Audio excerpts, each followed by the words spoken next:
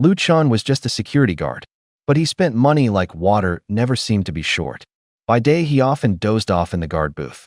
He'd also make a habit of helping himself to residents' takeout. He'd planned to coast through life like that until a reality show catapulted him onto the trending list. The show was simple. Rule: survive 2 months on 100 yuan. The other contestants counted every cent. Lu Chun blew through the money on day 1. He ordered 2 fried chickens.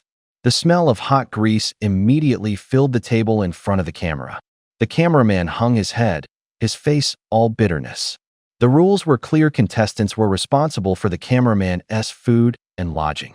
Lu Chun patted the cameraman on the shoulder, smiling easy. "Relax, I've got a job," he said, and that was enough to take the guy to the neighborhood where he worked. Outside the gate stood a delivery man, a paper bag of glistening fried chicken in his hand. It was Luo Cheng. Inside the booth, the cameraman stared at the delivery man. His expression shifted, suddenly complicated, because behind the delivery man walked someone carrying a camera. The shape, size, the scuffed casing, it was exactly the same as the cameraman's own rig. His hand went to his camera on instinct. His lips went dry. His heart sped up. He leaned over the table and shook Lu Chun awake hard. "Bro, someone's here, wake up." His voice was low and urgent. Lu Chun sat up groggily, rubbing his eyes, and looked out through the booth's glass. Seeing Luo Cheng in his delivery uniform, he stuck his head out the window. A gust of wind brought the heat and the oily smell of the chicken. Lu Chun said lazily, "Deliveries can't come in." He hadn't finished speaking before he dropped his head back onto the table and went back to sleep. Luo Cheng froze for a second. He'd run all the way here only to be stopped at the gate? He felt the anger building and was about to curse. Silence at the gate was broken by one detail inside the booth. A black lens was pointing straight at him. The lens was like a cold eye, its glass reflecting the complex's lights. Luo Cheng's hand stalled. The paper bag crinkled between his fingers. The cameraman behind the glass swallowed. His eyes held pain and cautiousness. He almost let a curse slip out, but caught himself just in time. As he stepped into the security room, his footsteps softened. He had the photographer beside Lu Chun cautiously. "Hey man," he whispered, half asking, half starting a conversation. "You guys wouldn't really be contestants and crew from $100 Survival, would you?" The photographer hesitated, his hand still resting on the camera strap. The camera swayed slightly, its lens reflecting the cold fluorescent light from the ceiling. He swallowed hard, stammering, "Why yeah, we are." The show had only officially launched today, but it was already blowing up on social media. Anyone could easily find the contestants' faces and profiles with a quick search. The photographer's open confirmation made sense. "I'm contestant number 13, he said casually, flashing a grin that crinkled the corners of his eyes. "Hey bro, mind letting me in to deliver some food?" He pulled out a cigarette and offered it forward with a clean, practiced motion. At the same time, he casually flipped open his jacket, revealing a well-known delivery company's armband pinned prominently in view like a VIP pass. The photographer stared at the cigarette, his eyes flickering with hesitation. He glanced at Lu Chun, who was still dozing on the table, then back at the man offering the smoke, fingers brushing against the pack. The room smelled faintly of disinfectant. The electric fan buzzed steadily. On the wall behind them hung a poster for the show, the familiar faces flickering under the light. Lu Chun stirred awake, lifting his eyelids slowly. He looked at them with a faint smile on his lips, his voice low but clear. "Didn't you know? I'm a security guard now, and I deliver food at night." He paused, his gaze sharpening like a blade. "I block food delivery during the day and sneak in through the staff entrance at night." The words landed like a stone dropped into still water, rippling outward. Luo Cheng's smile froze instantly. His face changed. His eyes widened like a startled animal's.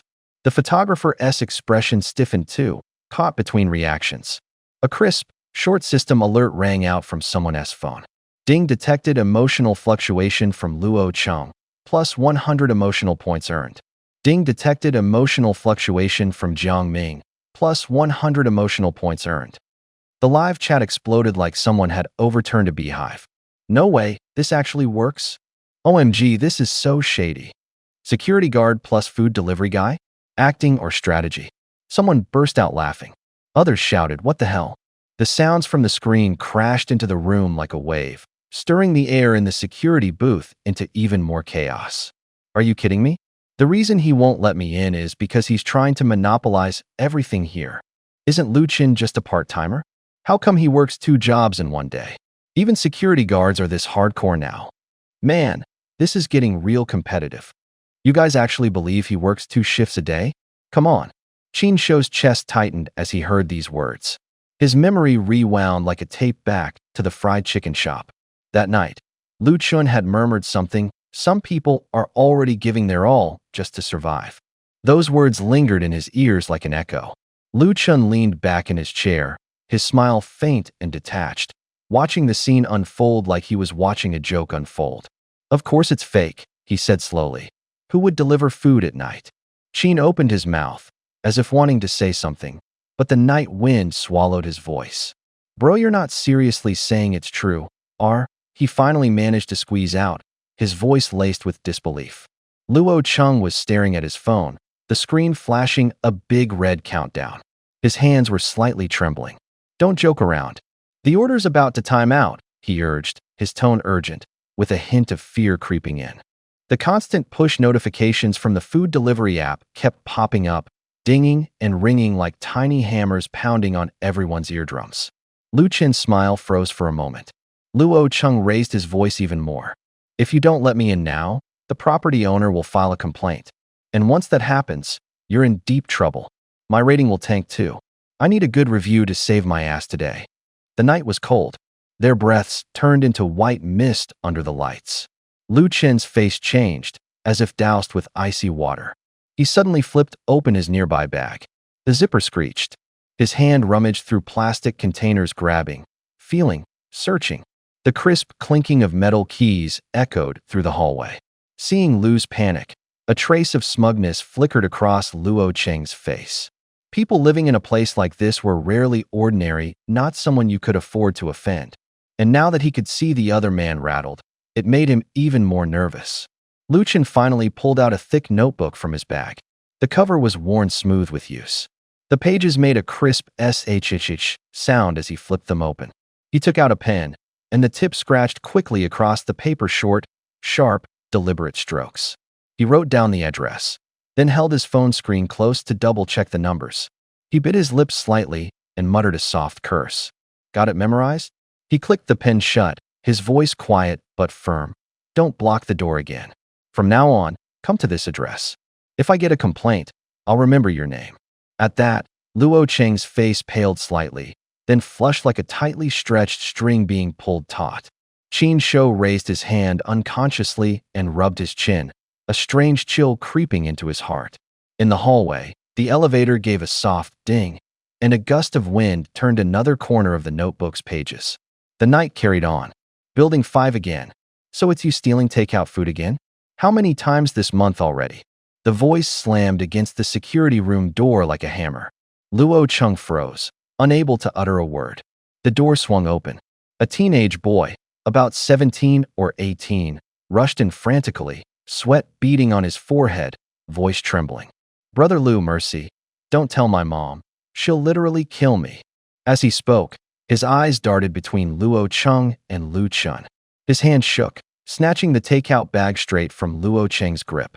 The motion was both rushed and cautious, like he'd stolen something valuable. He held the bag forward with a grin that screamed for favor. Brother Lu, this box is for you. You've been working so hard. His words dripped with sugary sweetness, but his fingers trembled. The takeout bag steamed warmly, its plastic crinkling softly with every movement. The scent of fish and the subtle aroma of vinegar slipped through, a quiet temptation. Lu Chen didn't even lift his eyelids. His voice was cold, like wind slipping through a door crack. Too late. If you knew you were wrong, why didn't you just take the punishment earlier? Leaning back in his chair, his tone carried both impatience and unquestionable authority. Suddenly, the room fell silent, as if the air itself had been compressed. The boy pouted, his smile turning even more fawning. I just wanted to show you some respect, since you've been working so hard. He pushed the bag closer, his palms sweaty. Slowly, Lu Chen reached out and pulled a sushi box from the bag. Under the light, the fish slices gleamed with oil, the rice soft and fluffy like tiny jewels. You didn't eat much at lunch, right? Eat more. Lu Chun handed the sushi to the photographer standing nearby. The man was named Qin Shou, already looking worn out. Upon hearing those words, his eyes lit up. His breath quickened, as if he'd just been granted freedom. Without hesitation, he reached out and shoved a piece of sushi into his mouth. Moist, fast chewing noises filled the air, satisfaction lighting up his face like a bulb. At lunch, the hot pot had barely touched his lips. He'd picked only a few vegetable leaves, still hungry afterward. The photographer beside him, number 13, looked at the sushi box and his nose tingled. His eyes glistened with tears. A clear, loud growl came from his stomach, echoing in the small room, pulling everyone's gaze toward him. Luo Cheng gave an awkward chuckle, his palm growing sweatier by the second. Deep down, he knew today's side money was barely enough to cover half of that sushi box. He gritted his teeth and said, "Let me finish up what I'm working on, and tonight I'll treat you all to a good meal, really." "Really?" Qin Shou's eyes sparkled, his voice full of hope.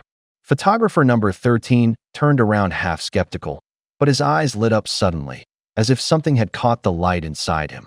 Luo Cheng's face stiffened. He wanted to take back his words, but the heavy, black lens resting on his shoulder made it impossible to speak. He gritted his teeth, nodding like he was forcing himself. "Oh, of course it's true." Truth was, he'd only asked the boss for an advance, just wanted to treat himself to a decent meal. He never expected something this good to show up.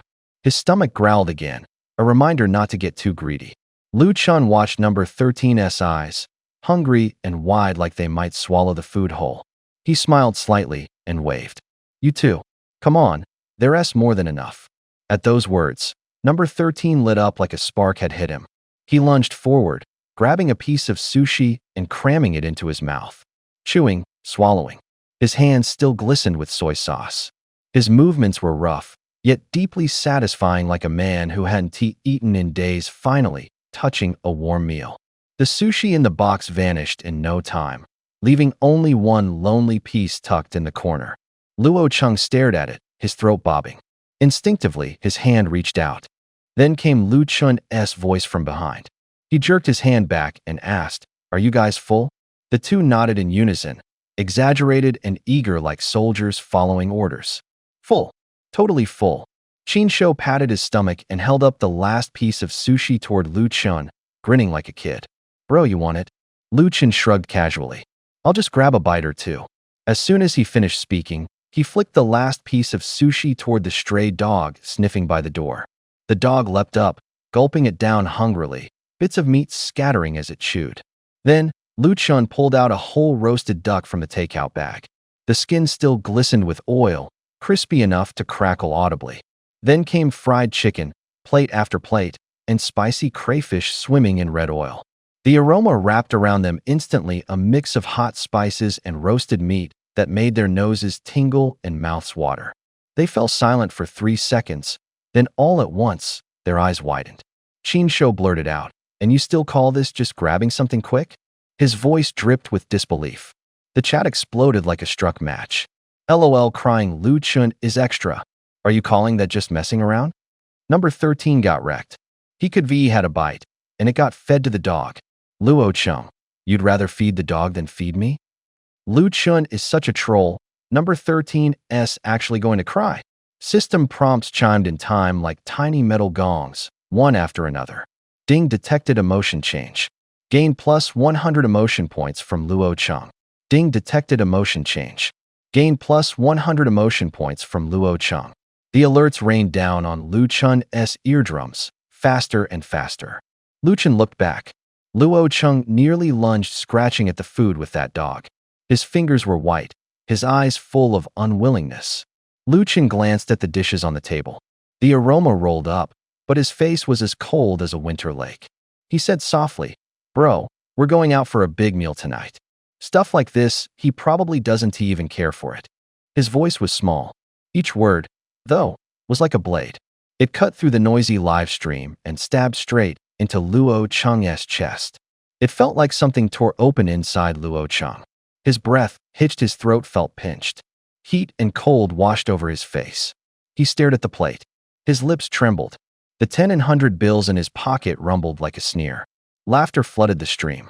Comments scrolled nonstop. When it comes to finishing someone off, Lucien S. rock solid. LOL, shrimp and pig heart move. That's what you get for faking being rich. Infuriating, but so funny. The cameraman swung the lens to the kid who just ordered the takeout. The shot tightened, every detail magnified. Trembling hands, the shine in his eyes, steam still rising from the box. The boy grabbed Lucien S. hands hard. His knuckles blanched, his voice cracked like an overstretched string. Lu. He looked Lu Chun dead in the face, pleading, "That was my order. You can't just eat it, can you?" The words fell. The air went suddenly quiet. The dog sniffed at his feet and let out a low growl. The live stream laughter was smothered, turning into a single held breath. "Please, man, don't tell my mom." The kid almost dropped to his knees, his voice shaking with panic. He held out a pack of cigarettes, paper scraping against paper, making a soft, crinkling sound. Lucien took it slowly, like he was accepting some secret gift. He slipped the pack into his pocket, then laid a hand on the kid's shoulder, gave his chest a couple solid pats, and smiled a real, honest-to-God smile. "Don't worry," he said low. "We're blood brothers, remember?" His words locked in place like a latch, tightening around the kid's nerves. The kid's face instantly relaxed, like a balloon letting out air. "Bro, thanks, man." He nodded sincerely, then turned and hurried out of the security booth, footsteps quick and light. No more than a few steps outside, Lucien pulled out his phone, lit up the screen. Fingers flew with practiced ease. The dial tone chirped softly. "Hey Annie Wong, it's Xiao Lu." He spoke calm, like he was chatting about nothing special over tea. "Yeah, caught him sneaking in another takeout order. Teenagers need real food, man. What if his stomach can't handle all this junk? Discipline. Trust me on this one, grab a stick, dip it in some chilly water, give him a few light lashes. Let him remember. One tea break him, don't worry. I turned out just fine after the same beatings when I was young." He filled the silence on the other end without pause. Inside the security room, the others just stared at him, first stunned, then slowly shifting to shock, even a little creeped out. One guy's eyes went wide. Another unconsciously pursed his lips, swallowing hard. Lucien hung up, then looked up at their expressions with a shrug, genuinely confused. "What? Why are you all staring at me like that?" He raised an eyebrow. Chinsho gulped, voice low and stiff. "Bro, weren't you just saying you two were sworn brothers? You said you swore an oath you wouldn't betray him." Lucien shrugged again, smiling now innocent, sly. "I did say that. I said even if his mom held a knife to my throat, I wouldn't sell him out." He said it so flatly, like reading off a public notice. Everyone's heart sank a little, bracing for some kind of moral reckoning. He spread his hands, squinting slightly like he was explaining a math problem. "But I never said someone was holding a knife to my throat." He paused, like he'd just taken a sip of cold water. "No knife at my throat, no oath triggered. That wasn't betrayal, that was keeping my promise literally." The silence in the security room was like a gust of wind blowing through the window, stealing the last warmth from the air. Someone muttered a curse under his breath. Others just felt cold, maybe even a little amused, in a sick way. The kid was long gone, the door slamming shut behind him with a sharp thwack. The air still carried the faint scent of cigarettes and the bitter aftertaste of a promise broken. The phone in his pocket rang. A crisp female voice chimed out. "Ding, Alipay received, 100 yuan. On the screen, comments flew across like raindrops. Just a few lines, but the laughter was packed tight. "I actually feel bad for that kid now. Haha. This streamer actually has a little conscience, but not much. Swear on our brotherhood. If this dude gets beat up, it's got nothing to do with me. You're using pepper spray while you beat him? You really gonna go that hard? He's my blood brother, so it's extra charges. LMAO, I gotta follow this ta." The live stream was buzzing with energy. But inside the security room, silence hung awkwardly. The air felt heavy. A few people exchanged glances. The voices seemed to be swallowed by the walls. Lucien stood there, his gaze distant, a faint red creeping up his face as he scratched the back of his head. The sound of his voice came out flat. "It's just for making a living," he muttered, head down. "They docked my paycheck from the show. I had to find a way to make a little extra. Otherwise, I wouldn't even have dinner tonight." Across from him, cameraman number 13 let out a quiet sigh. He tapped his empty sushi box, then gave the thin shoulder beside him a light pat. His smile carried a hint of helplessness. "Bro, you got lucky. Following this contestant actually pulled out $100. He said it casually, like handing someone a warm cup of tea. Huh. Qin Shou was stunned. He didn't quite get what part of that was a compliment. Cameraman number 13 hadn't eaten anything all day, running around with Luo Chengdong from morning till night. If it weren't for that 100 yuan Lu Chen just got, this whole group might be been out there hunting for a place to eat tonight. But now things were looking up. The security room had lights, a table, and they didn't have to go chasing street food at a corner stand anymore. It was getting late. Luo Cheng had been busy all day and still hadn't figured out where he'd be staying tonight. Number 13. A short, low voice came from behind. Not loud, but crystal clear. Luo Cheng's expression stiffened. His eyes flicked toward Lu Chun, who was dozing off at the table. A mocking smirk tugged at the corner of his mouth. He's just been lucky the past couple days. What's he got? A security guard job? You think he is better than me? He said it with feigned calm, but his fingers couldn't help brushing against his worn-out phone. He remembered his days as a network engineer. If he could just save up a little more, buy a laptop, take on a few freelance gigs, he'd be making double in no time. He refused to let his current reality crush his pride. Suddenly, the phone gave off 2 cold notification tones. A red message flashed on the screen. Delivery order is overdue. SHT. The food delivery is going to time out. Luo Cheng shouted, practically bolting out of the security booth. His shoes slammed against the floor, kicking up dust. Number 13, the photographer, chased after him with his camera slung over his shoulder. The metal chain around the lens clinked against his shoulder, making a dull metallic sound. Bro, wait up. I ate too much, can't run fast. He yelled, patting his round belly with a wheezy laugh trailing behind. Luo Cheng almost tripped over the words themselves. His stomach growled violently from inside his chest. He hadn't even eaten yet.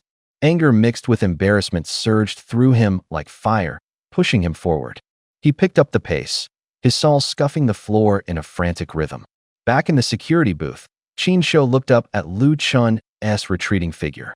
Under the glow of the desk lamp, Lu Chun was fast asleep. Qin's brow furrowed. The room was quiet except for the ticking of the clock. With a soft sigh, Qin wiped the cold sweat from his forehead with the back of his hand. Catching up, number 13 tugged gently on Lu Chun's shoulder. His voice was softer now, but still direct. Bro Lu, at your age, don't just drift through life. Even if you're a security guard, don't just go through the motions. Find a real job. Hell, even working in a factory for a while would be better than wasting your time like this. A moment later, Lu Chun climbed to his feet from the table. The camera was in close, the red light blinking. The air smelled of adhesive tape and studio lighting. Rubbing his ear, Lu Chun turned to the photographer across from him and asked, You make decent money as a photographer, right? How much? The photographer chuckled. His face glistened on camera from sweat. 6,005. For someone fresh out of school, that number wasn't too bad. There was a hint of pride in his tone. Lu Chun neatly folded the pillow, as crisp as if he were tidying old clothes. He'd just eaten 2 big meals in a row, and his stomach was bloated and sore. Standing up, he stretched lazily, joints cracking softly. Then he fixed his eyes on the photographer and asked seriously, So, how much can you make working in a factory? If you find another job, about the same level, how much more could you earn compared to factory work? The photographer thought for a moment, his fingers idly tapping the camera's strap. At least 4,000 or 5,000 in a factory. If you land something decent, you start at around 5. Lu Chun didn't smile. He stuck a toothpick into his mouth and picked at his teeth, his voice calm. Right now, I make 4,500 a month. Full social insurance and housing fund included. The words hung in the air like a vacuum had sucked the room empty. The photographer froze, the camera in his hand suddenly feeling heavier. He mumbled, For 4,500? He swallowed hard, the camera gently swaying. He hadn't expected a security guard could earn that much. On the live stream, comments flew across the screen as viewers nodded in agreement. Being a security guard had no future, that was the general consensus. And yet the photographer stood there, unable to voice his agreement. Just then, from the parking lot in the distance came the steady, low hum of an engine. A black minivan slowly pulled up, its paint smooth as a night sky. With a soft click, the door opened. A middle-aged man in a well-tailored suit stepped out. His leather shoes clicked sharply on the concrete as he walked calm, unhurried, like someone strolling down a familiar old street. He stopped at the entrance of the security booth, waving at Lu Chun with a smile. "Hey Lu, not napping today?" His tone was warm and familiar. The man asked again, "Have you thought about what I asked before? Want to come work at my company? You can fall asleep anywhere, huh? Then why don't you just come sleep at my company?" The middle-aged man said with a chuckle, his voice deep and calm. "Less work, more free time. I'll even double your pay." The photographer froze. The camera lens trembled slightly. The air seemed to be pierced by something, and everything went still for a few seconds. "Are you serious?" The photographer's voice carried disbelief. The man in the suit didn't wipe the smile off his face. He pulled a business card from his pocket and handed it to Lu Chun, his eyes showing both sincerity and confidence. "I don't need more hands. What I need are people like you ones who don't play by the rules." Lu Chun scratched his head, his tone laid back. "Sorry, Uncle Lee. I think I'll just keep sleeping here." Uncle Lee's smile tightened slightly. He placed the card under the camera light. On the backside, for bold characters stood out, Tianyu Biotech. The ink shimmered coldly under the glow. The live stream exploded instantly. Notification sounds chimed in a chain, and the chat comments rolled like waves, the rapid-fire typing echoing in everyone's ears. Tianyu Biotech? ISNT that. One of the top biotech companies in the city. The chairman himself is inviting him? That's insane.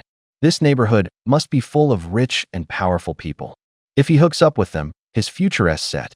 The photographer's expression changed. Gripping his camera, it felt like he was standing on a slope, eyes wide open. The lens swept around high windows, neatly trimmed plants, security guards at the gate. Each detail screamed the same truth. This wasn't a place ordinary people could live. Lu Chun stared at the card, his gaze calm. A breeze drifted through the window, rustling the leaves with a low murmur. He handed the card back with a faint smile. "Thanks, Uncle Lee. Maybe one day I'll stop by." Uncle Lee took the card back, a smile returning to his lips, though his eyes still held a trace of regret. The live stream notifications kept pinging. The chatter kept flowing. In front of the camera, Lu Chun shrugged and turned, heading to another corner to get ready for another nap. "What do you mean by no future? You call this kind of job having no future?" Lu Chun caught the photographer's surprised gaze. He shrugged, slowly lifting the takeout box in his hand. The aroma spread. The studio lights cast a clean glow on his profile. "Tell me." He held the takeout box in front of the camera. "How often do you get to eat like this? You ever get meals like this?" The photographer was stunned. His mouth hung open, like it had been blown open by the wind. In his mind, it felt like his health bar had just dropped by half. He lowered the camera from his shoulder, his wrist aching. That machine weighed close to 20 kilograms. The cold metal pressed against his skin. Sweat slid down his forehead. His voice dropped to almost a whisper. "Bro, please stop. I know I messed up." Lu Chun bent down, opened the box, pulled out a chicken leg, and took a big bite. The fried aroma burst in his mouth. Juice dripped from the corner of his lips. The camera shutter sounded like distant rain in his ears. "My job? No wind can touch me. No rain can reach me." He put the leg back on the box, his eyes smiling. "Tired? I just nap on the desk. Can't sleep? I lie on the sofa and play games." As he spoke, he pushed the takeout closer to the lens, like awarding a prize. One day on, one day off. Extra days off every month. Almost never work overtime. The photographer's eyes lit up. His breath shortened. Thoughts fell like broken beads, one after another. Tears welled in his eyes. His health bar was completely gone. His voice choked up. "Bro, please don't talk anymore. I can't take it." The live stream exploded.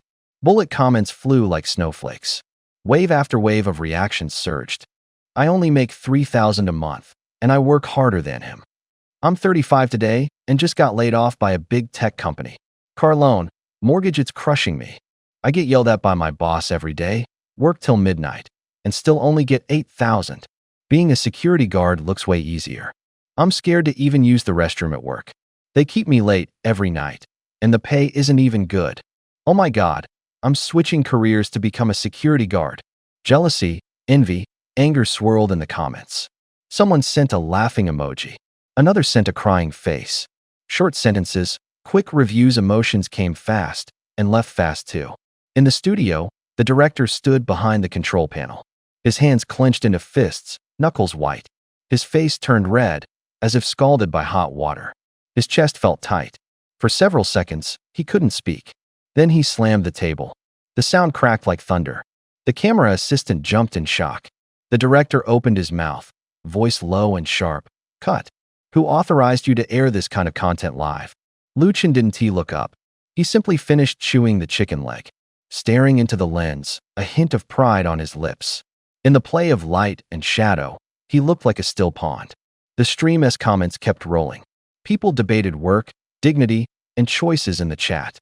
Even the sound of crushing the takeout box could be clearly heard in the air. He had originally intended to create a show about the struggles of today's youth, clean, raw, and powerful. But then he ran into Lu Chun, a contestant who wore an exaggerated mask of indifference, as if he didn't care at all. To make things worse, Lu Chun had been handpicked by him. On the monitor, the voting numbers were jumping. The assistant clicked the mouse, his voice low and hesitant. Lu Chun's votes should be at the bottom right. The director asked, as if trying to confirm a truth he didn't want to believe. The assistant looked up, his face slightly awkward. On the screen, the numbers suddenly jumped by over 2,000.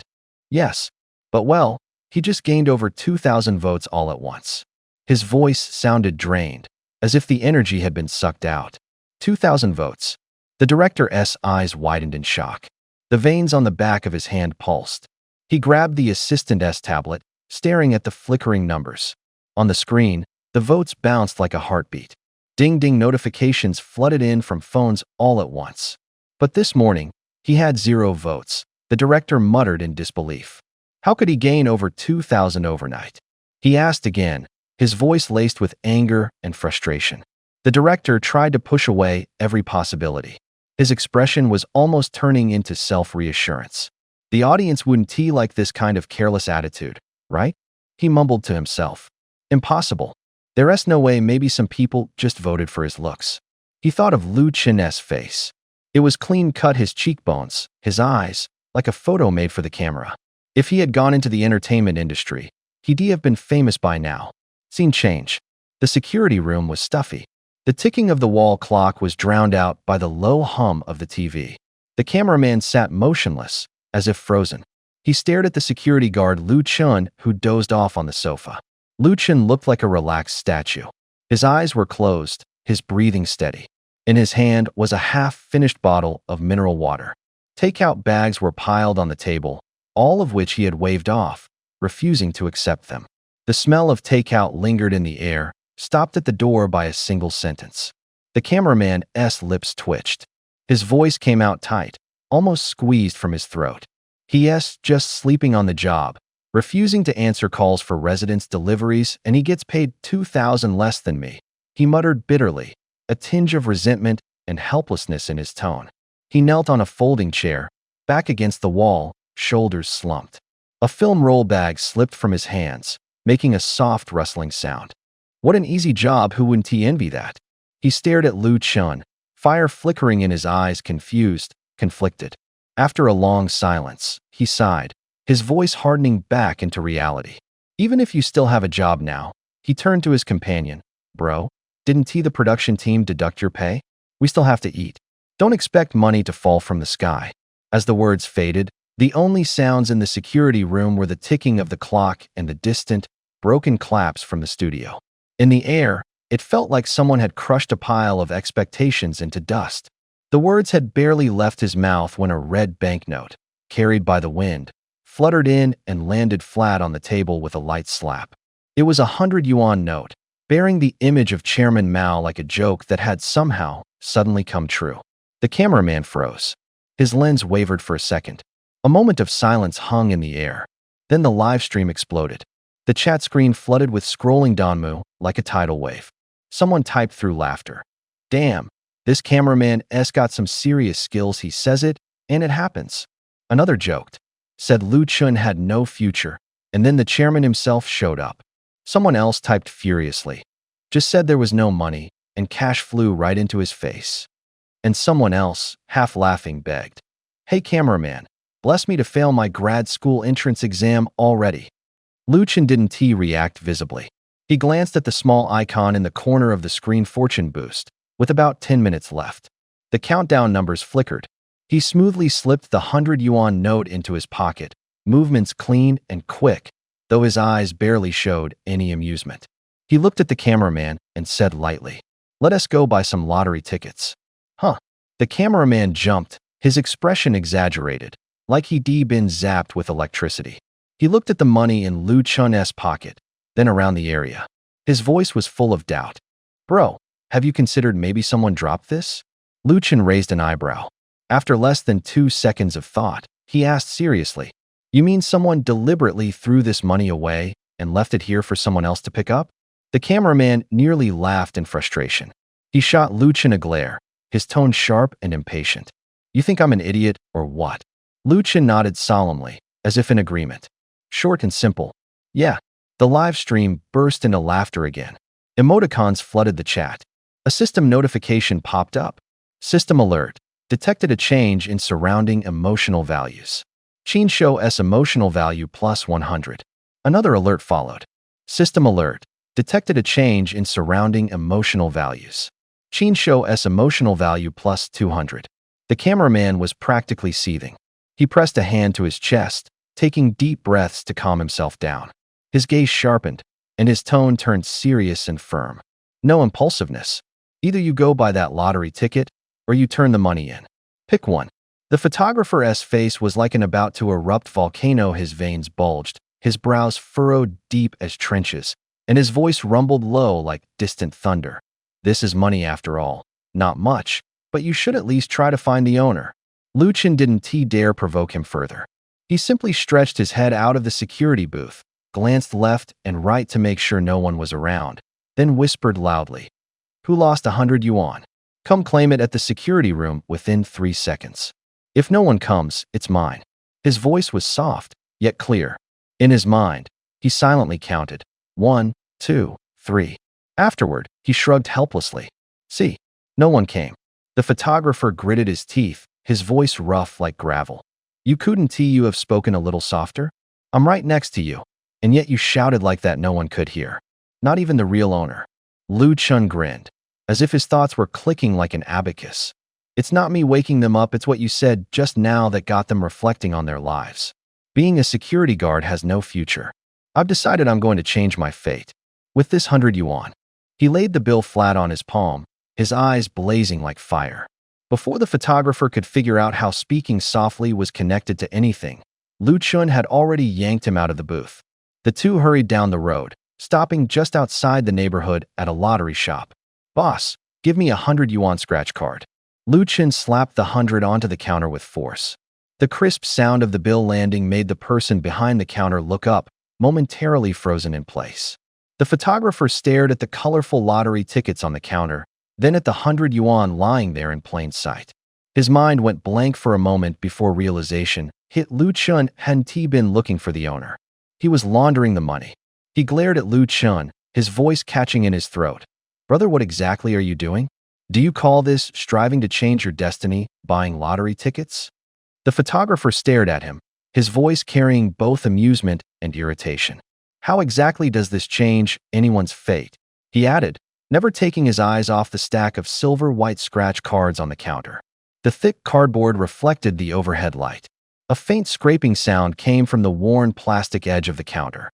Someone slapped down 5 cards with a crisp, sharp sound. Lu Chun gave a faint smile. He tilted his head slightly, and a virtual panel flickered into view midair. Good fortune countdown, 10 minutes. The green glow pulsed like a ticking clock, urging him on. In the live stream, comments rained down like snowflakes. Some lines were short, biting. "Is this really the fastest way to change your fate? I thought he was going to find the owner. I hate gambling and drugs with a passion. Buying scratch-offs on company time? That's hilarious." Laughter mixed with mockery. On camera, the audience's mood was unmistakable. The photographer inhaled sharply, bracing himself against his gear. His tone turned serious. 10 gamblers, 9 lose. You know how hard it is to make money. Now that you've finally got some, don't throw it away here." Lu Chun heard him. He didn't answer right away. His fingers brushed against a crumpled $100 bill in his pocket. He murmured, "I still have 100. If I don't win, I'll use that to pay him back." When the photographer heard this, his brows eased a little. Still uneasy, he pressed on. "You're a security guard who slacks off. You can't afford to lose here. Don't bet your hopes on something as fickle as luck." As he spoke, he adjusted the camera again, setting it more firmly. His movements were practiced, as if placing a final bet of his own. On screen, Lu Chen listened, his breathing slowing. A faint smirk tugged at the corner of his mouth, tinged with disdain. "That's all you needed to say?" Lu Chen replied coolly, yet confidently. "The moment you say I can't do it, that's when luck decides to swing my way." The photographer rolled his eyes, doubtful, but silent. The camera breathed. The overhead light glowed on the 5 cards, their edges slightly bent from handling. The air was a bit cold, like an omen creeping closer. The comments kept rolling. Some clapped, some mocked, others cheered spitefully. The sounds blurred into a cacophony, an invisible vote cast in real time. Lu Chen reached out. Slap, he picked up one of the cards, feeling the rough coating under his fingertips. The plastic surface let out a soft scraping sound as he began to scratch. Lu Chen pressed the coin against the silver coating of the instant lottery ticket. The coin scraped across, producing a crisp, raspy sound. First ticket. No luck. Silver powder drifted down onto the table like snowflakes. He didn't panic. Keep going. Second ticket. Still nothing. Third ticket. Another blank. A tightness began to build in his chest. He glanced at his phone. The screen flashed a line of text. Luck boost x10. A small icon pulsed beside it. Logically speaking, with 10 times the luck, he should V1 at least once by now. His fingers felt cold. He scratched off the 4th ticket, still nothing. The coin froze midair, as if all strength had been drained from his hand. All hope now rested on the last ticket. Lu Chen picked it up, his knuckles white from tension. The coin scraped across the coating once more. That same silver sound. Dust fell into his palm. Still nothing. He stood up abruptly, his voice rising sharply with disbelief and a hint of anger. "Hey boss, are these tickets even legit?"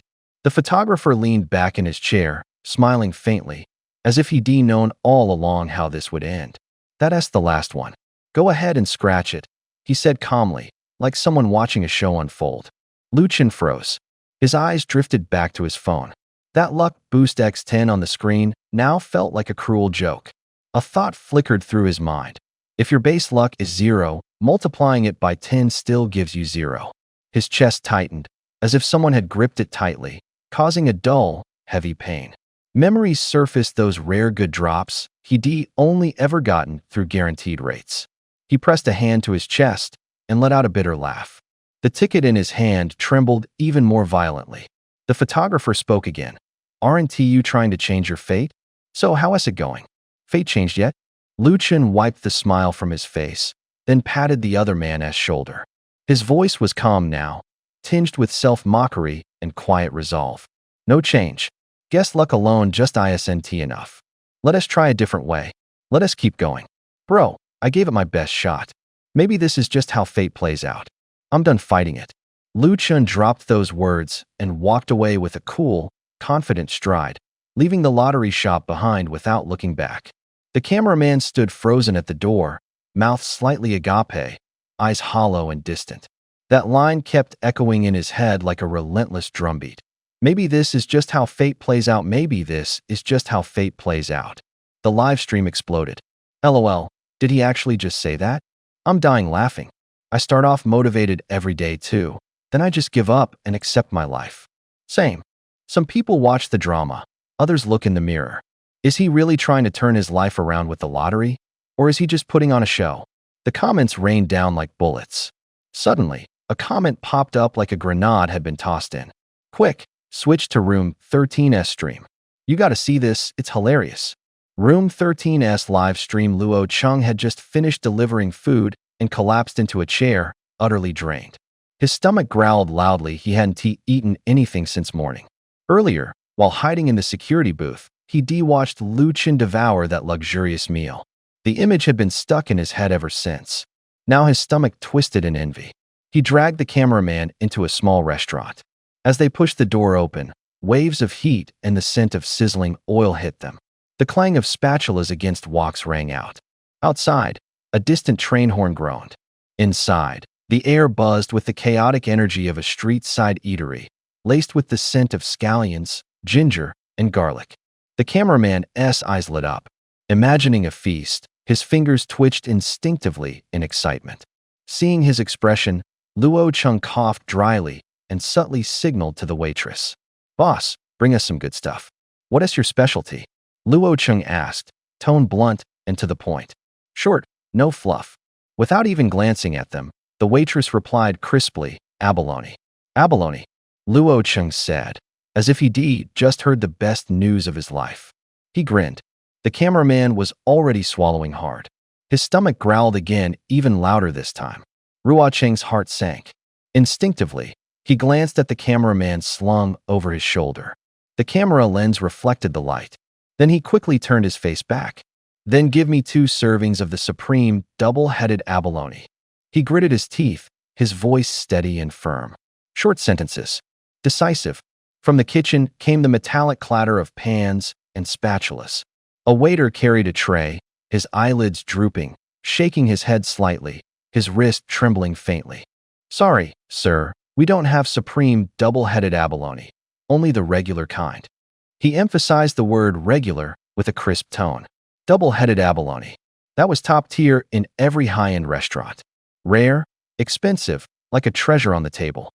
A small eatery wouldn't even dream of having it. The cameraman smiled with a simple, honest look. He didn't quite understand what double-headed abalone meant. He just knew that abalone was good. The camera strap made a creaking sound on his shoulder. His smile was genuine. Ruo Cheng's smile looked more painful than crying. He reached out and patted the cameraman's shoulder, his tone as gentle as if comforting him. "Bro, you don't know. Eating too much abalone isn't good for your health." He winked, quickly making up an excuse. "I usually eat way too much of it. This time I just want something light, to experience some regular dishes." The cameraman hadn't fully processed it yet when Ruo Cheng raised his voice to call the waiter. "Waiter, 2 plates of egg fried rice." There was a hint of urgency in his voice. The bowls and chopsticks lightly tapped the table 3 times. The cameraman's anticipation instantly collapsed. He looked at the menu in disappointment, his previous excitement fading into visible dejection. "Bro, this is the big meal you were talking about." He couldn't quite believe it. Ruo Cheng waved his hands hurriedly, his smile slightly flustered. "Of course not. Whatever you want to eat, just order it." He passed the decision right back. The cameraman flipped through the menu. His eyes didn't lie. He didn't order any expensive seafood, just a plate of oil-braised large prawns. He said it casually, as if ordering a home-style dish. From the kitchen came another sizzling sound of oil in the pan. Ruo Cheng casually glanced at the price on the menu. That number felt like a heavy stone rolling down from his chest. His shoulders relaxed, he could finally catch his breath. A spicy grilled prawn was priced at 78 yuan. 2 bowls of fried rice totaled 20 yuan. The bill came out to 98. He had exactly 100 yuan in his pocket. The food arrived quickly. A wave of heat and rich aroma rushed up. Oil glistened as it rolled off the shrimp, while minced garlic and chili peppers seemed to dance in the steam. He picked up a shrimp with his chopsticks' firm flesh, a crisp sound when it snapped. The 2 began eating heartily. Their voices carried satisfaction, and the bowls clinked in rhythm like a tempo of empty plates. But the photographer only took a few bites before stopping. His chopsticks hung midair, his fingers slightly stiff. He stared at the shrimp in his bowl, his eyes dimming. Luo Cheng put down his chopsticks. The sound stopped abruptly, a sharp tap as the chopsticks brushed the rim of the bowl. He looked at the photographer, guessing what he was thinking. The photographer sighed, speaking softly. "Bro, I had a few pieces of sushi earlier.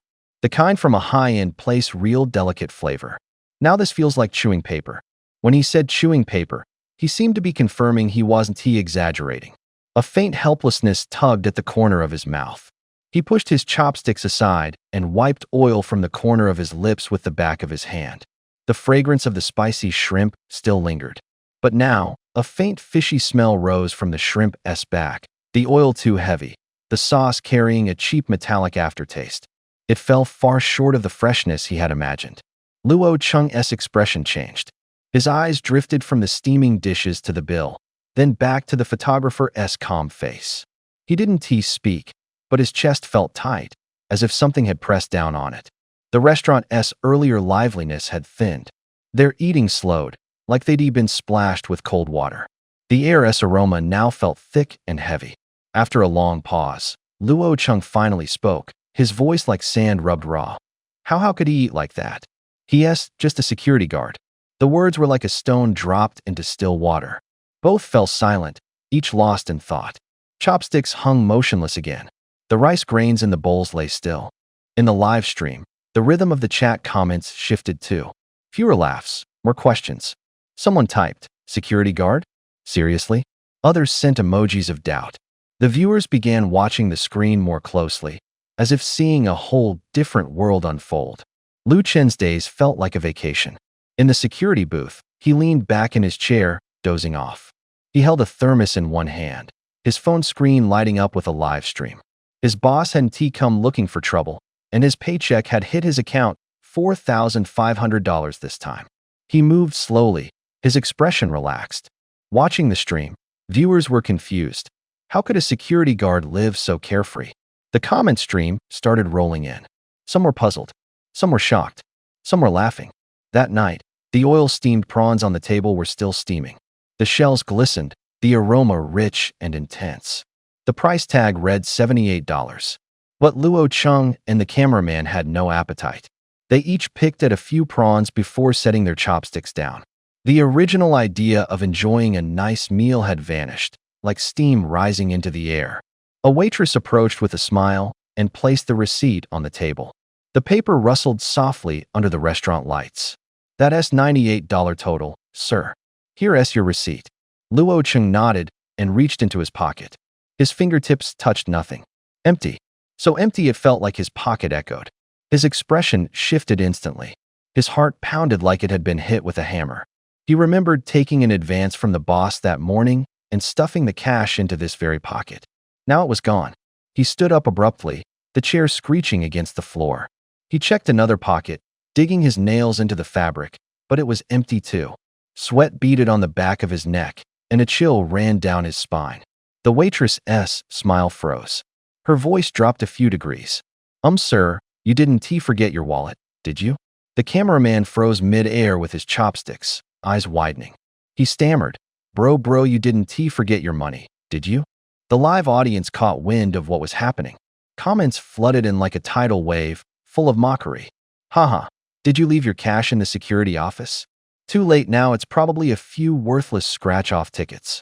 That's just terrible. I'm about to cry. If this happened on Friday the 13th, at least it makes sense. The cameraman looked down at his phone, reading the comments. His face turned pale. He muttered, "Bro, quick, check the comments. People are saying the security guard might have picked it up. The money you paid dropped in the security room," the guard shouted after them. "So what are you waiting for? Go get it," someone urged. Luo Chung and the cameraman had just stepped out the door when they were stopped by a short-haired waitress at the entrance. Her eyes were sharp as knives. In her hand, she held a wooden baton, tapping it lightly on the ground with a dull thump. "Leaving already? Where do you think you're going?" Her voice was ice cold. She'd seen plenty of people try to skip out on the bill, but never anyone this brazen, dragging their accomplices and bolting without even an apology or explanation.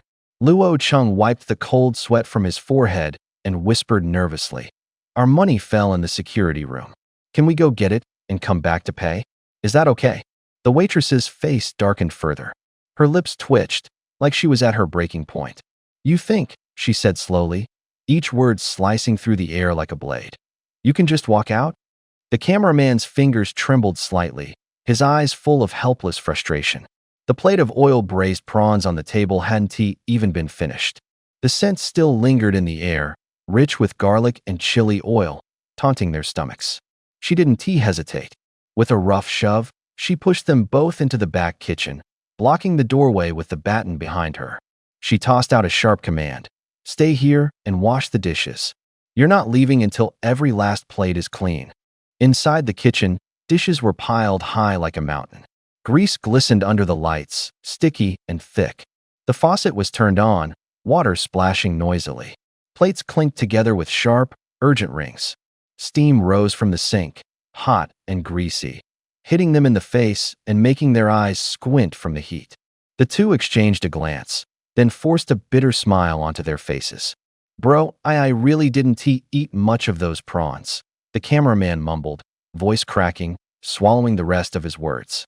Luo Chung lowered his head too, rubbing his fingers along the edge of the table. If I'd known we'd lose the money, I never would have ordered that most expensive prawn dish. They were shoved toward the dishwashing station. Cold water splashed onto the backs of their hands like needle pricks. The live chat exploded in comments. The audience was in hysterics, messages flooding the screen like snow. Haha, this is gold. This stream's gonna trend until tomorrow morning. Poor cameraman, though, he eats a few bites and now he's doing double shifts. Don't forget he was delivering food with lucky number 13 this morning too. That's 3 jobs now. The clanging from the kitchen, the laughter from the chat, and the silence of their scrubbing hands all merged together. The air was thick with heat, smoke, and the suffocating weight of desperation. The barrage of comments swept across the screen like a wave. Poor thing. Someone should go check on her. It's heartbreaking being all alone in old age. In the security booth, Lu Chun suddenly let out a loud sneeze. Achoo, the sound bounced off the walls twice. He rubbed his nose, stood up, and slammed the window shut. The cold wind stopped instantly, and the room fell silent again. A series of robotic chimes rang in his ears. Ding, ding, ding. Lines of text popped up on the screen. Detected emotional fluctuation in Luo Chung. Gained plus 100 emotional points. Detected emotional fluctuation in Luo Chung. Gained plus 200 emotional points. The numbers skyrocketed like a scoreboard. 20,000. Just a little short of 20,000. Lu Chun stared at the digits, his hand hovering over his phone, hesitating whether to press the draw lottery button. Knock, knock, came a tapping on the glass. Soft and scattered, like fingers tapping the rim of a glass. Lu Chun looked up. Outside the window stood an elderly woman wrapped heavily in layers. Her white hair was messy, and she leaned on a cane. A mask covered half her face, revealing only her sunken eyes. He recognized her. It was Grandma Lu from the neighborhood. Her children were never around, and she walked with difficulty. Lu Chun had helped her out a few times. They were familiar with each other. Grandma Lu, what are you doing here? He pulled the door open just a crack. Grandma Lu coughed once. The sound was dry and raspy, like a splitting log. Xiao Lu, do you have any cold medicine here? Her voice was weak, her eyes glistening. Yeah, I do, Lu Chun said, helping her into the booth. The cane scraped softly against the floor as she walked. Once seated, her shoulders trembled slightly from the cold. The security booth was neat and orderly. Lu Chun bent down and pulled out a large first aid kit from under the bed. As the lid opened, plastic bottles clinked together softly. He rummaged through it for a moment, then found a silver aluminum blister pack. He pried it open. The pills clicked in his palm. Here you go. It's for fever and colds. He handed her the pills, his voice calm. She took them with slightly trembling hands. She looked at them, hesitated, and her eyes showed a flicker of embarrassment. I could have just ordered delivery. I just wanted to get out for a bit. She murmured. You don't have to come yourself. Just wait at home. I can bring it over. Lu Chun frowned slightly, trying to make himself clear. Suddenly, the camera zoomed in. The live stream's cameraman had silently pointed the lens at the door. The small screen's image expanded, and viewers began flooding the chat again. The sound of virtual camera shutters clicked rapidly, like frantic typing. The cameraman muttered softly. An old lady came out by herself? Why isn't anyone looking after her? Grandma Lu looked up, her tired face hidden behind the mask. She gave a faint smile, but there was a stubborn glint in it. The kids are all away, been like that for years. She said simply, as if recalling an old story. The room returned to silence. The numbers on the phone still blinked, and the comments kept scrolling. Lu Chun handed her a cup of warm water.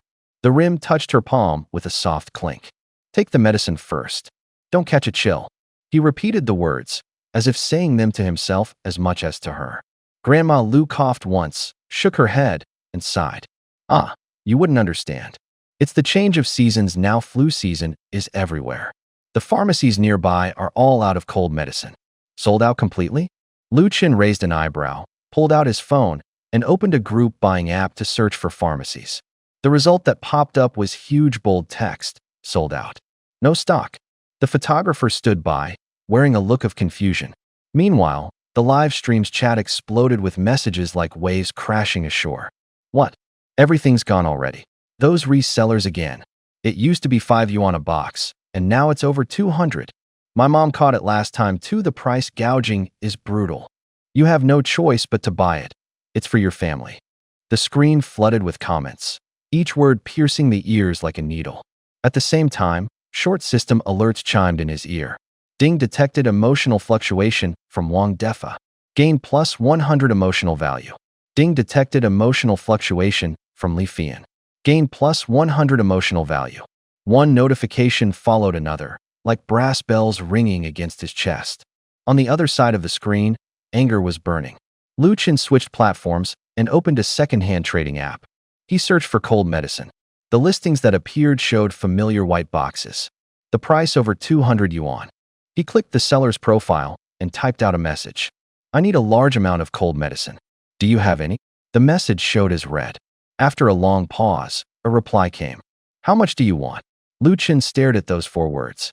A slight smirk curled his lips, a glint of light flashing in his eyes. He knew the other side had taken the bait. The photographer leaned in, puzzled. Why do you need so much medicine? You're smiling weirdly. Lu Chen didn't answer right away. Instead, he lifted his phone toward the camera, the screen's glow illuminating his face. The comment stream kept flooding in. The air was thick with a tense, manipulated energy. Are you going to dump the medicine too? The cameraman swallowed hard, his voice barely more than a whisper, like paper scattered by the wind. Bro, why do you need so much cold medicine? He added, eyes locked on the paper bag in Lu Chen's hand. Lu Chen tilted his chin up slightly, not offering an explanation right away. His fingers swiped across his phone screen, the dim glow reflecting faintly in his eyes. Then he sent a location pin, like launching a flare into the sky. We're live streaming, doing something like this could get our account suspended. The cameraman murmured nervously, his voice trembling. Suspended? What do you take me for? Lu Chen shot back coldly, his tone devoid of humor. Without another word, he stepped sideways out of the security room, walking so lightly it seemed like he was trying to press each footfall into the floor. He deliberately moved out of the camera's range, pulled out his phone, leaned against the wall, and made a call. The sound of his voice was swallowed by the walls, leaving only muffled, broken fragments. Occasionally, he glanced back at the cameraman, his eyes furtive, his knuckles whitening from gripping the phone too tightly. Inside the studio, the lights hummed. In the corner, the red light of the camera blinked coldly. The chat was blowing up. The clatter of keyboards sounded like rain pelting against tin, wave after wave. What is Lu Chen doing? You don't think he is really going to dump the medicine, do you? Don't say that. If he really were, he'd probably be getting it straight from a big factory. But someone just said the chairman personally invited him, and he turned it down. A streamer's conscience might be thin, but not that thin, right? The comments swarmed like a school of fish, each one laced with suspicion and excitement. The cameraman turned pale, his fingers tracing the grooves of the camera body. Meanwhile, in the control room, the assistant turned her tablet toward the director. On the screen, the rolling comments blazed like fire. Her brows knitted tightly together. Should we cut camera 22's live feed? She asked in a hushed, urgent tone. If a guest caused a scandal during the show, the entire production team would take the fall. But the director didn't respond.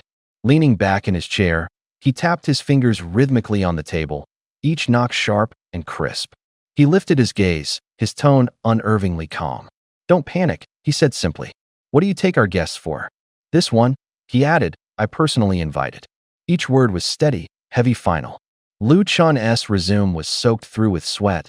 The paper softened into a limp wad. Its edges darkened. The ink blurred and crumpled like it had been crushed. In the security room, only the low hum of the air conditioner and the faint buzz of the camera broke the silence. The cameraman was about to step out and give him a warning. But before the door was even fully open, Lu Chen slammed his phone shut. The call cut off instantly, and the quiet that followed felt sliced through with a blade. You actually came here? Not going in. The cameraman whispered, voice low, though his heart was already pounding. Lu Chen shoved his phone back into his pocket, his fingers still trembling. His face was tight, tense. He glanced around to make sure no one was listening, then leaned in, speaking even more quietly. There might be issues with filming later. If it gets too bad, just turn off the camera. A pit formed in the cameraman's stomach. In his mind flashed the comments he'd just seen on his phone. On the screen, the live chat was flooding in like a tidal wave. Is this guest seriously trying to resell medicine? What kind of people is the production team hiring? Report him. That is seriously messed up. He actually dared to do something like this during a live stream. One or two supportive messages were quickly drowned in a sea of outrage. The cameraman stared at the screen, his knuckles white. His expression shifted first with hope, then disappointment, and finally, deep dread. The air in the room seemed to thin, as if part of it had already been sucked away. Jiangnan City, an underground warehouse. Fluorescent lights buzzed. The air smelled of disinfectant and the mildew of cardboard boxes. Rows of metal racks held medicine boxes piled into small hills. Plastic bottles knocked together with a bright clink. A lanky young man stood in the middle of the stacks. His face was thin, his eyes quick and sharp. His fingers flipped through bottle after bottle like he was counting gold. He smiled slyly, a greedy edge to it. Thank God for seasonal flu, he murmured, all calculation. These 5 yuan pills can sell for over 200 pure profit. He held a box up to the light, imagining bills piled into little mountains. His eyes glittered like coins. His mouth twitched. One more month and life would look good. He already pictured the phone model, the car. Suddenly his phone rang, piercing. The ringtone echoed through the warehouse. He scrambled to answer, urgent in his voice. Third uncle. Listen, I found a big buyer. Get me some more of that cold medicine. This time we'll make real money. Silence on the other end, then a hoarse middle-aged voice. Reliable. Reliable. Absolutely. He lives in Tianfu Jinshu, one of the nicest neighborhoods in the city. He wants 5 million yuan worth of goods. 5 million. The number hit like a wave through the phone. The young man trembled with excitement. He'd never handled an order that big. The man hesitated a long moment, his voice showing interest but also caution. Go check it out. Don't be careless. The cops have been watching us lately. Don't worry, third uncle. I can handle it, he said, patting his chest as if to steady himself.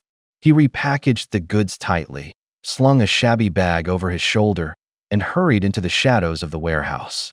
Meanwhile, at Jiangnan Police Station, in a conference room the lights were dimmed. A large screen came to life, projecting a face and a string of data. The glow along the screen's edge stretched the figures into long shadows. Keys clicked in a low, steady rhythm. The air tasted of bitter coffee.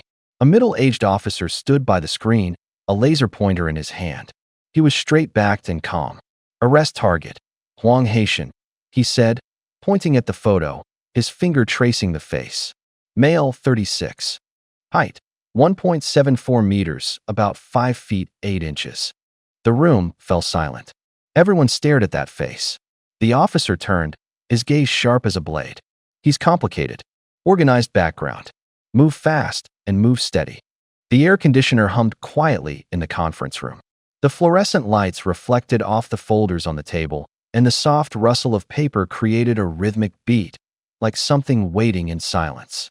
Lin Yu slid a stack of documents toward the center of the table and tapped twice on the case file. He used to be a distributor for Rayong Pharmaceutical, Lin Yu said calmly. Short sentence, like a hammer striking a nail. Later he settled in Jiangnan and opened a few pharmacies. With the recent flu outbreak, he's turned his attention to cold medicine stockpiling it, inflating prices. We've received multiple reports. He closed the file, lifting his gaze to the group. His eyes cut like a blade of light. But this guy is careful. The one actually handling things is his nephew, Huang Dali. He flipped to another page and pointed at a photocopied surveillance screenshot.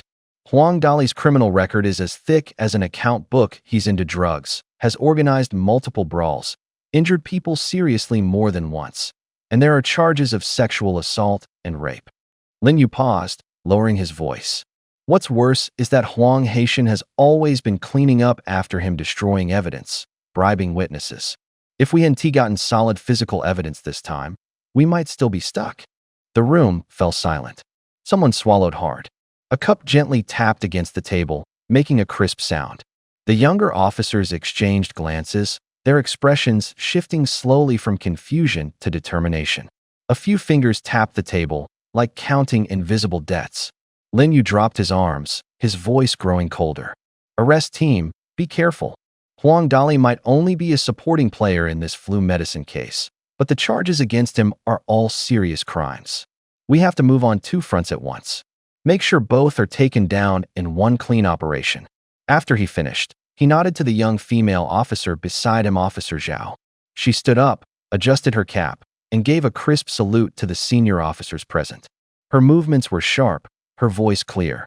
The following are key points for the arrest operation, Zhao said, closing her notebook. Her voice was bright, rhythmic. First, seal off all exits and entrances. Secure doors and windows first to prevent suspects from scattering. Second, prioritize personnel safety. Suspects have a history of violence. Use non-lethal methods to subdue them. Third, evidence must be preserved on site. Photograph, record audio, and seal samples. Fourth, expect family members or accomplices to show up. Deploy logistics and interrogation teams in advance. Lastly, record the entire law enforcement process and ensure all procedures are strictly followed. Each of her words was sharp and forceful. The air in the room felt like a tightened string, tense and waiting. Lin Yu nodded slightly and closed the file. Outside the window, the headlights on the street glowed like distant, sleepless eyes, calm and watchful. I'm mainly responsible for tailing Huang Dali. Her tone was crisp. The air carried the chill of orders. He is not old. Xiao Zhao lowered her voice. But he is hyper-alert. Strong counter-surveillance instincts, quick and brutal in his moves. Carries a weapon. He prefers to make deals in open, crowded spots. At the slightest sign of trouble, he can vanish in an instant. She spoke as if sketching a knife, short sentences, heavy rhythm. Each line a nail driven into the table. This one came in from an informant. During the operation, treat protecting the informant as the second objective. Prioritize his safety. Two-pronged assault. Team A will take Huang Haitian. First Team B will head to Tianfu Jinxiu to provide support. Xiao Zhao laid out every piece of intel plain and precise. Her voice left no room for doubt. She tapped the map again and again. Her finger landed on several red dots, as if naming targets on a heart. She pressed the remote. A dull click. The screen snapped to life. Light cut into the room like a blade. The feed showed a familiar face, Lu Chun's livestream. The camera wavered. The lighting was harsh. The chat raced by like a flurry. This is the tipster, Xiao Zhao said. On the operation, protect him as a secondary objective. His safety comes first. Lin Yu watched the screen. The chat was all insults, vulgar, slinging across the image like mud on a window. Xiao Zhao's expression tightened. She reached out and drew the curtains. The room dimmed a degree. I don't get it, she murmured. Someone risks their life to lure the target out, and they attack him. They have no idea what's at stake. Lin Yu frowned too. He tapped a few of the nastier comments, voice steady and firm. If we get him this time, file for a second-class commendation for the tipster. Let the official recognition speak for him. If it goes well, it could clear his name. The room flipped like a switch. Chairs scraped, zippers zipped, coats snapped closed. Movements were short, decisive. People split into teams, gears set into motion, precise and silent. Doors closed. Car doors thudded. Engines rumbled. In the night, the patrol lights pulsed faster, like a heartbeat accelerating. The operation began in that instant. The sky had darkened. The sunset burned like a final blaze, casting sharp, metallic glints across the glass and steel. The air carried the chill of the evening wind. At the entrance of the security booth, a thick silhouette appeared. Wrapped tightly in layers, the figure looked like a moving bundle. Lu Chen saw it. The shadow stood in the distance, unmoving. By all rights, he should be already left off work, grabbed a bite, gone home. But the drug dealer hadn't shown. So he stood, waiting. The cameraman glanced toward the door, then back at Lu Chen. His voice was barely a whisper, as if afraid to wake something. Hey, you gonna grab dinner or what? He'd been around Lu Chen long enough to know the man's habits, always lingering, never in a hurry. He'd nap on the job, stretch out after hours. Hardworking? Not exactly on his resume. But this felt different. There was a word hiding in the cameraman's eyes off. He stood up, almost like a test. If you're really hungry, go ahead. Just go straight, and turn left, that's the cafeteria.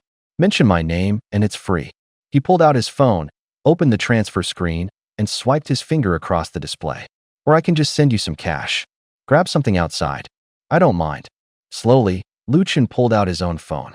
The screen lit up, his bank balance blinked coldly, $100. The number stared back like a countdown. No thanks, he said flatly. Short. Cold. But the cameraman shook his head. Faster now, harder. His face screamed disbelief. No, I'll wait with you. Don't try anything sneaky. Inside the booth, only the soft hum of the air conditioner remained. Outside came the rustle of fabric and the distant screech of brakes. The phone buzzed again. The live chat was rolling in. The stream was picking up viewers. Messages rained down on the screen, fast and sharp. Suspicion was brewing. So was hype.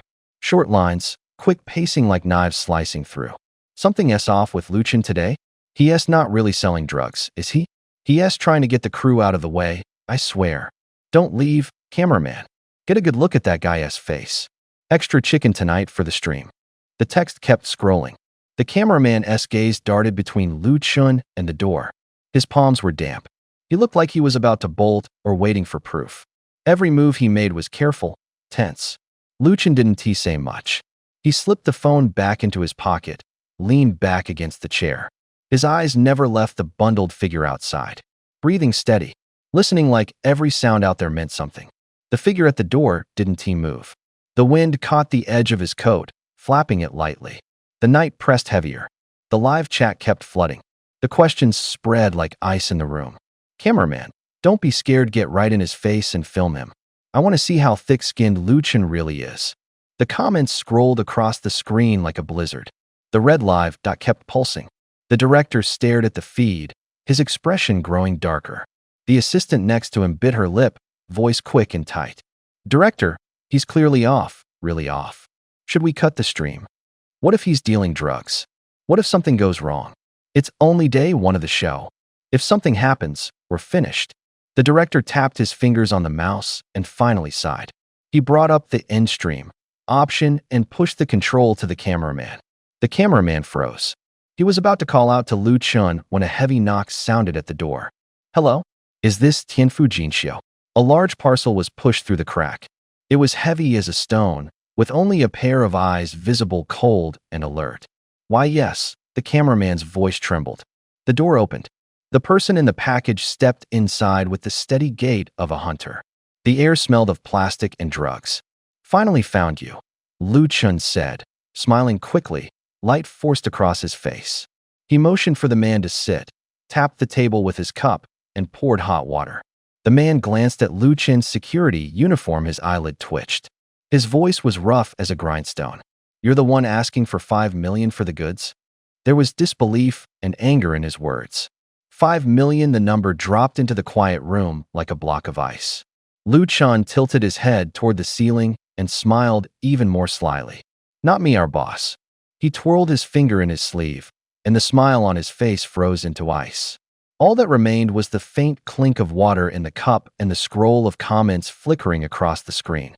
Lucien smirked and casually waved his hand. Even if I really had that kind of money, I wouldn't spend it buying cold medicine that's originally $5. Can't even fill your stomach with that.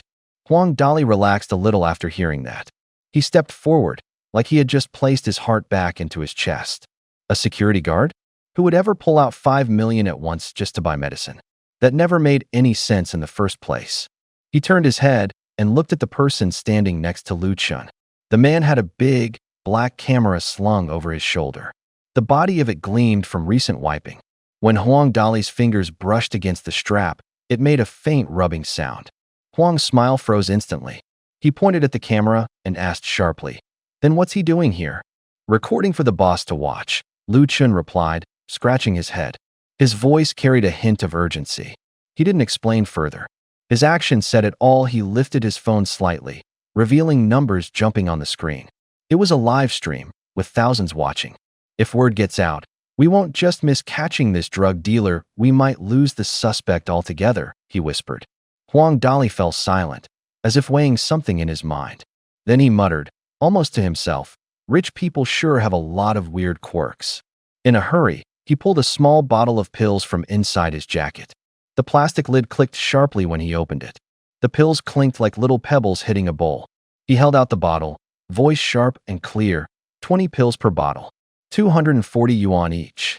Lu Chun glanced up at the street outside the window. Sunlight hit the glass, reflecting blurred silhouettes of passers-by. He hesitated slightly, lowering his voice even more. 240's a bit steep. I'll take all of them at 210. When the cameraman heard that, half his face turned cold with shock.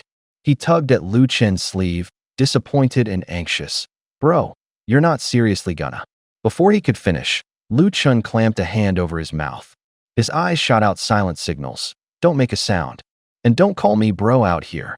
The cameraman stood frozen, head slightly tilted, eyes full of confusion and helplessness. What are you standing around for? Go make tea for our honored guest. The man kicked the cameraman aside. The photographer stumbled from the shove, the teacup trembling in his hand. Finally, head bowed.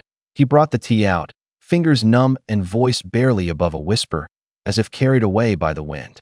The camera captured a still image of Lu Chun sitting side by side with the drug dealer. The live stream exploded instantly. The chat room caught fire like dry hay, and the screen flooded with scrolling comments like rain. Wait, is he actually doing business with a drug dealer? I'm calling the cops. This dealer jacked up the drug prices, and now Lu Chun is hooking up with him? What the hell is Lu Chun thinking? Has he lost his mind? The insults kept coming, getting uglier by the second. Suddenly, one comment hit pause on the chaos. It was like someone slammed the stop button. Where the hell did Lu Chun get all that money to act like a drug dealer? The chat room fell silent. The viewers began to speculate. Everyone realized the logic in that question, where did he get so much cash? If he really had money, with his temper, he wouldn't still be a security guard. Why on earth would we ever think he was rich? Earlier came that biotech company chairman, and the brief glimpse of a luxury mansion during the stream. It gave everyone a false impression that Lu Chun could casually pull out millions. Once that illusion formed, it spread like ripples in water, expanding outward. Someone quickly pushed back. Didn't he say he had no family left? Who would he even be buying medicine for? Didn't the show take all his money away? Now he only has about $100, right? So where's the funding coming from then? The cameraman, rinsing the tea, lifted his eyes toward the chat window and that one comment about money. He furrowed his brow, as if suddenly connecting two unrelated dots. He glanced at Huang Dali sitting at the other end of the table, then back at Lu Chun. Lu Chun sat upright, his aura pulled in tight, like a blade slicing a cold line through the air. He cleared his throat, his voice not loud, but sharp and firm. You people have monopolized all the medicine. The prices are through the roof. Not expensive. Huang Dali puffed out his chest, his voice thick with swagger. I'll stake my reputation on it in all of Jiangnan City. I'm the only one who can get this batch. It sounded like a declaration of monopoly. Huang Dali's uncle had indeed cornered this supply of cold medicine. He could set the price however he wanted. Lu Chun frowned slightly. Then he suddenly changed the subject. I like playing the piano. Does your family have a xylophone? The question landed like a cold pebble thrown into still water. Huang Dali froze. A xylophone? We don't have a xylophone, he stammered. Who'd have a xylophone at home? Someone nearby chimed in. But the photographer nodded seriously, a hint of pride in his voice. We do. My dad made a xylophone by hand when I was a kid. The live stream erupted. Comments flooded in like a tide. LOL. Seriously, that medicine peddler's family really doesn't have a xylophone. Lu Chun is doing this on purpose, messing with him. Lu Chun looked down at the table and pointed to a black smear. Did you just wipe my table? Why is half of it dirty?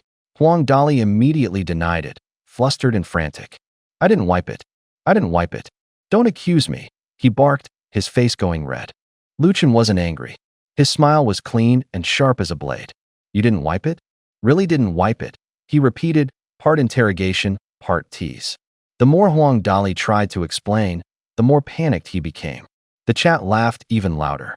On the screen, the comments fell into the rhythm of laughter. Someone sent a sticker. Someone typed out a long string of ha ha ha. A shrill siren rose from the street, slicing through the live stream's noise. A police cruiser screamed past, its tires hissing as they splashed on the wet pavement. Officer Xiao Zhao stood on the sidewalk, his phone cupped in his palm. He was watching Lu Chun's live stream. His finger hadn't moved, and a flicker of hesitation showed on his face. Lu Chun is dragging this on way too obviously. What if Huang Dali finds out? There was urgency in the voice. Inside the police car, Lin Yu was laughing so hard he was doubled over, his eyes crinkled into deep lines. Officer Zhao, did you see that? Lu Chen's really standing up for the people, he's actually cursing out those drug dealers. He slapped the steering wheel, still chuckling. Officer Zhao scrunched his brows first, then covered his mouth as he let out a soft laugh. It was a stifled sound, but it carried clearly. That guy. He's got some nerve, Lin Yu said, still smiling. Then his laughter suddenly stopped, his face freezing like it had been splashed with icy water. Stop laughing. Hurry up. If Huang Dali really flies off the handle, Lu Chen's in big trouble. He said seriously, his voice low and grim. Back in the studio, the director and his young assistant were also laughing. You see? I told you, the director declared proudly, hands on his hips like a triumphant general. Lu Chen would never do anything that stupid. Then someone reminded him the production team had already stripped Lu Chen of everything he was carrying. All he had left was 100 yuan. The assistant's eyes widened like coins as he pointed at the screen. Director, look, the popularity just exploded. It tripled in an instant. The director froze, then quickly asked, how many votes? 5,000. It jumped to 5,000 in just a short time. The assistant's voice was full of disbelief. In the security room, the mood had turned sharp like the edge of cold steel. Huang Dali's face suddenly flushed bright red, as if he might burst. His narrow eyes became knives, fixed on Lu Chen. He reached into his coat, pulling out a switchblade. The blade caught the light, flashing coldly. Huang Dali let out a sharp, rasping laugh, then yanked it open with a snap. The steel sliced through the air with a sharp whistle, aimed straight at Lu Chen. The photographer was still trying to suppress a laugh when Huang Dali suddenly pulled out a knife. The photographer's face changed instantly. He blurted out, "Bro, watch out." Lu Chen seemed prepared. He shifted his body sideways, dodging the glint of the blade. The metallic hiss of a spring-loaded knife snapping open cut through the air snap. The blade carved a pale arc through the air. Lu Chen gave a light kick.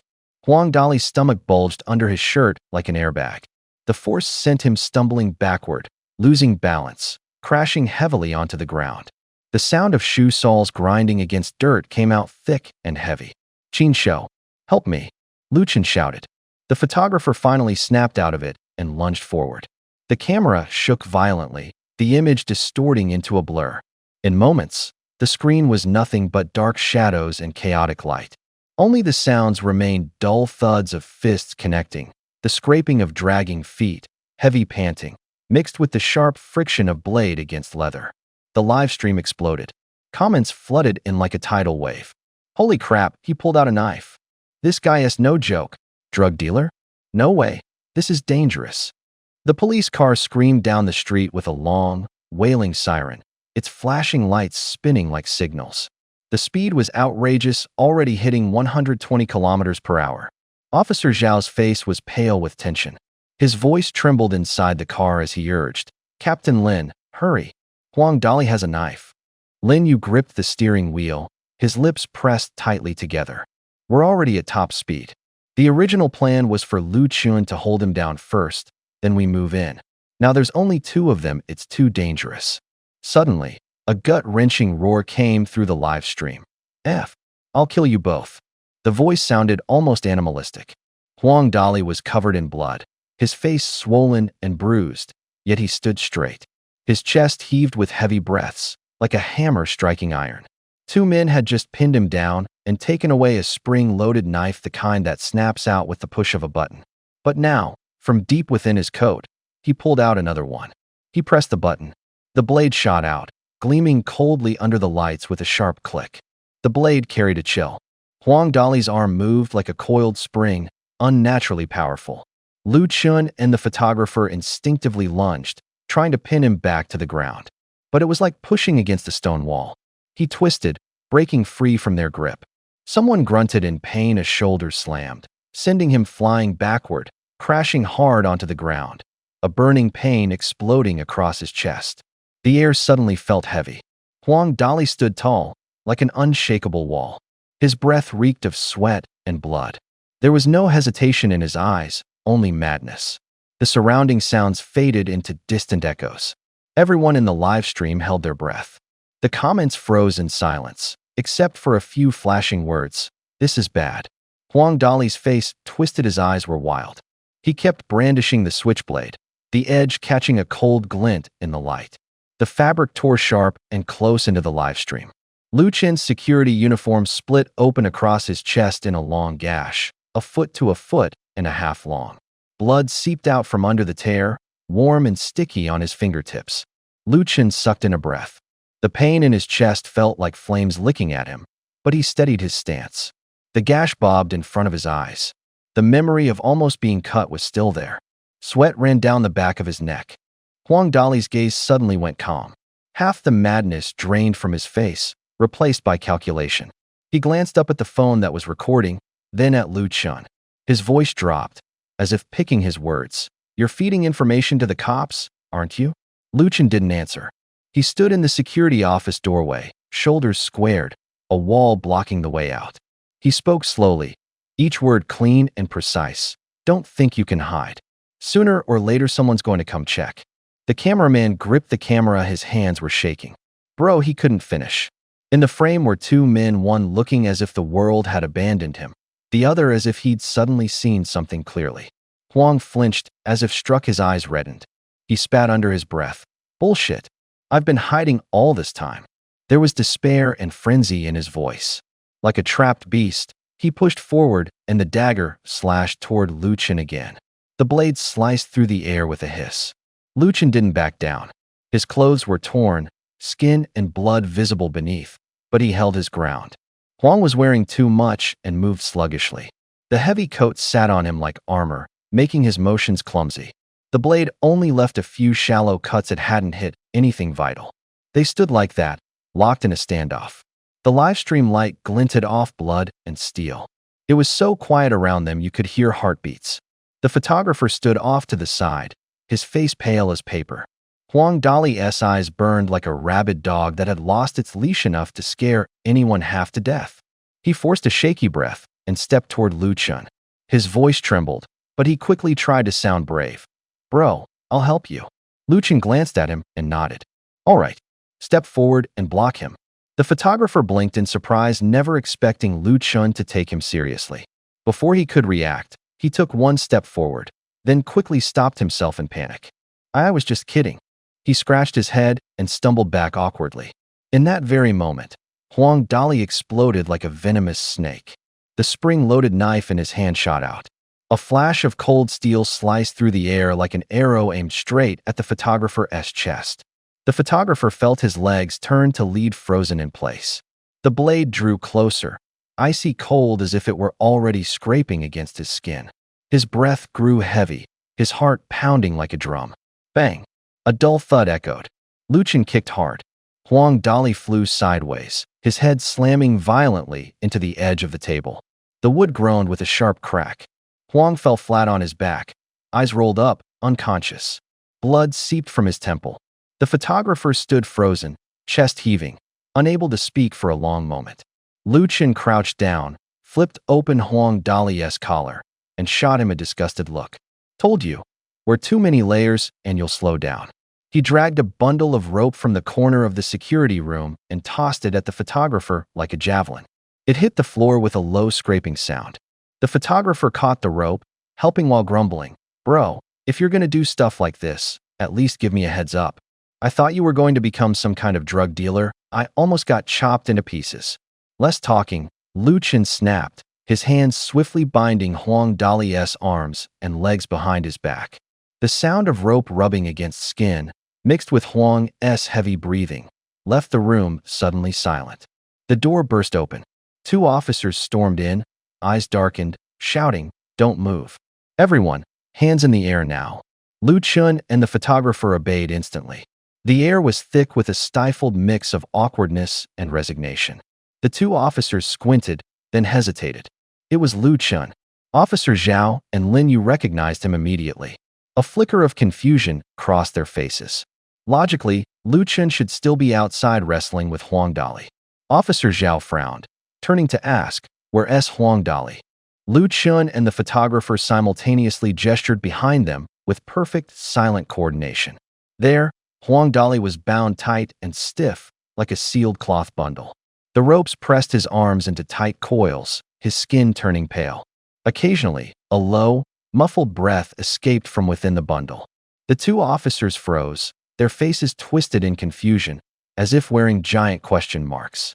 Officer Zhao swallowed hard, her voice trembling slightly. You two took him down yourselves? Huang Dali had been her top target for 3 months. Knife fights, violent clashes, bloody cases, he was tied to them all. Now, saying it was impossible wasn't about doubting the facts, but more about sheer disbelief. Her lips turned slightly pale, her eyes flashing with a frustrated anger, as if something had been unfairly taken from her. Lin Yu stepped closer, crouching down to examine the rope-wrapped figure. The knots were tight, the binding methodical. He gave a quiet, low whistle. Is this a turtle shell tie? He tested the tension of the rope with his fingers. The cords rubbed together, making a faint, crisp sound. He compared the loops and spoke as if discussing a craft, wrapped around and around, like a shell locking him in no movement at all. His eyes flicked between Lu Chun and the photographer, back and forth.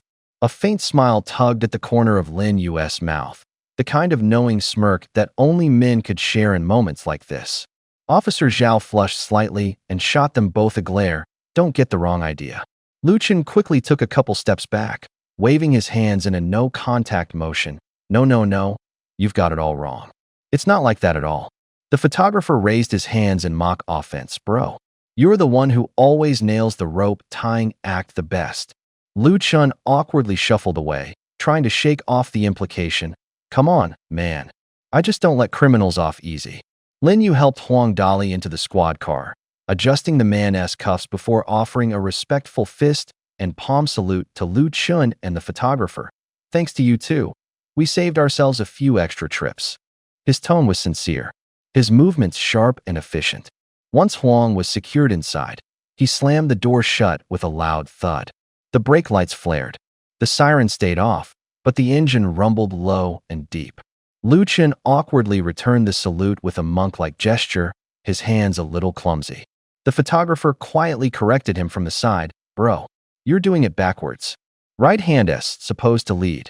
Lu Chun waved him off. Shut up, Mr. Know-it-all. Officer Zhao gave a cold huff, turned, and climbed into the car. The door shut, the window reflected a flash of light, and the tail lights slowly disappeared into the distance. Lu Chun watched the retreating red glow, suddenly remembering something. His face changed, and he shouted loudly, Don't forget my bonus.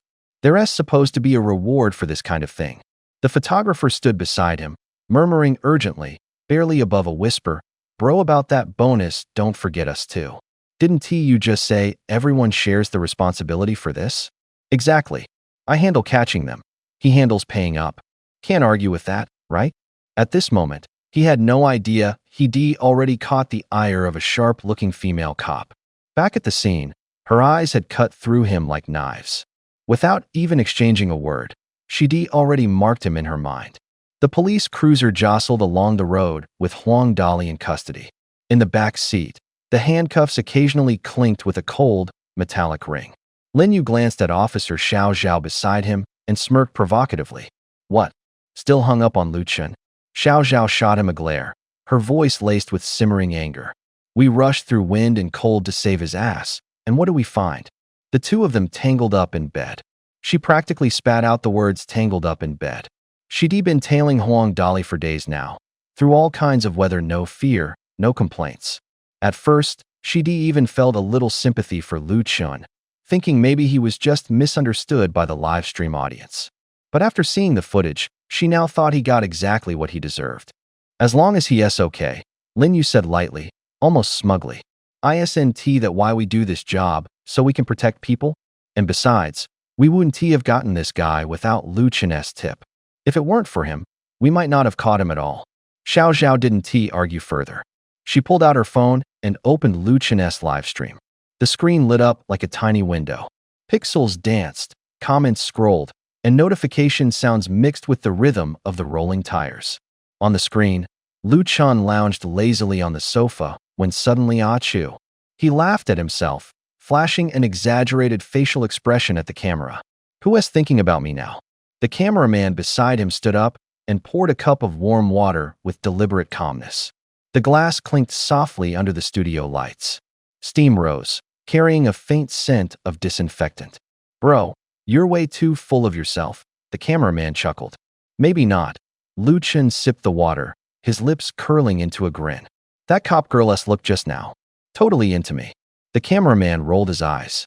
You need to get your eyes checked. That look? She was practically peeling you alive with her gaze. You wouldn't understand, Lu Chen puffed out his chest proudly. The more she hates me, the more it means she's interested. That's called love at first sight. Believe it or not. Honestly, I don't, the cameraman said, setting the glass down with a smile half amused, half exasperated. Frankly, I don't really buy it either, Lu Chen said with a bitter smile. I just couldn't think of a better word to describe that instinctive kind of attraction, you know? The kind where you fall for someone the moment you see them. Ding, emotion value change, plus 100 from Zhao Xiang. Ding, emotion value change, plus 100 from Zhao Xiang. Ding, emotion value change, plus 100 from Zhao Xiang. A series of system alerts rang in his ears. Lu Chen raised an eyebrow. Oh crap, she's not actually watching the live stream, is she? He sat up straight in an instant, coughed once, and quickly suppressed his grin. If it weren't for Officer Beauty coming to the rescue, we'd both be in deep trouble, he quickly explained toward the camera. You weren't the one who tied up that drug dealer? The cameraman chimed in. Shut up. Lu Chen slapped his hand over the cameraman's mouth. Before his palm could fully drop, he added in an exaggerated, almost theatrical voice. You gotta repay favors.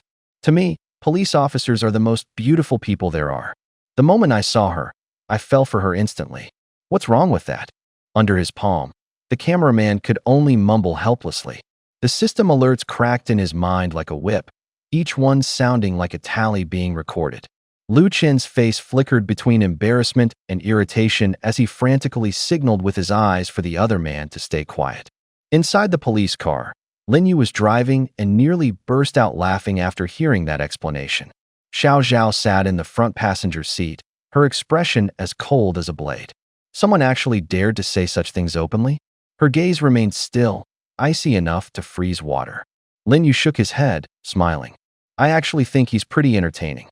You're always so cold you need someone who can liven up the atmosphere like this. Master, are you trying to sell me out?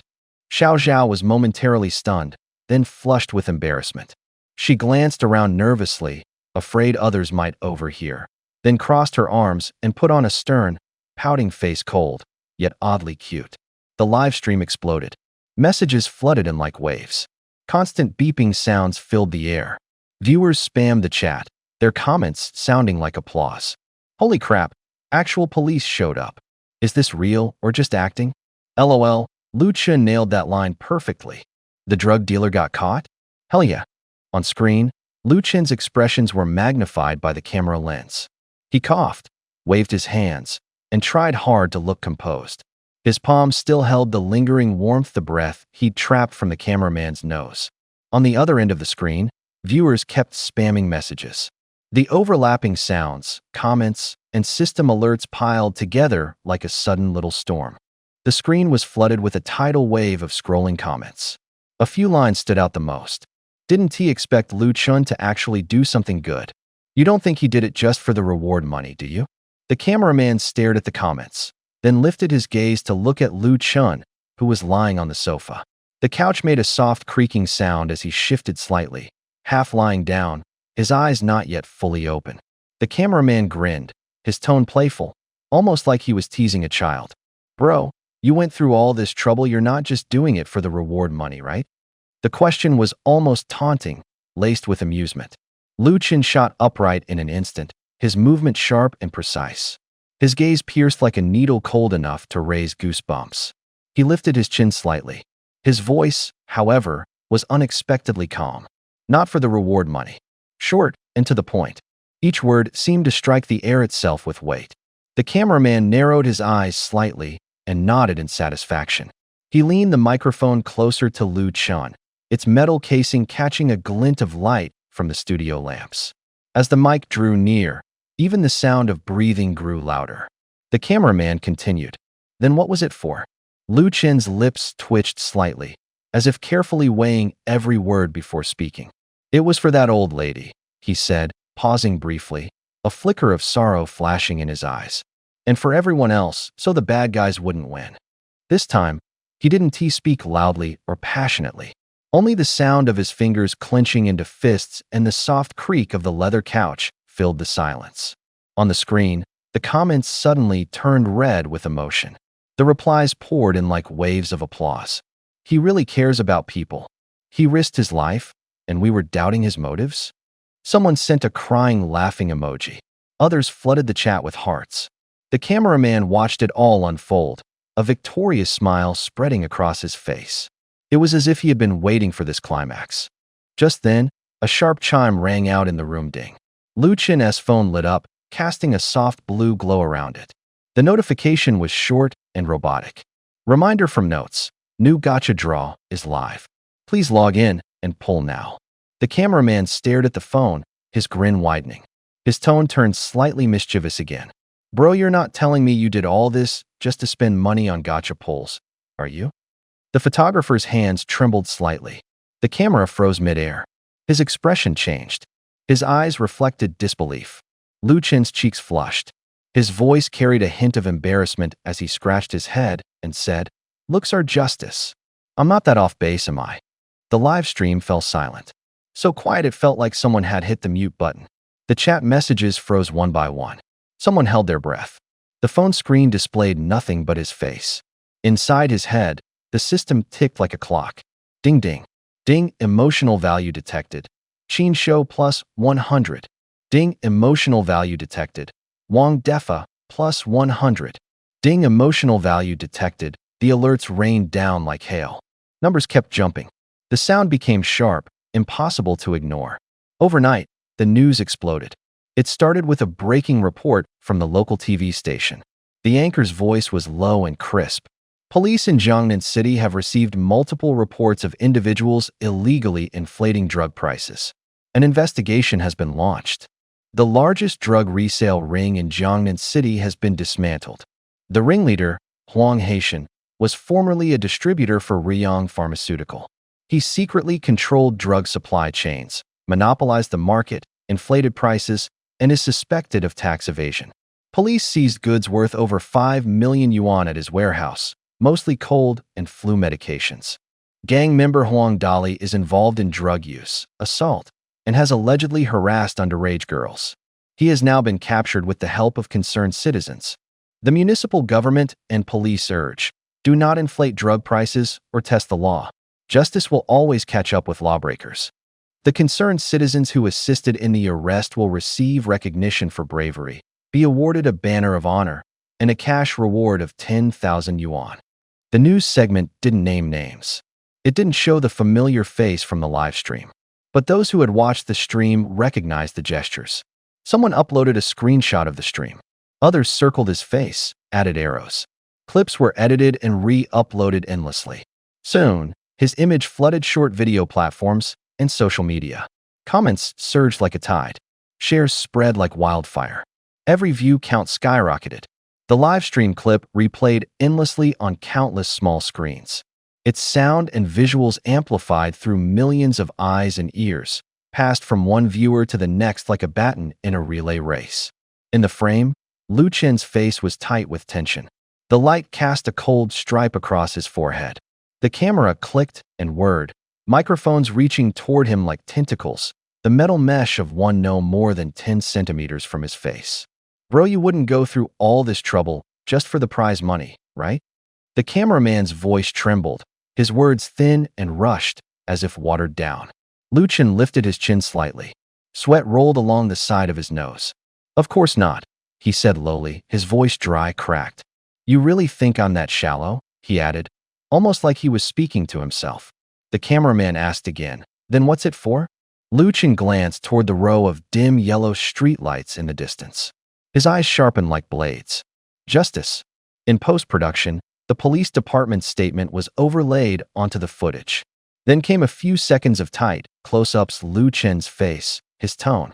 The clip exploded across short video platforms. Strangers began sharing it. For the first time, comment sections filled with thumbs-up reactions for the show. The second day after $100 Survival premiered, it was suddenly riding the crest of a wave. On the TV wall in the control room, view counts ticked upward, numbers climbing rapidly. Ratings instantly soared past 1 million. The director grinned ear to ear in the monitoring room. The screen's reflection glinted off his glasses like two glowing stones. An assistant entered, holding a phone in her hands, the screen vibrating nonstop. Her face had changed. Her voice barely rose above a whisper, though it carried the weight of bad news. Director, Lu Chen's vote count is about to hit 10,000. The director froze.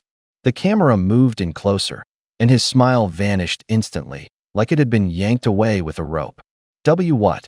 Aren't they all just here because of that short video clip? Another producer cut in. Is he doing this just for the prize money to pull gacha in some game and get characters or items? Gacha referred to spending money in games to randomly draw for rare characters or gear. Everyone seemed to be confirming a joke.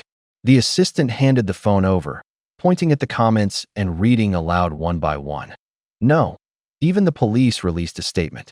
And look at these comments, people who were scammed into buying expensive medicine. They all voted for him. Some people see him as the one fighting for them. Those words hit the director like a splash of cold water. His smile completely collapsed. On the screen, the view count kept climbing. In the live chat, someone typed, "He actually caught someone." Another typed, "He's doing it to pull gacha for himself." Contradictions stacked on top of each other, only fueling the fire even more.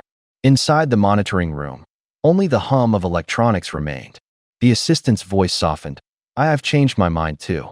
He is not the kind of guy who is just in it for gacha." The scene cut to a security room. Outside, the afternoon sun glinted like polished copper. Lu Chen leaned against the windowsill, eyes closed, soaking in the sunlight. His expression was gloomy.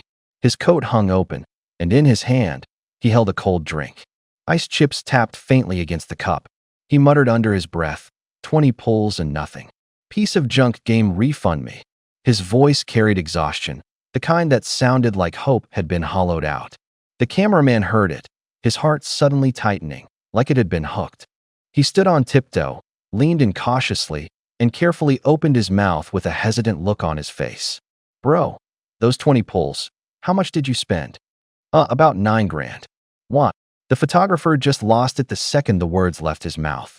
9 grand? You dropped over 9 grand? His shout snapped like a whip, almost rattling Lu Chen's eardrums. Lu Chen raised an arm instinctively to cover his ears, disbelief written all over his face. "Why yeah?" His voice shrank away. He avoided eye contact like a kid who'd been caught doing something wrong.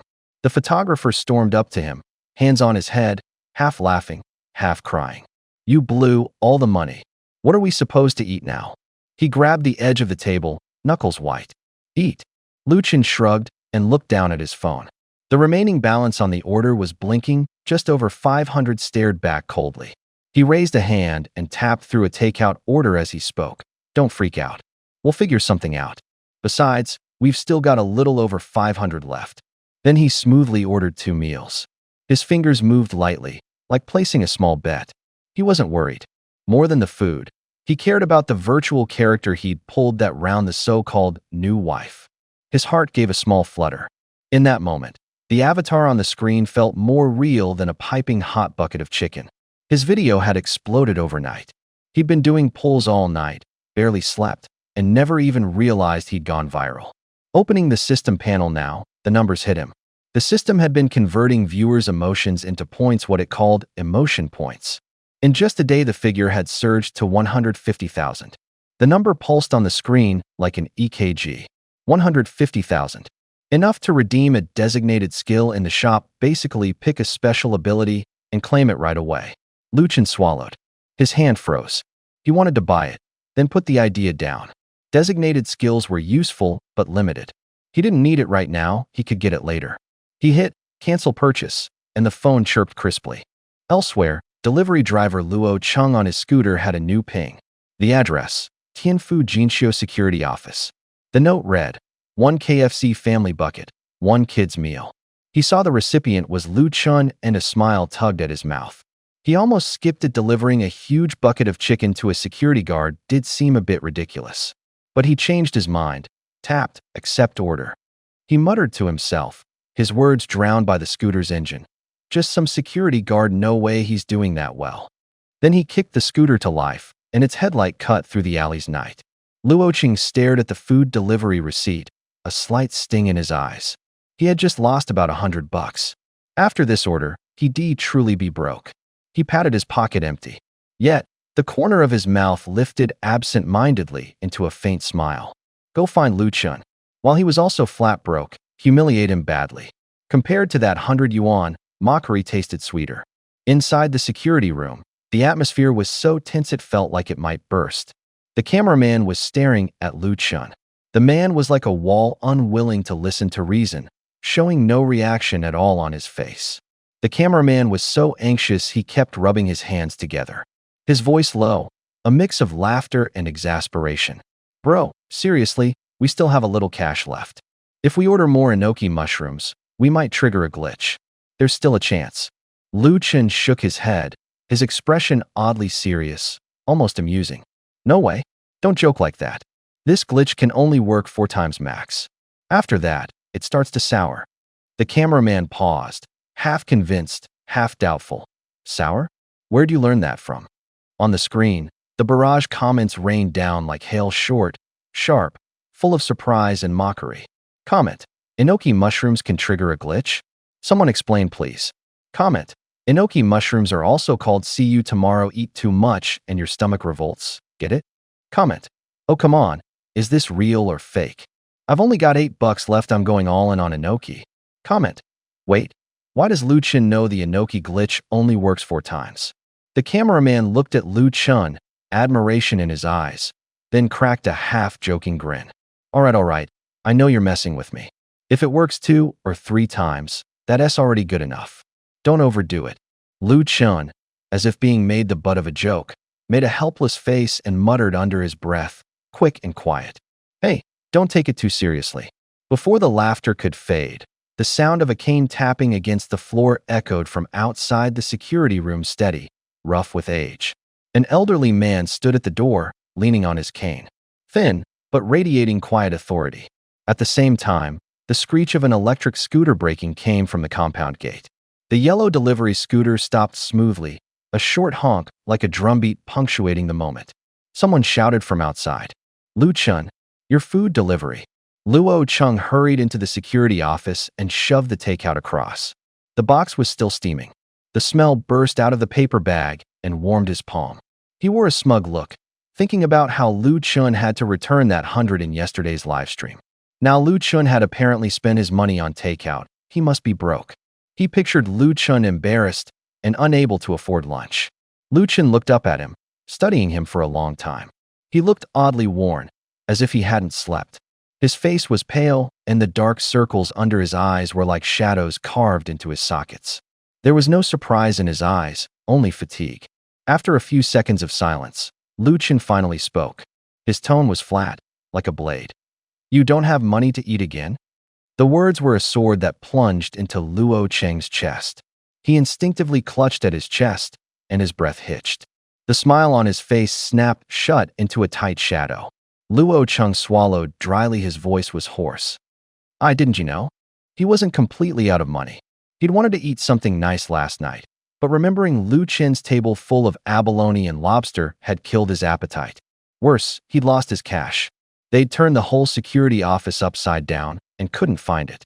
To make up the loss, he and the cameraman had gone to the restaurant to wash dishes and spent the whole night doing it. Water ran over the backs of their hands. Steam carried the smell of detergent. The sharp clink of plates and bowls kept ringing in his ears. His hands were reddened from the hot water. His shoulders ached like they were filled with lead. He'd been exhausted since early morning, barely able to walk straight. There were few orders, and his eyelids felt like they'd been pricked with pins. The cameraman behind him looked like he was about to fall apart, struggling under more than 20 pounds of equipment, his steps heavy, even more haggard than Luo Cheng. And Qin Shou, like he'd just woken from a good sleep, was sitting there fresh and bright, eating breakfast. Sunlight warmed his face as he licked his chopsticks and smiled easily. That image felt like a handful of salt thrown into Luo Cheng's chest. His voice dropped low and cold. I didn't spend all my money. I'm just short right now. His fingers went to his pocket out of habit and found nothing. The takeout box steamed between them. The air smelled of food and of the awkwardness neither of them would say aloud. Of the same profession, how could there be such a difference? Bro, what did you order this time? Qin Shou sighed, looking at the takeout box in Lu Chen's hand, his voice tinged with disbelief. Lu Chen shrugged and placed the box on the table. As he lifted the lid, waves of heat and the aroma of fried chicken rushed out, instantly filling the security room. Grease glistened along the edges of the container and steam swirled under the light. Just breakfast. Regular fried chicken, he said casually. Qin Shou shot the big bucket of fried chicken a disapproving look, his expression slightly pouting. You eat this in the morning? No way. Didn't you just spend almost all of that 10,000 bonus from last time? And now you're still splurging like this. Lu Chen didn't answer directly. Instead, he pulled out a small box from another bag and placed it in front of Qin Shou. This is for you. A kid's meal. Small portion. Qin Shou froze. His expression was like someone had suddenly tossed a block of ice at him. Just then, Luo Cheng and another photographer both let out noises from their stomachs, low growls that sounded like drums being tapped in an orchestra. Both of their faces turned red. The smell of fried chicken twisted through their nostrils, and their eyes were filled only with hunger and anticipation. Lu Chen looked at them and sighed. Steam rose through the gaps between his fingers as he lifted the container. He picked out a few drumsticks and held them out. Want some? Let's just all eat together. They grinned like kids who'd just been handed candy, carefully asking, Really? Are you sure? Lu Chen nodded, his movements relaxed yet decisive. They almost dropped to their knees in gratitude, eyes shining as if seeing a lifeline. But Qin Shou sat on the sofa, frowning as he stared at Lu Chen. He remembered how frugal Lu usually was. Last time, even buying accessories meant calculating coupons, not even daring to take an extra napkin. Now he was suddenly acting so lavish it felt off. Lu Chen finished handing out the chicken. The crisp sound of tearing paper filled the room, and the crispy skin shimmered under the light. Someone reached into the bucket, the warmth of the meat almost burning their fingers, the scent carrying a subtle kick of chili and a hint of charred crispiness. They began to eat. Crunching sounds, the rustling of wrappers, and occasional laughter filled the corners of the security room. Qin Shou kept his eyes on Lu Chen, his gaze complicated. The scent of the large bucket lingered in the air like an unwilling witness. When he saw his plate was a kid's meal, Qin Shou's expression softened instantly. It was like someone had poked him in the chest. His mouth twitched, and his face looked plaintively wronged. Luo Cheng and the photographer behind him scratched their heads. Both of them felt awkward. They shuffled over to the couch and sat down, a little clumsy. The photographer spoke first, a smile in his voice. Man, you really know how to work it. You mooched sushi yesterday and now fried chicken today. Lu Chen waved his hand, smiling mildly. He was generous. No big deal. There's too much anyway. I can't finish it. Consider it making friends. The scent of fried chicken hit them. The hot oil wrapped around their noses. The golden crust made a light, crisp sound. Someone handed over a napkin. Oil gleamed on their fingertips. Even Luo Cheng, who usually looked down on Lu Chen, flushed. He lowered his head, took a bite of a drumstick and made a satisfied smack, then whispered, Thanks, so softly it was like the wind. He swallowed another mouthful. His chest felt a little tight.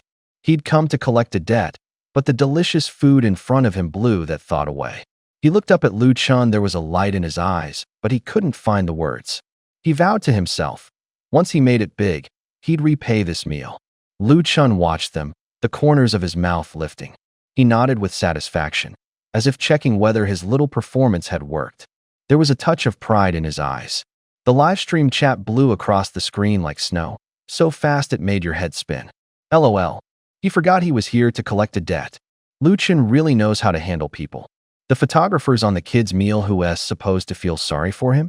That set up earlier I only noticed now, huh? I just love watching him get defeated by good food. 10 minutes later, Luo Cheng had licked the sauce clean off his fingers. He pressed the napkin to his lips and took a deep breath. His expression was sincere and a little awkward. Thanks for this, he said, slowing down so each word landed. If you ever need anything, Just ask. Lu Chen nodded. The room fell back into a warm silence, broken only by the occasional rustle of paper from the chicken box. The photographer nodded, his mouth still full of chicken leg, chewing noisily, his words muffled into a mess. Yeah. Bro, you've already treated me twice. I don't even know how to thank you. The two of them grabbed Lu Chen's hands one after the other, like clutching at a lifeline, thanking him nonstop. Lu Chen wore a faint smile on his face, a smudge of oil clinging to the corner of his mouth. The two dishes on the table were already finished, but he hadn't even touched his drink much. In truth, he was the one who had enjoyed the meal the most. He waved them off, speaking casually, like brushing off an old friend. Don't worry about it. We're all in the same boat. You ate it, so what? Don't take it too seriously. Before the last word left his mouth, both Luo Cheng and the photographer stiffened slightly, as if a memory had just surfaced. Their eyes flickered briefly around the room, as though recalling something sharp and unpleasant. Then they quickly shook their heads, forcing smiles and pushing that brief episode back into the recesses of their minds. No way. They replied hurriedly, voices tinged with nervousness. Qin Shou watched all this with a slightly raised brow. He leaned closer to Lu Chen and whispered, Bro, wasn't he Luo Cheng always giving you a hard time before? Why did you treat him to a meal? Lu Chen looked up, his gaze meeting the cold white glare of the ceiling light. He exhaled slowly, his expression carefully composed into calmness. Who hasn't drifted through life at some point? Who isn't alone out there? If I can help, I will. Isn't it fair to turn grudges into kindness? When Qin Shou heard that, admiration flickered in his eyes. That line of who isn't lonely sounded like a seasoned, warm piece of wisdom. But the next second, he thought of his own kid's meal, the tiny paper box, the plastic spoon, the little stuffed bear, and suddenly, something fell off. He pulled out his phone, fingers cold. The light from the live stream hit his face like a spotlight. Comments flew across the screen. Bro-s treating? Kid's meal? Plastic bear on camera. Qin Shou's expression shifted from admiration to amusement, then to suspicion. He leaned in toward Lu Chen, half joking but half serious. Bro, did you treat them just to make Luo Cheng forget about that 100 yuan thing? Lu Chen listened, slowly lifting his chin, smiling as if it didn't matter at all. Does it matter? What matters is that I treated them, and they still have to thank me for it. His words were simple. His tone was calm. It was like he had tossed a small stone into water and watched the ripples spread quietly outward.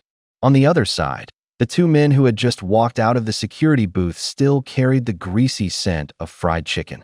Photographer number 13 licked his fingers, squinting as he savored the lingering flavor. His stomach bulging slightly, he patted his belly and let out a loud, satisfied belch. Hey man, I don't think Lu Chen's that bad, the photographer said with a shrug, speaking genuinely. He even treated us to dinner. Luo Cheng nodded too. Just a few bites of chicken had warmed his stomach and softened his expression. He smiled in agreement. Yeah, he's actually pretty decent. He fed us, after all. But then his words trailed off. His thoughts suddenly hit a wall. Luo Cheng froze. His eyes drifted back toward the direction of the security booth, as if he had just retrieved something from a distant place. 100 yuan. Dinner. Washing dishes. The fragments pieced together into a short line. The memory slammed into his chest like a punch. His smile froze on his face. He took a sharp breath, and his expression instantly turned stiff and cold.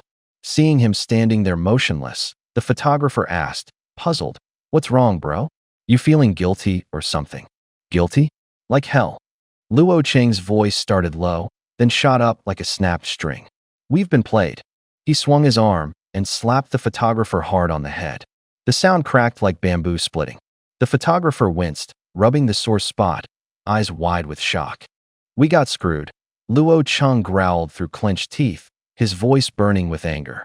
He bought us fried chicken to butter us up, and we're supposed to feel grateful? His chest felt like it was being shoved from the inside. He spewed his anger like fire. Any bit of gratitude he'd felt earlier was burned to ashes in an instant. He pulled out his phone, his fingertips slightly trembling. He opened Lu Chen's live stream. On the screen, a replay was playing. The audio was crystal clear, like an old speaker nearby rebroadcasting the scene. In the footage, Qin Shou stared straight into the camera and asked bluntly, Bro, did you invite them to eat just so Luo Cheng would forget about the 100 yuan thing? As soon as he finished speaking, Lu Chen's reply came through the stream, calm and indifferent. Does it even matter? More importantly, I treated them to a meal. He should be thanking us. The words were still hanging in the air when the color drained from Luo Cheng's face, like the sky suddenly swallowed by heavy clouds. Without a word, he turned on his heel and walked back the way he came. His steps were heavy, echoing off the floor. In the security room, Lu Chen stood with his hands on his hips, grinning like he just pulled one over on everyone. His laugh rang out loud and sharp, like a spring snapping back. Qin Shou stood beside him, lips twitching. Sweat rolled down his forehead. He stole a glance at the comments on the computer screen. For a second, he almost believed Lu Chen's act himself. Qin Shou sighed helplessly, rubbing his forehead. His voice dropped lower. Bro, you weren't seriously a con artist before, were you? He added, almost as an afterthought, both a reminder to himself and a warning to Lu Chen. Be careful. If they turn around halfway, don't end up losing your life over it. He hadn't even finished speaking when a few crisp, cold notification tones rang out. Ding. A robotic voice came through, cold and emotionless.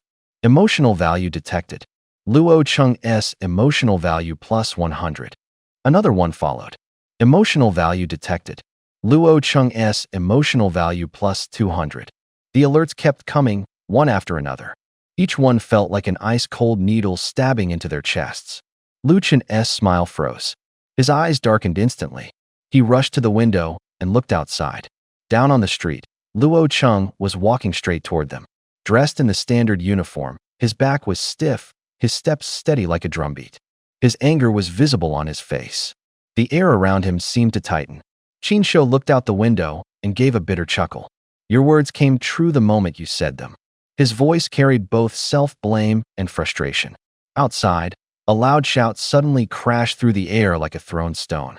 Lu Chen, you used my money to treat people to dinner. What the hell is that supposed to mean? Luo Cheng stood at the door of the security room, glaring at Lu Chen by the window. His voice was sharp with cold fury.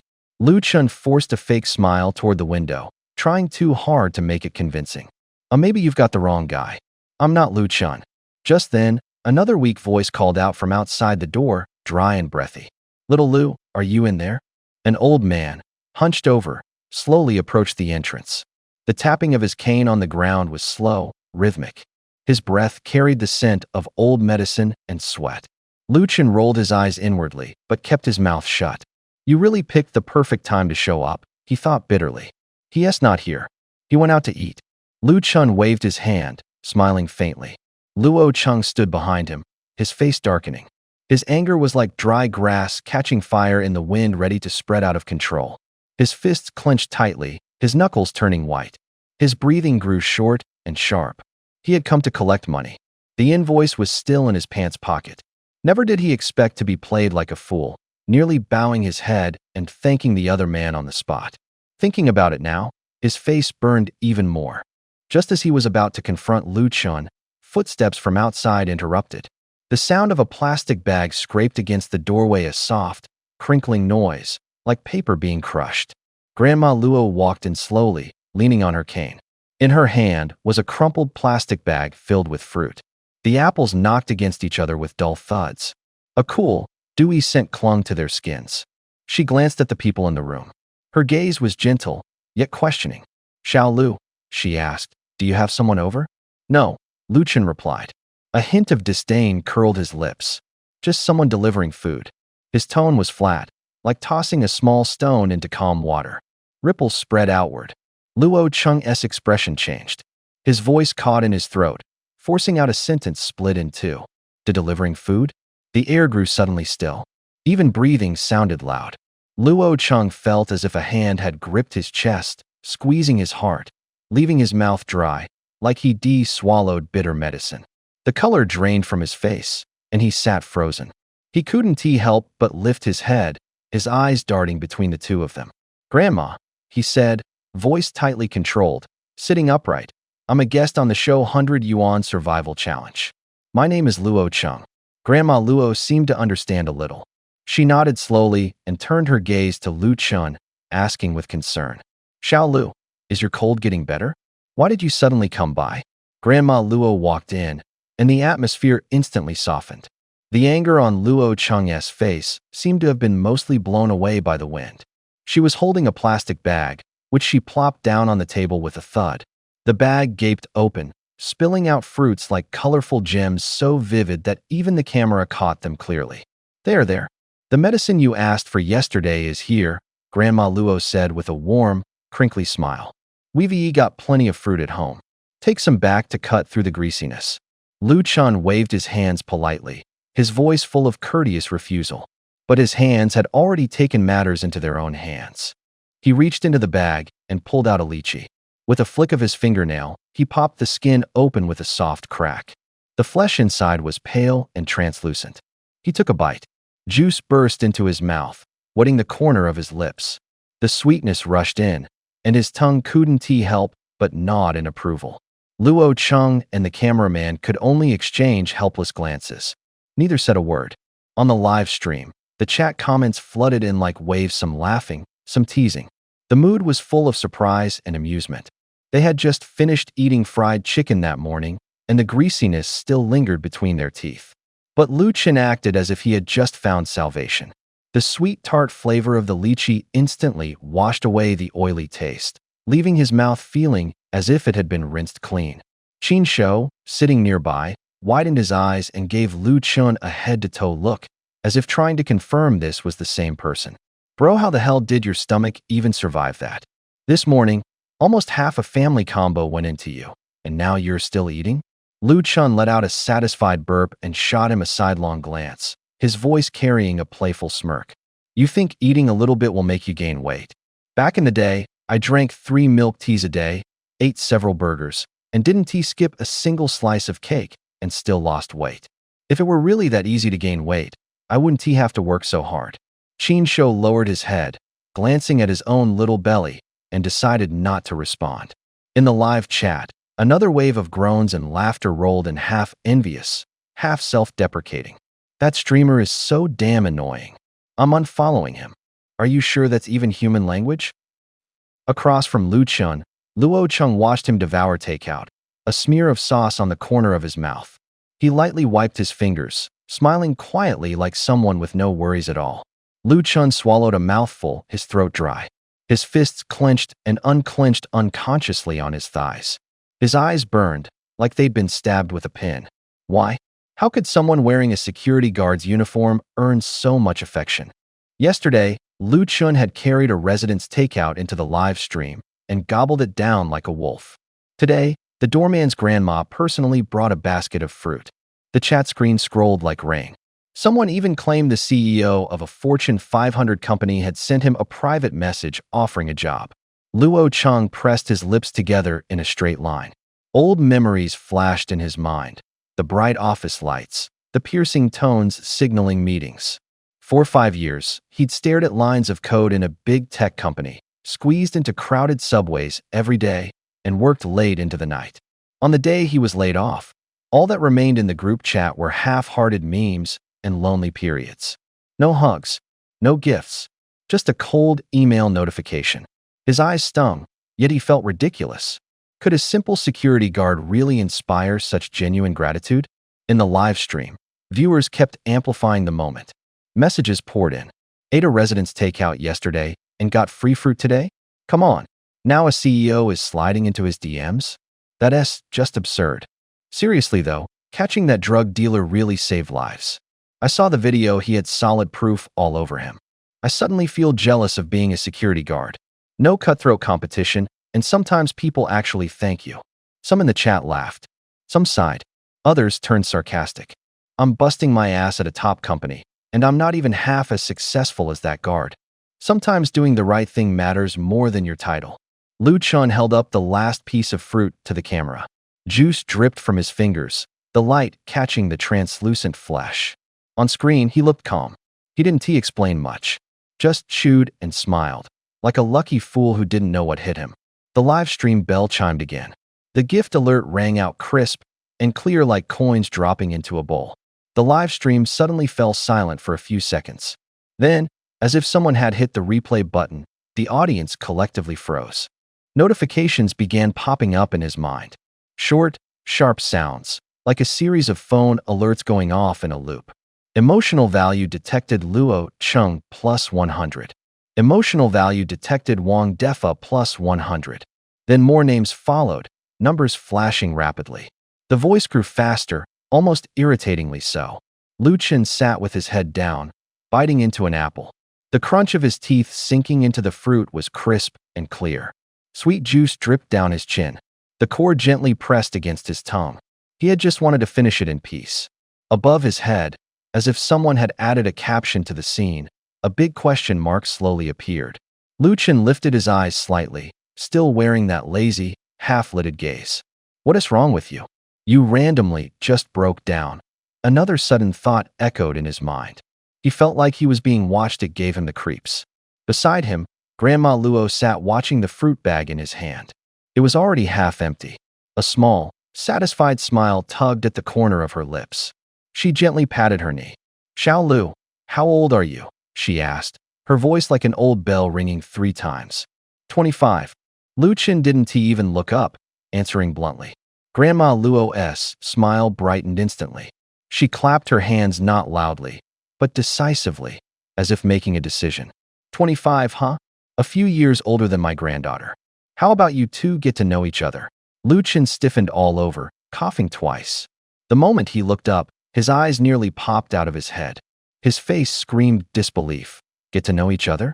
What do you mean by that? Sitting across from him, Qin Shou and Luo Chung were just as stunned. Both had their mouths hanging open in perfect O shapes. They exchanged glances, the same spark in their eyes, surprise, and just a hint of greed. This was a well-known upscale neighborhood in Jiangnan City. Everyone knew that those who lived here were either rich or well-connected. Anyone who managed to get close to this world could kiss their old life goodbye. Didn't you meet Xiaodan before? Grandma Luo pressed on. You've seen her already. She's about to graduate and coming back soon. A hazy image flickered through Lu Chen's mind. He did remember vaguely, but the details were clouded, like they were hidden behind fog. He took another bite, the crisp sound of the apple ringing out again. Sweetness spread in his mouth, mixing with the erratic rhythm of his heartbeat. Grandma Luo softened her gaze, clearly thinking it through. You've got a good personality, and you seem like a decent guy. Why don't you give it a try? We'll see if you two click. Grandma Luo squinted at Lu Chen with a grin, her eyes gleaming with nosy excitement, like an old housewife hawking goods at a market. She twirled her finger in the air, sketching the shape of a wedding invitation. Lu Chen quickly shook his head, his voice dry and flat. No way, Grandma Luo. I'm just a security guard. I don't have money. I don't own a house. Grandma Luo waved it off, smirking like she was announcing something perfectly obvious. That's fine. We've got all that already. Once you two get married, I'll just buy another place here. It can be your wedding home. She said it so casually, with a kind of confidence that made it hard to argue. After all, anyone who could afford to live here probably wasn't hurting for cash. Beside them, Qin Shou and Luo Cheng's eyes lit up. They both leaned in at the same time, their smiles practically glued on.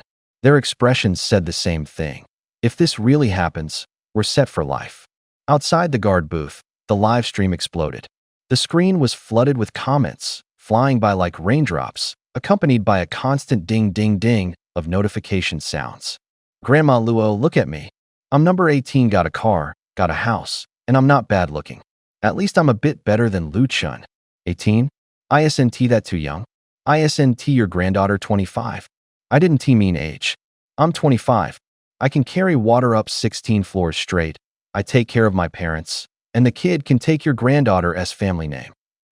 System alerts buzzed non-stop in Lu Chen's ears, each one like a pinprick on his eardrums. He got even more flustered, waving his hands frantically. No romance. I really don't have that in mind at all. His eyes were wide with urgency. If looks could kill, Qin Shou and Luo Chung would turn to ash by now. Grandma Luo wouldn't let go, gently patting the back of Lu Chen's hand, her smile blooming like a flower. Don't be in such a rush. You young people always find common ground. Just get used to each other. Don't be shy. With that, she stood up so fast it was like she'd been shot from a bow. Her cane tapped twice on the floor, her steps crisp and quick.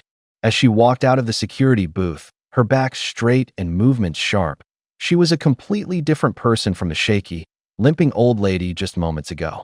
Lu Chen's eyes widened. That fall, that limp all an act? After Grandma Luo was out of earshot, Qin Shou crept closer, his face twisted in confusion and regret. Bro, why do you say no so fast? She's rich man. How could you just turn that down like it's nothing? Being a son-in-law to a wealthy family beats being a security guard, right? Lu Chen shot Qin Shou a glare and snapped. You think it's a breeze just because you're marrying into money? What if the young miss has a terrible temper and messes with you every day? As he said that, he shivered slightly, as if a gust of cold wind had blown down his back. He lowered his voice, half joking yet half serious. I'm not into that kind of thing. Besides, I'm not here to play along with someone else's script. If I can run, I'll run as far as I can. Beside him, Luo Cheng stood up smoothly and calmly. The teacup in his hand clinked softly, the liquid inside making a crisp sound. He extended the cup toward Lu Chen, bowing respectfully, as if performing a formal ceremony. Bro Lu, I was too loud just now. My apologies. He then turned toward the camera, suddenly turning serious. If you ever hit it big, don't forget about us, all right? Lu Chen didn't respond. The corner of his eye twitched, unsure whether to laugh or cry. The cameraman mumbled quietly from behind. Bro, we're here to collect a debt, just $100. Luo Cheng immediately stepped forward like a loyal bodyguard, his voice booming and righteous. Shut up. A measly $100? Even 10,000 wouldn't matter. A single meal with Brother Lu is worth it. He stared into the camera, face dead serious, as if trying to etch the words loyalty and righteousness into the screen itself. Everyone around him watched, half skeptical, half believing. Luo Cheng leaned further into the fantasy. If we really pull this off and get Brother Lu married into high society, who needs a measly 5 million reward? Even the crumbs from Brother Lu's table would set me up for life. The cameraman let out a snort of laughter. Lu Chen sighed and rubbed his forehead in exasperation. I'm an orphan, he said flatly. No sadness, no extra words. The air stilled for a second. Then everyone froze. Huh. The cameraman's voice cracked slightly, like he'd been startled. Luo Cheng's face twisted comically, caught between amusement and politeness. Blinking, he tried to mask it with a solemn tone. Please accept my condolences. Everyone looked confused. An awkward silence fell, only to be soon replaced by murmurs and laughter. Meanwhile, on a high-speed train speeding from Modu to Jiangnan, the scenery outside the window blurred past. Inside the cabin, a young girl wearing headphones stared at her phone screen. She was watching Lu Chen's live stream, a small smile playing on her lips. The sound traveled through the headphones, over rails and spinning wheels, into her world. He yanked off his earphones, his voice laced with both anger and frustration. What steel wool? And you still dare to call me ugly? Who's ugly? Inside the duty room, the harsh midday sunlight squeezed stiffly through the window crack. The clock tick-tick, tock. The air conditioner hummed softly, like a tired computer chassis. Lu Chen had changed into casual clothes and was sitting on a plastic chair, still gripping a receipt for canceled rent. Earlier, he'd assumed the show would cover meals and accommodation, so he'd moved out of his rented place. Now that his shift was over, without his ID card, he couldn't even stay in the duty room. He suddenly felt a bit uneasy. He turned and glanced at Qin Shou beside him, who was carrying a camera, and asked bluntly, "Where are we staying tonight?" Qin Shou hesitated for a moment, then shrugged his shoulders, the camera gear inside the delivery bag clinking faintly. Well, isn't that arranged by the guest department? How about a hotel? Qin Shou whispered as a follow-up suggestion. Lu Chen patted his pockets empty. He shook his head. My ID's being held by the production team. Without identification, hotels won't let us check in. Helplessly, the two turned their gazes toward Lu Cheng and the cameraman lounging on the sofa. Lu Cheng scratched his head, wearing an awkward smile. His under eyes were pitch black, as if drawn on, and his movements were sluggish. He held a cup of cold coffee. I didn't know either, he said, his voice tinged with apology. Qin Shou frowned. Then where did you guys stay last night? Lu Chen closed his eyes briefly. The memory felt like a blade. His expression stiffened instantly. We washed dishes until late last night, he said quietly. As he spoke, He wiped his hand against his pants, almost as if trying to mask his exhaustion. His voice sounded thin, like worn-out fabric. No time to sleep at all. Lu Chun gave Qin Shou's shoulder a pat, a faint mix of amusement and helplessness in his eyes. Look at them, do they look like they've slept? Lu Chun let out a dry chuckle, unable to respond. He could only roll his eyes, as if to say, "You think who's to blame for me not sleeping?" If it weren't for the fact that he had blown the very last bit of money he had left, Luo Cheng thought bitterly, he wouldn't have ended up in this mess. He let out a breath inside the security room. The air smelled like disinfectant and stale coffee. Outside, a drizzle was falling, and the streetlights cast a long, yellow shadow down the corridor. Luo Cheng glanced at the photographer beside him, the camera bag slung over his face, and in his eyes was both exhaustion and calculation. "Let us go," he said, his hand resting on the doorknob, his voice low. "We'll keep delivering food. Just get tonight's lodging money first." He didn't want to spend another second with these two. The door clicked shut behind him, and the sound of footsteps, damp with rain, slowly faded into the distance. Luo Cheng didn't look back. As for the $100 Lu Chun had just found, he had already let it go. It wasn't just because Lu Chun was genuinely short on cash right now. Compared to his future opportunities, that $100 wasn't even worth thinking about. What he really hoped for was the day when Lu Chun might get noticed by some rich family and remember to throw him a lifeline that would be enough. Back in the security room, only Lu Chun and Qin Shou remained. Qin Shou watched Luo Cheng's retreating figure, his eyebrows twitching slightly. He leaned in and whispered to Lu Chun, "Bro, maybe we should give the money back? They look kind of desperate." Lu Chun gripped the bill tightly, his knuckles turning white. He stared into the rain falling at the doorway and forced out a sentence from his throat. "Didn't I say it was for buying supplements for my parents?" Qin Shou froze, his voice tinged with surprise. "But you're an orphan, right?" Lu Chun stiffened, his face reddening slightly, before quickly correcting himself. "Then it's a gift for relatives." "But you don't even have any relatives left," Qin Shou pressed on. "They may be gone, but I can still give gifts."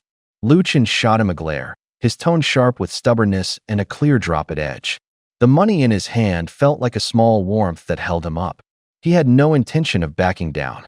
Besides, Luo Cheng brought photographers every day to eat and drink for free. $100 wouldn't even cover a single meal for them. Qin Shou watched Lu Chun's expression and knew he truly had no intention of giving the money to Luo Cheng. He shook his head helplessly, saying no more, and started worrying whether they'd actually end up sleeping on the street tonight. 10 minutes later, the sound of a cane tapping against the floor echoed outside. Click-clack, click-clack. An elderly man limped into the security room, greeting cheerfully, "Xiao Lu, I'm here to relieve you." Lu Chun looked up, his eyes landing on the old analog alarm clock on the wall. The second hand jerked stiffly forward. "You're late. That's a 200 deduction." The old man waved his hands frantically, hurrying to explain, "I was just making dinner for my grandson. It won't happen again." Lu Chun frowned, his voice turning colder. "You do this every day, sleeping on the job. It's hard for me to explain that." Beside him, Qin Shou muttered quietly, "You two really need to cut each other some slack."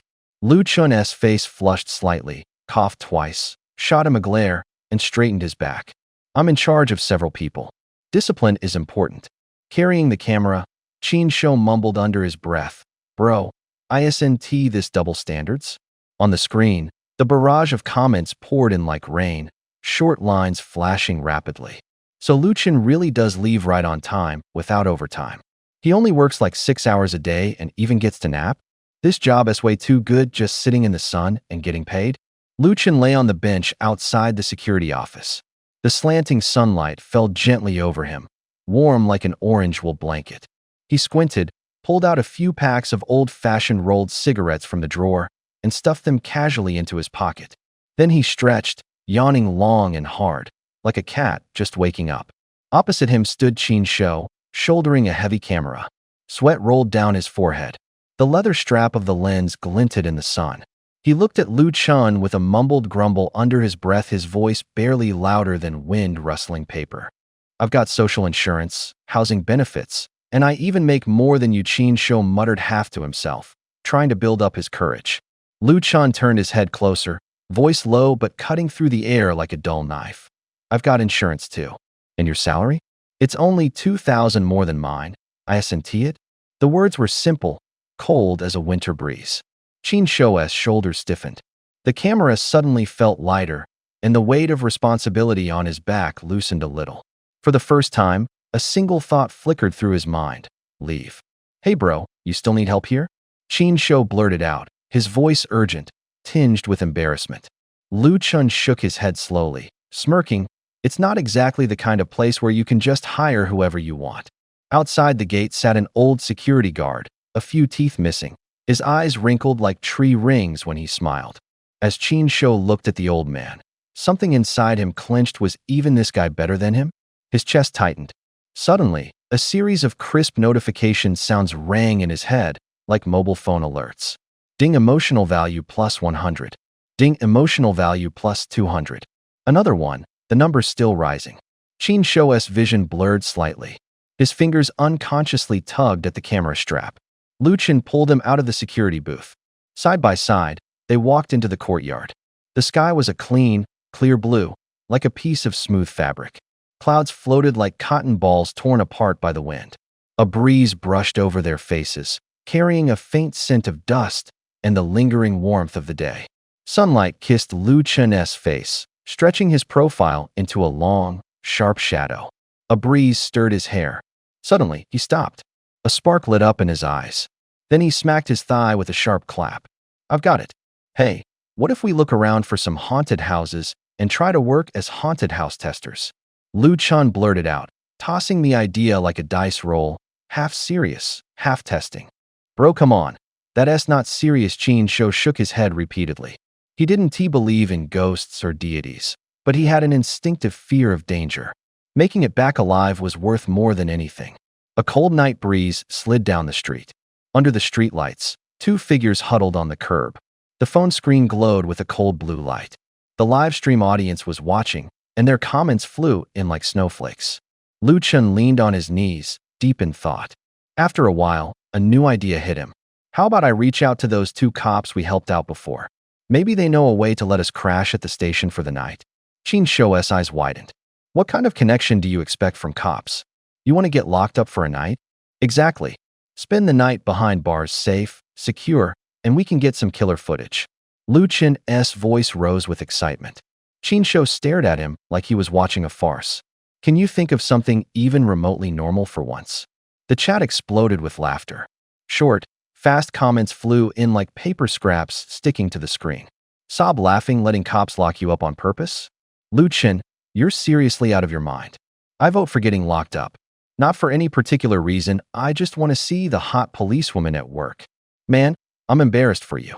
You're here just to check out the female officer, aren't you? I've got a suggestion. I heard there's a street where an enthusiastic auntie might drag you in for a sleepover. Joking. There's no haunted house tester thing, but I heard some sales offices have model homes. They're empty during the day, and probably at night too. How about trying that? Ha ha ha. Qin Shou scanned the comments, a faint smile creeping onto his face. Two words stood out among the chatter: model home and tester. He cleared his throat, trying to sound casual. Lowering his voice, he leaned close to Lu Chen's ear. Let us go for the model homes. They're unguarded, quiet, and safer. Plus, we can shoot some video along the way. Lu Chen blinked, then grinned. In the night, their breaths stretched long under the streetlights. On the phone screen, the comments kept rolling in. Hey, bro, maybe we should check out the model homes at the sales office? I heard you can actually spend the night there like a trial sleep or something. Really? Lu Chen blinked. Something felt off, and he knew it. But his eyes landed on the black stockings worn by the female sales reps. In that moment, the decision became easy. He gave a nod. Meanwhile, at the sales office of Tianyuan Community, the glass door reflected the faint afternoon sunlight. The clock edged closer toward the time for the afternoon shift. The sales manager stood at the entrance, his face dark as a stone resting heavily on a table. He glanced left and right restlessly. Every time someone new arrived, his eyes carried a hint of scrutiny. Where's the new hire?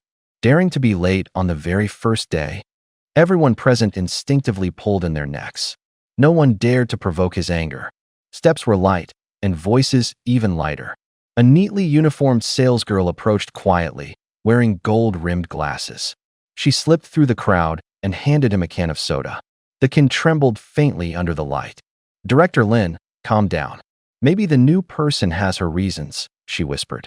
Lin only shot her a glance, then casually turned her eyes toward the photographer behind. The camera stood still, its lens reflecting a cold gleam.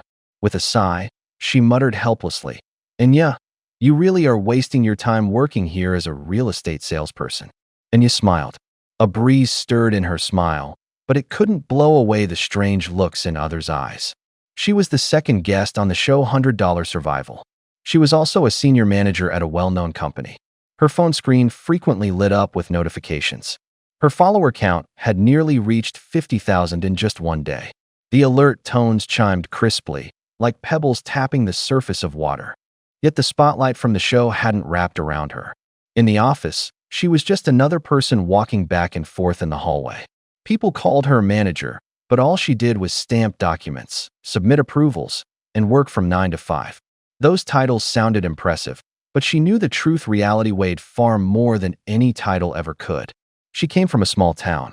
With a bit of luck and years of hard work, she made her way to that big city. Housing prices there were sky high, like mountains. Even after 4 or 5 years of pushing herself, the money she'd saved felt like sand slipping through a sieve. Owning a place of her own in the city center seemed like a distant dream. She could almost smell it, but no matter how hard she reached, she couldn't grasp its edge. She worked in the heart of the city's business district. If she wanted to rent near the company, the monthly rent alone would eat up at least a third of her salary. There was also her younger brother in college, and aging parents to support. Every month, she sat down to balance the books. The bills piled up like mountains, pressing down so hard she could barely breathe. That's when the show's production team came to her. They promised a higher fixed salary every month. They also mentioned the chance to win $500,000 in cash by competing. She looked at the family ledger. Her eyes lingered on her brother's tuition fees. So she quit her job. She headed to Jiangnan City to join the show. And she didn't look back. The show was on. While most contestants were still worrying about making ends meet, Xiao Anya made her move first. Yesterday, she had sold a house based on her professional judgment. Her commission came through 39,000, a crisp, satisfying number in her hands. Lin Jie, the sales manager, noticed her too. Even in the company uniform, Anya's city girl vibe still shined through her makeup and posture, too polished, too confident. The lobby was filled with the smell of coffee and fresh renovations. They had barely exchanged a few words when a rough, loud voice cut in. "Hey, is anyone around?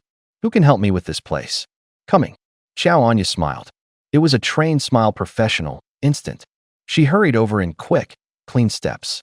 At the entrance, a lazy figure pushed the door open.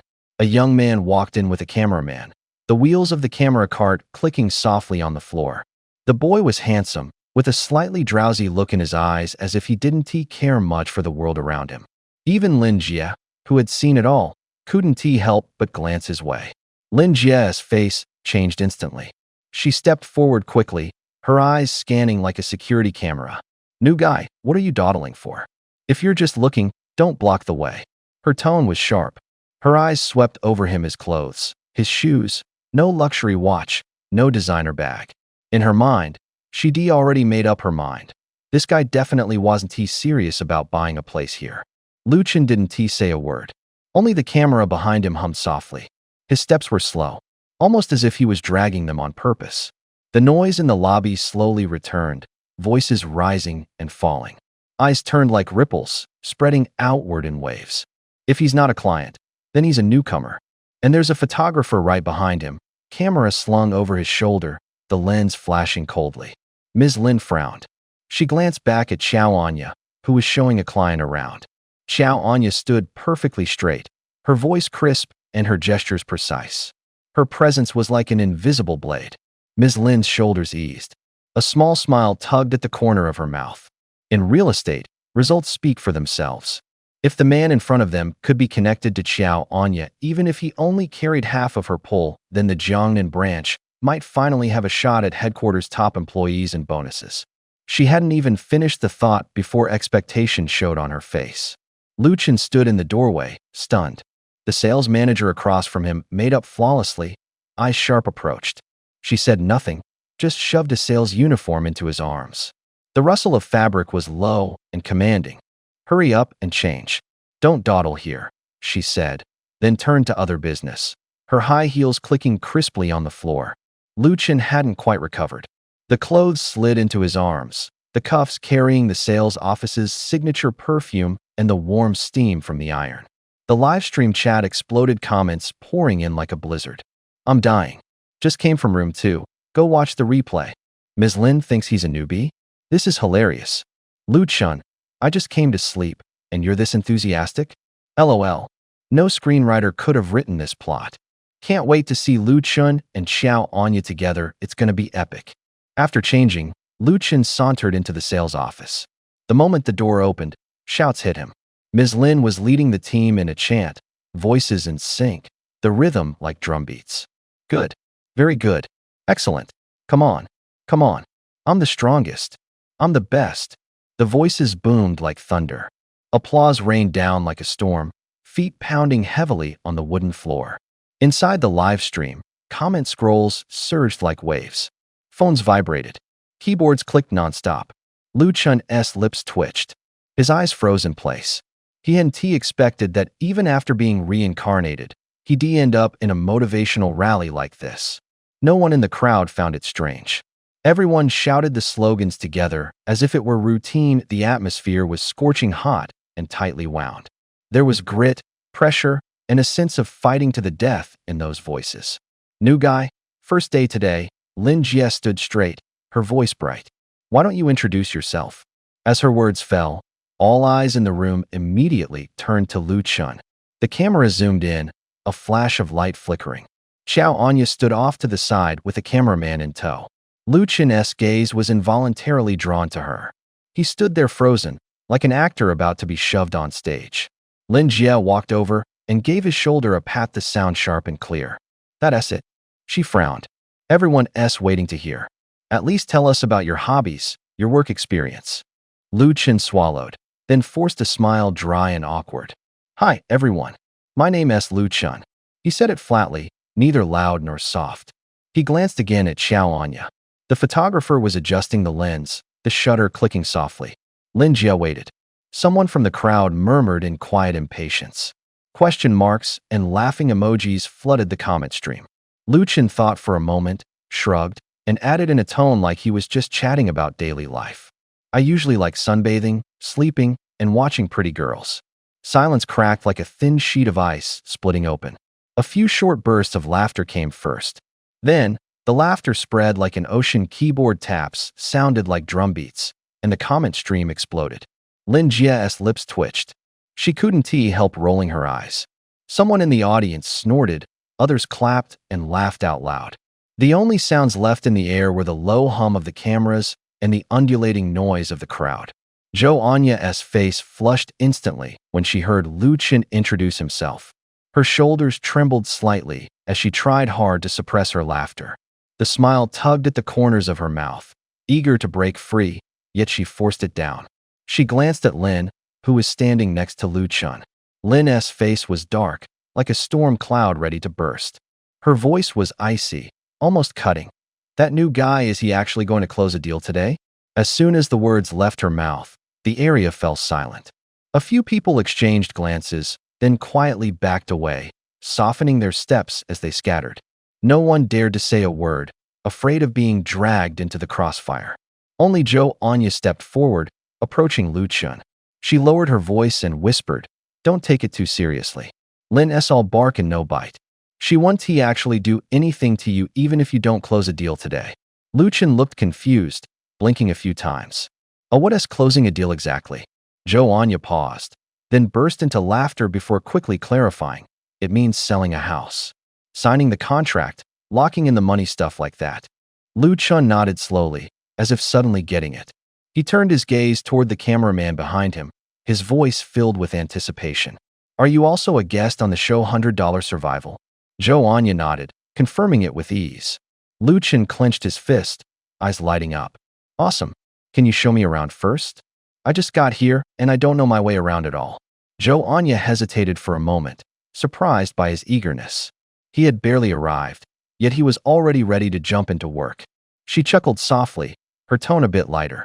Already? She thought for a moment. Usually, only top professionals from various fields made it onto this show. So she nodded and agreed.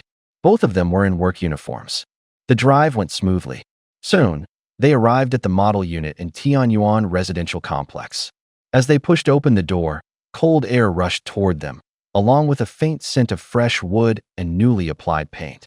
Light reflected off the polished tiles, shining like polished mirrors. The interior was luxurious to the point of excess. Heavy curtains draped all the way to the floor. The leather sofa felt cool and smooth to the touch. The wall art was minimalist yet deliberate, as if every piece had been placed there for dramatic effect. The lighting was warm yet precise, casting sharp shadows. The air was quiet, except for the soft hum of the air conditioner. Qin stood still, instinctively swallowing. His face turned slightly pale, like someone stepping into the back of a high-end hotel for the first time. Lu Chen's eyes lit up. He turned around a few times, running his fingers along the handrails. Nodding with satisfaction, he said excitedly, Is this the model unit? He grinned, as if he'd just discovered a treasure. With a big wave of his hand, he said to Xiao Anya, I'll take a good look around. I actually know someone who is thinking about buying a place. You go ahead and do your thing, don't worry about me. His tone was casual, yet it felt like a preemptive excuse. People often started like that when they were about to do something on their own. Xiao Anya looked at him, at his focused yet slightly childish expression, and nodded. Her face relaxed. Maybe this really could serve as a great live advertisement. She turned to leave, wrapping things up with clear instructions before walking out. Put the materials in the drawer by the door. Take your time looking through them. The chat room exploded with messages. Longtime viewers quickly caught on. Something's off. Lu Chen, the guy who can't even be bothered to get off the couch, is checking out a model unit? He starts work by going house hunting on day one. Is he planning to nap on the sofa or something? Anyone want to bet? What the hell is he up to? Within seconds, the screen was pierced by a flurry of comments. Then, just as suddenly, the chat room fell silent. All the viewers saw now were the room and the two men's backs. What they couldn't see was the quiet exchange Qin had whispered into Lu Chen's ear moments earlier. No one knew what those few words had hidden inside them. Qin carried the camera on his shoulder, his arm trembling slightly. The lens felt heavy hanging from his chest. Thinking about how they were here to sleep, his heart tightened. He leaned in close to Lu Chen's ear and whispered, Bro, let's get out of here. This model room is way too fancy. If we scratch anything, I can't afford to pay for it. Lu Chen didn't respond. He walked through each room first, running his hand along the cool window frames. Then he held his hand in front of his eyes, comparing the brightness of the sunlight and the distant view outside.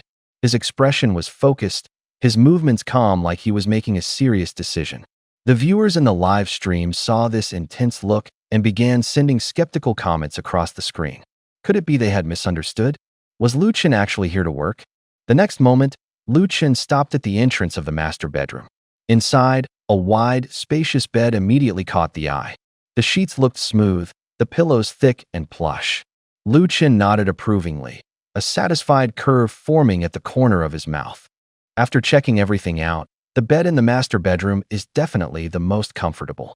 As soon as he finished speaking, he threw himself onto the bed. The mattress sank with a soft sound, as if it had swallowed him into its soft embrace. He pulled a light blanket over himself and curled up with practiced ease. Within half a minute, the room was filled only with steady, rhythmic breathing, like a pendulum swinging back and forth. Qin stood there holding the camera, the lens aimed at the sleeping Lu Chen. A few dark lines of irritation appeared on his forehead. It was his idea to come here in the first place, so why was he the one asleep now? Weren't they supposed to sneak in later at night? This was broad daylight. Way too obvious. The live stream chat had already gone wild. Wait, are you seriously just here to sleep? Sleeping in the middle of the day? What the heck? Opie, you better explain yourself. Crying laughing, this is just Lu Chen being Lu Chen. He can sleep anywhere. Midday nap? On point as always. No explanation needed. El Mayo, he's even doing a location scout while sleeping. Lines of comments rolled in. Just ran over from guest number 2's place, dude was sweating like crazy. Meanwhile, Lu Chun's chilling here in the AC, snoozing away. Bro's putting on way too much airs. Even giving up feels calculated. How the hell is he making money like this? ISNT sales, all about commission? More mockery flooded in short, sharp jabs hitting the screen like raindrops. Inside the live stream, the camera was fixed on the bed. The aircon hummed softly. Lu Chun lay there, breathing steady. His blanket was neatly spread, the lighting carefully angled on his face like a still from a staged photo shoot. Sleeping like a professional actor. Lazy, yet picture perfect. Watching him was just plain annoying. Qin Shou sat on a chair by the bed. The screen's glow flickered across his face. The comments flew fast. His lips twitched slightly. His fingers trembled once on his knee. The new viewers loved nothing more than to throw shade. Qin Shou knew these comments were only surface noise. He narrowed his eyes, recalling Lu Chun's expression that day, his tired eyes, his low voice, like it was coming from somewhere far away. That line still echoed in his ears. Some people are already giving it their all just to stay alive. Qin Shou swallowed hard. His chest felt like it had been lightly punched. His eyes burned. He stood up and walked over to the cabinet. He reached into a folder, fingertips brushing the cool edge of paper. The pages flipped crisp and clean. He pulled out a stack of real estate documents and spread them neatly on the small table beside the bed. The cover featured photos, floor plans, price lists. The neat handwriting and numbers gave off a quiet sense of stability. He glanced up at the sleeping Lu Chun. Standing still, his voice dropped, as if making a decision. Bro, whatever you don't want to do, leave it to me. He said it cleanly, no fluff. On the other side of the room, a few cameramen leaned in. The show had rules: no lending money directly to contestants. But helping out with tasks?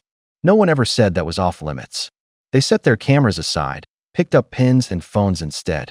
One pulled up a client chat, another forwarded property listings in a private message. The rustle of paper and tapping of keys filled the room like a small machine humming to life. Qin Shou flipped through a few more pages, his fingertip tracing the blueprints. Outside, the noise of the day was drowned out by the aircon. Inside, only his breath and the rhythm of flipping pages remained. Then he picked up his phone, dialed a number, his voice steady, clear. For example, the number 13 photographer who had been washing dishes with Luo Cheng earlier. And Qin Shou, now downstairs frantically flipping through property folders. Many guests, by virtue of their personal charm, had won wholehearted support from the photographers.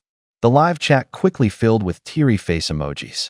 Voices thinned out like scraps of paper blown by the wind, messy, but sympathetic. Suddenly a comment floated by. The stream fell silent in an instant, as if someone had hit pause. Wasn't he Lu Chun only supposed to sleep one night, and then leave? The photographer isn't going to read too much into that, is he? Those who had been wiping away tears suddenly snapped awake. The chat box erupted. Right, didn't he only sleep one night? Photographer, why are you taking it so seriously? You don't get it.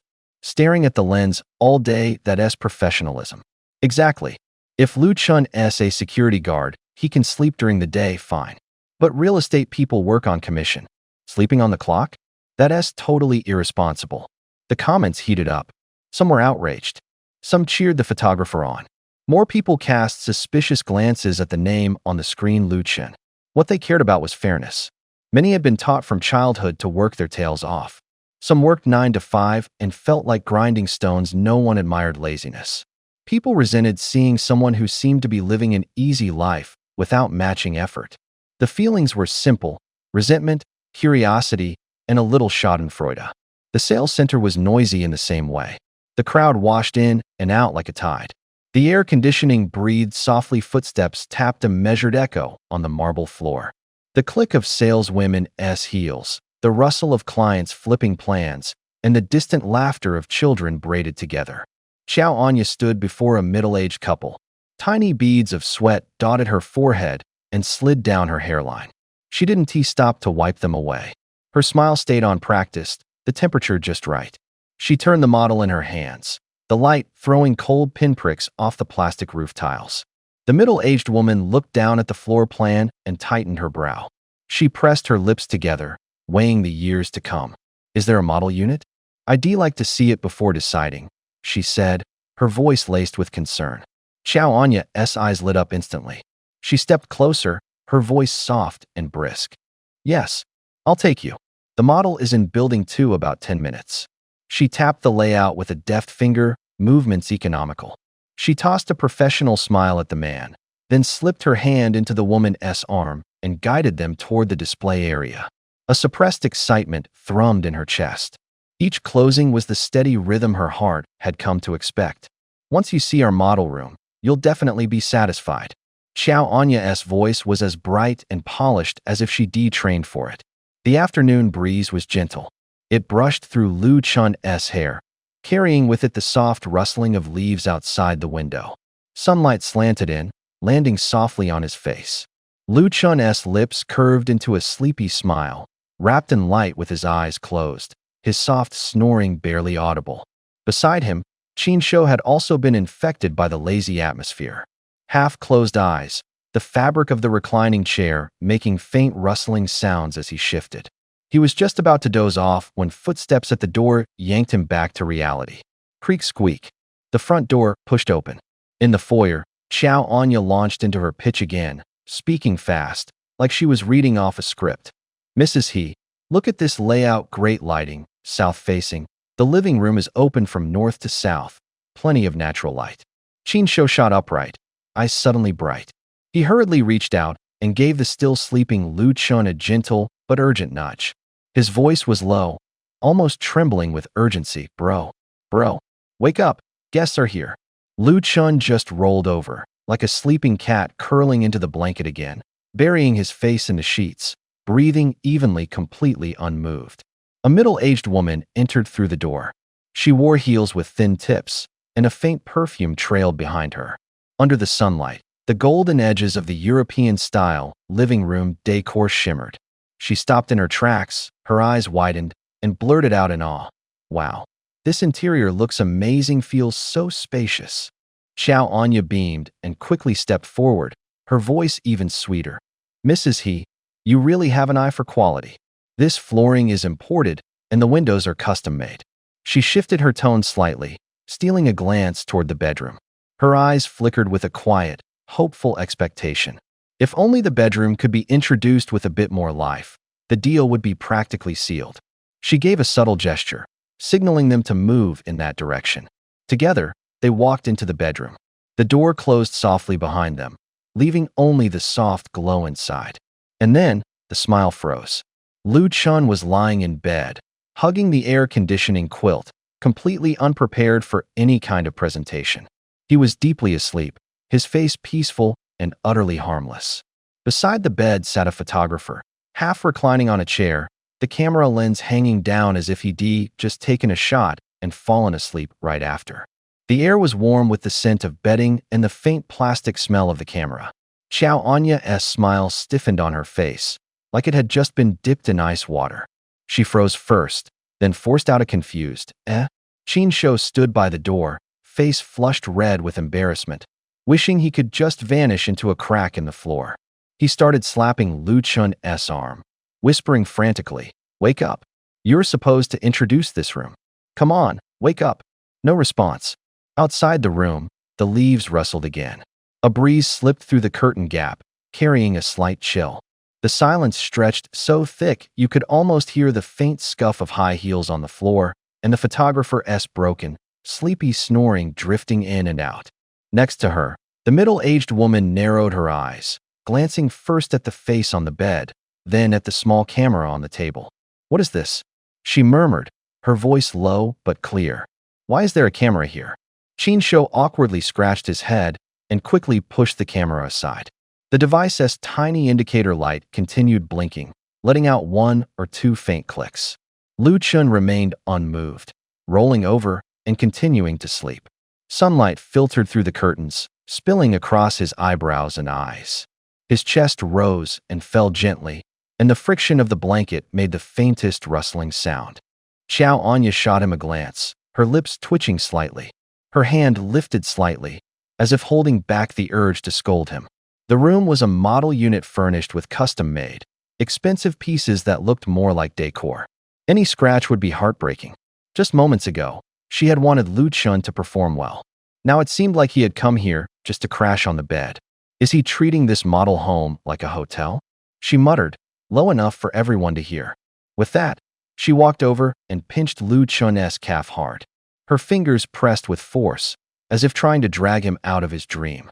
He furrowed his brow and gripped the blanket a little tighter, but didn't he wake up?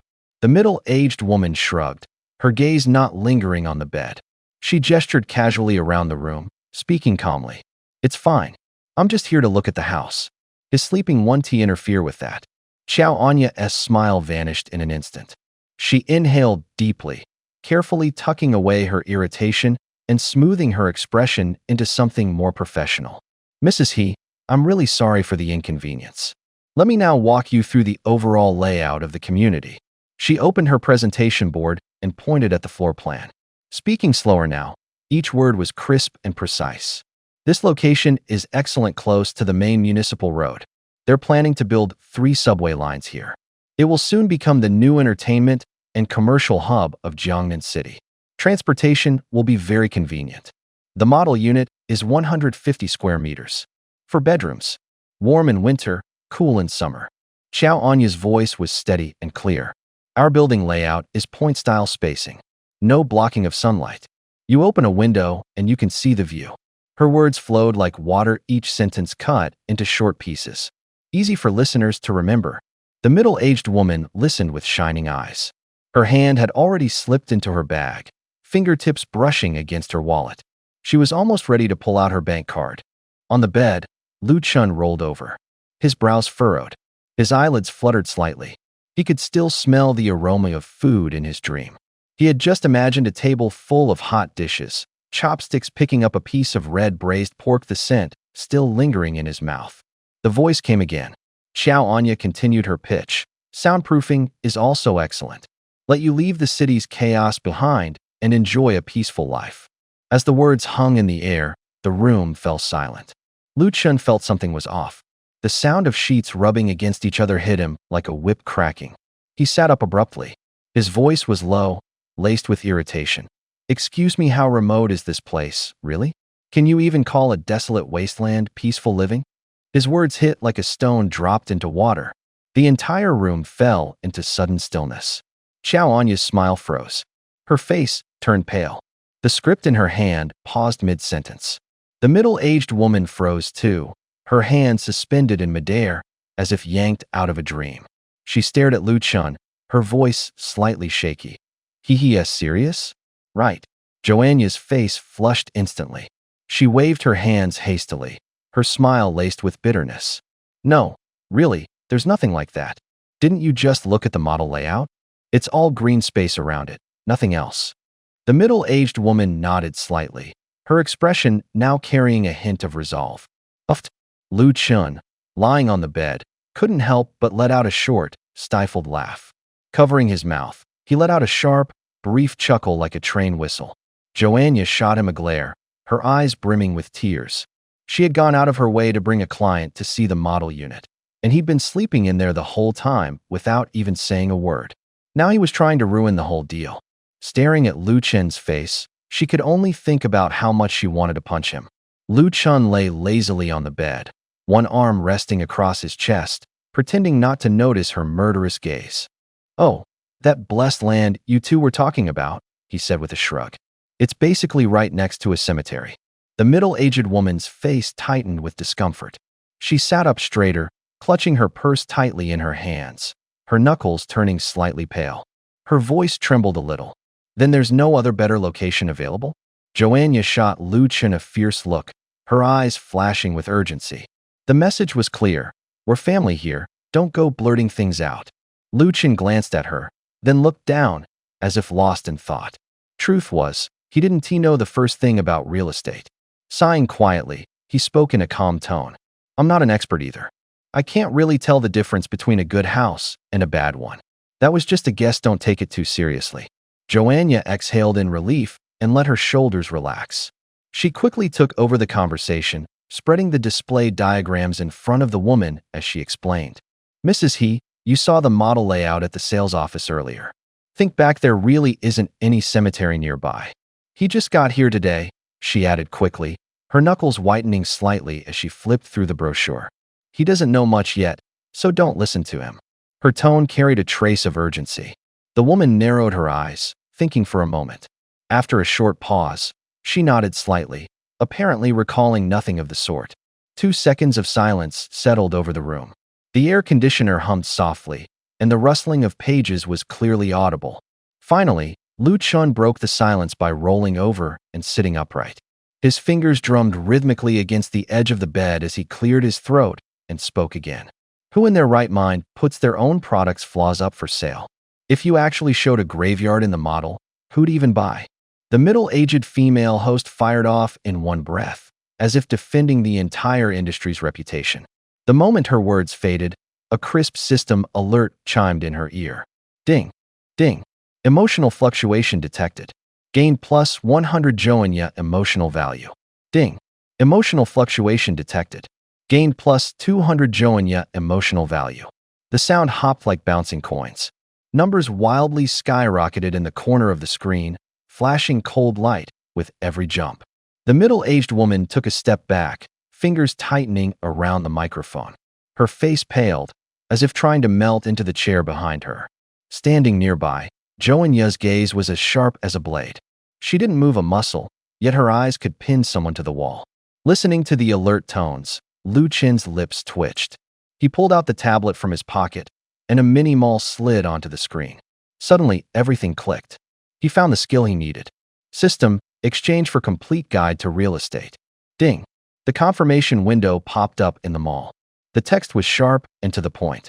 Congratulations to host Lu Chun for spending 100,000 emotional value to exchange complete guide to real estate, LV.1.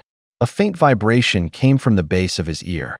Immediately, a stream of information flowed into his mind like a trickle of water. Basic methods for judging building structures, 6 subtle details that signal mold risks, common hidden clauses in contracts.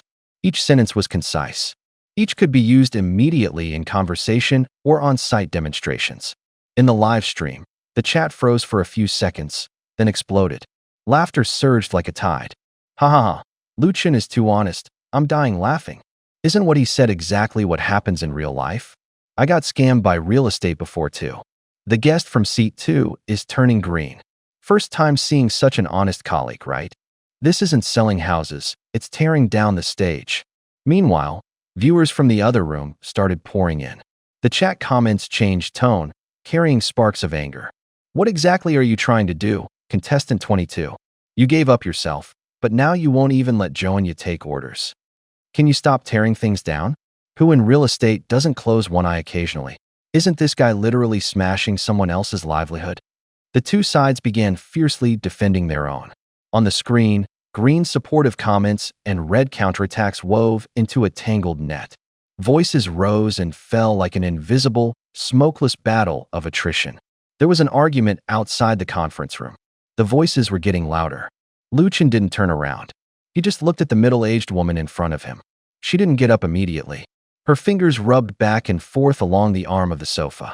There was a trace of unwillingness in her eyes, like someone reluctant to give up something beautiful they'd just seen. I actually think this model unit is really pretty, she said softly, her voice full of hope. It really is.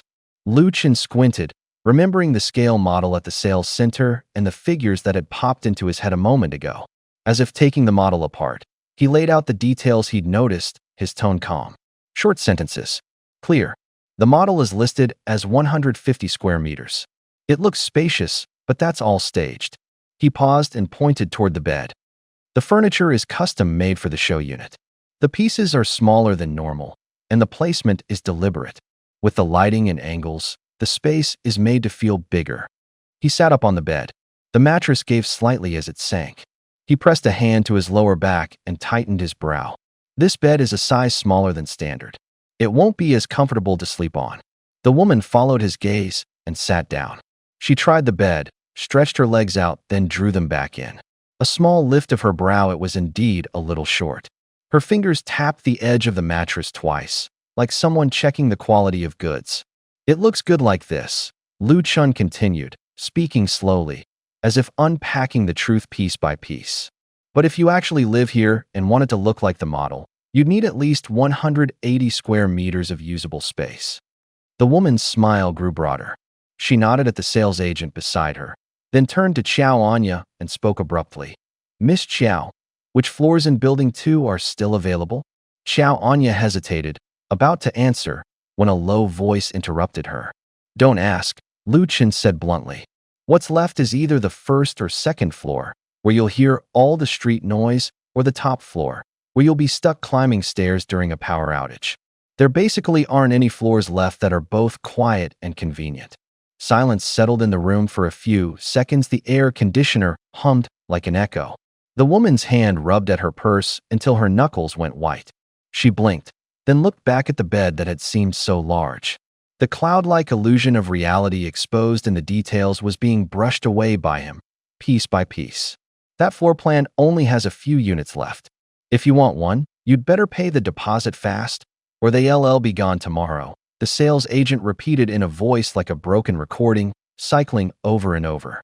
Xiao Anya's face flushed bright red. Her glare shot toward Lu Chun like a needle. She muttered under her breath, annoyed and hurt all at once. You knew full well, yet you pretended to be some clueless rookie asking what closing a deal meant. You really are a spy sent by a rival company. The middle-aged woman looked up at the sales hall. Sunlight flickered through the window, dancing across the floor. Murmurs from the crowd rolled like ocean waves, and somewhere distant, high heels clicked rhythmically. She hesitated, then asked cautiously, I saw so many people out there just now, does that mean this project is really selling well? Lu Chun tilted his chin up slightly, his eyes cooling. The surrounding chatter faded into background noise. He cut straight to the point. Do you even know how much this place costs per square meter? Or the size of the smallest unit? She shook her head. A hint of confusion flickered in her eyes. She didn't see what the two had to do with each other. Lu Chen spoke plainly, slowing his pace like he was listing numbers from a ledger. Average price is 40,000 per square meter. The smallest layout is 90 square meters. He paused, then lowered his voice. That's expensive for Jiangnan City. Not many people can afford it. And the housing market has been cold lately. This project just launched 3 or 4 days ago. Selling a dozen units is already good. There's no way they sell out overnight. His tone carried no pity, only facts. The air smelled faintly of bitter coffee. The sales agent's smile was beginning to stiffen. He pointed toward the crowd near the reception desk. Those people? Paid actors. They're here to fake the buzz. The woman's expression softened. She smiled, nodding several times, as if she finally found an explanation. Her eyes sharpened with new resolve. So then I'll go ahead and buy a unit in Building 2? Her voice was steadier than before. Lu Chen sat up straighter in his chair, nodding slowly, not much, but firmly.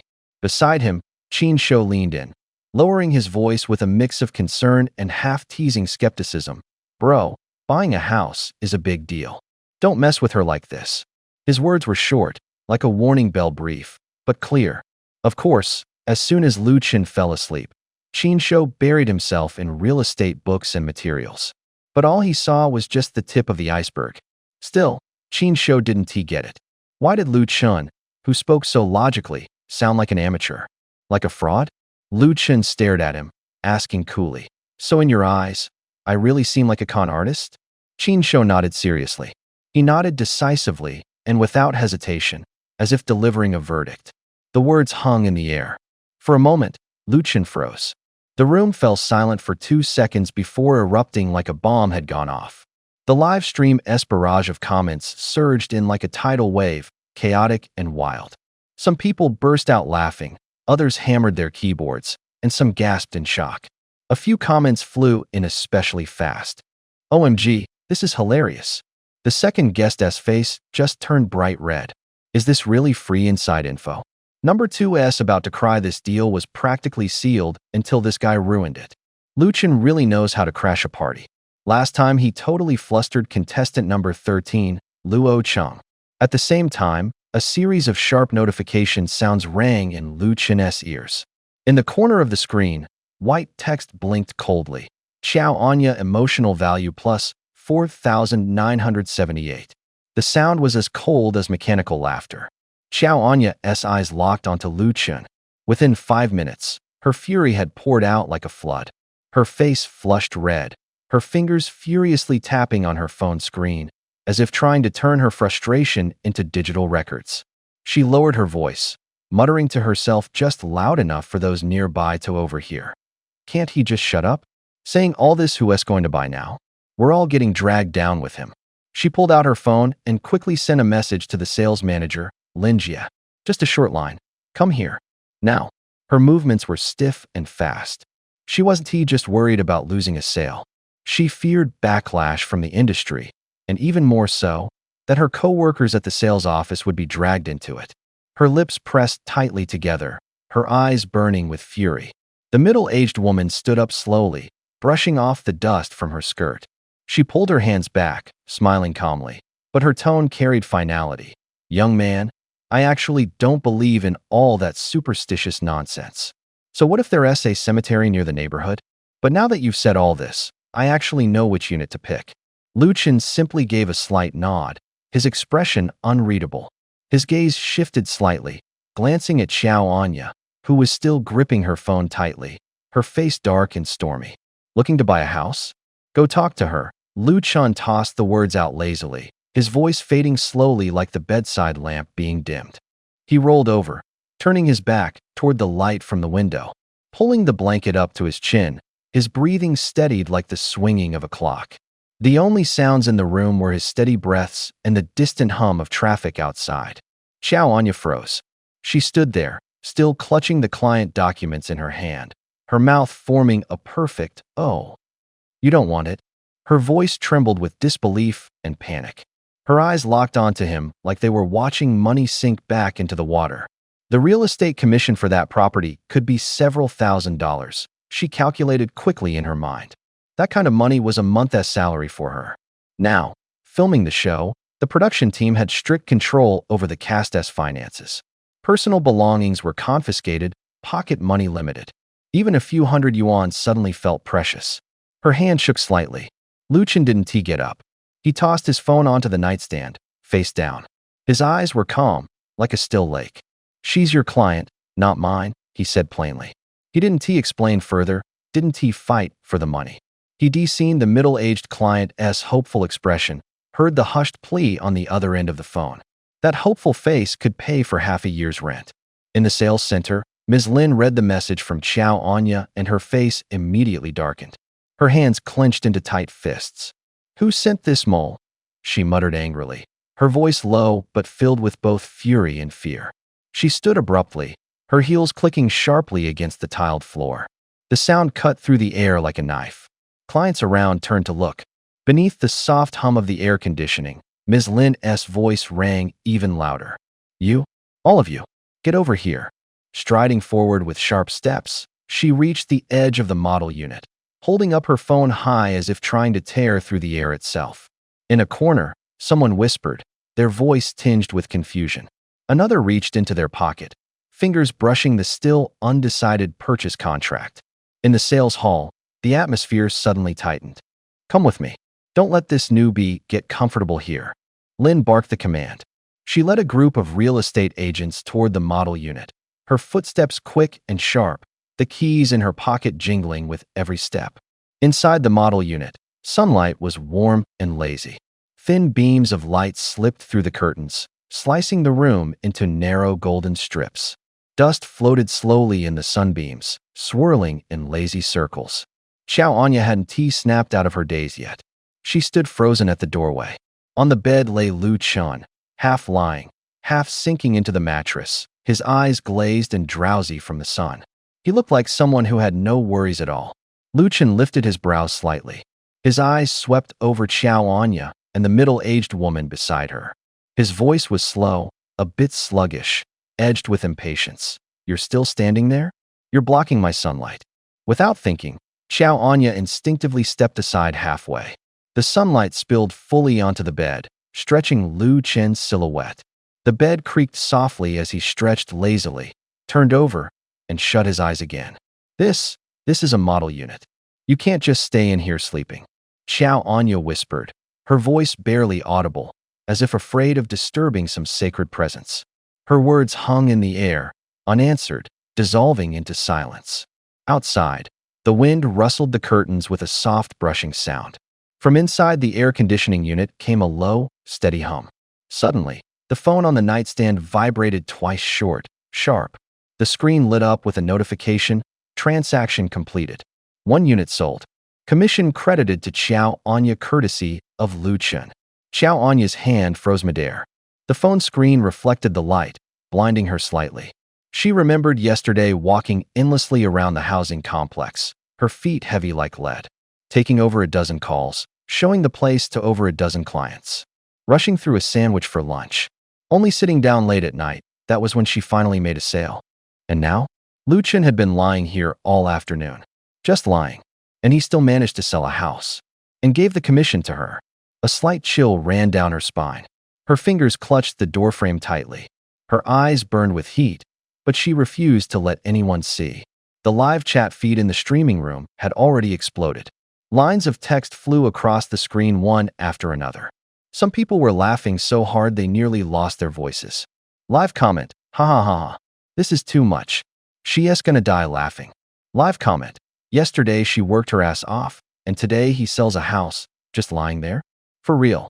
Live comment, unbelievable. Wake up, Miss Xiao. Lu Chun remained half shut-eyed, like a sleeping statue. Sunlight cast short shadows across his eyelashes. The room was quiet except for the glow of the screen and the faint laughter eerily still. The audience below began to murmur. Phone screens lit up with lines of floating comments. Is Lu Chun going to get blacklisted? If he gets blacklisted, we won't have such luck. He'd probably be happy about it, go back to being a security guard and just coast through life. Don't take it seriously. He's just here to ride the hype. The real buyer will be that second guest. The lighting was cold, the voices low. Someone let out a few laughs, half mockery, half self-reassurance. The air in the room felt tight, like a bowstring pulled taut. An older woman's gaze flicked back and forth between the two of them. She looked at Xiao Anya, clearly flustered, then glanced at Lu Chun, who appeared to be lightly asleep, breathing steadily. She lifted a hand, as if casually adjusting her sleeve, but then spoke up. What if I just buy the entire building? You two can split the commission. Her words landed like a splash of cold water. For a second, everything went quiet. Then whispers erupted across the crowd. Xiao Anya blinked several times, struggling to catch up. Her voice came out short and quick. Buy everything, what do you mean? The middle-aged woman shrugged. Her smile spread gently from the corners of her eyes, as if she were talking about something utterly ordinary. I mean buying the whole building. You two seem like you're actually telling the truth. There aren't many like that out there anymore. So I'll give you a little support. Her tone was direct, no exaggerated reasoning, no pleading. It was as casual as talking about buying vegetables or swapping out a chair. Murmurs rippled through the crowd again. Lu Chun rolled over in his sleep and let out a soft snore. Xiao Anya's hand trembled slightly, her face briefly paling before she regained her composure. The middle-aged woman finished speaking, and a trace of satisfaction flickered across her face. She reached into her designer handbag and pulled out a bank card. The card's surface caught the light for a brief moment under the lamp. Outside the model apartment, Lin Jia arrived with a group of salesgirls in tow. Their high heels clicked rapidly against the floor. The moment they pushed the door open and saw the familiar sleeping face on the bed, their tempers flared. Lu Chun lay stretched out on the luxurious bed, his chest rising and steady, his breathing light and even. The bedsheet had slipped down slightly, and sunlight fell gently on his forehead. Half of Lin Jia's face darkened with anger. She stormed forward, lifting her hand to slap him hard. Did you come here to sleep? Her voice cut through the air like a ruler slapped against a desk. Her hand was still mid-air when a sudden voice exploded in the room. Xiao Anya's expression changed instantly. She rushed forward to stop Lin Jia, her voice high and trembling with excitement. Lin Jia, he just sold an entire building. Lin Jia's arm froze mid-motion. She stood there, stunned, as if someone had just doused her with a bucket of cold water. Everyone held their breath. Slowly, she turned her head and stared at Xiao Anya, asking, How much? One whole building. The one on the outermost side building too. Mrs. He bought the whole thing. Xiao Anya blurted it out in one breath, her eyes gleaming with pride. Suddenly, the room came alive with chatter. Lu Chun was woken up by the noise. He opened his eyes sleepily, squinting at the crowd, his voice slow and lazy. Hey, are you guys ever going to be done? If you want to buy a house, just go finish the paperwork. Don't come in here and wake me up. Lin Jia's eyes lit up as if someone had flipped a switch. Her entire demeanor changed instantly. Her previous fury vanished without a trace, replaced by a sugary, fawning smile. She stepped forward, her voice dripping with sweetness. "Brother Lu, are you cold? Should I get you another blanket? Hurry up and go get a blanket from my car. Wrap it around Brother Lu, don't let our top salesperson catch a chill." She barked the order while squeezing every ounce of warmth and tenderness she could muster into her tone, like a woman wringing out a lemon. After speaking, she shot Xiao Anya a sharp glance, part embarrassment, part resentment. The message was clear. Why didn't you say something sooner? Outside, the live stream crew was already in hysterics. On the other side of the camera, the comment stream was flooding like raindrops on a tin roof. "Yesterday you were still calling me baby, and today it's suddenly Lu Qin? Just like that your love's gone. What did I just hear? An entire building? The rich madam wants to see me? Holy crap, how does Lu Qin keep running into such loaded people? What rich people? That's my baby." Cracked up. 1 second they're cursing like a pissed-off sales manager. Next they're all Brother Lu. The room seemed to be pushed and shoved by all the chatter, waves of laughter rising and falling. Qin Shou stood at the doorway, like a new actor dragged onto a stage. His face burned hot. He had just graduated from college. He'd never seen anything like this before. Seeing the situation, Lin Jie took charge immediately. Her speech wasn't fast, but her orders cut like a knife. "What are you all still standing around for? Go bring in the friend of our top salesperson." Several salesgirls snapped into action like spotlights had suddenly hit them. Their heels clicked sharply down the hallway, a crisp rhythm drawing closer like a flock of birds converging. Their perfume flooded the room like a rising tide, sweet, heavy. "Thirsty? Should I get you some water?" Someone leaned in, voice soft and warm. "I'll turn on the AC," another said, reaching for the remote. A few of them got bolder, more direct. They hopped onto the big bed, leaned in close, and grinned like cats. "Brother Lu, it's so cold. Want me to warm your bed for you?" Their eyes lit up. The bed frame groaned lightly under the laughter. Lu Qin was still lying back, looking completely at ease. He leaned against one girl's thigh, using it like a pillow. Someone peeled a cluster of grapes, offering a piece to his lips. Skin brushed skin, her fingers were slender and delicate. The grape gleamed under the lights, plump and sweet, like a tiny explosion. Lu Qin reached out, took one, and popped it into his mouth. The soft crunch was barely audible. Lin Jie walked over to the edge of the blanket, lifted it slightly, and tucked it in neatly. It was a gesture like adjusting formal attire. She looked at Lu Qin, her voice calm but firm. "Brother Lu, rest well. Let me know if you need anything." Lu Qin gave a slight nod. His voice was slow, relaxed. "You all can go now. Don't hang around here, chattering, it's messing with my sleep." The words dropped like a stone into a pond. Laughter faded. The air stilled for a moment. Heels clicked once more in rhythm, perfume trailing behind as they filed out one by one. When the door shut, it left behind a lingering warmth. Qin Shou was still standing there, like an actor forgotten on set, his face flushed red as a ripe apple. Qin Shou watched the silhouettes of the girls disappear into the distance, a look of disappointment lingering on his face like he wasn't quite ready to let go. Lu Qin smirked, a mischievous glint in his eyes, his voice calm and teasing. "Want me call them back? So you can get a few more looks?" Qin Shou froze at that, his entire body stiffening. His face flushed instantly red. He shook his head quickly, his voice barely above a whisper, like he was being smothered. "And no need, Gidge." He quickly pulled his gaze back, rubbing his fingers nervously against the seam of his pants. But deep in his eyes, there was a hint of a smile. All those exhausting days of tailing them, no matter how tired he'd been, this moment was sweet like candy worth savoring. The scene shifted. The live stream zoomed in. The cameraman flashed a sly, sleazy grin. The lighting caught his awkward smirk and made it even more obvious. The chat exploded with comments, the sound a constant buzz of chatter. "Haha," the cameraman showed his face. "Crack me up, he's still holding the camera. I want to be the cameraman too, just to try it out. Cameraman, hands up. Prove you're innocent." The room fell silent again, lit only by the cold light and the quiet hum of machines. Lu Qin didn't speak right away. Qin Shou looked confused, then turned his head to glance over. The camera was aimed straight at him. The black lens looked like a single eye, cold and unblinking.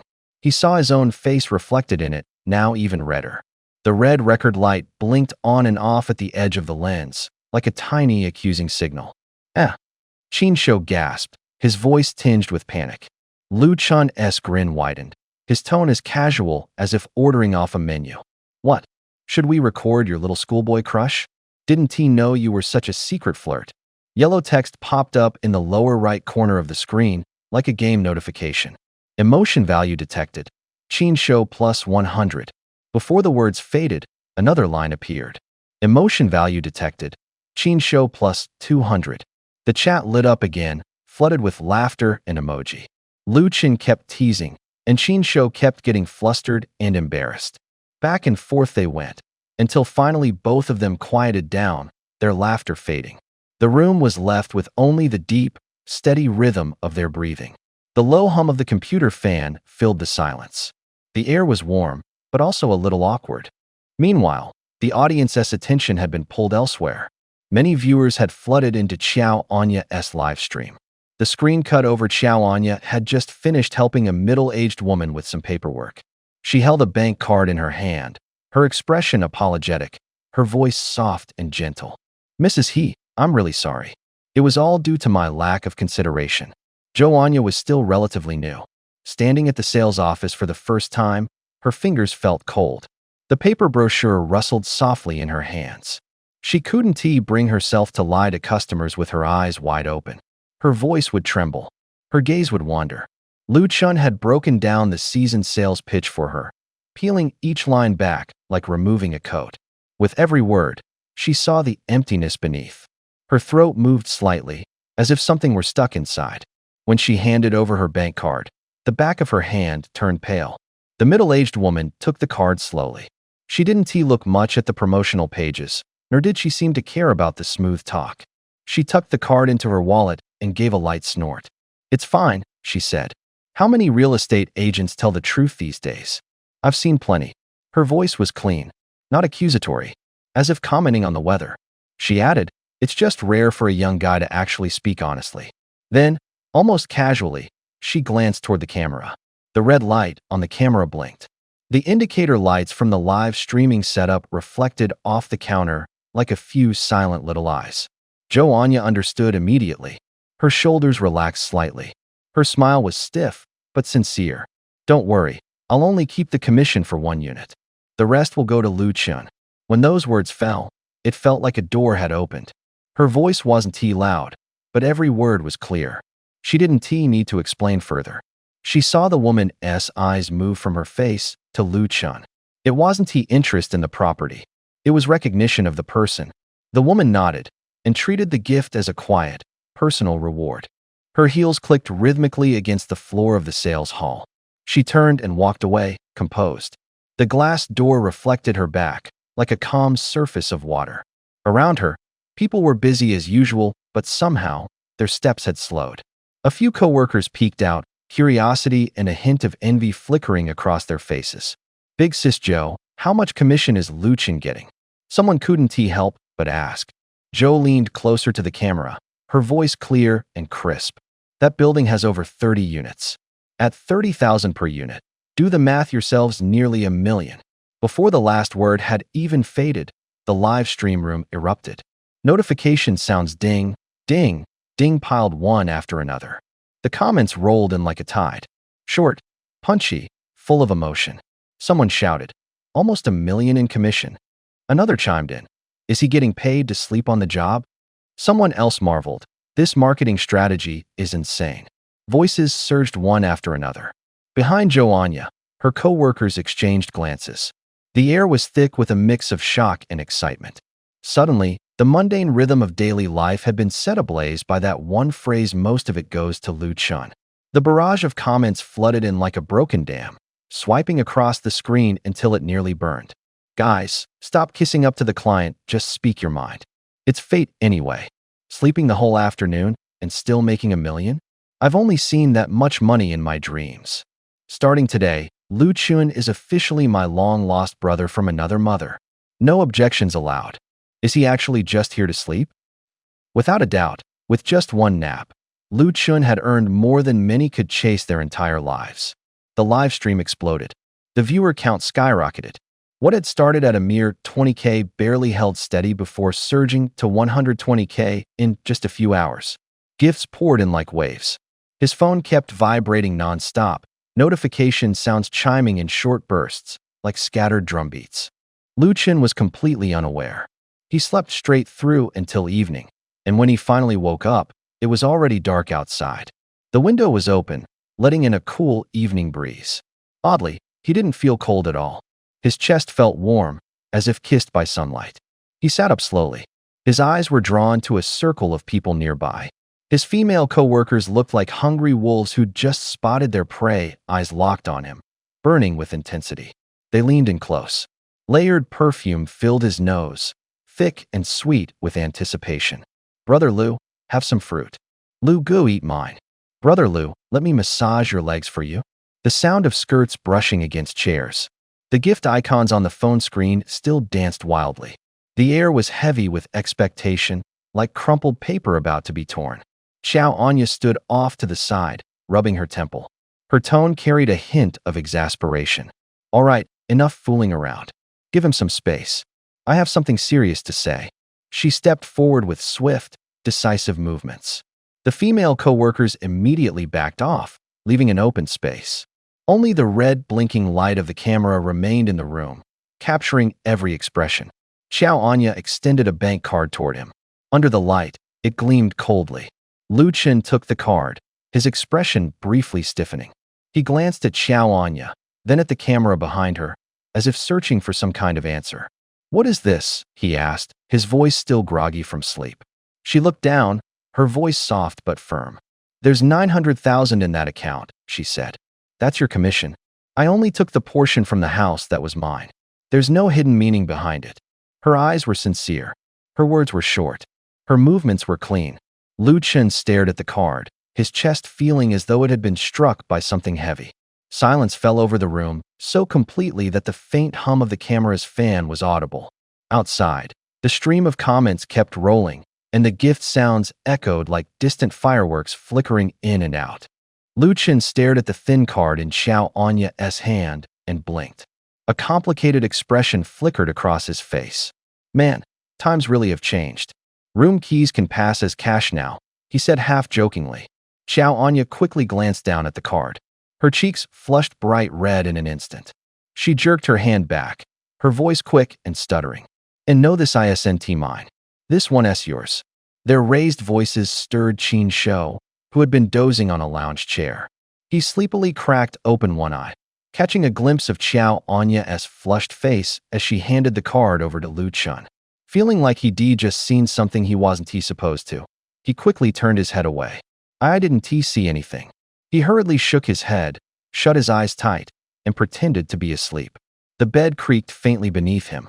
Xiao Anya looked flustered, like a cat whose tail had just been stepped on. Lu Chen took the card. It slipped slightly between his fingers, making a soft, plastic sound. Startled by the sudden noise, he snapped back defensively. "Don't yell like that. You almost scared the hell out of me." Qin Shou squinted, pointing toward the corner with a pout. "Bro, the camera's still rolling. Keep it down, you'll mess with the shot." That comment only made Xiao Anya's face burn even hotter. She quickly changed the subject, her voice barely above a whisper. "You just keep that yourself. I'm fine now." Before the last word even left her lips, she darted out of the model unit like someone had pulled a string, the door clicking shut behind her with a sharp click. The echo of the door still lingered in the hallway. Lu Chen stood frozen in place, staring at the card in his hand, slightly dazed. How much money had she said was on it again? He tried to remember, but all he could recall was that brief moment when his ears had flushed. Qin Shou glanced sideways, a slightly mischievous grin spreading across his face. "Bro, you're not actually getting kept by her, are you?" Lu Chen shot him a glare and impatiently shook his head. "Yeah, sure. I'm being kept. I'm heading out now for a big meal. Wait here like a good boy, I'll bring you something back. If you had any pride, you'd just stay full and never come back." Qin Shou pinched his nose and mimicked an exaggerated expression, his laughter bouncing around the empty model unit. Late into the night, the model unit was quiet. Lu Chen leaned back into the pillow, so soft it felt like it could swallow him whole. and slowly evened out his breathing. The mattress sank and bounced beneath him like ocean waves cradling his back. Compared to the old folding chair in the security room, this bed felt like a completely different world. Still, the bed felt a little oddly shaped. Too long, or maybe too firm. He had to bend his knees slightly, like someone used to sleeping in tight spaces. His lower back felt stiff, but the warmth of the blanket wrapped around his skin, and soon his whole body sank into drowsiness. His heartbeat slowed, his eyelids grew heavy, like they were filled with lead. All that remained in the room was the low hum of the air conditioner and the steady rhythm of his breath. Even better, he got paid just after a good night's sleep. When he woke up, money had been deposited into his account, totally worth the rest. In the sales hall of Huijing Garden Residential Complex, the workday had ended, and normally everyone would have gone home. But now, the place was packed. People filled the room, gathered around a giant screen at the center. The screen was like an eye, its numbers constantly jumping. The air conditioner hummed quietly. Notification sounds from mobile phones came in waves. The clicking of heels, the soft clink of cups being set down, every sound seemed like a silent urging. These were all employees of Wanlong Real Estate. Every month, the company displayed the sales figures on the big screen. Numbers determined bonuses, rankings, and who would earn the title of Top Salesperson of the Month. That title meant more clients and a better shot at promotion. So the competition became tangible and brutally real. The real estate market in Jiangnan City had always been fierce. Once a property was sold, it often triggered a snowball effect. Normally, aside from the managers, few paid much attention to these rankings. But today was different. The entire Huijing Garden sales team was waiting for the latest report to refresh. The reason was simple. This branch had sold more than 20 houses this month. Over half of those more than 10 had been closed in just the past 2 days. Even more shocking was the person behind those numbers, the young man sitting closest to the screen. He was seated right at the front, leaning forward. His shoulders were tense, like a drawn bow. He had his fingers interlaced, knuckles white from the grip. The name tag on his chest trembled slightly. The glances cast his way carried both hope and unease. "I sold 12 units in the last 2 days," he murmured to the person beside him. His voice wasn't too loud, but it was clear. That's a total of 140,000 yuan. His words seemed to flip a switch. The tightness in his chest eased slightly. He exhaled deeply, his shoulders dropping, the tension in his face softening. A hint of pride flickered at the corner of his mouth, but just as quickly, his professional mask slipped back on. He was a guest contestant invited by the show $100 Survival. From the very start of the program, he had chosen the real estate track. When he presented the property model on site, his gestures were sharp, his speech steady, his tone vivid. As he spoke, clients nodded, pulled out their phones, and sent messages. One after another, the deal confirmation tones rang out like drum beats, echoing straight into his pocket. His co-workers whispered among themselves. Some said it was luck. Others called it a performance. But the numbers on the screen didn't lie. The red digits kept climbing, pushing his rank higher. Light from the screen spilled across everyone's faces. The air in the hall was thick with tension and excitement. 14,000. For most guests, that was an astronomical number. But for Fang Songyuan, it wasn't enough. What he had his eyes on was the sales king of the month. That meant an extra 20,000 in bonus. It meant a qualitative leap in influence. More clients, more deals. Model citizen? He muttered. Just caught a drug dealer. Does he make anywhere near what I do? Yesterday, he watched a bunch of live streams. The one that left the deepest impression was Lu Chun's. Lu Chun was a security guard who caught a drug trafficker. The footage was rough, the camera work stiff, yet it was promoted by the official channels. Once the authorities pushed something, it was nearly impossible to suppress. Lu Chun's popularity had been riding higher than his for days. Fang felt a surge of irritation. The smile on his lips was sharp, like a blade. He didn't feel inferior. He just couldn't accept it. His job might be humble, but he knew in his heart, selling houses wasn't trivial. He knew the project he represented. Great location, convenient transportation, a promising future. He wasn't panicking, because he had a plan. He believed that once the sales king was announced, his popularity would explode like fireworks. Like after thunder cracks the sky, all the streetlights suddenly flicker on. On camera, he reached up to adjust his tie. The phone screen glowed white. The barrage of live comments fell like rain. Kala. Kala, the notification sounds kept coming. The viewer count in the top right corner kept climbing. The numbers rose steadily.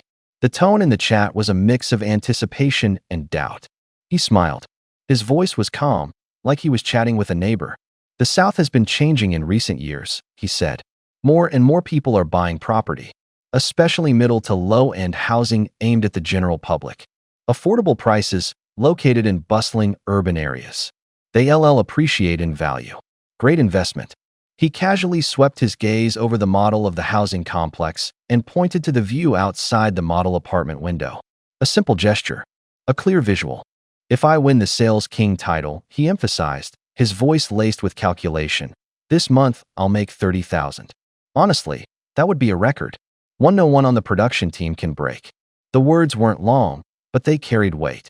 Audience comments started to shift, some supportive, some mocking. He didn't care about the mockery. His fingers tapped the table, as if counting the money waiting for him. He had already done his homework on Wanhong's projects in town. One was near a cemetery, quiet and deserted. Another was in the old district, outdated and run down. Only the one he was promoting had convenient transportation and was located right in the heart of the city. He shared these details with the camera. Every word came with confidence. Viewers could see the street corner on the model, hear the occasional sound of a passing car on the road. He knew the competition wasn't just about price. It was about persuasion. It was about camera presence. It was about popularity. He didn't just want the bonus.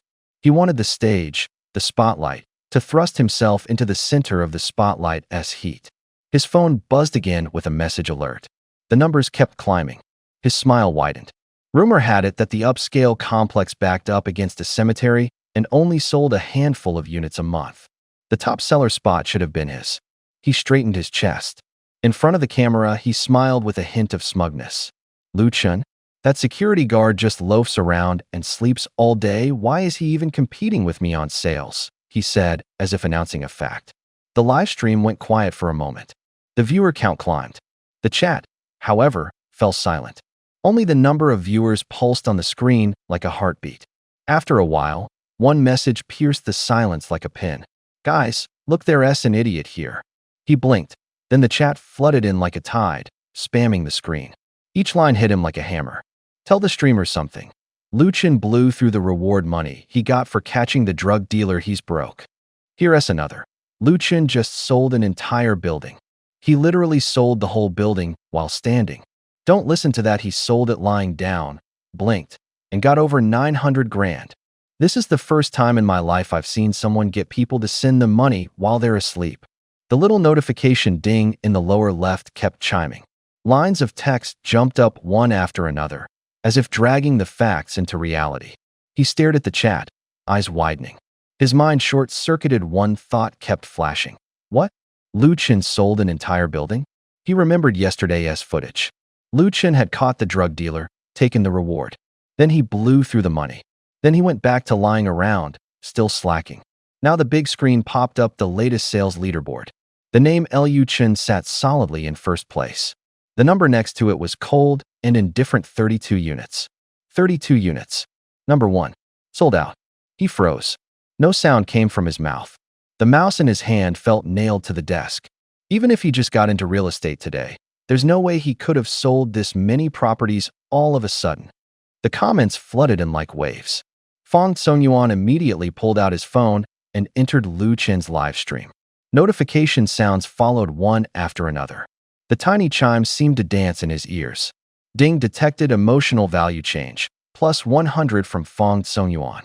Ding, plus 200 from Fong Songyuan. Ding, plus 300 from Fong Songyuan. The numbers poured down like snowflakes. In less than half a minute, over 5,000 emotional value points had been showered onto the screen. The digits in the corner of the screen were jumping so violently it almost hurt to look. Lu Chun narrowed his eyes slightly. His hand paused over the mouse. Staring at the name flashing on the screen, he raised his eyebrows slightly. Who the hell was Fong Songyuan? Grr! A deep growl suddenly came from beside him. It was Qin Shou's stomach. Scratching his head, Qin Shou looked a little embarrassed. He'd only eaten a kid's meal for breakfast, and his stomach had long since emptied. Qin Shou glanced around. He pointed at a small but clean-looking eatery at the street corner, lowering his voice. Bro, that place looks okay. Should we eat there? Lu Chen lifted his gaze for a moment. He didn't say anything, but didn't refuse either. He simply flicked the menu toward Qin Shou and pushed it directly into his hands. Order whatever you want. It's on me. Qin Shou took the menu. The dish names seemed to jump off the paper. Homemade 3 delicacies, braised prawns, dry pot potatoes. Each one seemed to radiate imaginary aroma. He swallowed hard twice, but suddenly pulled his hands back, deliberately clenching his jaw shut. He shook his head, a complicated expression flickering across his face. Deep in his eye sockets was a quiet, stubborn frugality he refused to easily show. He knew Lu Chen had just gotten a bonus, but wasn't sure exactly how much. He didn't want to be the kind of person who always expected others to pay. Qin Shou's expression turned serious. Being targeted by the show $100 Survival was no small matter. It was one of the most famous live programs in the country. Getting selected meant that Lu Chen must have some serious backing. Instinctively, he looked at him again, this time with a bit more scrutiny in his eyes. Everyone was saving up. No one wanted to make the first move before they had enough. After all, no one wanted to play all their cards too soon. Qin Shou swallowed hard, handing the menu to Lu Chen. His hands trembled slightly. Grease stains marked the corners of the menu. The restaurant was bustling and steamy, the air thick with the smell of scallion oil and garlic. He pointed at an item, his voice barely above a whisper, almost like he was trying not to laugh at himself. Bro, I'll just get the cheapest thing, shredded potato over rice. It's only $8. Lu Chen looked up. His eyes were calm, like the surface of a lake lightly disturbed by a ripple. He didn't speak, just studied Qin Shou for a moment. His gaze felt like he was waiting for an answer or calculating something.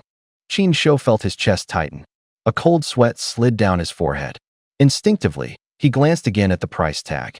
His voice dropped even lower, almost to himself. If it's too expensive, I can skip a meal. Lu Chen shifted his eyes back to the menu. After a pause, he nodded and signaled the waitress. She approached, wiping her hands on her apron, her pen idly circling on the notepad. Cabbage soup, 1 bowl. And plain white rice, 1 serving, Lu Chen said, pointing at the menu. His tone was even, unhurried. Qin Shou almost burst into tears. There was a flicker in his eyes, as if he were pulling out his last shred of pride. Bro, really, you don't have to be this frugal. I've still got a few bucks on me, he quickly added, like surrendering. Lu Chen didn't respond. He tapped the menu a few more times with his fingertip, then waved a hand casually, though the words came out firm and decisive. Never mind those 2. Just bring us one of everything else. Qin Shou sucked in a sharp breath. His eyes nearly popped out of his head. His mouth fell open into a perfect "oh." The waitress blinked, nearly dropping her pen. From the kitchen, a bubbling sound rose from a boiling pot, as if echoing the shock in the room. Qin Shou almost jumped out of his seat. Bro, aren't you saving that money for something important? Lu Chen raised an eyebrow, as if hearing a joke. Important? What important thing? Since when do I have something important to do that I don't even know about? The live stream exploded with laughter. A flurry of comments scrolled across the screen like snowflakes. Poor photographer doesn't even know Lu Chen took home 900 grand, huh? Bet 50 cents he was just thinking about saving money for Lu Chen. You think Lu Chen actually paid for dinner? Come on. Lu Chen, your eyesight's really bad. I invited you to eat shrimp and pig heart. LOL, the photographer was actually trying to save money for Lu Chen. Steam rose from the bowl of hot potato shreds, carrying a fragrant sauce aroma in gentle swirls. The plastic bowl still quivered slightly, rings of moisture spreading along its walls. Qin Shou stared at the bowl of rice, silent, as if hollowed out. Time seemed to slow down. The comments kept rolling on the screen, but he wasn't watching. After a long pause, he finally forced out the words, his voice dry. Bro, tell me the truth. How much did you actually take in commission? Lu Chen looked up, blinked, and thought for a moment before casually replying. Around 900,000, I think. I didn't check closely. Joanne told me. As the words hung in the air, Qin Shou froze like he'd been electrocuted. His temple throbbed. His right hand clenched into a fist and slammed onto the table with a dull thud. The glass trembled with a faint vibration. You made 900,000, and you're treating me to this, he shouted. his voice laced with wounded shock and anger. Lu Chun tilted his head slightly, his eyes twinkling with amusement. Well, wasn't this your idea? Suddenly, Qin Shou slumped forward onto the table, his forehead pressed against the wood grain, his breathing heavy. It was as if a knife had sliced through him. His fingers curled into half-dead fists, his knuckles white. Seeing this, Lu Qin's lips curled into a faint smile. Come on, eat quickly. We still have to go to work tomorrow.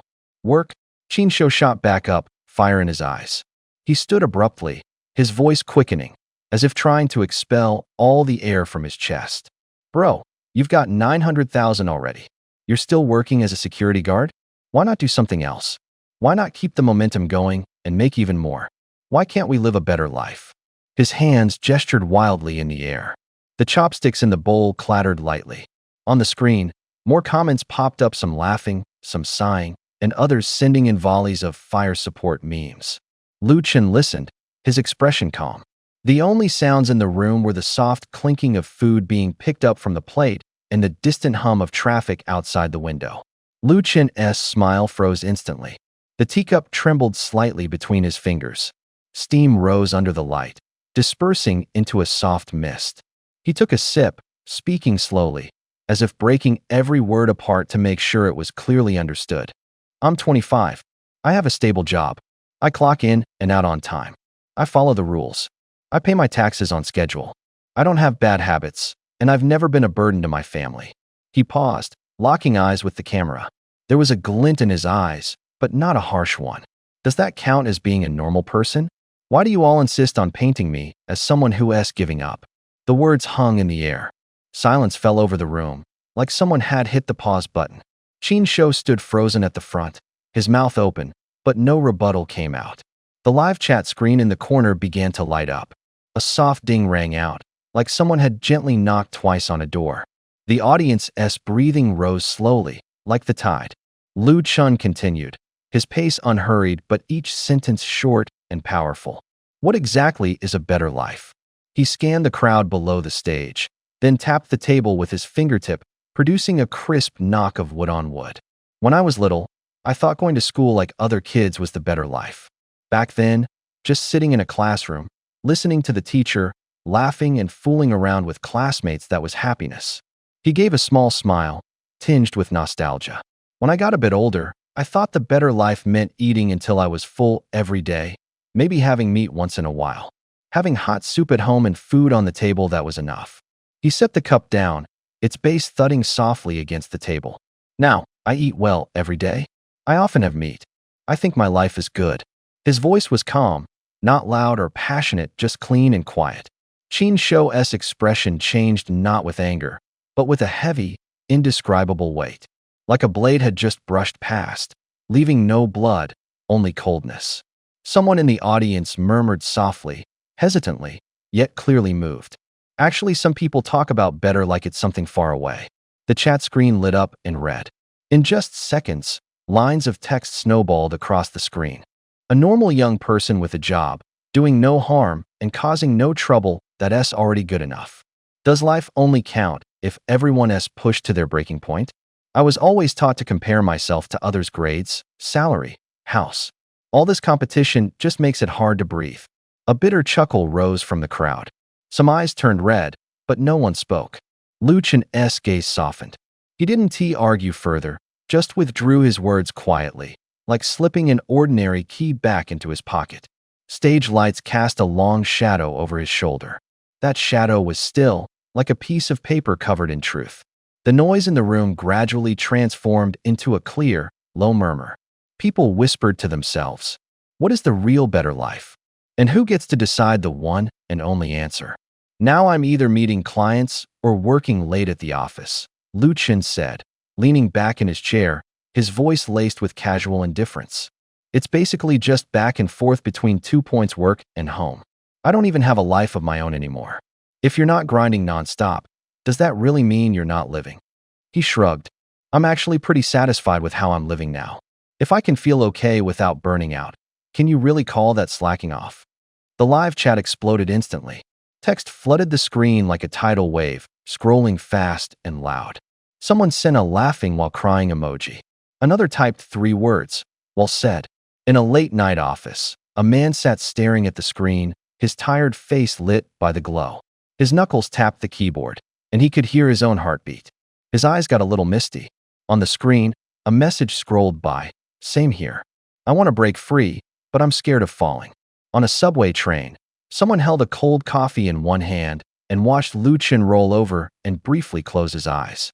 The chat flashed. Now that's real life. Why were they watching Lu Chen stream? Not for gossip. It was for that sense of calm he gave off.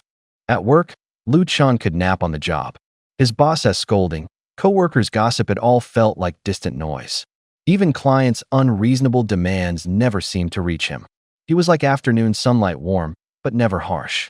Like a spring breeze, even when he didn't feel like moving, he was still at ease. On screen, Lu Chen rolled over again and reached for the instant noodles on the desk. The sound of chewing came through the mic, crystal clear. Someone chuckled out loud. Someone hit the follow button. Someone saved that moment like a safe haven. These viewers were still gritting their teeth, pushing hard through life. The pressure weighed on them so much they could barely breathe. But seeing that relaxed guy on screen felt like finding an oasis in the desert. Their exhaustion eased, just a little. Their voices softened. I'm actually getting a little jealous now. One message after another popped up. Stop. Lu Chen is literally my life goal. Someone typed in all caps. Wish I could live like that too, but I still haven't figured out my mortgage. Another wrote, every word sounding like clenched teeth. While everyone was still sighing and reflecting, a message suddenly appeared in the chat. Guys, did you forget he just got a 900K commission? The screen went quiet for a beat. Then came the rapid scroll of shocked reactions. Someone laughed and called him out. Bro, you're faking sleep while making money. Others rolled their eyes. Some felt their dreams shattered. The voices clashed like a sudden thunderstorm. The stream kept going. Lu Chen shrugged again, rubbing his eyes lazily. Through the mic came his nonchalant voice. Life, you know? Who doesn't want it a little easier? In the chat, some nodded. Some kept typing. Some started sending memes again, like ripples returning to the ocean surface after the storm passed. The last comment floated by, and the live stream fell silent in an instant, as if someone had hit a pause button. In his ears, Lu Chen heard the system's short, piercing notification tone. His eyelid twitched slightly. What the hell was going on tonight? Why had the audience suddenly gone quiet? Qin Shou stared at the man in front of him. His gaze was deep, like a bottomless hole.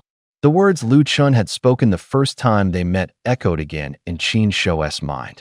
Some people, just by living, have already used up all their strength. As the sentence faded, Qin Shou's eyes welled up. His throat tightened, as if something were stuck inside. Lu Chen reached out and cut him off. His voice was flat, as if tossing away a useless word. Just eat. It's not like you just made 900,000 in one go. What's the big deal? He pushed a pair of disposable chopsticks toward Qin's bowl, the motion laced with disdain. Qin froze. The momentary emotion he felt just now scattered like ash in the wind. He felt like a clown pulled off the stage, his face burned with shame, but his heart turned cold. He took the chopsticks and lowered his head to eat. The utensils clinked softly against the bowl. The air was filled only with the smell of food and the sound of breathing. Someone else walked in through the door. The soles of their shoes softly scraped against the floor. Boss, 2 pork stir-fry rice bowls. A familiar voice came from behind. Lu Chen turned around. Before him was the bright yellow vest, the standard uniform of a food delivery rider. Luo Cheng. He was slightly taken aback. In a city as big as Jiangnan, he hadn't expected to run into him here. Luo Cheng looked at Lu Chen, his expression turning awkward. He hesitated, nearly blurting out, Brother Lu again. Lu Chen, how come you're here? His voice carried both surprise and confusion. Since morning, one thing had been on Luo Cheng's mind. The idea that Lu Chen had been taken in by a wealthy family sounded like a magic trick. The more he thought about it, the more absurd it seemed. After all, Lu Chen was nothing more than a lazy security guard. What could a prestigious family possibly see in him? Maybe the old lady was just having a moment of fleeting whim, nothing more than a passing fancy. Chen Luo cast a quick glance at the table in front of Chen Lu and curled his lips into a sneer. On the table sat only a cheap shredded potato bowl from Qin Shou, one of the cheapest dishes on the menu. Grease rose from it like steam, almost mocking someone. He let out a sigh of relief, his shoulders dropping slightly. There was a hint of smugness in his laughter. He waved his hand, raising his voice. "Boss, 2 more bottles of Coke. The big ones." He straightened his tone as if he was announcing something to everyone in the room. His laughter sliced through the air like a knife. Chung pulled his phone from his pocket. The screen was still lit, showing the recorded video he had secretly watched earlier. In the frame, Lu Chun was chasing down a drug dealer. A subtitle flashed, "Reward, 10,000 yuan." He snorted, shoved the phone back into his pants pocket, and smirked even wider. "See? This is what real talent looks like," he said mockingly toward Lu Chun. He got a reward and still insists on wasting money on those stupid card games. Throwing cash down the drain. Must be tough, can't even afford a decent meal now, huh? The waitress brought the bottles. The cold Coke made a soft krrrsh as it hit the table. Carbonation fizzed out of the neck of the bottle, and droplets clung to the glass. Chung grabbed one and chugged half of it in one go, the sound wet and sloppy. He shifted in his seat, crossed his legs confidently, puffing out his chest like a proud rooster. His eyes swept across the room, almost searching for approval. Then he tossed out a taunting line. "Let me tell you, if you want to make it in life, you gotta work hard. Don't be like you so damn lazy. Get it?" Suddenly, he feigned sympathy and shook his head dramatically. "Or should I just buy you another bowl?" he said, tapping his fingers lightly on the table, as if measuring how much face Lu Chun had left. His voice was bright and sharp. Finally, he proudly popped open the back of his phone case, revealing a small receipt tucked inside. He waved it around. "Look at me, I've been busy delivering food today. Made over 300 bucks. His laughter swelled again, as if trying to pack every word into a taunt and throw it out for all to hear. Luo Chung was just getting into his story when a waiter suddenly cut him off. "Excuse me, sir, but we're almost out of food for today. Maybe you should try another place," the waiter whispered, his voice tinged with awkwardness. "What?" Luo Chung blinked in surprise. "It's only 8 o'clock. Already gone." The waiter slightly tilted his head, subtly gesturing toward the man sitting at the nearby table. A pile of disheveled menus lay scattered there. "This gentleman," the waiter murmured, "ordered just about everything on our regular menu. There's not much left we can make." Luo Chung turned to look at Lu Chun. His eyebrows lifted slightly, as if silently asking why.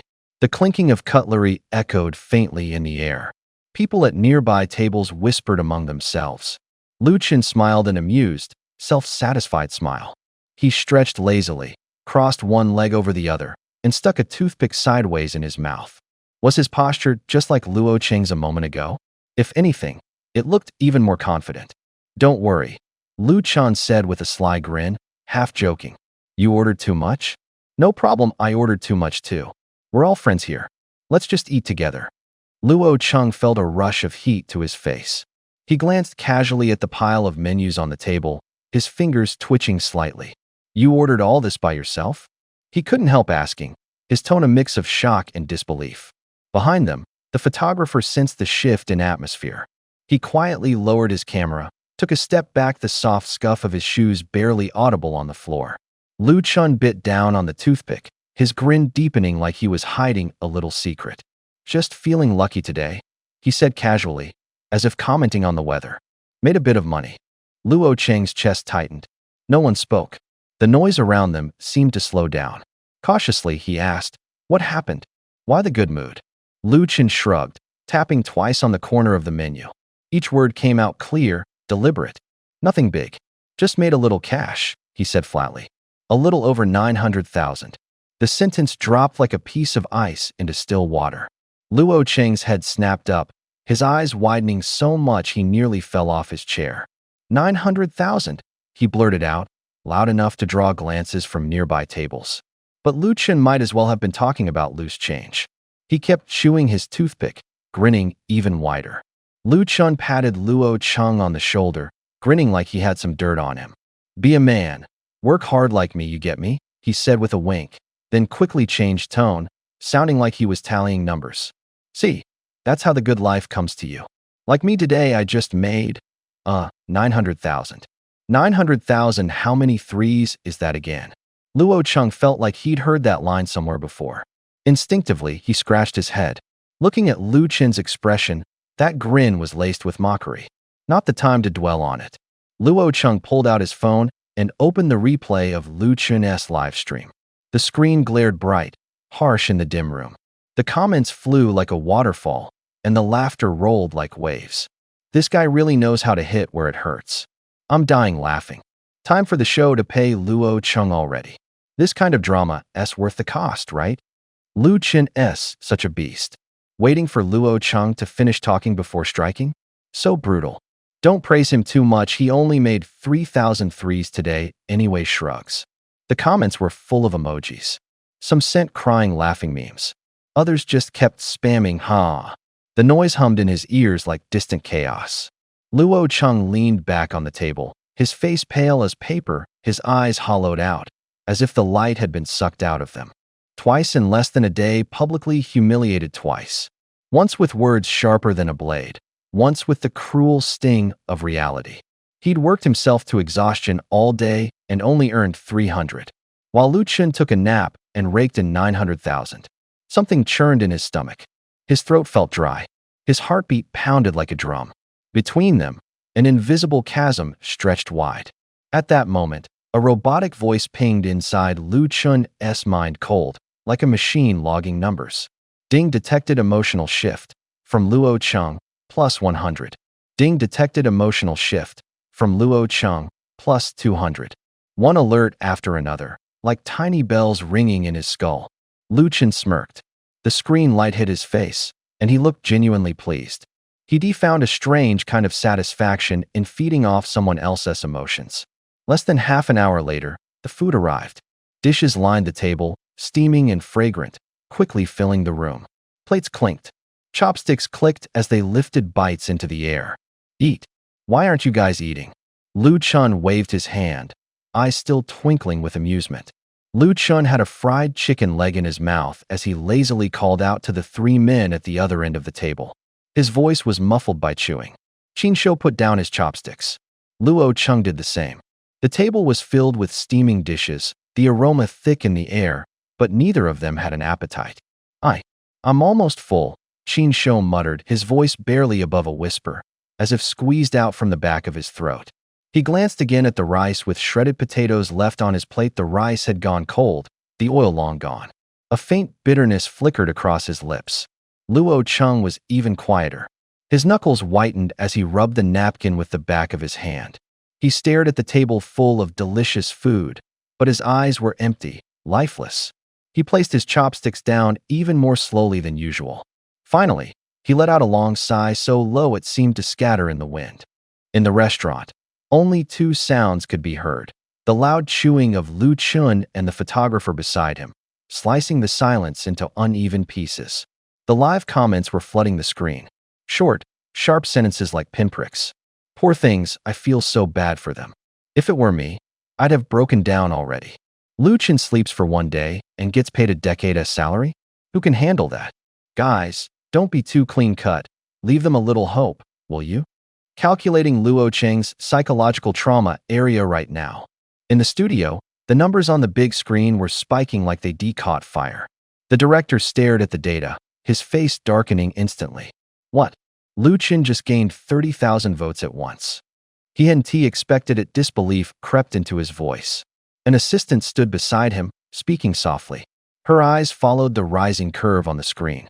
Ever since he said that line, the votes just exploded. She murmured it, but her own reflection was in those words. She was an intern 3,000 a month, always running around until her legs ached, never managing a single moment to truly rest.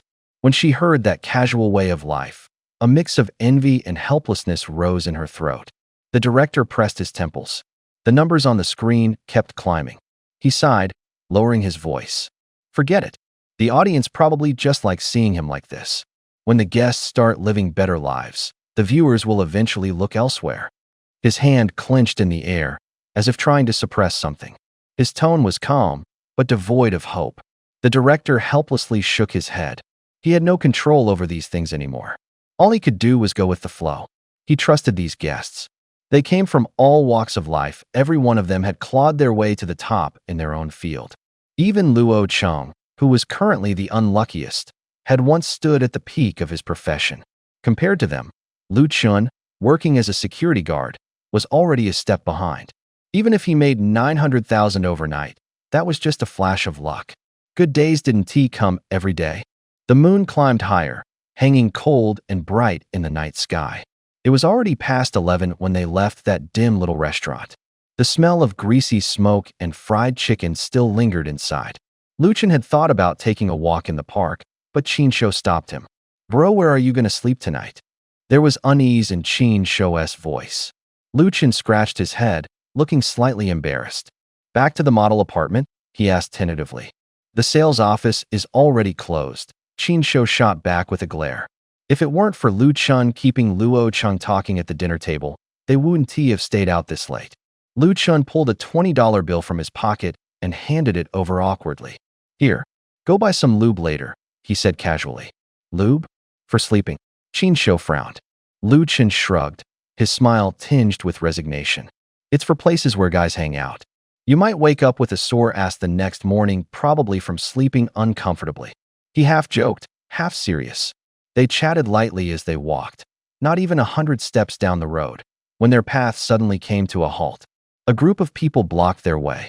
7 or 8 burly men stood shoulder to shoulder. The leader was nearly half a head taller than Lu Chun, with shoulders as wide as a doorframe. His muscles bulged, glistening with sweat under the skin. A fierce tiger tattoo coiled on his arm, like a living totem writhing beneath the surface. The air was thick with a mix of sweat and perfume. Heavy boots thudded against the pavement. The crowd felt like a moving wall, suffocating and unyielding. From within them, a sharp, furious voice sliced through the night. "Help!" A group of burly men had her surrounded. She looked about 20, wearing a light blue tracksuit and shorts. The hem of her jacket fluttered slightly in the night breeze. Her long black hair cascaded down to her waist, and her eyes were wide with panic, but also lit up with a flicker of hope at the sight of a potential savior. Lu Chun recognized her face instantly, yet he couldn't quite place where he'd seen her before. Deciding it wasn't worth the mental effort, he brushed the thought aside. No time for memories. Action came first. He stepped forward, forcing his voice to sound calm and commanding. "Let her go. Let me handle this." Upon hearing that, Qinsho's temple glistened with sweat. He took half a step back, instinctively increasing the distance between himself and Lu Chun. Under the cover of night, the men across from them looked like dark silhouettes. Heavy footsteps echoed, breaths caught in their throats, mingling the stench of sweat and alcohol. The leader was a bald man who sneered coldly. The others cracked their knuckles, their boots scraping low and rough against the ground. Their builds were solid, like they'd been carved from stone. Lu Chun glanced sideways. Even the skinniest among them was intimidating as hell. Suddenly, Lu Chun shouted. His voice sliced through the heavy air like a fan cutting through stifling heat. The gang froze. The girl in the middle seized the moment. She darted through the gap and threw herself into Lu Chun's arms. She clung tightly, nearly burying her face in his chest. Tears welled in her eyes. Facing the group, she yelled, her voice trembling with both fear and defiance. "He is my boyfriend. He is a martial arts champion.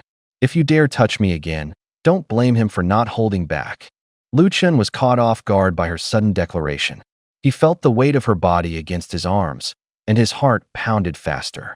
Eyes from all around bore down on him like hot iron, making him feel intensely uncomfortable. He glanced at their shoulders and arms. Every one of them looked capable of snapping a man in two. If all 10 of them attacked at once, he wouldn't even have room to retreat. But he didn't show any fear. Standing straighter, he pulled the girl a little closer.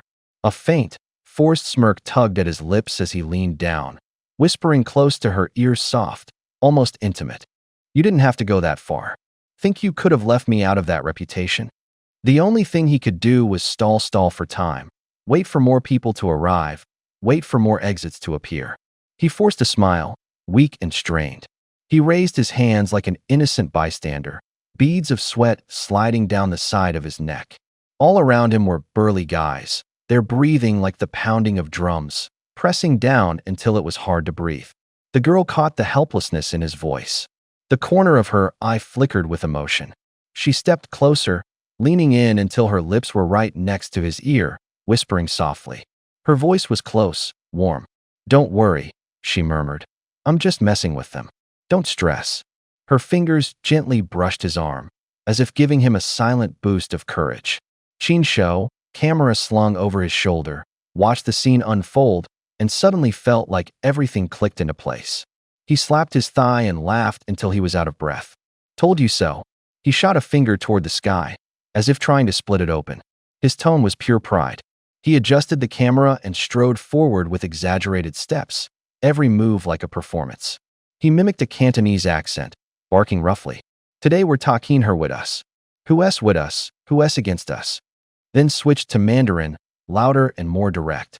We're taking her today who agrees, who objects.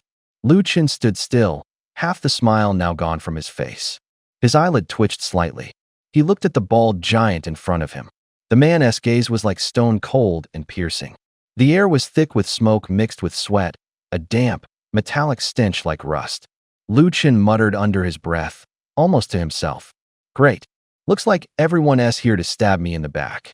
Qin Shou and the girl stood close, like a pair of seasoned partners. They exuded arrogance, practically carving disdain into their faces. She narrowed her eyes, lips curled in contempt. Qin Shou swung the camera around while throwing defiant looks at the crowd, acting like a gangster straight out of an old black and white film. The live chat exploded in an instant. Just a few lines, but they lit up like fireworks. Holy shit, they know each other. They're practically face-to-face. People who don't know each other don't act like that. Isn't Lu Qin tight with that Tianyu Bio guy? Could he actually be out of his depth here? The live chat exploded with comments. Who knew the city's martial arts champion would end up as a security guard instead of fighting nationally? Give me a break, someone sneered. With the way he's been acting lately, I'd almost believe he's the CEO of a listed company, another chimed in. Did the cameraman get scammed by the girl? What medicine should he use for his injuries? Need help ASAP. A flood of comments rained down on the screen like hailstones. Cold sweat broke out on Lu Qin's back. He could already picture himself covered in blood in a matter of minutes. His palms turned icy, and his heart pounded wildly. The bald, muscular man stepped forward. He narrowed his eyes, scanning Lu Qin up and down as if weighing him. His fists clenched so tightly they turned white, veins bulging like steel cables. He muttered, "You are her boyfriend?" The fighter's sharp gaze pierced through the crowd. People closed in, their breathing turning shallow and tense. The young girl spoke first, her voice sharp as a needle. Cut the crap. Get lost. She jutted out her chin defiantly, daring anyone to challenge her. Qin Shou, the cameraman shouldering his gear, raised the lens higher, his voice devoid of pity. If you don't want to leave, then don't expect to walk out. Someone whispered urgently from behind. Bro, go teach them a lesson. Show them what a champion really is. Lu Qin clutched his chest. His clever plan from moments ago had been torn to shreds like paper. He swallowed hard. A red warning light flickered in his mind. Danger. He didn't panic. He didn't step back. Instead, a strange calm washed over him. A faint smirk tugged at the corner of his lips, brief as a blade's flash, swift as lightning. Heh. The laugh was soft, yet it sliced through all the noise like a blade through silk. The air froze in an instant. Even the hulking man across from him stiffened for a moment, his fist instinctively loosening halfway. He glanced at the girl in his arms. His movement was sharp and decisive, pulled his arm free from her embrace, took half a step back. Then he turned his gaze toward the bald giant in front of him. His expression was serious, his voice calm, but loud enough to be heard clearly. Hey man, misunderstanding. I don't even know them. The bald guy froze. His eyebrows twitched slightly, as if he hadn't understood. The girl's hand was still resting on his sleeve. She stood there stunned, eyes full of confusion. After a long pause, she finally managed to whisper, Lu Gu, what did you just say? Qin Shou also stiffened. The air outside the camera frame seemed to pop like a balloon being pierced by a needle. The live stream exploded. The comment feed scrolled like a blizzard of snowflakes. Lu Qin's actually saying something, but just barely. Is this the champion's strategy? Lu Gu, don't back down. Everyone here saw it. Let us start a crowdfunding for a tombstone. Just kidding. Don't take it seriously. Everyone on the scene looked stunned, their expressions out of sync like a TV channel forced into a wrong broadcast, where the image and sound no longer matched. The girl Lu Chun had pushed aside wore a face of pure disbelief, her eyes glazed over. After a long time, she finally snapped back to reality, whispering so softly it seemed the wind might carry it away. No way, Lu Gu, you. Lu Gu, Lu Gu, what Lu Gu? Lu Chun cut her off, a faint, impatient smirk on his lips. My name is Xia Che. He didn't give her time to react. He waved a hand dismissively, like shooing away a pesky fly. Then he grabbed Qin Shou and turned to leave. His steps were sharp and urgent, the soles of his shoes scraping the floor with short, sharp rasps. Bro, aren't you the tournament champion? You're just walking away like this?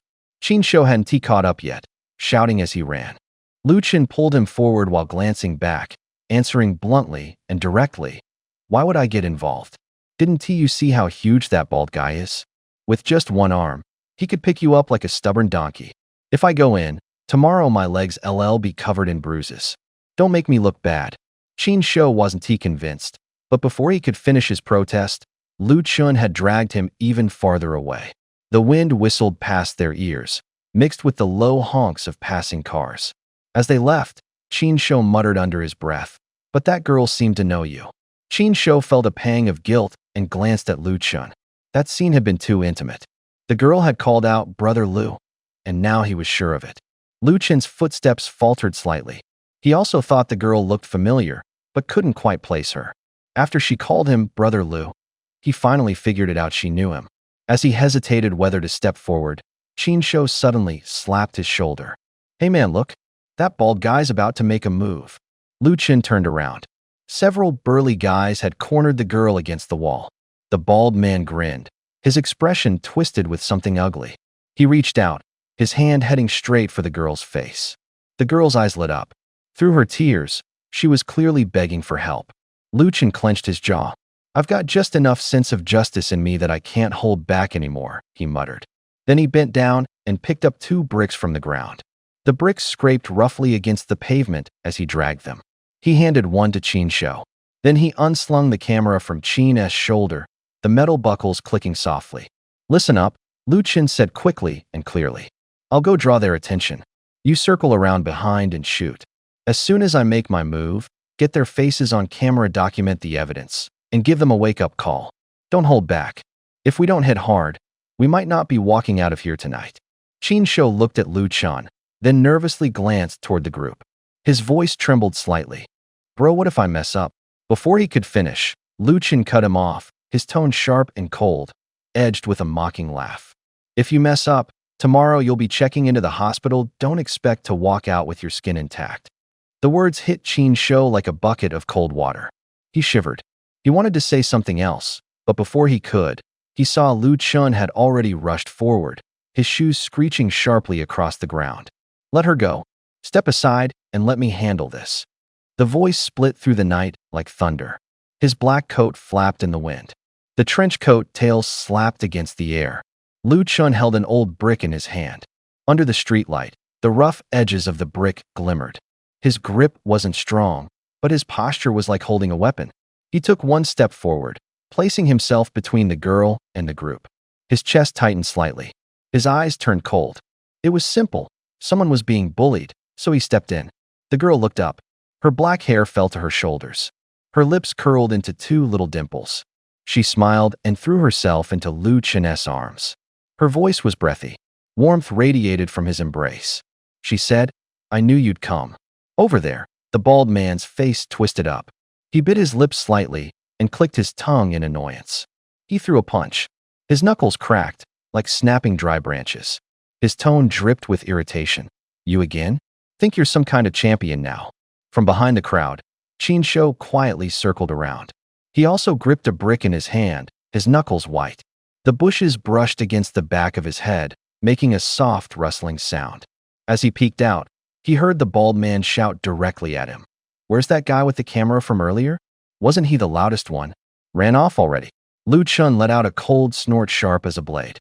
My big brother used to run this whole neighborhood. Who didn't fear him a little? The words carried exaggeration, but they carried weight too. Qin Shou froze. Embarrassment immediately crept onto his face. In his mind, he thought, did I overdo it just now? That part about going from the seaside all the way to downtown, that sounded a bit too much. Seeing Qin frozen, Lu Chun's eyelid twitched. He spoke again, his voice lower and more precise this time, as if drawing everyone's attention back to him. If it weren't for someone stabbing my big brother in the back then. Lu Chun bit off every syllable of the phrase stabbing in the back, his voice low, like a knife being slammed flat onto the ground. He was trying to warn Qin Shou, but Qin's eyes were glued to his phone, as if magnetized. On the screen, a so-called short film titled The Dragon King Returns to the City was playing. Qin Shou's lips twitched slightly, mouthing the lines silently. He was lost in his own world, unaware of the approaching footsteps. The footsteps were getting louder. A group of burly men surged forward like a rising tide. Their heels pounded against the ground in heavy rhythm. The air carried the sweaty heat of bodies. Lu Chun's eyelid twitched twice. He looked around at the tightening circle of fists and chains. With a helpless sigh, he turned. He bowed toward Qin Shou behind the bald man. The gesture exaggerated and formal, like an ancient general's salute from an old opera. His voice rang clear and bright. Big brother, I won't forget today's kindness. From now on, you're my blood brother, even if we share no parents. My stomach has been acting up, bro. I'll take off first. I'll definitely cheer you on later. Without looking back, Lu Chun grabbed the girl beside him and ran. His footsteps kicked up dust. Behind them, heavy breathing echoed in stunned silence. Qin Shou froze. The phone screen still flickered. He mumbled a dazed like someone yanked out of a dream. You just sold me out like that? For 3 seconds, it felt like being dumped into icy water. The bald man turned his head. His eyes cut through the crowd and landed on a young man standing behind him. The guy had a camera slung over his shoulder and a brick in his hand.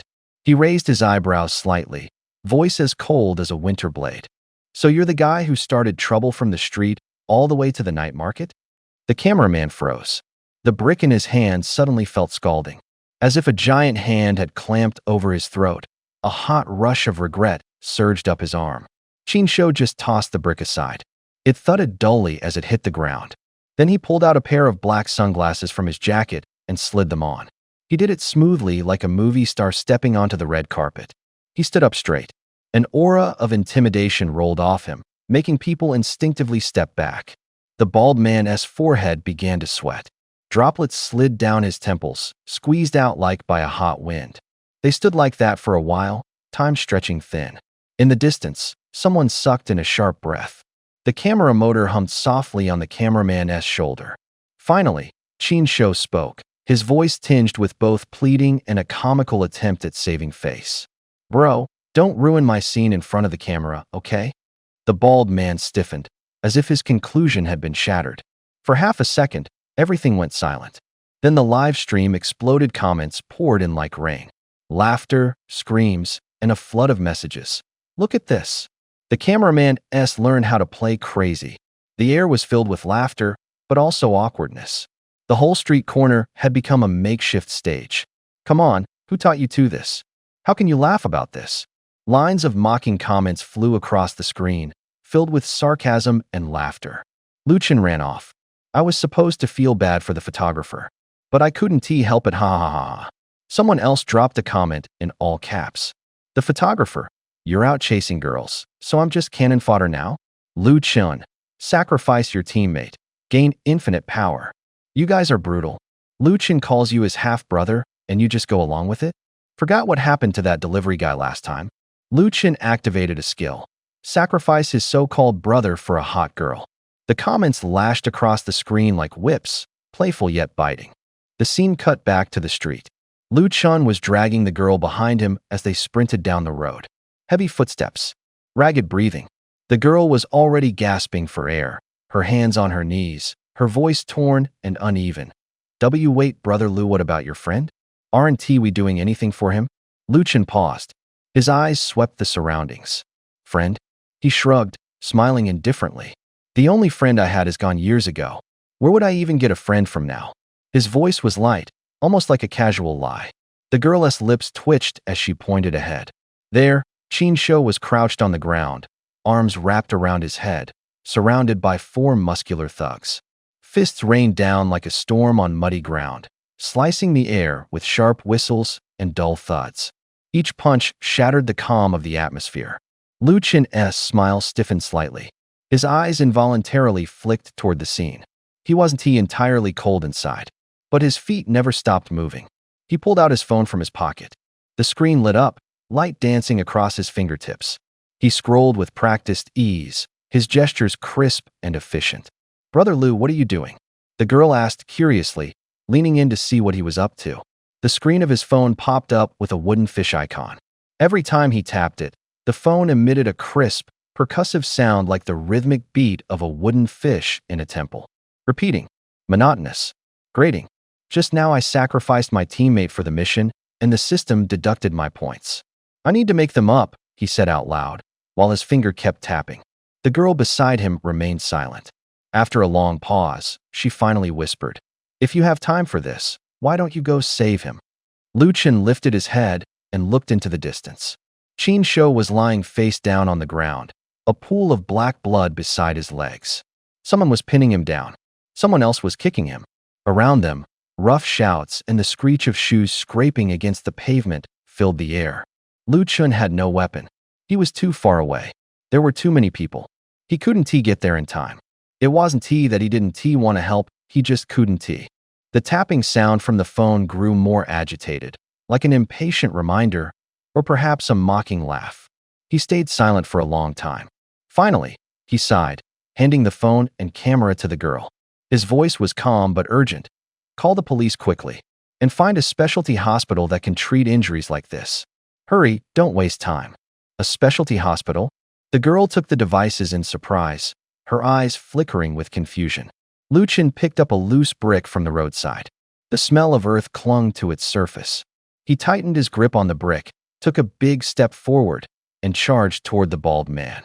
The brick carved a gray arc through the air. He let out a roar, his voice hoarse and fierce, like a stone thrown into the night. "Let him go.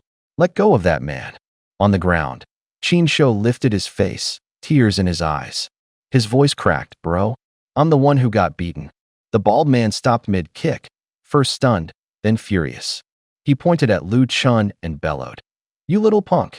I let you run off a few times before without chasing you, and now you actually came back to die." Amid the shouting, a prompt tone rang by his ear, cold and mechanical. Ding detected change in emotional value. Gain plus 100 emotional value from Li Guang. Lu Chen froze. The voice pierced into his mind like a needle, clear and impossible to ignore. He suddenly remembered he had just spent 100,000 emotional value at noon to buy a skill, and had completely forgotten about the system. He thought it had vanished. But these past few nights, he'd kept hearing prompt sounds, probably because he had been accumulating quite a bit. His hands trembled as he pulled out his phone and frantically opened the system interface. On the screen, a number sat calmly: 120,000. Emotional value. A lot. More than he had expected. He laughed. A little recklessly, a little helplessly. Then, he raised the brick higher, his eyes growing colder. His movements quickened, his breath short and sharp. Around him, the tapping of the wooden fish, the shouts of people, the whistling of the brick cutting through the air all blended into the fullness of this single moment. On the other side, the girl saw the bald giant getting angry. She thought Lu Chen had been scared off. In a panic, she pulled out her phone and dialed the police, her voice trembling and urgent. "Hello, police? Someone's trying to harass me at Nanhu Garden. Hurry up. They're about to beat my friend to death." The live stream exploded. Comments flooded the screen like waves. Even though he's usually unreliable, this dude's got real brotherhood. Real man. He rushed back in 3 times already. That's what I call a brother. I'm getting pumped just watching them take a beating. The popularity meter spiked to 120,000. Seeing the number, Lu Chen finally relaxed a bit. He stood in front of Qin Shou, shielding him. Qin coughed, his clothes soaked in blood. The bald man towered over him, 3 or 4 times more muscular, his body like solid rock. Lu Chen stood firm, hands behind his back, eyes calm like a still lake. "Apologize and admit your mistake now," Lu said, not loud but clearly, "and I might let you go easy." The bald man sneered, raising his hand dismissively. "Come on, bro. You too? I'd take 10 more of you." As soon as he finished speaking, His fist shot forward like a cannonball. The wind from the punch tore through the air, sending a wave of heat. Sweat sprayed from his knuckles as it flew. Even the pebbles nearby vibrated slightly from the force. Lu Chen watched the punch come in. A faint, helpless smile appeared on his face. His voice was calm. If that's the case, then there's nothing left to talk about. He raised his hand and lightly tapped the floating interface in midair. A crisp notification sound played, and text appeared. Congratulations, host. You've spent 100,000 popularity points to obtain martial arts proficiency level 1. A surge of clear knowledge rushed into his mind like a tidal wave. Every martial arts movement became vivid and precise. The paths of punches, footwork, target points all unfolded before him. His muscles felt like they were on fire. Blood surged through his body. His arms suddenly felt heavy and powerful. Time seemed to stretch. The opponent's fist slowed in his vision. The wind it created turned into a soft, whistling sound. He could even hear the gloves rubbing against the air, like cloth scraping cloth. Lu Chen's eyes turned cold. His breathing steadied, as if each moment had been magnified under a microscope. Lu Chen gave a light push. With a single palm strike, he deflected the bald giant's punch. Huh. The bald man was stunned. He thought it was just bad luck, must have run into someone tough. He tried pulling his punch back and throwing another. But his fist felt like it had hit an invisible wall, frozen in place, as if clamped in an iron ring, cold and unyielding. Lu Chen remained calm and unhurried. He struck again with his palm. The wind from the strike cut through the air like a blade. The bald man flew backward like he'd been flung, crashing to the ground several meters away, sending a cloud of dust flying. Lu Chen stood with his hands behind his back, stepping in front of Qin Shou. His stance was as solid as a mountain, his expression carrying a hint of disdain. All of you, he said evenly, almost like a command. Come at me together. I can take 10 guys. One of them tried shouting, though his voice trembled. 2 minutes later, the once arrogant bald man was lying face down on the ground, bruised and battered, faking unconsciousness just to avoid moving.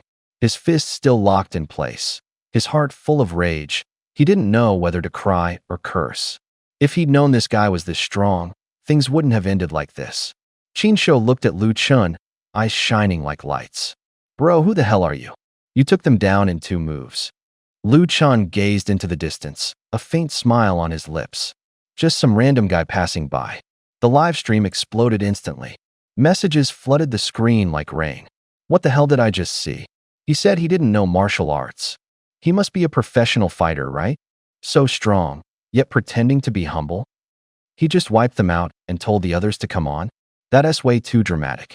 The tone of the audience shifted. Surprise grew. Questions brewed. At that moment, 2 plainclothes officers arrived, panting and in a rush, still holding their walkie-talkies. Hurry. A girl said her friend is about to be beaten to death by some thugs. One shouted, voice full of urgency. They reached the scene and saw the scattered, defeated men on the ground. Both inhaled sharply through their teeth. Whoa, this. All done by him. The 2 exchanged glances. Their eyes, like lie detectors, locked onto the black-clad man standing in the middle. Suddenly, the air grew heavy. On the ground lay a cluster of fallen bodies. Some stared blankly into the sky, others cradled their heads in pain, and a few still had blood trickling from the corners of their mouths. The air still carried the heat of fists thrown in anger. The sound of heels scraping against the ground hummed low, like a muffled drumbeat. 2 plainclothes officers exchanged a glance. Both saw the seriousness in the other's eyes. The man in black stood in the center, no heavy breathing, no hint of panic. He merely shifted his shoulders slightly, as if shrugging off a passing breeze. Around him, the noise seemed to fall silent in his presence. This guy is no ordinary fighter, one officer muttered. Lu Chen looked down at the fallen men and shrugged, a cold smirk playing on his lips. His voice wasn't loud, but it landed like a stone dropped into still water, sending ripples through the air. If you knew it would come to this, why start it at all? He said calmly. Now don't blame me for not holding back. The bald leader, blood dripping from his split lip, gritted his teeth and lifted his head halfway. His nose was swollen, his eyes still burning with defiance. You just wait till I bring more guys. He didn't finish. Something seemed to catch in his throat. A sudden rustle came from the bushes, the sound of leaves brushing together clear and sharp. Two men in brown trench coats sprang out at the same time. Their movements were synchronized, precise, fast. They reached straight for Lu Chun's shoulders, palms slicing through the air with rigid accuracy. Lu Chun arched an eyebrow and shifted slightly to the side. The two hands missed by inches, grazing the edge of his coat. The wind from their motion stirred the dust, and the coats swished like unsheathed blades slicing open the air. He didn't strike back. Hands still in his pockets, he slowly pulled out a cigarette. The soft scratch of a match, then a flame swallowed the tip. He inhaled deeply and exhaled a plume of smoke. It twisted in the cold air like a lazy serpent. Back in the day, he said with a half smile, I fought my way from the docks all the way into the city square. Never saw anyone ballsier than you two. His tone was teasing, like he was commenting on a clown act in a circus. Qin Shou, watching from the side, was clearly enjoying himself. He pushed his sunglasses toward Lu Chun and said mockingly, That's right. Who dares not show my big brother some respect? He struck a pose like a seasoned gang boss collecting tribute. The fallen bald men groaned, barely able to lift their heads to see what was going on. Lu Chun looked at them with no hatred in his eyes, only a quiet, calculating calm. He already relaxed. The biggest trouble seemed to be over. The two officers' expressions darkened. They furrowed their brows, fingers lightly brushing the grips of their guns. For a moment, silence fell, broken only by the trembling leaves in the bushes. From the docks, all the way to the city square, one of them whispered. His voice carried doubt, but also a growing sense of unease.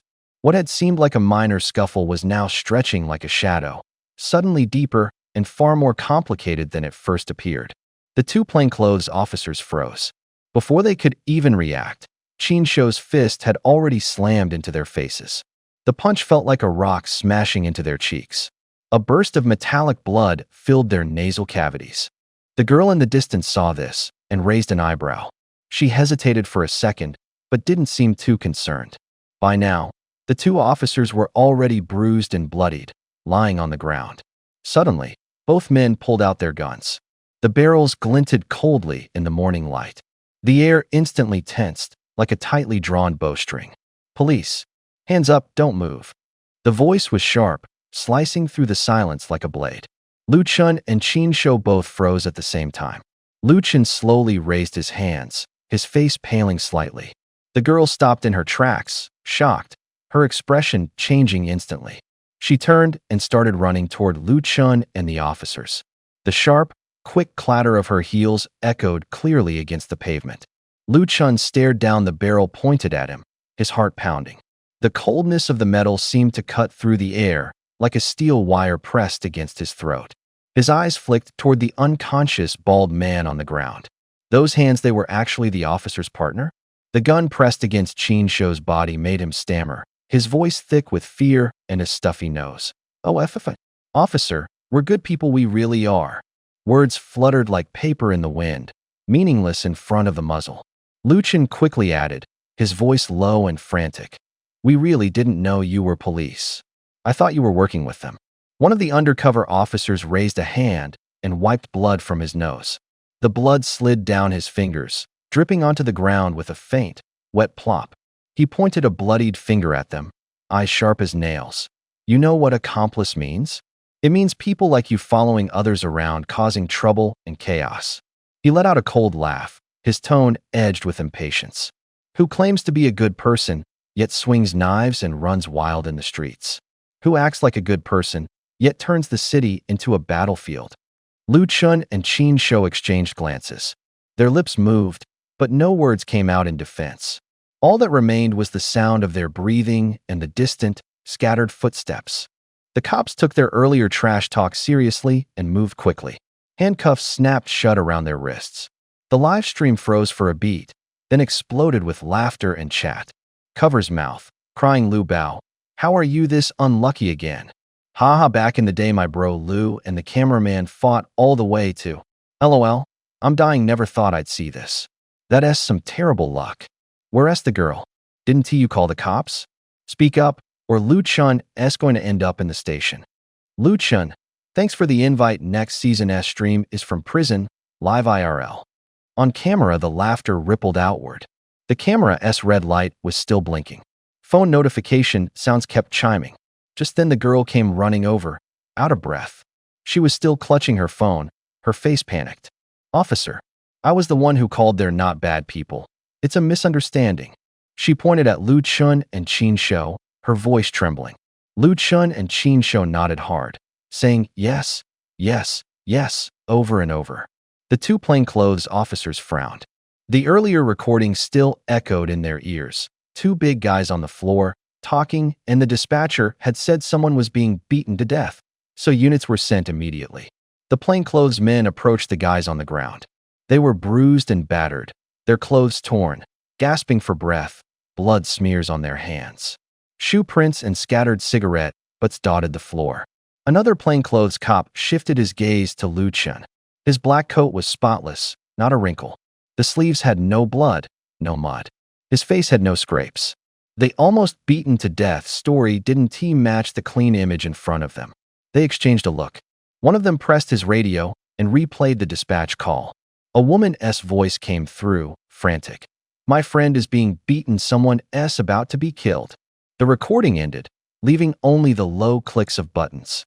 They started checking details. They crouched to feel the shattered glass on the ground. They helped one of the big men up to check how deep his wounds were. One officer scanned the nearby CCTV placements, then looked at the live stream setup. The camera kept rolling, the streamer's smiling face frozen in the screen. "Don't move," one of them said quietly, his tone clipped.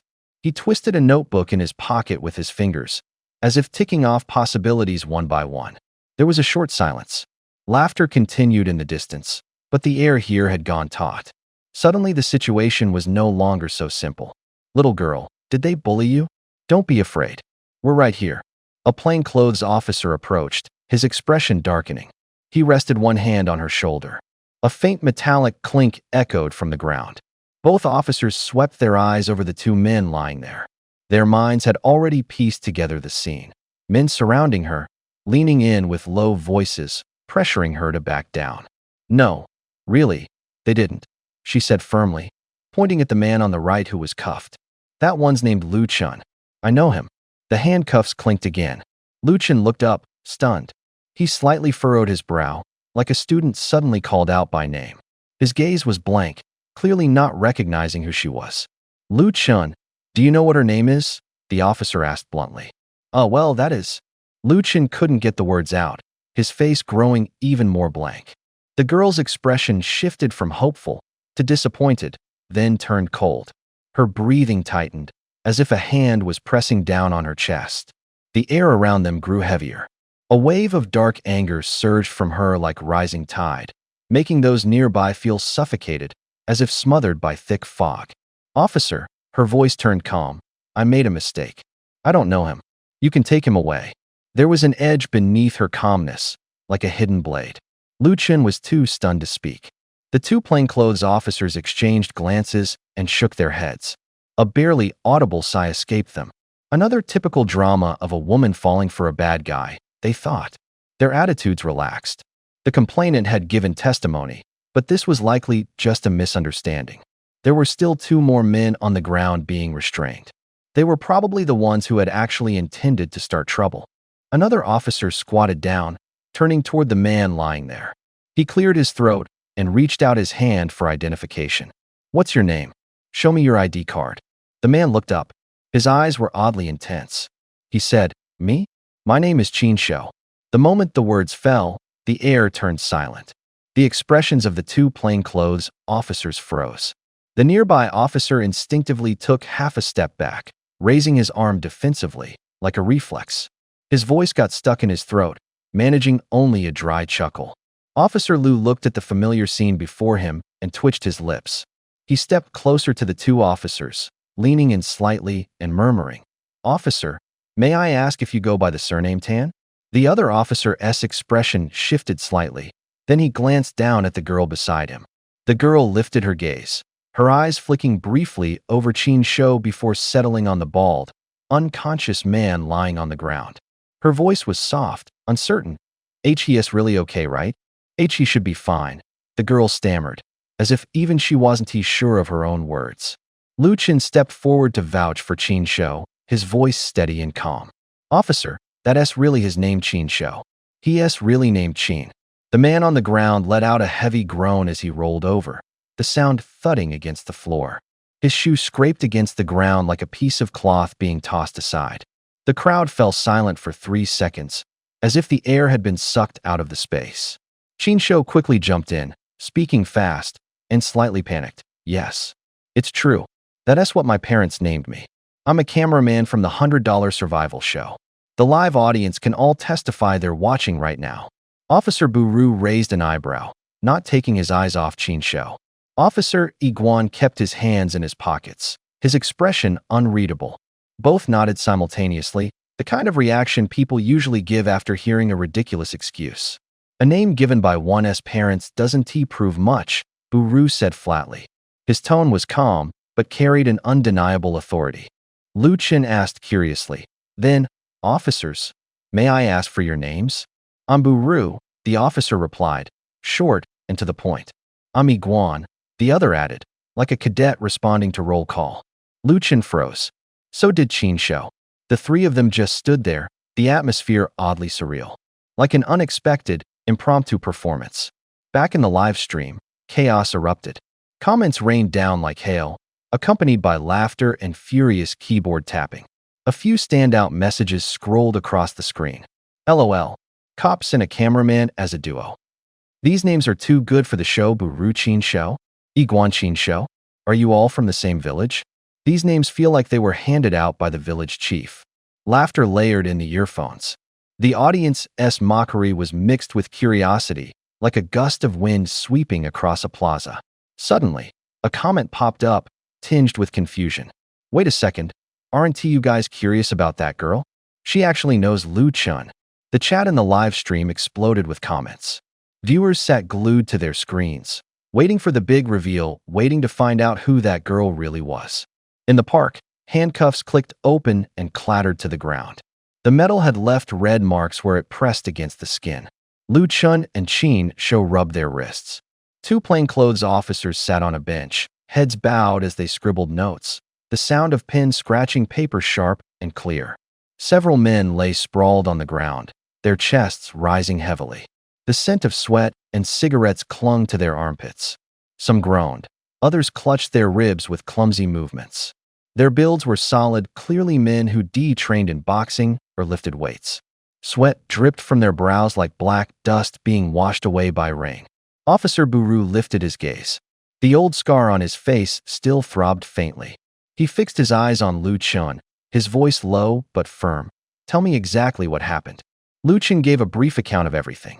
His sentences were short, actions first, details second. His tone remained calm, but there was a flicker of hesitation in his eyes. He couldn't say everything. He knew the truth would only bring trouble. He swallowed hard, rephrased, and continued. "Wait a second," Officer E interrupted, raising an eyebrow.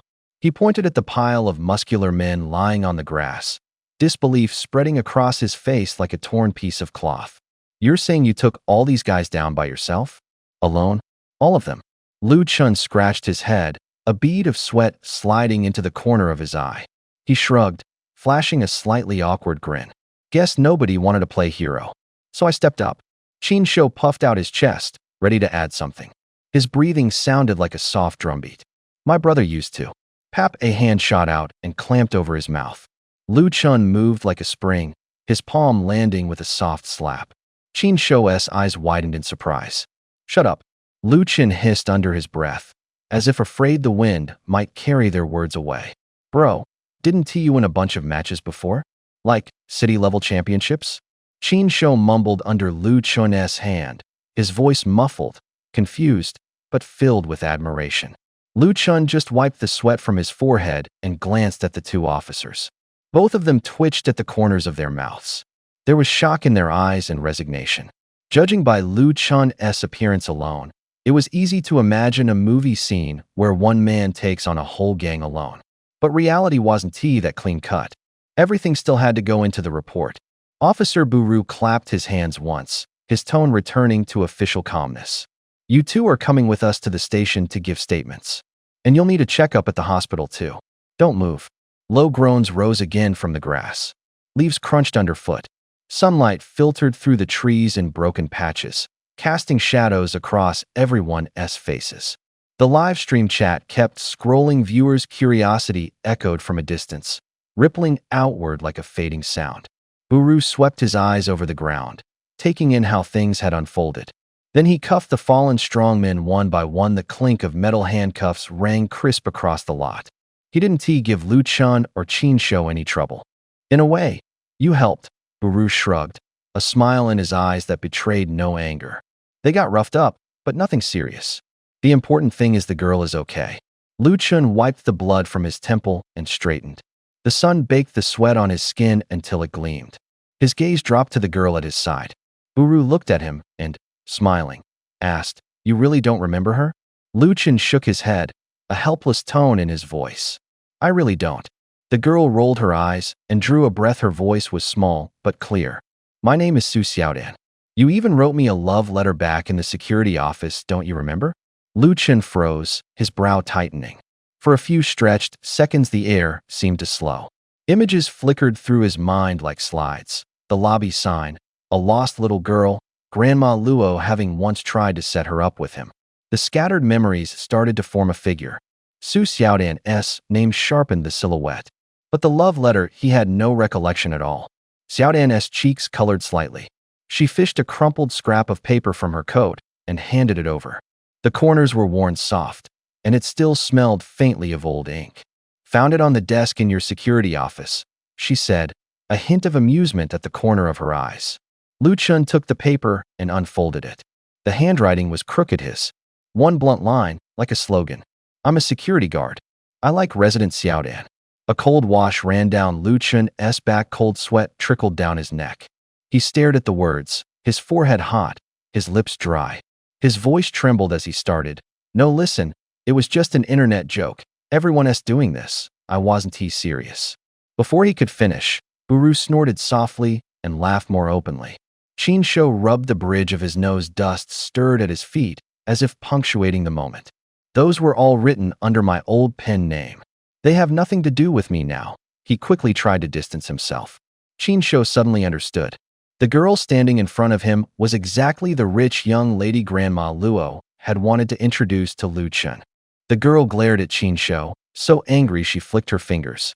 Her voice was sharp and clear. "Brother, you actually told me my grandma's granddaughter was ugly? Look how pretty I am. What more could you possibly want?" A silence fell over the group. The atmosphere deflated like a balloon pierced by a needle. Seeing the danger of Xiaodan getting overly upset, the two officers standing nearby, Buru and Iguan, quickly stepped forward to intervene. Switching to friendly expressions, they lowered their voices. "Well, it's not that simple. Yeah. Anyway, the cars are here. Let us go back and make a statement. You can talk after that." The police car lights flashed rhythmically, its tires screeching harshly against the pavement. Two vehicles pulled up to the curb. The burly men who had fainted earlier were helped to their feet and hauled into the patrol car. The handcuffs caught a flash of sunlight. Back at the police station, Lu Chun recounted the entire incident from start to finish again, this time in more detail, and even more dramatically. His tone was exaggerated, as if each sentence were magnifying a wound under a microscope. "Officer, you wouldn't believe how dangerous it was. His fist barely missed my face, only a hair's width away. I've always been strong. I could read by age 3, and I stopped wetting the bed before I turned 5. He got more confident with every word, as if competing to see whose life story sounded more absurd. The officer taking his statement grew increasingly annoyed. The notebook pages flipped with a mournful sound.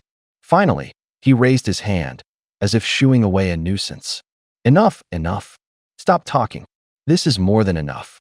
The officer shoved Lu Chun out the door, his manner cold and dismissive, like sending off an annoying passenger.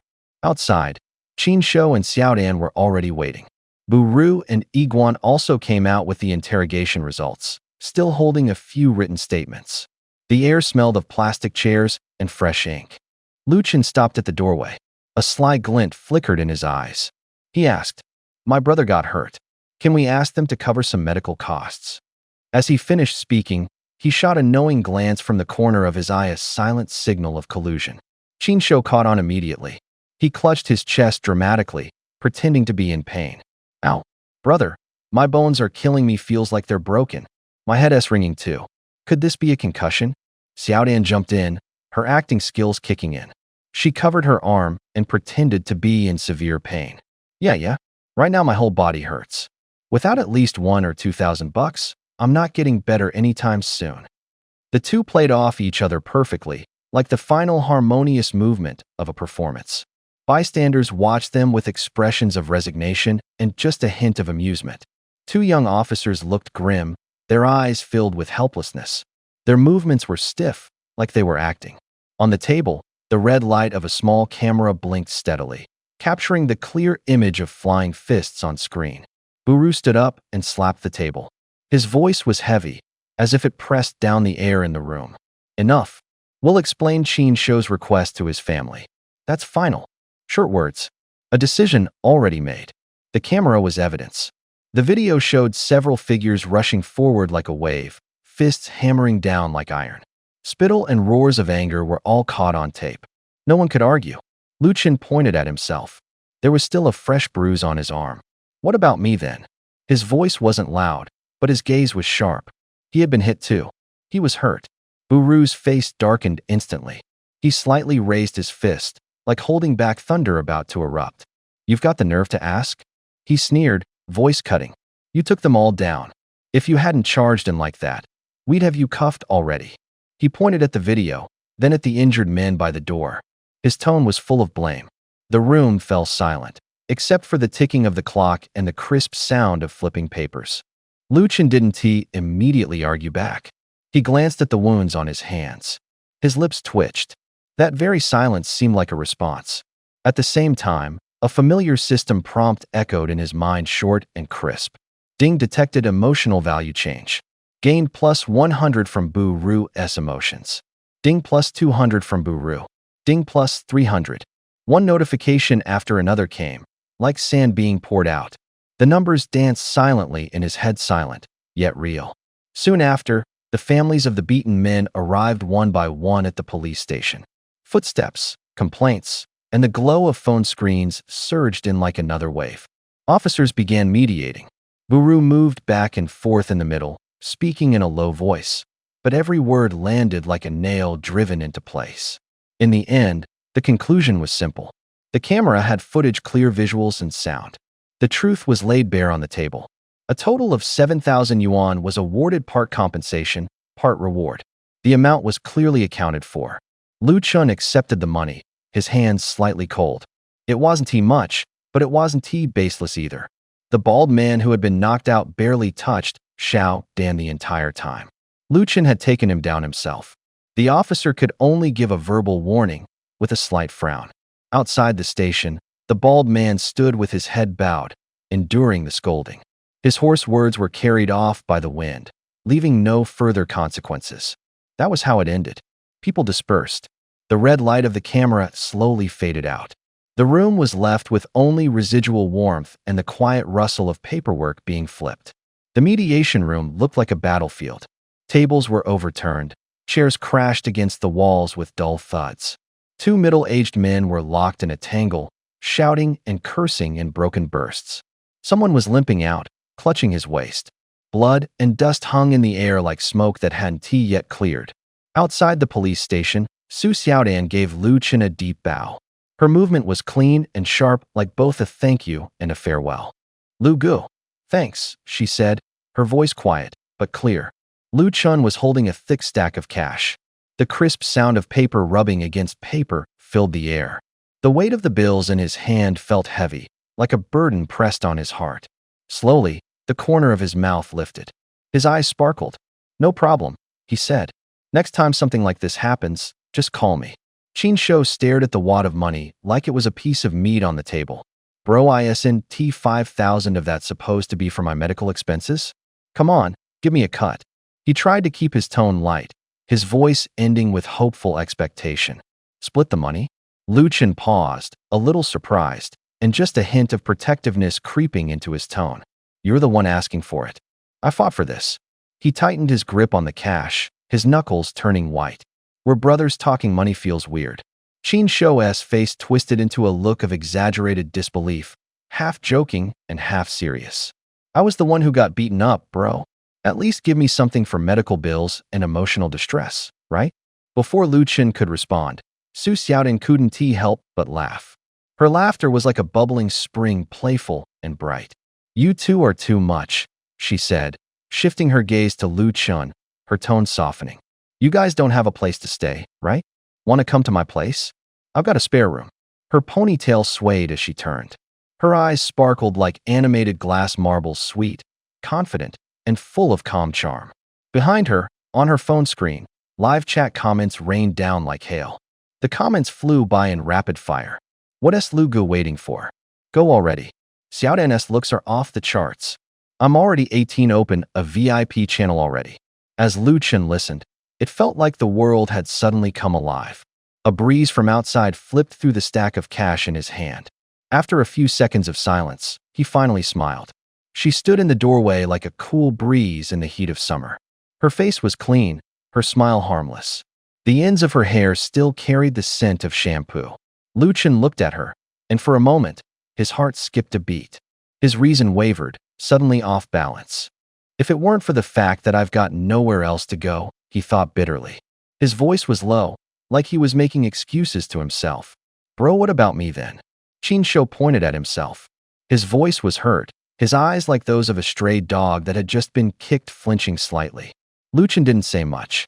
He pulled a $100 bill from a thick stack of cash. The paper made a soft rustling sound as he pulled it free. He tossed the money down coldly and said, Here's 100. Go pull an all-nighter at an internet cafe tonight. Qin Shou froze. His mouth fell open in a wide question mark. Just then, the clicking of high heels echoed from the direction of the police station. Two figures walked out. A woman's voice cut through the air like a blade. Shameless. Hearing that, Lu Chen turned his head. Familiar faces Lin Yu and Zhao Xiang. He'd met them a few times before during that drug dealer case.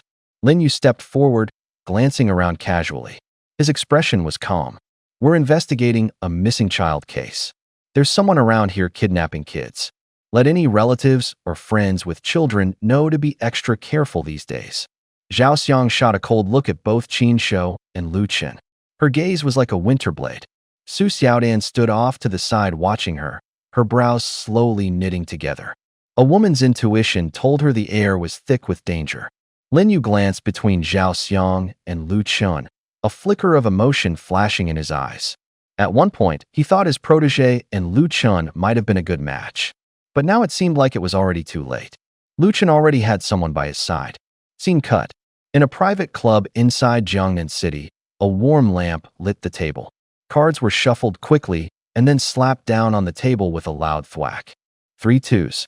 I've only got one card left, someone shouted, his voice tight with tension. I call that. For aces. Another person pushed his cards onto the table. His voice was heavy, like a stone pressing down. Qin Shou stared at the 3 aces in his hand. His fingertips trembled. His face turned pale. Bro, I still have 1 ace left. Where the hell did you get 4 aces?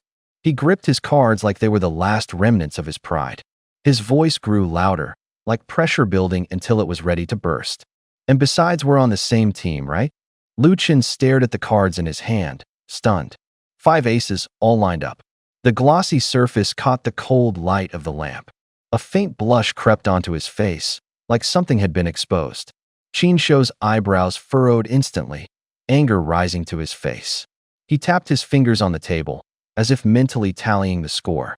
In the first round, we were on the same team, and you chased me down like you had a vendetta. He slammed the table again. You said you didn't know how to play, and I held back. In the second round, you actually pulled out 2 jokers. His voice carried a hint of irritation. I was completely shocked back then. And now, in this round, you throw 5 aces at me right in my face. Who the hell are you helping? You're clearly playing for the other side. Qin Shou spoke quickly, his tone shifting. Less complaint, more suspicion. The atmosphere tensed in an instant. Su Xiaodan stifled a laugh beside them, her eyes twinkling with amusement. Her voice was soft, like wind carrying the chime of distant bells. You don't get it. Lu Chen shot back, relaxed and confident. Playing landlord is all about wit and guts. When two gang up on one, what you see as betrayal is just strategy. Qin Shou shot him a glare. Don't push me, Lu Chun. Don't push me. If I get desperate, I'm capable of anything. Really? Lu Chun raised an eyebrow. I'm hungry now. I want some Buddha jumps over the wall of fancy seafood stew. Go make me some, and let's see what you've got. Qin Shou froze. The pot in the kitchen hadn't even cooled yet, and he was speechless. The chat group exploded with messages. Short, punchy lines like firecrackers. LOL. I'm gonna die laughing at these two.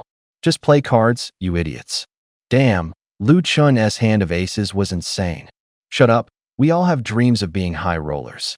Who said he doesn't know how to play? He playing people, not cards. Make Buddha jumps over the wall. No way. Not because the ingredients weren't there, but because Qin Shou couldn't cook to save his life. He couldn't even season a dish right. In the end, he could only boil a simple bowl of egg noodles. Steam rose, filling the kitchen with the mild aroma of broth. In the light chicken soup, the half-cooked yolks looked like golden suns. The noodles swayed gently in the broth, making soft, slurpy sounds. Lu Chun brought the bowl to his lips and took a sip. The soup rolled over his tongue, rich with the fragrance of egg. He narrowed his eyes, as if tasting something from long ago, something home-cooked. A smile tugged at his lips, pure, childlike satisfaction. Qin Shou watched him, a flicker of envy in his eyes. His tone slipped before he could stop it. Bro, I didn't expect you could enjoy a simple bowl of noodles this much. Lu Chun glanced at him, raised the bowl like a toast, took another sip, then set it down quietly. You don't get it. Just having it is enough. Don't be so picky. No way, you already ate so much earlier. And now you can still eat. And you look like you're really enjoying it. Someone watching would think you hadn't eaten in 3 days. Su Xiaodan shook her head, smiling, eyes sparkling. She leaned in and gave Lu Chun a little poke in the arm. I was shocked the first time I met you. You wiped out 3 huge bowls of plain rice by yourself. The piles looked like little mountains. You nearly ran the complex's property manager off. After that, the cafeteria wouldn't let me in. Lu Chun looked down, his voice sounding a little put out. Steam curled up from the bowl, the noodle soup bubbled. Su Xiaodan patted his shoulder as casually as shooing away an annoying fly. Don't worry. I told my dad. He had that property manager replaced. Now you can go in whenever you want. Qin Shou, listening nearby, raised an eyebrow. It suddenly clicked for him. Wait, your family runs that property company? Qin blurted. Su Xiaodan nodded, as if it were the most ordinary thing in the world. Yeah, not just this complex. A lot of the nicer neighborhoods in Jiangnan City, many of the property management companies are owned by my family. The damn world of the rich, Lu Chun said with mock indignation, then immediately bent over and started devouring his food. He slurped the noodles into his mouth. Broth splashed against the bowl with a soft clink. Another bowl. He set down his chopsticks, a sly glint in his eye, as if turning his fake outrage into an appetite. Qin Shou got up and ladled another bowl of egg noodles. The scent of the broth hit them. A clock on the wall ticked. Come on, hurry up and eat. It's getting late. You'll be late for work tomorrow, he said, glancing at his phone, worry in his voice. Lu Chun sipped the soup, closed his eyes to savor the heat, and then spoke slowly. Don't worry. Old Li's getting married in a few weeks. He'll swap shifts with me. He smiled, relaxed and a little smug. Sure. Here's a natural, novel-appropriate American English translation of the passage, keeping the tone, character voices, and context intact. Qin Shou blinked and asked, Who's Old Li? Lu Chun pointed toward the elderly man from that morning, his voice calm. The one who relieved us this morning. You saw him. Qin froze. The scene flashed back to the morning, cane in hand, walking slowly, wrinkled eyes, slightly trembling fingers. That guy looked like he's pushing 80, at least, Qin guessed. 82, Lu replied flatly. How about we ask him how he stays in shape? Qin's eyes lit up, as if he'd just found a clue. Lu paused, then slowly nodded, his movements deliberate and serious. Good idea. Su Xiaodan rubbed her forehead and looked away from the two, only to lean in again and ask, So, what are you two planning to do tomorrow? Lu patted his pocket. His fingers felt the cold outline of his bank card. He looked up, his voice deepening slightly. I'm going to visit the orphanage tomorrow. The sentence acted like a switch, instantly lighting up Qin's excitement. "Oh right. Isn't that where you grew up, Brother Lu? Take me with you." He blurted out, his tone brimming with curiosity. Lu rolled his eyes, half jokingly warning, "You behave yourself, got it?" Qin scratched his head, immediately realizing how that might have sounded, and quickly adding, "Not like that. I just want to see the place where you grew up. Out of curiosity, that's all." Su Xiaodan instantly dropped her plans to go shopping with her bestie, her eyes sparkling. "Count me in too. I've got time anyway." The two tugged at the mood like kids, their faces glowing with anticipation. Lu looked at them and sighed softly, his voice tinged with resignation. "Just to be clear, I wasn't exactly popular there. If you come, don't expect me to be treated like some VIP. Be ready to get kicked out." "No problem." Both nodded hard, practically wearing their excitement on their faces. Live chat exploded with a rain of comments. Lines of text popped up on the screen. "Whoa, did Brother Lu really have that kind of past? Is this like some Yakuza boss backstory? Take us there live. We want the drama. Hey, upstairs, don't make stuff up." Life at the orphanage was brutal. You couldn't even afford meat, and kids got bullied all the time. "How would you know? Are you inside Lu Chen's head or something?" "Well, no, but I was an orphan." The live stream fell silent for a long moment. The Donmu froze like a stopped pendulum, slowly scrolling across the screen. Then someone finally typed. Suddenly curious, could the way Lu Chen acts normally, like he doesn't care about loyalty or anything, have something to do with the orphanage? The sky lightened. The first ray of sunlight slipped through the gap in the curtains. Lu Chen rolled over, just waking up, when he saw two faces staring down at him way too close. "Holy crap, when did you two get here?"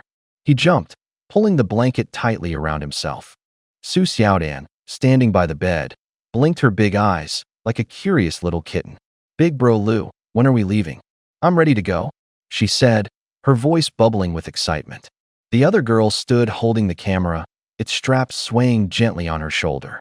She flashed Lu Chen a bright, energetic smile. "I'm all set too." A chill ran down the back of Lu Chen's head. A cold sweat rolled off his forehead. He reached into his pants pocket, fingers brushing the edges of a few bank cards. His knuckles tightened slightly. Wait, did they seriously go as far as to tear down the orphanage? He thought back to what the netizens had said, and something tugged at his chest. Beside him, Qin Shou swallowed hard, as if he de-guessed something. His eyes sparkled with anticipation. Their expressions were identical, both waiting for a secret to finally be uncovered. After breakfast, the three of them left. The streets were still echoing with the noise of the morning market. The car started with a soft creak from the seats. The orphanage was in the southern part of town, close, less than an hour by car.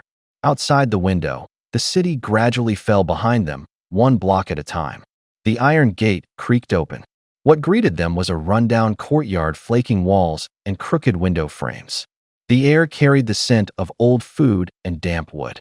A group of kids had just been playing noisily in the yard. But as the newcomers approached, the laughter abruptly stopped. One child quickly ducked behind a swing. Another peeked out from behind a tree, then vanished just as fast. Shoes scraped softly against gravel. Qin Shou squinted, puzzled. "Bro, why are they all hiding from you?" Lu Chen gave a faint smile, his gaze sweeping over the little faces peeking from the shadows. He replied quietly, "Who knows? Maybe it's been too long.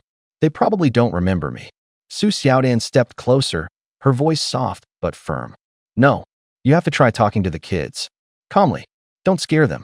Next time they come around, maybe they'll actually welcome you." Lu Chen hesitated for a moment, then nodded, almost as if steeling himself. "Okay, I'll give it a shot." He stopped a young boy who was trying to sneak away. The boy's shoulders were thin, his knees scarred with old scrapes, his eyes full of unease. "Hey, what's your name?" Lu Chen asked, not harsh, but not exactly polite either. The boy swallowed hard, his voice trembling. "Wu Wu Xiao Xiao." He had just transferred from another orphanage. Hearing the whispers around him, his face turned even paler. His legs felt weak, like they might give out any second. Lu Chen glanced toward the two people watching him from a distance.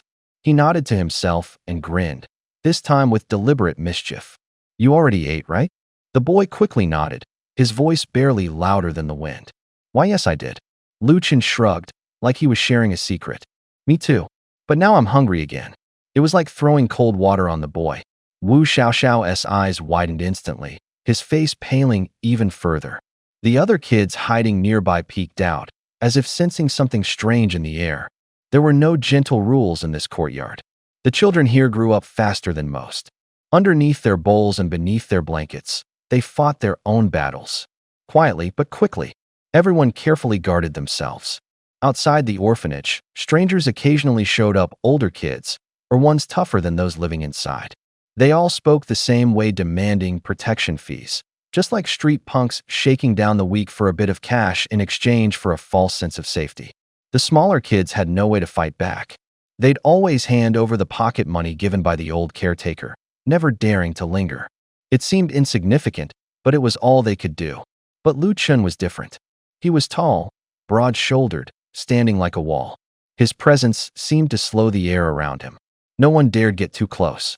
The little boy hesitated for barely a second before reaching into his pocket with trembling hands, pulling out his last yuan coin. It rolled in his palm, making a crisp, clinking sound. "Here," he mumbled, offering the last bit of hope like a lifeline. Lu Chun didn't say much. He reached out and took the coin with his fingers, decisive, like accepting proof of a deal done.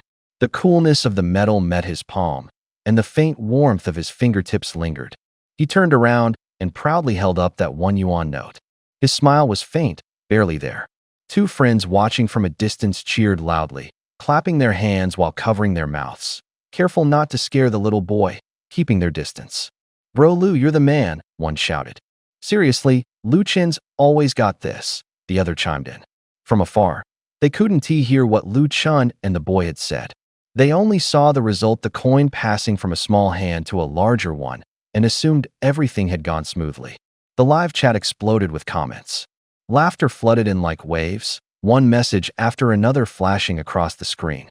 "Ever wonder what he's really doing here? Talk is cheap, but the body tells all. That SR bro Lu scamming kids like a pro. If this is negotiation, then I'm a monkey's uncle."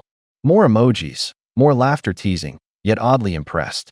The two boys hurried closer. Now they could finally hear. Just as they got within earshot, Lu Chun finally spoke. "Listen, what do your parents do?" Lu Chun squatted down and asked bluntly, his tone as casual as if he were asking for directions. The two adults froze. Their eyes both screamed the same word: weird. The little boy pressed his lips together. His fingertips were dusty. His eyes held a light, but within it was nothing but confusion. "I don't know," he whispered, his voice barely audible, like it had been scattered by the wind. Lu Chun didn't stop. He forced a laugh, too strained. "Well, isn't that a coincidence? I don't know what my parents do either." He laughed louder, trying to pull the mood back to normal. But the boy's eyes reddened instantly. Tears rolled down his soot-covered cheeks, as if scalded by hot water. Then came the whale wah. He lunged forward, hands covering his face, his feet kicking up dust as he ran off toward the courtyard. His heels scraped against the gravel, leaving behind a trail of sharp, crunching sounds. Lu Chun stood there, stunned. In his hand, he tightly gripped a 1 yuan coin. The metal was icy cold. He lifted his head, watching the boy's frail back disappear into the wind like a paper boat on water. He sighed, the sound soft as escaping air. "Wasn't I doing fine just now?" he muttered to himself, almost like he was trying to justify it. Qin Shou patted his shoulder. His tone carried a command wrapped in concern. "Bro, don't ask these kids stuff like that anymore. It's too sensitive." Su Xiaodan's eyes were full of pity. Her lips couldn't help but droop. "Lu Gu, look at him, he's already gone." "Your approach was just," well, she shook her head, but didn't finish her sentence. The looks they gave him were like an invisible protective barrier. But Lu Chun wore a puzzled expression, clearly not understanding why he was being scolded. The live comments flooded the screen. Short lines shot through the air like bullets. "This orphanage is so unlucky to have him here. So awkward, just stop asking already. Lu Chun, you really nailed that topic. Kid, never bring this up again for the rest of my life. Feels like a blind date trying to make small talk, JK. The orphanage director raised a soul like this? Impressive. Line after line. The phone screen lit up fast, like sparks in the dark. The three of them walked deeper into the orphanage. The wind carried dust. The white paint on the walls was peeling. Qin Shou and Su Xiaodan, who had originally wanted to find out where Lu Chun was staying, slowed their steps. Their brows tightened. Their expressions shifted from curiosity to helplessness, and Lu Chun, still beside them, seemed not to notice what had just happened. He kept muttering the conversation over and over again. Don Lu's eyes began to flicker with unease. His palms turned cold, his spine stiffened. Around him, people bustled past, the rustling of clothes piercing like needles. He kept his head down, glancing around nervously, afraid someone might recognize him. Suddenly, a loud shout exploded from the mouth of the alley. The three of them jolted at the same time, like a lit fuse. Lu Chun, you dare come back? The voice was rough, like sandpaper grinding against wood. An old man with white hair appeared before them. His glasses perched precariously on the tip of his nose, and behind the lenses burned sharp, piercing eyes. A faded gray robe draped over most of his body like a beggar-esque garb, yet oddly dignified. In his hand, he held a bamboo broom. The broom slashed through the air in an arc, whistling dryly. It came down toward Lu Chun's face. The wind howled, followed by the sharp crack of wood. Lu Chun snapped to attention, dodging sideways with a jerk of his head. A bead of sweat slid from his forehead. "Grandpa, don't hit me." He quickly raised his hands in surrender. "I've got friends here, cut me a little slack, okay?" The old man paused. His gaze slipped past Lu Chun's shoulder and settled on the two behind him. That stare was like a blade, cold, cutting, making them want to shrink away. Su Xiaodan flushed. Qin Shou's smile froze on his face. Both stammered in unison, "A hello?" We were friends of Lu Chun's. Friends. The old man's voice dripped with doubt. His lips curled into a smirk that wasn't quite a smile. "This brat still has friends." Lu Chun puffed out his chest proudly. "Of course. They're my closest, dearest friends, brothers who share life and dreams." The two stood frozen, their expressions blank with shock. Su Xiaodan waved her hands frantically, denying it immediately. No, we just met." "Seriously," Qin Shou quickly chimed in. Yeah, we just met him." Lu Chun's grin faltered. He lowered his head, like a balloon suddenly deflated. The old man didn't rush to attack. Instead, he pulled out a pack of cigarettes from his robe, took one, and placed it between his lips. A flame danced by his mouth as he lit it. Smoke curled upward, wrapping his face like a thin veil. He stared at Lu Chun in silence for a long moment. Then, in a voice as low as a distant bell tolling, he finally spoke. "Since you're his friend, come in and have a cup of tea." The old man stood at the doorway with a broom on his shoulder, yanked the door open, and ushered Lu Chun and the others inside. The room was small and dimly lit. The only striking feature was the old desk piled high with papers and files. A swirl of cigarette smoke lingered in the air. I'll just stand." Lu Chun stiffened at the doorway, his voice low. He hunched his shoulders slightly, as if afraid of being recognized. Qin Shou and Su Xiaodan exchanged glances, both shocked. They hadn't expected Lu Chun to be afraid, of all people. The old man shot him a glare, took a long drag from his cigarette, then exhaled slowly and muttered, "Fine, come in and sit down." Only then did Lu Chun shuffle inside and plop down on the worn-out sofa. The couch groaned loudly under his weight. Ash floated in the air like tiny gray clouds. Qin Shou, carrying the camera, edged closer. He was clearly intrigued. Lu Chun was usually so cocky, this version of him was almost surreal. The camera trembled slightly, as if capturing something rare. Clearing his throat, Qin Shou aimed his question at the old man by the window, who was still puffing on his cigarette. "Gramps, what's going on with Brother Lu? Why are you so angry?" The old man's face darkened. A vein twitched at the corner of his eye. He jabbed a finger at Lu Chun, his words slicing through the air like a blade. Ask him what he's done." His voice turned colder. "Taking money from kids? Fine. But those people, those were your brothers and sisters growing up. How could you do that to them?" His hands clenched and unclenched, like he was trying to suppress a storm inside. He turned sharply, striding over to the window. The tip of his cigarette flickered, and ash fell onto the carpet with a soft tap. He stood with his back to them, eyes fixed on the streetlight outside, as if searching for an excuse to catch his breath. Both men turned to look at Lu Chun, waiting for his answer. Lu Chun scratched his head, avoiding eye contact, his voice barely above a whisper. "But, didn't you tell me to get Xiaosheng a job? So I found him one, just like he asked." The old man's face went black at Lu Chun's words. He slammed his cane down hard, thud, the table rattled. Cups and plates jumped. Dust puffed up. What kind of job did you get him? He barked, his voice like a blade. Lu Chen's fingers trembled, his face was full of grievance. Pet care easy, makes money fast. Pet care what? The old man glared.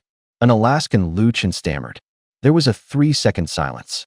Su Xiaodan and Qin Shou both furrowed their brows, thinking it wasn't a big deal. But the old man went beet red, as if a raw spot had been touched, and pointed at Lu Chen while he yelled. An Alaskan? You mixed up an Alaskan with a python? His voice climbed even higher, every word felt like a slap. Do you know what Xiaosheng's like right now? Forget snakes, he'll pee his pants if he sees a stick. Qin Shou and Su Xiaodan on the sofa both drew a sharp breath. They looked at Lu Chen with nothing but fear in their eyes. That job, could you even call it a job? Lu Chen panicked and tried to defend himself in a low voice, like a kid crouched in a corner. I didn't know. I just heard there were Alaskans up ahead, so I asked someone to find him work. The old man wouldn't listen and kept scolding. And those two brothers, Xiao Long and Xiao, who look at the godawful jobs you found them. Lu Chen bristled. It wasn't dangerous, it was easy. Isn't that good? Easy. The old man sneered. The older brother was a security guard, the younger delivered food. Then someone changed the rules. What happened? You had the older brother handing out flyers and the younger tearing them down. They worked a whole month and didn't get a penny. They were so furious they came to blows. They still haven't made up. Each sentence landed like a stone. Lu Chen hung his head, unable to think of a reply. The old man grew angrier, his knuckles whitening on the cane. And Xiaochong, that stray dog followed him for 10 years, the old man said, his voice scraping like stone against iron. It was practically on its last legs.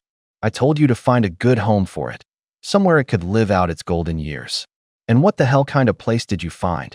He pointed at Lu Chen, spittle flying from his lips like mist. Lu Chen lowered his head even further, his voice barely a thread.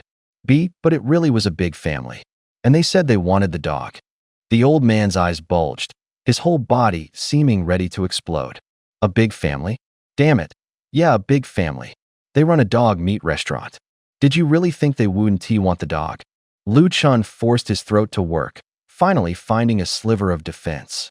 I only found out later, okay? And besides, the dog was eating well-got meat every day. Shut up, the old man barked, his voice crashing down like a hammer. I wasn't talking about that dog. I was talking about Xiaochong. He enunciated every word. Xiaochong didn't even have the guts to keep a dog, so he just gave up and switched to selling fish instead. Silence fell over the room for 2 full seconds after he finished. Lu Chen froze, like someone had just dunked him in ice water. Half a beat later, he looked up, eyes flickering. Fish, so you're saying I should find him a fish shop? Qin Shou and Su Xiaodan looked like they'd just seen something unspeakable. Step by step, they edged away. Qin swallowed hard, his voice trembling. Bro, they're not really your long-lost brothers from another mother, are they? Lu Chen couldn't come up with a better excuse. He straightened his chest and spoke a little more firmly. I really just wanted to help. At least my intentions were good. Before his words had even finished hanging in the air, the live stream erupted. The comments rained down like hail, the text flipping with laughter. Crying, laughing. Lu Gu, I don't even know what to say about this job you found. LOL. Old man. May there be no backstabbers in the world. Haha. Lu Gu's a nice guy, he's just way too good at screwing over his brothers. Facepalm, Alaskan python? If it's not from Alaska, what else can you call it? Savage. If I were the old man, I'd put up a sign. Lu Chen and dogs not allowed. Outside, a gust of wind swept past. The light from the lamp inside cast 4 elongated shadows across the room. Both young men shivered involuntarily, as if something had crawled up their spines. The air still lingered with cigarette smoke, and a thick tension clung like fog. Qin Shou stared at the old man, standing by the window. His throat moved twice, and after a long pause, he finally exhaled slowly. His voice was slightly choked, but he quickly suppressed it. Old man, he said, his tone laced with disbelief. You really are too kind-hearted. Lu Chen was stunned. His expression changed in an instant. He turned sharply toward Qin Shou, his eyes flashing a brief, sharp question, mixed with confusion. All he wanted to ask was, which side are you really on? Su Xiaodan pressed her forehead, memories surging like a tide. She recalled Lu Chun's words from the night before telling them to prepare to be kicked out. She gave a helpless smile, her fingers going cold. If it had been anyone else, they probably would have already ended Lu Chun's life, not just thrown him out. She offered Lu Chun a tentative smile, lowering her voice slightly. Luga, maybe we shouldn't mess with the orphanage anymore? Let us not cause more trouble. Lu Chun couldn't sit still anymore. He shot her a glare, his voice short and icy. What the hell kind of attitude is that? Whose side are you on anyway? The two scrambled to defend themselves, speaking fast with a hint of panic. I've done my part too. Remember the fire last time? I even gave my whole year's salary. Su Xiaodan added, her eyes pleading. Qin Shou also looked surprised. Bro, you actually did something like that? The room fell silent for a few seconds. The old man tapped the windowsill with his toe, then turned around. The light deepened the wrinkles on his face into deep grooves. He nodded slowly, then reached for his pipe, fingers stained with ash. It wasn't just that fire, he said, placing the pipe back to his lips and drawing in a long puff. A gray smoke ring floated out. His voice was low, yet clear. Ever since he started working, most of the money he made he quietly funneled it all into the orphanage. As the words settled, the old man exhaled another long stream of smoke, almost like a sigh. The room's atmosphere suddenly grew heavier, as if someone had pressed a hand over everyone's hearts, stifling their breath. In that sense, the old man continued, he still has a bit of conscience left. His tone carried a complex mix of resignation, like a weight pressing down on his chest. Qin Shou and Su Xiaodan exchanged a glance. Their expressions began to harden. The air thickened with something unsettling, an oppressive heaviness none of them could quite name. The old man finished his rant. Lu Chun didn't smile. His head bowed even lower, as if trying to bury his face into his collar. The old man stayed silent for a long moment. Then, with a dry, raspy voice, he spoke again. You graduated college, and not long after, the orphanage started having trouble. Most of the repair costs, you covered them all. Qin Shou and Su Xiaodan both nodded at the same time, their eyes filled with confusion. Isn't that a good thing? Qin asked. The old man slammed his palm on the table. The sharp smack rang out like a command. Good thing? You actually believe that? Every time he shows up, something happens to this place. His forehead veins tightened. His voice sounded like it had been scraped raw. He has been working outside the city for 3 years and came back here 7 times. Every time he leaves, the orphanage either floods or catches fire.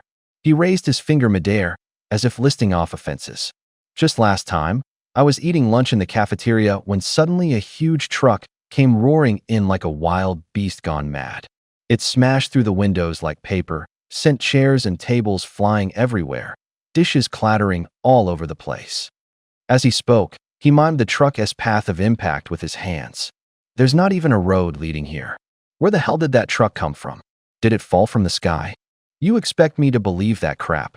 The old man shot up his middle finger, his words dripping with furious sarcasm. Qin Shou and Su Xiaodan exchanged a glance. Both instinctively took half a step back, increasing the distance between themselves and Lu Chun. Their eyelids twitched constantly. The smiles on their faces vanished, replaced by a look of sudden understanding. They were beginning to piece together the full picture of Lu Chun's behavior, sleeping on the job, indifferent, just going through the motions. Now, it seemed, there was a reason behind it all. Lu Chun scratched his head awkwardly, then hesitantly raised his eyes toward the worn-out sofa behind him. His face flushed bright red. He cleared his throat, forcing a laugh into his voice. Grandpa, you've got to believe in science, right? The old man snorted through his nose. The vein on his temple pulsed even more visibly, like it was about to burst. Lu Chun hurried to add, his tongue almost tripping over itself. I mean, no one ever died, right? Just some furniture and walls got damaged. Everyone's safe, that's not so bad, is it? He spoke fast, eyes darting around nervously, as if searching for something he could use to deny or deflect. In truth, after graduating from university, he'd found a decent enough job in the city. But when it came to why he kept coming back to the orphanage, and why every visit seemed to bring disaster, he just stayed silent, then shrugged. He managed to save 5,000 yuan every month, money he'd set aside specifically for the orphanage. But the first time, Before he could even hand the money over, the orphanage was swallowed by a fire. Wooden beams cracked with a loud snap. Black smoke turned the sky pitch dark. Scorch marks remained on the walls, and the children's blankets turned to ash. Later, he returned to southern China. His salary dropped, and now he could only save 3,000 yuan a month. 6 months later, when he went back to check on the orphanage again, a flood hit. Muddy water poured into the rooms, transforming the donated money into dryers, rice cookers, and refrigerators. The appliances were piled up in the yard, the air thick with dampness and the sharp sting of bleach. Every disaster cost nearly as much as he had just managed to save. Again and again. Finally, Lu Chen became a security guard. Standing at the gate, he often looked up at the sky or patted his pockets, as if checking if something had gone missing. He didn't know if it was just a coincidence or if some strange curse had attached itself to him. The only thing that remained on his face was a helpless, bitter smile. Qin Shou and Su Xiaodan stood side by side. Both looked up at the peeling wall. In the corner, black burn marks still lingered, and dampness seeped from the cracks. They fell silent, the only sound being the echo of footsteps in the empty courtyard. Qin Shou's voice dropped, trembling slightly. "Bro, should we just go?" The old man sighed beside them. He looked at Lu Chun, gratitude in his eyes, but also fear. Grateful because Lu Chun had never forgotten the orphanage all these years. Afraid because every time he came back, disaster followed. Luckily, no one had been hurt yet, but no one could say the same for next time. The live stream audience exploded. The chat screen filled with comments like snowflakes, line after line. "Oh my God, this is seriously too weird. He became a security guard to protect the orphanage, right? Does anyone know how much money he actually has? What would it take, landslide or earthquake, to wipe out 900,000 yuan? Lu Gu, save the kids please, just leave." Suddenly, the comments stopped. The avatars froze one by one, as if everyone was waiting for an answer. Lu Chen stood in the middle of the courtyard. He rubbed his forehead slightly, his shoulders hunched. He offered no explanation, no defense, only a heavy, invisible pressure hung in the air. The old man sighed again, murmuring, "You don't come back so often. Don't let these things keep happening." It wasn't he much, but the weight of his words was heavy. In the courtyard, the wind stirred the torn curtains. Dust drifted down like fragments of time. The old man stared at Lu Chun for a long moment. Smoke curled around the tip of his nose. He lit a cigarette, his voice raspy. "This time you're back, how much money did you bring with you?" he asked. Lu Chen thought for a moment, speaking naturally, in short, clipped sentences, like he was listing expenses. "Every time before, around 100,000. A little fire, some water damage, fixing things up takes most of it. What's left goes to the kids. New clothes, school supplies." He moved cleanly, deliberately. His fingers brushed his pocket. Then he pulled out a bank card and handed it over. It slid across the table with a faint, plastic rustle. The cigarette in the old man's hand trembled slightly. "There's 900,000 on the card," Lu Chen said low, but firm. "They're starting school soon. Remember to buy books, shoes, don't spend it all on repairs." He handed over the entire bonus from the sale of the house. This orphanage was where he had grown up. His tone carried warmth, but no unnecessary words. The old man took the card. He nearly dropped the cigarette, his posture stiffening suddenly. Sweat beaded at his fingertips. The room fell silent, the only sound the soft tapping of falling ash on the floor. Did you say?" his voice caught, frozen. "How much?" 900,000, Lu Chen repeated, each word sharp and clear, as if striking the air. The old man's eyelid twitched. His face flushed red, his brows furrowing in waves. As if a warning light had just gone off in his head, his whole body tensed. Then smack, a sharp slap landed on Lu Chen's head, crisp and sudden. Lu Chen rubbed his head, half indignant, half resigned. "I really just got lucky the last few times. Don't get too superstitious about it," he said, glancing up with a wry, slightly bitter smile. Outside, a sudden series of sharp knocks rang out. Bang, bang, bang. It sounded like someone was running and pounding as they went. Right after, a soft yet panicked female voice called from the hallway. "Director, something's wrong. Yuan seems to be missing." The room fell silent for a beat. Every pair of eyes, as if pulled by a string, snapped instantly toward Lu Chen. All three of them froze. Their faces twitched. Lu Chen's hand jerked slightly, and he stammered out a few incoherent syllables. Eh? No way, right? As he was about to explain, a string of notification sounds blared from his phone again. The live chat was flooding in with comments, like a tidal wave. Some people laughed, some cracked jokes, and others voiced sympathy. Haha, this orphanage really knows how to spice things up. Bro, your luck is wild. Barely said something, and bam, showtime. I get you're upset, but don't get too dramatic just yet. Upon hearing the report from outside, the director's eyelid twitched. He didn't rush to blame anyone. Instead, he walked to the door and shouted loudly, "Check the entire compound first. If you can't find her before lunch, call the police immediately." He turned back into the room, his gaze briefly settling on Lu Chen. That glance was short but calm. To the director, a missing child wasn't unusual. He shut the file in his hand, as if closing the matter. After all, these kids had no parents. They were abandoned, left to grow up on their own. Tom had taught them how to take care of themselves. And from time to time, someone would disappear, only to return on their own. Lu Chen felt the weight of suspicion settle on him in that moment. His chest tightened. Keeping his voice low, he tested the waters carefully. Maybe she just wandered off to play somewhere far and lost track of time. I used to do that a lot when I was little. The director frowned at that, then shot him a sharp look. The air grew tense. Everyone glanced around nervously, their footsteps quickening. Outside, the shouts of people searching pierced through the courtyard walls, like needles stabbing into each of their hearts. "Do you think you're some kind of superhero, running around everywhere all day?" The old man's voice wasn't loud, but it carried a clear tone of reprimand. Lu Chen scratched his head, his face instantly turning red. He mumbled, "That was when I was a kid. I was a little clueless back then." As soon as Su Xiaodan heard, "when I was a kid," her eyes lit up like they were glowing. She stepped closer eagerly, practically bouncing on her toes. "Grandpa, tell us some stories about him when he was little." Qin Shou lifted the camera and pointed it at the old man. The red light blinked, and the machine hummed softly. He looked at the old man with anticipation, like an audience waiting for the curtain to rise. The old man nodded slightly, paused for a few seconds as if recalling something, then bent down and reached under his desk. There was a rustling sound of paper. After rummaging around for a moment, he smiled as if he'd found a treasure. "Got it. He even tried writing a novel when he was young." "Seriously?" Qin Shou and Su Xiaodan exclaimed in unison, eyes wide with excitement. They leaned in together, one after the other, like two hunting dogs sniffing out rare prey. Lu Chen couldn't sit still anymore. He quickly reached out to grab the notebook. "Grandpa, don't bring up my embarrassing childhood stuff." Before his words even faded, his hand was blocked. The old man moved faster than expected.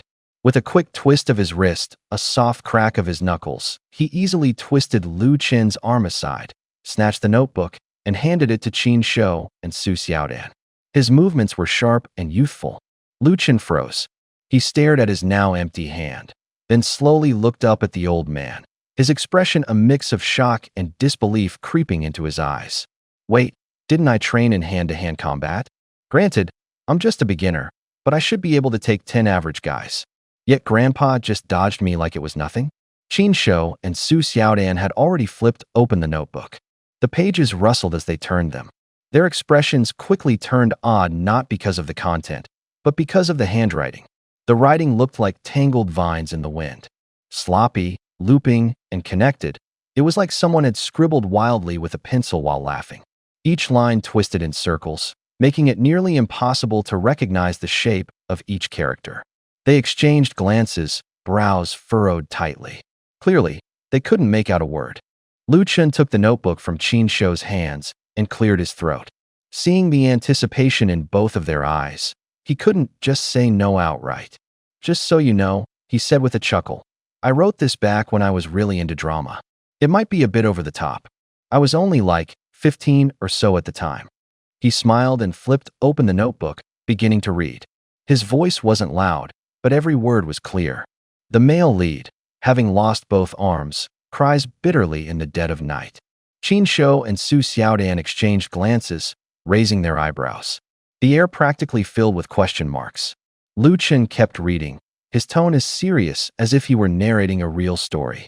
The mute by his side suddenly screams out, "Why? Why am I disabled?" Qin Shou and Su Xiaodan froze. One could scream, the other couldn't. Logic itself seemed stretched like a rubber band.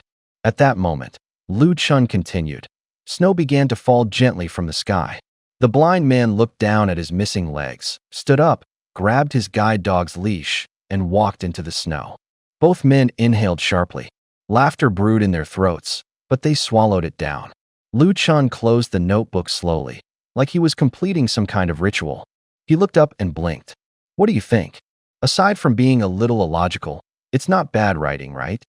A long silence followed. Finally, Qin Shou sighed and gave Lu Chen's shoulder a heavy pat. The slap landed like he was trying to suppress something. Bro, he said, his voice filled with helpless resignation. Just give up on being a novelist. Seriously, man, this just isn't your thing. In their eyes was pity and a hint of quiet relief.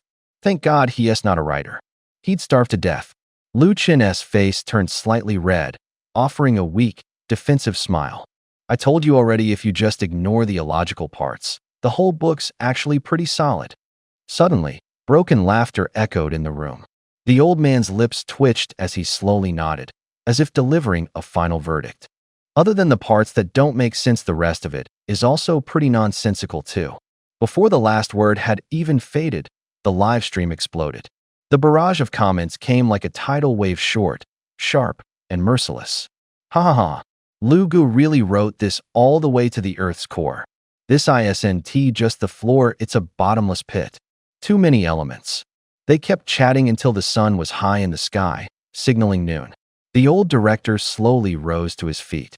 His movements were slow, but there was a hint of stiffness in his posture. I won't keep you for lunch, he said with a wave of his hand and a smile, though his eyes held a flicker of pride. Just stopping by to see an old man like me is more than enough. Lu Chen hesitated for a beat, then shot back, Are you serious? We haven't even had a meal yet. The director's brows furrowed, his voice suddenly gusty like wind through a narrow alley. You eat like a bottomless pit. I wouldn't be surprised if you bankrupted the orphanage one day. He slapped his chest dramatically, trying to turn the words into a joke. Qin Shou and Su Xiaodan stood nearby, their eyes crinkling with quiet amusement. They exchanged a glance, and in their smiles was a warmth that needed no words. Looks like someone still keeps you on a leash, Lu Gu, Su Xiaodan murmured with a smile. The old director wouldn't let go, stubbornly dragging Lu Chun toward the cafeteria. His steps were slow, but his grip was firm. A breeze stirred in the courtyard, carrying the scent of cooking oil and fresh vegetables. The cafeteria was shabby wooden tables with cracks, squeaky benches, but one wall stood out, freshly painted. The clean white surface looked like newly laid stone, sharply contrasting with the rest of the peeling, weathered walls. They exchanged a glance, understanding passing between them without words. That wall had once been badly damaged. It had been repaired, leaving behind a fresh scar. The paint on the patch still glistened faintly with dampness. When the food arrived, the sounds were clear: the clink of bowls, the tap of chopsticks against porcelain. 2 meat dishes, 2 vegetable dishes, and a steaming pot of soup. The aroma of sizzling meat and chopped scallions filled the air. The children ate quietly, picking up bites with focus, leaving their bowls spotless. The air was thick with warm steam from the woks, carrying the comforting warmth of home-cooked meals. Lu Chen stuffed himself full. He patted his belly and was about to stand up for a walk when hurried footsteps echoed at the cafeteria entrance. A middle-aged woman burst in. Her face was pale, her hair disheveled, her lips dry, and sweat still clung to her hands. Director, her voice trembled violently as she rushed up to him. Weavy looked everywhere. Yaya hasn't come back. She has been gone since this morning. She is such a good girl, she wouldn't just run off on her own. The old director's face darkened instantly. His calm gaze sharpened. Don't panic yet, he said in a low voice. Did you check all the usual places? The front gate, backyard, the riverbank, the old warehouse, did you look there? She shook her head, fingers twisting nervously at the hem of her skirt, as if trying to hold on to something. We've checked everywhere, director. We went everywhere we could think of. We just can't find her. He fell silent for 2 seconds, then tapped the edge of the table 3 times. The sharp knocks rang out in the cafeteria. Outside, The children's laughter suddenly seemed muffled, as if grabbed by an invisible hand, fading into the distance. Lu Chen straightened up. There was no panic in his eyes, only clarity. "Give me a clear description." He stepped forward, voice steady and cold. "We'll start from where I've passed. We split up, and I'll lead the search." The cafeteria fell silent in an instant. Chopsticks and bowls were set down. The air tensed, as if something was about to tear it apart. The old director nodded slowly, the worry deepening on his face. The woman wiped her tears with trembling hands and whispered, "Yeo is 5. She has 2 little braids, wears a blue coat, and carries a bunny backpack." That one sentence was like a spark landing on dry hay. Everyone stood up at once. A gust of wind slammed the cafeteria door shut with a bang. Suddenly, the world outside became everything. "No, want to try the old way?" Lu Chen suggested. The 3 of them turned to look at him, their eyes filled with confusion. "The old way?" the middle-aged woman asked. "Yeah, the one where you call the soul back," Lu Chen said, shrinking his shoulders a bit, his voice low. He explained more plainly. "The old method of calling someone back, like using your voice to pull them out of a fog." The old man snorted, swung his hand, and whack landed a heavy slap right on Lu Chen's head. The pain shot through his scalp, and the sound echoed in the kitchen. "Don't feed me that crap about dreams and spirits." The old man glared at him, his eyes burning with impatience. Lu Chen rubbed his head, pouting. "Ow, that was way too hard. Save your whining. After dinner, get out there and start looking." The old man tossed the words over his shoulder and turned back to picking up his bowl and chopsticks. Lu Chen's eyes shifted to the middle-aged woman standing beside the old man. She reached into her coat and pulled out a photograph, the paper rustling softly. In the photo was a little girl, around 4 or 5 years old. Her black hair fell over her shoulders, her eyes bright and lively. She smiled so purely, like a little flower blooming in spring. Lu Chen glanced at the picture, and an image suddenly popped into his mind, her as an adult, almost like his future daughter. The thought came out of nowhere, but it felt soft and warm. He pulled out his phone and snapped a photo of the photo. "I'll post this in my live stream and ask people to help look for her." His phone lit up. The comments flooded in like a tide, lines of text scrolling across the screen. The notification sounds chiming like tiny bells. "This kid is too cute. Bro Lu, you're doing such a good deed. Has anyone seen this girl? Where's the orphanage? I want to adopt too. My son says he can run away from home, JK." Lu Chen scrolled through the comments quickly, but there wasn't much useful info. Most were just reactions and jokes. Right now, all the buzz was entertaining, but not much help. A comment popped up on the screen, locking Lu Chen's gaze. "My son said he saw this little girl this morning on Old Brewery Street, near the northernmost clothing stall." Old Brewery Street was the closest, bustling area to the orphanage. It was a good 10-minute walk away. Lu Chen's brow twitched. How could a little kid end up that far alone? He glanced at the old man in front of him, then briefly at Qin Shou and Su Xiaodian. Without another word, he said quickly, "Gramps, if you hear anything, call me. We're heading to Old Brewery Street." He was out the door before he even finished speaking. The car door slammed shut. The engine growled low and deep. Lu Chen gripped the steering wheel, pressed the gas, and the car shot forward like an arrow. Red lights blurred into orange as the signs along the roadside flew past like scenes in a movie. The 10-minute drive took him just 3. Inside the car, only 2 pairs of breaths filled the silence. Qin Shou's face was pale as paper. He covered his mouth, as if trying to swallow everything down. "Bro, can't we call the police now?" His voice trembled. Lu Chen shook his head short, decisive. "No use calling the cops right now. It hasn't been 24 hours. They want to open a case." He paused, eyes sharp, "and we don't even know what happened. Did she wander off herself, or was she taken?" In his mind flashed Lin Yu's warning from last night. The words hit like ice against his chest. "There's been a lot of kidnappers coming into Jiangnan lately," Lin Yu had said. Now it echoed like a whisper in his ear. Kidnappers. No fancy words, just cold, hard danger. Like wolves catching blood in a crowded market. The kids from the orphanage, no one would make a big deal out of their disappearance. No parents storming and screaming. No connections to push the police for answers. If the staff was careless, things got buried. You file a report, and then silence. That's how they became targets. Watched, waited, and then struck. Lu Chen pressed the gas harder. The speed tore forward like it had been ripped open. Wind cut through the windows, carrying the scent of the street's barbecue smoke, hot asphalt, and distant children's laughter, like a torn soundtrack behind him. He tightened his grip on the phone. The message still glowed on the screen.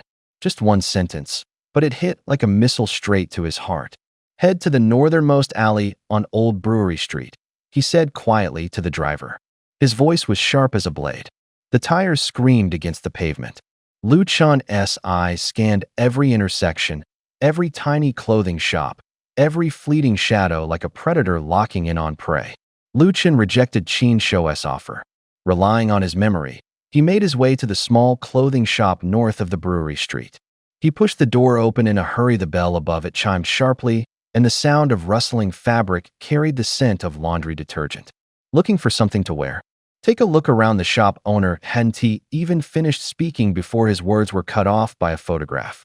Lu Chen held the photo out, his voice low. Boss, have you seen this kid before? The owner took the photo and squinted at it for a second. His throat felt dry, and the name came out before his brain caught up. That's Yaya, right? The little girl? She comes in here often. Was here this morning, too. This morning? At what time? Lu Chen's voice pressed forward, more intense now.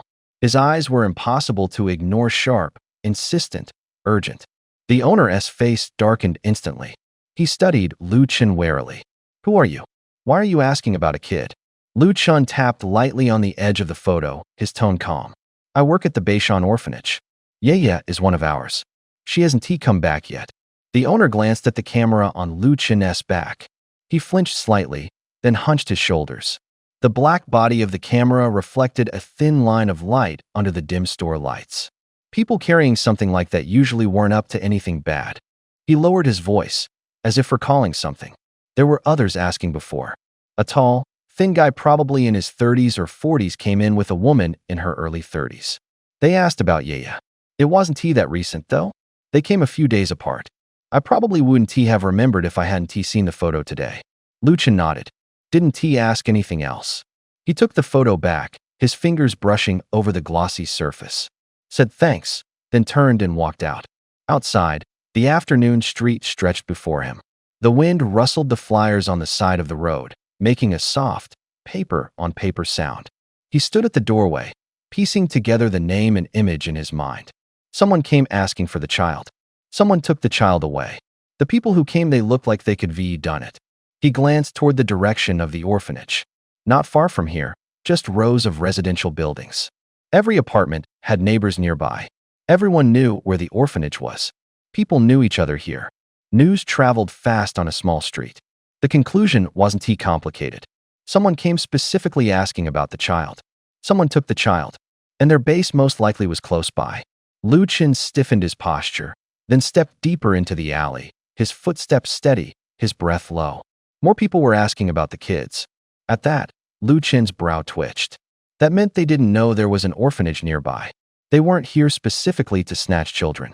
They sounded more like buyers from another province, drifting in looking for a deal, coming to buy, and just asking around while they're at it. If it's just business, they wouldn't have gone too far. Now they had a lead. Check the abandoned construction site behind. Lu Chen turned, voice sharp and short. Qin Shou and Su Xiaodan followed behind him. That area of unfinished buildings was a relic from a redevelopment project more than 20 years ago. The project had stalled, and the buildings were left hollow. The roads were long neglected, swallowed by weeds. Cars couldn't get through, only on foot. Precisely for that reason, the traffickers chose this place to set up shop, hidden and convenient for flipping victims. The path wasn't long, 10 or so minutes. Easy enough for Lu Chen, but rough on Qin Shou, who was lugging a 20-kilo camera on his shoulder. Sweat slid down his forehead from the weight. Su Xiaodan muttered under her breath as she walked, like she wanted to cry but didn't dare. Brother Lu, this path is just too rough, she whined, dragging out the words like a pout. The muddy ground sucked at the soles of their shoes. Each step felt like pulling through glue, the mud clinging like tape to their boots. Grass blades scraped their calves, carrying tiny bits of grit. Broken glass crunched underfoot. A cat meowed in the distance. Further off, bottles clinked together. The air was thick with mildew and gasoline. Metal doors on the walls were rusted, their flaking surfaces like old wounds. Lu Chen pulled out a cigarette and lit it. The flame was small. The smoke tasted bitter in his mouth. He used the smoke to mask a sudden wave of irritation.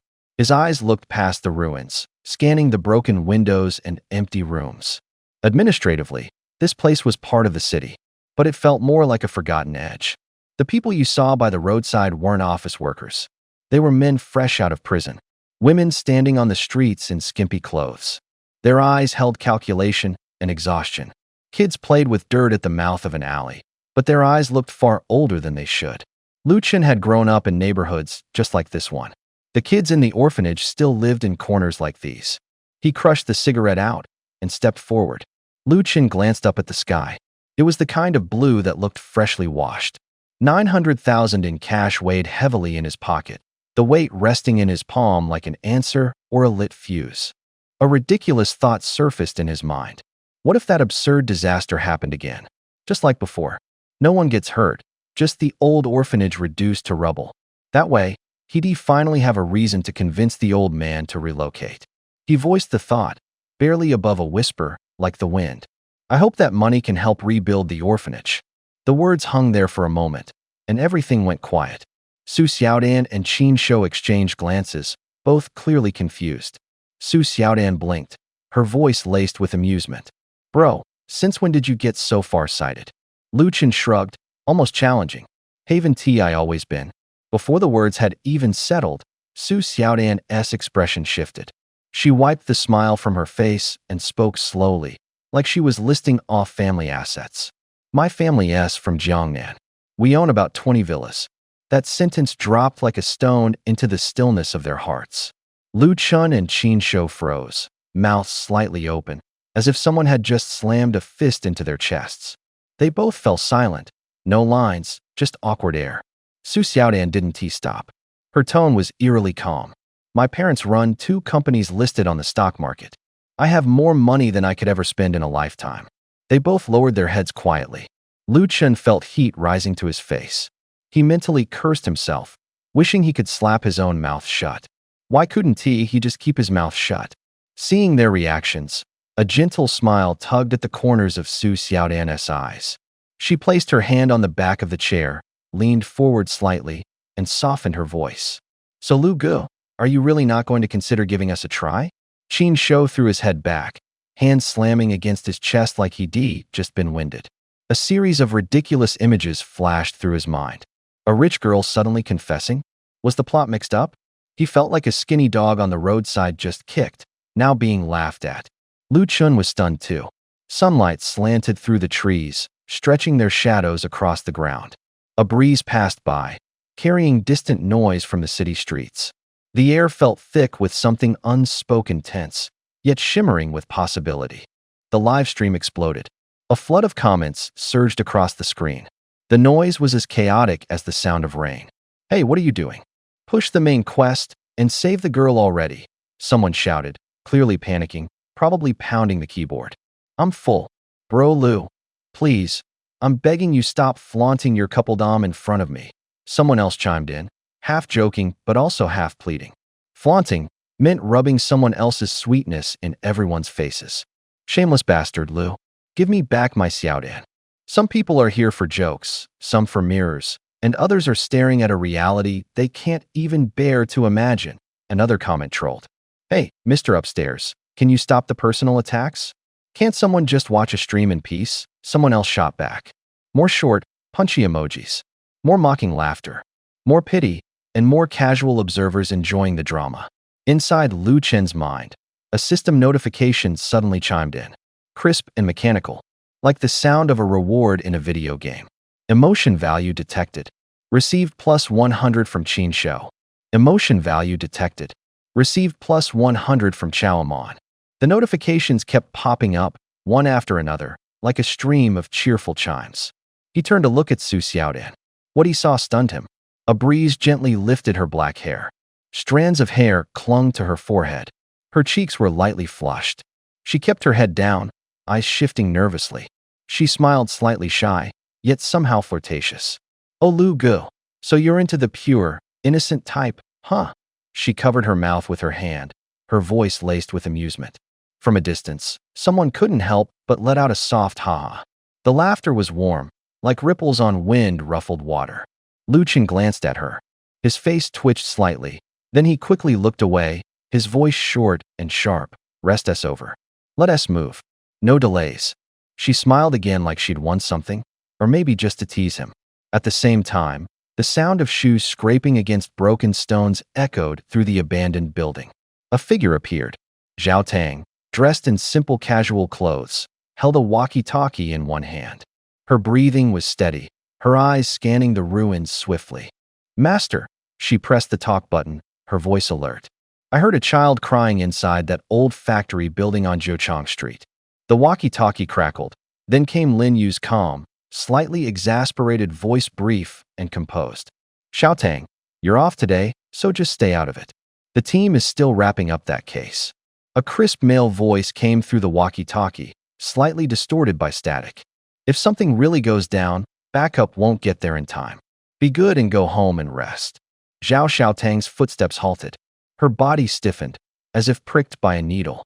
She knew those traffickers were armed with deadly blades. She knew someone might open fire.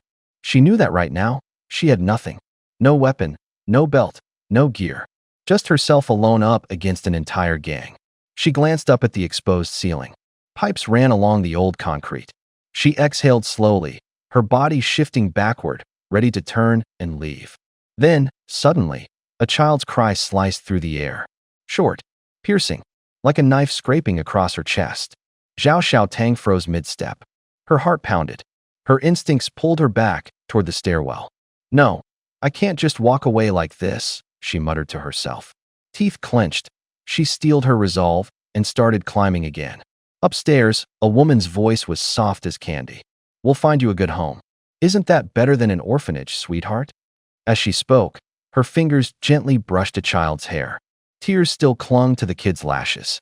At the words, good home, some of the fear faded from their small faces. Terror momentarily drowned in hope.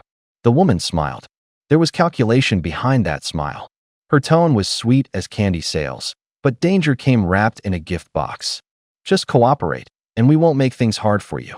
You'll have food, clothes, no worries at all.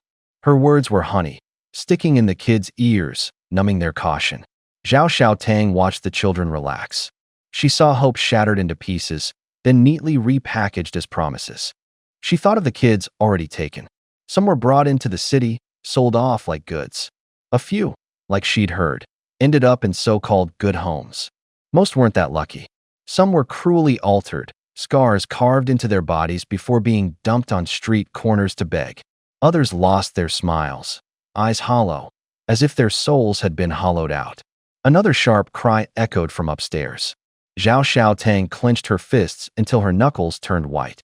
She stepped forward and the heel of her shoe struck the stair with a sharp, echoing click. Pretty girls usually ended up being sent off to the mountains as child brides. Once the money was in hand, where they went no longer mattered. The woman counted the bills while shrugging, then tossed the ledger aside carelessly. The children gradually quieted down. Some pulled their blankets over themselves, fingers still trembling slightly, others pressed their faces into their knees, breathing slowing. The woman glanced around a few times, then turned to the man behind her. The man stopped moving. The soles of his shoes tapped lightly on the floor, making sharp, crisp sounds. He swept his gaze across the kids, then murmured a quiet order to the two men beside him. Keep an eye on them. We're heading out for a bit. He followed the woman downstairs. The stairs creaked softly underfoot. In the distance, Xiao Tang was inching closer, floor by floor. She leaned against the wall, holding her breath. Footsteps came suddenly. She shrank into the shadows and peeked out cautiously, listening. As she descended the stairs, the woman sighed, her voice tinged with weariness and irritation. Yeah, what are you planning to do with her? A flicker of impatience crossed the man's face. His words sliced through the air like knives. What else? Just sell her, of course. They'd gone over this a dozen times already in the last few hours. Every time the answer changed, but none of them felt right. The woman's expression darkened instantly, her voice rising as if trying to shatter the echo in the stairwell. Sell her properly? Don't you know the cops are everywhere these days? A girl this pretty goes missing, and no one notices? No one asks questions? his brows knitted together, his tone turning icy. You gonna sell her like a head of cabbage? What is the point of taking all this risk if you're not even getting top dollar? He scoffed, pressing further as if trying to corner her. You really want to hand her over to those poor, ruthless bastards? How much can those beggar gangs even pay? Maim her and make her beg? No, find a rich buyer, get 100 grand up front, and we're out. Once the money's in, we all live easy. Behind the wall, Zhao Xiaotang listened. The words hit her like a splash of icy water. Her fingers curled into fists, her knuckles white. Her chest tightened with pain. Her eyes burned with cold fury, but she dared not make a sound. She wasn't hearing this kind of thing for the first time. Court shows on TV, casual gossip from friends, she'd heard plenty of stories about missing children. But now, standing at the doorway and hearing that voice firsthand, she still flinched violently. The voice was low and filthy, like grease being squeezed from his throat. Her palms grew damp, her heart pounding. The two traffickers left. Their footsteps echoed down the empty hallway, fading into a distant growl. Wind slipped through the broken window, stirring up dust like faint verdicts fluttering through the air.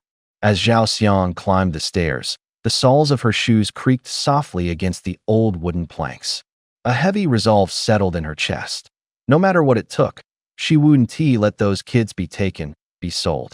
Outside the abandoned building downstairs, Lu Chun and his group stood waiting.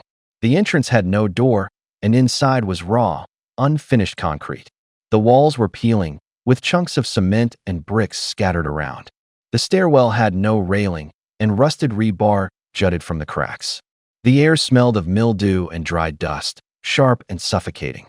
Qin Shou stared up the stairwell, swallowed hard, and whispered, barely audible over the wind, "Bro, maybe we should call the cops. This place looks dangerous to climb." "Stay here," Lu Qin replied quickly and firmly. He glanced at the narrow, unprotected staircase and instinctively reached for the camera bag slung over his shoulder. The weight of the camera pressed down like a stone on his shoulder, reminding him of his own limitations. "I'll go alone," he said simply. It wasn't the risk of falling he feared, it was the risk of confrontation. If things turned violent with those guys, the children would become shields. No one could afford that kind of life or death gamble. And besides, he was just a photographer carrying over 50 pounds of gear. The other two weren't experienced either. Going up together would only triple the danger. Qin Shou and Su Sandan exchanged a glance before finally nodding. In the stairwell, a gust of wind slammed the door shut with a bang, as if urging them forward. Just as Lu Chun was about to step forward, a sudden noise came crashing down from upstairs. Two people came panting down the stairs, rushing out from the landing. Their faces were flushed with panic, their clothes dusted with debris, their eyes still wide with fear. The air in the hallway instantly tightened. For pairs of eyes met midair, sparks ready to fly. Someone opened their mouth to speak, but the sound was drowned out by the creaking beneath their feet. Someone else raised a hand, as if trying to stop something. "Who are you?" Qin Shou spoke first, his voice laced with suspicion. The two newcomers froze too, their throats releasing a rough, raspy reply. The silence stretched like a taut string pulled to its limit. Then, as if plucked by an invisible hand, a series of low breaths and murmured questions erupted at once. Whatever was coming, it had only just begun. They hadn't expected it to go so smoothly. The traffickers actually showed up right in front of them. Lu Qin didn't rush forward. He looked down and scanned the hallway. The shadows in the stairwell were like cracks ready to swallow someone. He still hadn't found the child. He didn't know how many of them there were. A reckless move would only scare them off. The people across from them moved first. The man's voice scraped out, stiff as a putty knife. "Who are you? What are you doing here?" His right hand was already resting on the hilt of a dagger behind his back, fingers pressed to the sheath. The belt rubbed faintly, making tiny scraping sounds. Any sudden move, and he could draw the blade. Lu Chun dropped his gaze, forced an easy smile, his voice low but steady. "We're urban exploration streamers. This is my photographer and assistant." He flicked the camera forward. The lens threw off a cold ring of light under the street lamp. Qin Shou and Su Xiaodan both nodded, natural and unhurried. The man stared at the lens for several seconds, as if a black, unblinking eye had fixed on him. His expression changed, the smile froze. He stepped back, turned his body sideways, voice short and defensive. "Don't film me." I don't like being filmed. The woman behind him gripped the hem of her jacket, shoulders hunched. Her eyes flitted side to side, like she was picking which way to run.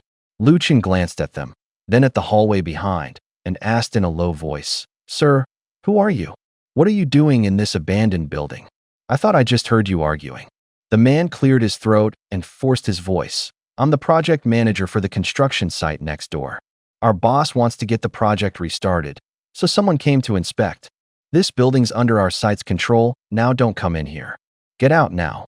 The man reacted fast, waving a hand to block Lu Chen and the others at the doorway. The noise on the stairs was shut off. Lu Chen wasn't in a hurry. He glanced at the woman behind the man, gave the man's shoulder a light tap, and smiled. "Hey, calm down. You and your wife were arguing. I heard you through several rooms." The man's face went rigid. A vein popped on his forehead, his eyes darkened. His hand instinctively went for the dagger at his back. Metal rubbed against the sheath, making a faint, harsh scraping sound. "Don't." The woman slapped his shoulder, her voice snapping like a broken string. "Don't throw a tantrum." She rolled her eyes and muttered, "That kid over there is way more easygoing than you." Her hand stayed on his shoulder. The man eased up, forcing a stupid grin, scratching his head as he nodded. Yeah, you're right."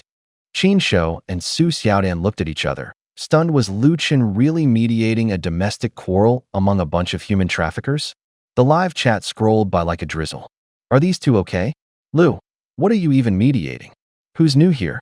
Lu Chen doesn't do this kind of thing. This is strangely mesmerizing." Seeing the man calm, Lu Chen changed his tone, warmer, sincere. "Look, the fact that your wife was willing to come out with you, what does that mean?" The man blinked, confused. "What does it mean?" "It means it's about feeling." Lu Chen slowed his words, his voice inching closer. "This place is old and filthy. Nobody comes here. It's exposed to wind and rain all year. If she were just after a bargain, who'd go to a place like this? She cooks every day, looks after the kid, and still chooses to go out with you. That shows you matter to her. You still get mad at her, isn't that too much?" His words were like a needle, pricking the space between the man's brows. Wind blew through a cracked window, carrying the smell of dust. The man turned to the woman behind him. She stood in the dim light, a faint tiredness and stubbornness on her face. The man couldn't finish. His voice came out so low it sounded like it was muffled by dust. "Am I the one who cooked too much?" "Who said that?" The woman shoved the bowl. It hit the table with a clatter. Her voice was hot. "You don't do heavy work either," he shot back, the corners of his eyes ringed with fatigue. The backs of his hands were calloused. Lu Chen watched from the side, his face suddenly softened. The woman's shoulders sagged. Years of hiding and exhaustion leaked out of her like air from a punctured balloon. A police siren wailed in the distance outside, like a reminder. The room felt even smaller and colder. She glanced at the broken window, then looked back at the man. "You've put up with too much all these years," Lu Chen said quietly, and took an exaggerated breath. If that were my girlfriend being treated like this, I'd make him kneel on a washboard tonight." His words were teasing, his voice drawn out, as if striking a match. For the first time, something like being seen flashed across her face. Her guard slipped half a step. The man reddened. He straightened his back and bit out. "I work my ass off to earn more so you don't have to scrape by and suffer. Isn't that right?" There was grievance in his tone and anger. His fingers tapped the edge of the table, producing a crisp sound. Lu Chen shifted, like a different person, and immediately took the man's side, a smile tugging at his mouth. If we men stay with our wives all day, the house calls us good for nothings. If we go out to earn money, they complain we don't have time." The man nodded vigorously, his defensiveness completely gone. He threw at the woman like a stone. "Exactly. You women are always making a fuss."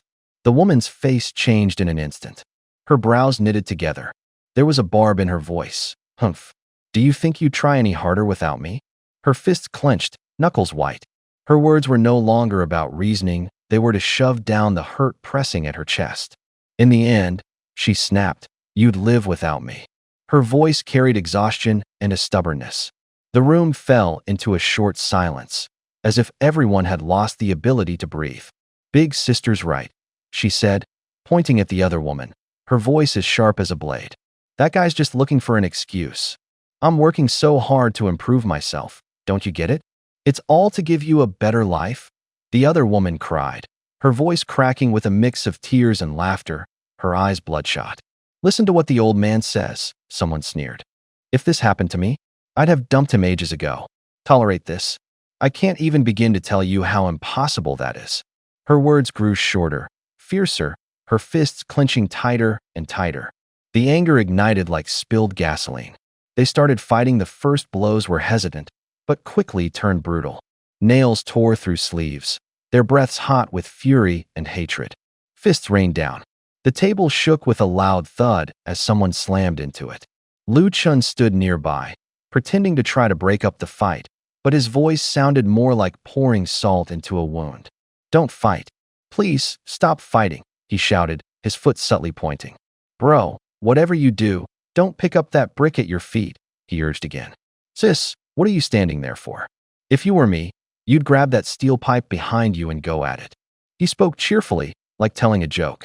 Every one of his so-called warnings was like tossing a lit match into the fire. The two, blinded by rage, somehow followed his suggestions with eerie synchronization. Hands reached for the brick on the ground.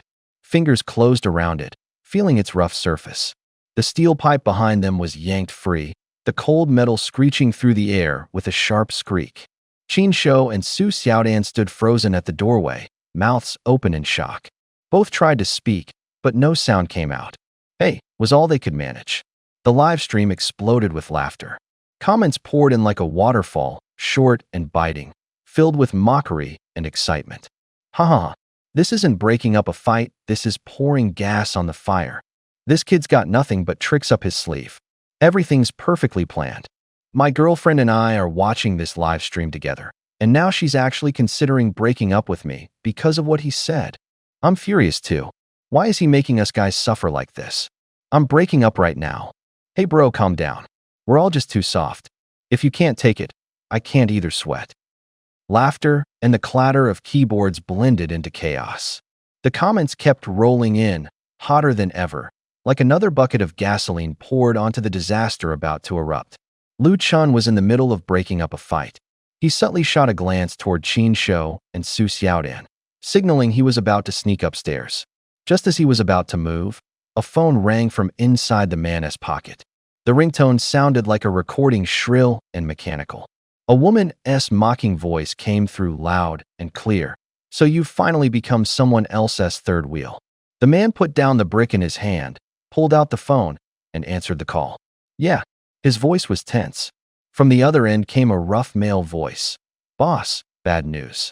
Someone called the cops. A couple of plainclothes officers just showed up trying to rescue them, but I spotted them first. The words hit like a drumbeat in the night. Even Qin Shou and Su Xiaodan, standing further away, heard every word. The middle-aged couple's faces changed instantly, as if slapped by a cold gust of wind. The woman raised her voice and shouted at the crowd, "Don't let them get away." The man gripped the brick tightly and swung hard. The brick tore through the air, leaving a gray streak behind, and smashed into the ground near Lu Chun with a bang, sending dust flying. The woman lifted a thick steel pipe as she swung it forward. The metal screamed against the air and slammed down in front of Qin Shou and Su Xiaodan, clearly blocking their path. To the woman's surprise, the two didn't seem to react. They made no move to rush forward. Qin Shou stood firm with his camera on his shoulder, chest puffed out, and said bluntly, "No need to stick around. We're not getting involved." Su Xiaodan quickly chimed in. "Seriously, my brother could knock someone out cold, fight his way from here to there without breaking a sweat. Your husband's build wouldn't even be enough to warm him up. Lu's a local MMA champ. 10 guys together still wouldn't stand a chance against him," Qin added. The two kept piling on the praise, practically paving a golden road for Lu Chun. Lu's eyelid twitched twice. A stiff, awkward smile tugged at the corner of his mouth. He pretended to turn and leave, his voice quick and urgent. "Look, brothers and sisters, I really don't know these people. Do whatever you want, but I'm out." Qin Shou and Su Xiaodan panicked. They quickly shouted, "Stop messing around. We won't say another word." Their voices were clearly filled with fear and hesitation. Only then did Lu Chun relax slightly. He turned his head toward the middle-aged man. The night wind carried the bitter taste of brick dust onto his tongue. Tiny bits of gravel crunched underfoot. He took a step closer, his gaze steadying. Even though his teammates had exaggerated his abilities, he wasn't really going to abandon them. The middle-aged man slid his hand behind his back, his thumb hooked over the dagger's handle. His face was as dark as if an iron plate had been pressed across it. "Kid, mind your own business," he warned in a low voice, like someone counting his last chips. The woman beside him couldn't hold back. She waved her hand and barked an urgent command. "Enough talk, take them out." The man glanced at the camera Qin Shou was shouldering. His eyes lingered for a beat, weighing his options. Finally, he drew a long breath and pulled the dagger from behind his back. The blade flashed coldly. The dagger made a sharp arc and lunged straight for Lu Chun's chest. Lu Chun's gaze went still.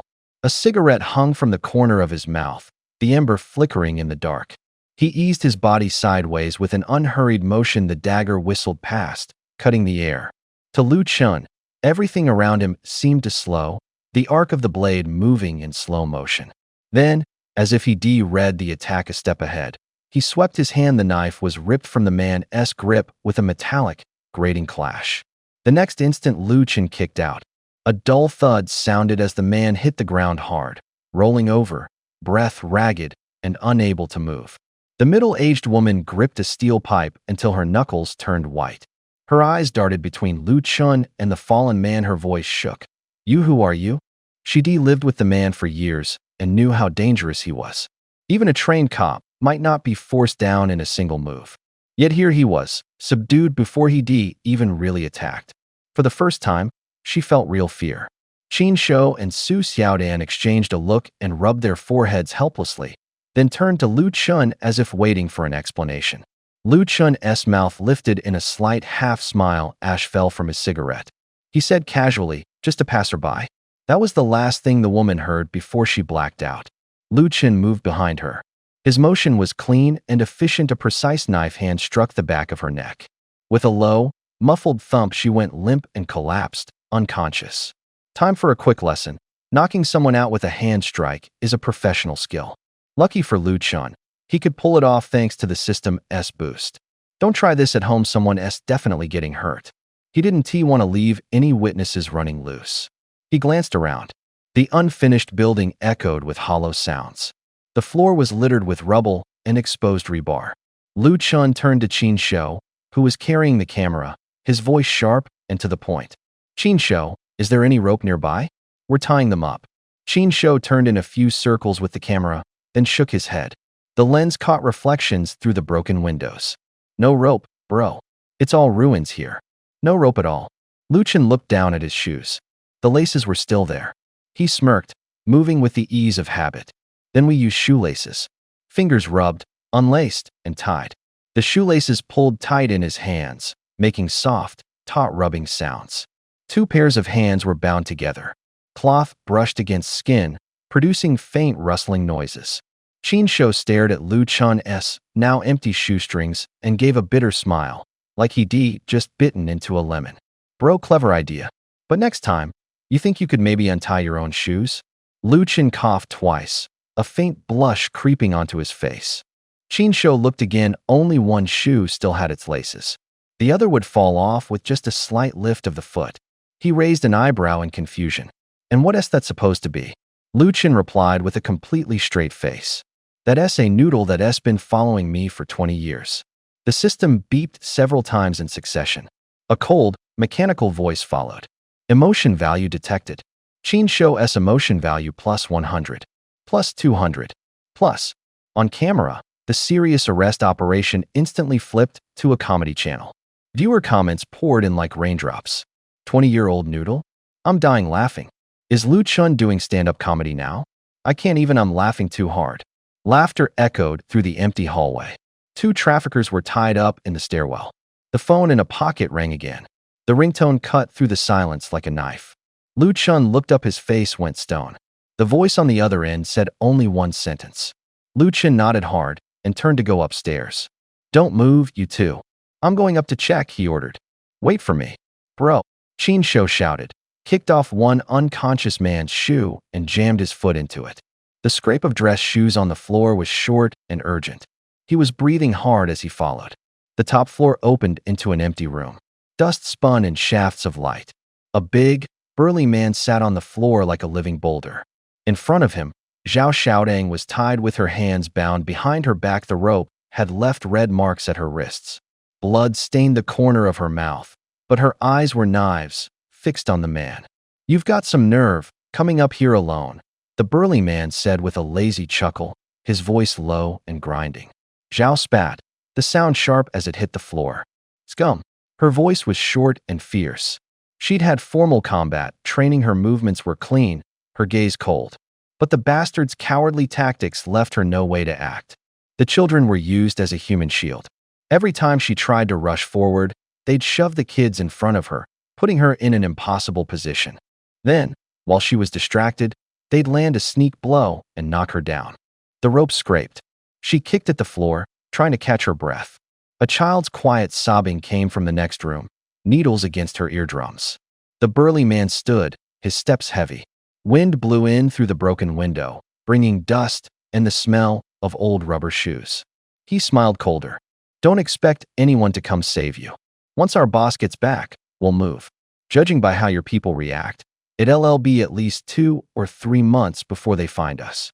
He stepped closer, his eyes sizing her up like an appraisal. His voice dropped lower. "Something like you fetches a good price, either shipped into the city or sold off in a more remote market. You know how it is." When he said, "You know how it is," it sounded like the knock of a gavel at an auction. Zhao clenched her teeth, a bead of blood trembled at the corner of her mouth. Her eyes flicked toward the stairs as she called a name, gambling on a sliver of hope. "Lin Yu." The cry echoed through the empty top floor. The only answer was the wind and the children's small, broken sobs. If he could just land a wealthy benefactor, his future would be set. The burly man's eyes sparkled as he started weaving dreams of a better life. Short sentences flickered through his mind like a series of images. Zhao Xiaodang's face darkened. She turned her gaze toward the children in the corner. They crouched low, their shoulders hunched, eyes vacant like their cries had been dried up by the wind. If someone gently patted their shoulders, they merely flinched slightly, no longer resisting. She remembered where those children had come from. Some people treated the orphanage like a business. They put up signs saying rescue, collecting government subsidies. Others smiled as they counted money, treating children like commodities. She had seen corners of the account books, overheard whispers among caretakers. The police never seriously investigated missing persons cases. Some people had power, connections. A fist could be strong, but even stronger was a network. Suddenly, a rough, large hand gripped her arm. The smell of sweat, the stench of alcohol, and the coarse friction of skin made Zhao Xiaodang tense up. The hand clamped down on her wrist like a vice. "Don't move," the man growled, eyes gleaming with greed. "This woman's pretty. It'd be a waste to just play around. Selling her would be such a good deal." He muttered to himself, almost trying to convince his own conscience, or maybe just dividing the spoils in his mind. He placed his other hand on her wrist, squeezing hard. Just as he was about to move, his hand froze mid-air, like his thoughts had been caught on something. Frowning, he muttered, No, this one get a good price." Just as despair sliced into her chest like a knife, a shadow appeared behind him. But it wasn't a shadow, it was real. A young man with black hair stood quietly behind the burly man. His steps were silent. The wind lifted the hem of his clothes like a clean banner fluttering. The air suddenly grew still. Even the children's breathing seemed to shrink into silence. The young man's face was calm, his eyes as cold as a winter river. No smile, no anger, just a quiet composure, like someone used to being in control. The big man's hand trembled slightly, the grip in his palm loosening. Zhao Xiaodang pulled her arm back, leaving red marks on her wrist. She lifted her eyes and met the young man's expressionless gaze head-on. He hadn't even finished speaking when Zhao Xiaodang's air of nobility instantly vanished like morning mist scattered by a sudden gust of wind. "Hey, officer miss, what kind of circus act are you pulling here?" Lu Chun had a cigarette dangling from his lips, his eyes smiling. The tip of the cigarette glowed a faint orange, flickering with every puff, before he exhaled a thick cloud of smoke. The big guy flinched at the sound, whipping his head around in shock. His eyes widened, his lips dry with fear. "You who the hell are you?" Lu Chun lazily blew out another puff of smoke. his voice low and almost amused. Since you asked so sincerely. He didn't get to finish. A knife flew through the air like a cold needle, slicing through the space between them straight toward Lu Chun's chest. The metal blade whistled with a sharp, drawn-out hiss. Zhao Xiaodong turned deathly pale. The rope dug into her knuckles, leaving angry red marks. Her voice trembled with urgency. "Hurry up and untie me. I can take him." In the split second the blade came hurtling toward him. Lu Chen sidestepped just in time. The edge of his coat brushed against the blade. The scent of smoke, the sharp stench of blood, and the icy glint of steel all rushed at him at once. Calm as ever, he raised a hand to scratch his head, half complaining, half laughing. Interrupting someone while they're talking really isn't good manners. My introduction wasn't even finished yet, he added, his tone flippant, yet edged with irritation. Then came the sound of hurried footsteps. Qin Shou and Su Dan burst onto the scene. Qin Shou was carrying a camera, pointing the lens straight at the knife-wielding thug as he slammed down the record button. "Don't move. Drop the knife. Your boss is already under arrest." Su Dan chimed in from the side, waving his hands dramatically. "Yeah, you're all nothing but beasts in fancy clothes. Surrender now." As they spoke, both men scurried behind Lu Chen like turtles retreating into their shells, one foot hidden, the other sticking out as they pointed fingers and shouted accusations. Lu Chen rubbed his forehead, his voice dripping with exasperation. "Can you two stop hiding behind me and throwing shade? It's so embarrassing." In perfect unison, Qin Shou and Su Dan replied, smug and relieved, "Standing behind you. Bro, just feels safer." Zhao Xiaodong stared at the three familiar yet infuriating faces before her, her lips twitching. The air around her felt thick, pressing down on her chest like a weight. Now was definitely not the time to lose her cool. The three of them remained eerily calm, not the least bit tense. They looked at the muscular man as if he were just another part of the scenery, glancing at him briefly before turning away. The Hulk felt disrespected and his anger flared instantly. With a roar, he pulled out a knife and lunged forward. His target was Qin Shou, who was slowed down by the heavy machine on his back, an easy mark. The blade came within an inch of striking his chest. Then Lu Chen moved. He pulled back his arm and threw a punch with explosive force. The fist cut through the air like a bolt of lightning, slamming into the muscular man's chest. The Hulk flew backward as if hit by a cannonball, crashing into a wall with a deep, muffled thud. The wall trembled, and the air seemed to vibrate with a heavy, painful force. His head spun like it had been run over by a truck. His eyelids felt like lead, barely able to lift. He struggled to raise his gaze, but all he could see was the edge of Lu Chun's figure. Zhao Xiaodong froze. Her expression shifted in an instant. Surprise broke across her face like a crack slicing through the surface of a frozen lake. That man didn't look like some street punk, he was a ruthless killer, the kind who lived on the edge of death. And yet, Lu Chen had taken him down with just one punch? Lu Chen shrugged slightly, his voice calm. "Too bad. I thought one punch would be enough to knock him out." The Hulk let out a bitter sound from his throat, blood trickling from the corner of his mouth. Then his body went limp, collapsing to the ground. Zhao Xiaodong crouched down, holding her breath, and gently touched the fallen man to confirm he wasn't moving. Memories flashed through her mind like movie clips, long nights waiting in the dark, watching through cold winds, days and nights of stakeouts, cold coffee, and blurry, grainy surveillance footage. Her heart began to race. All that time hadn't been wasted.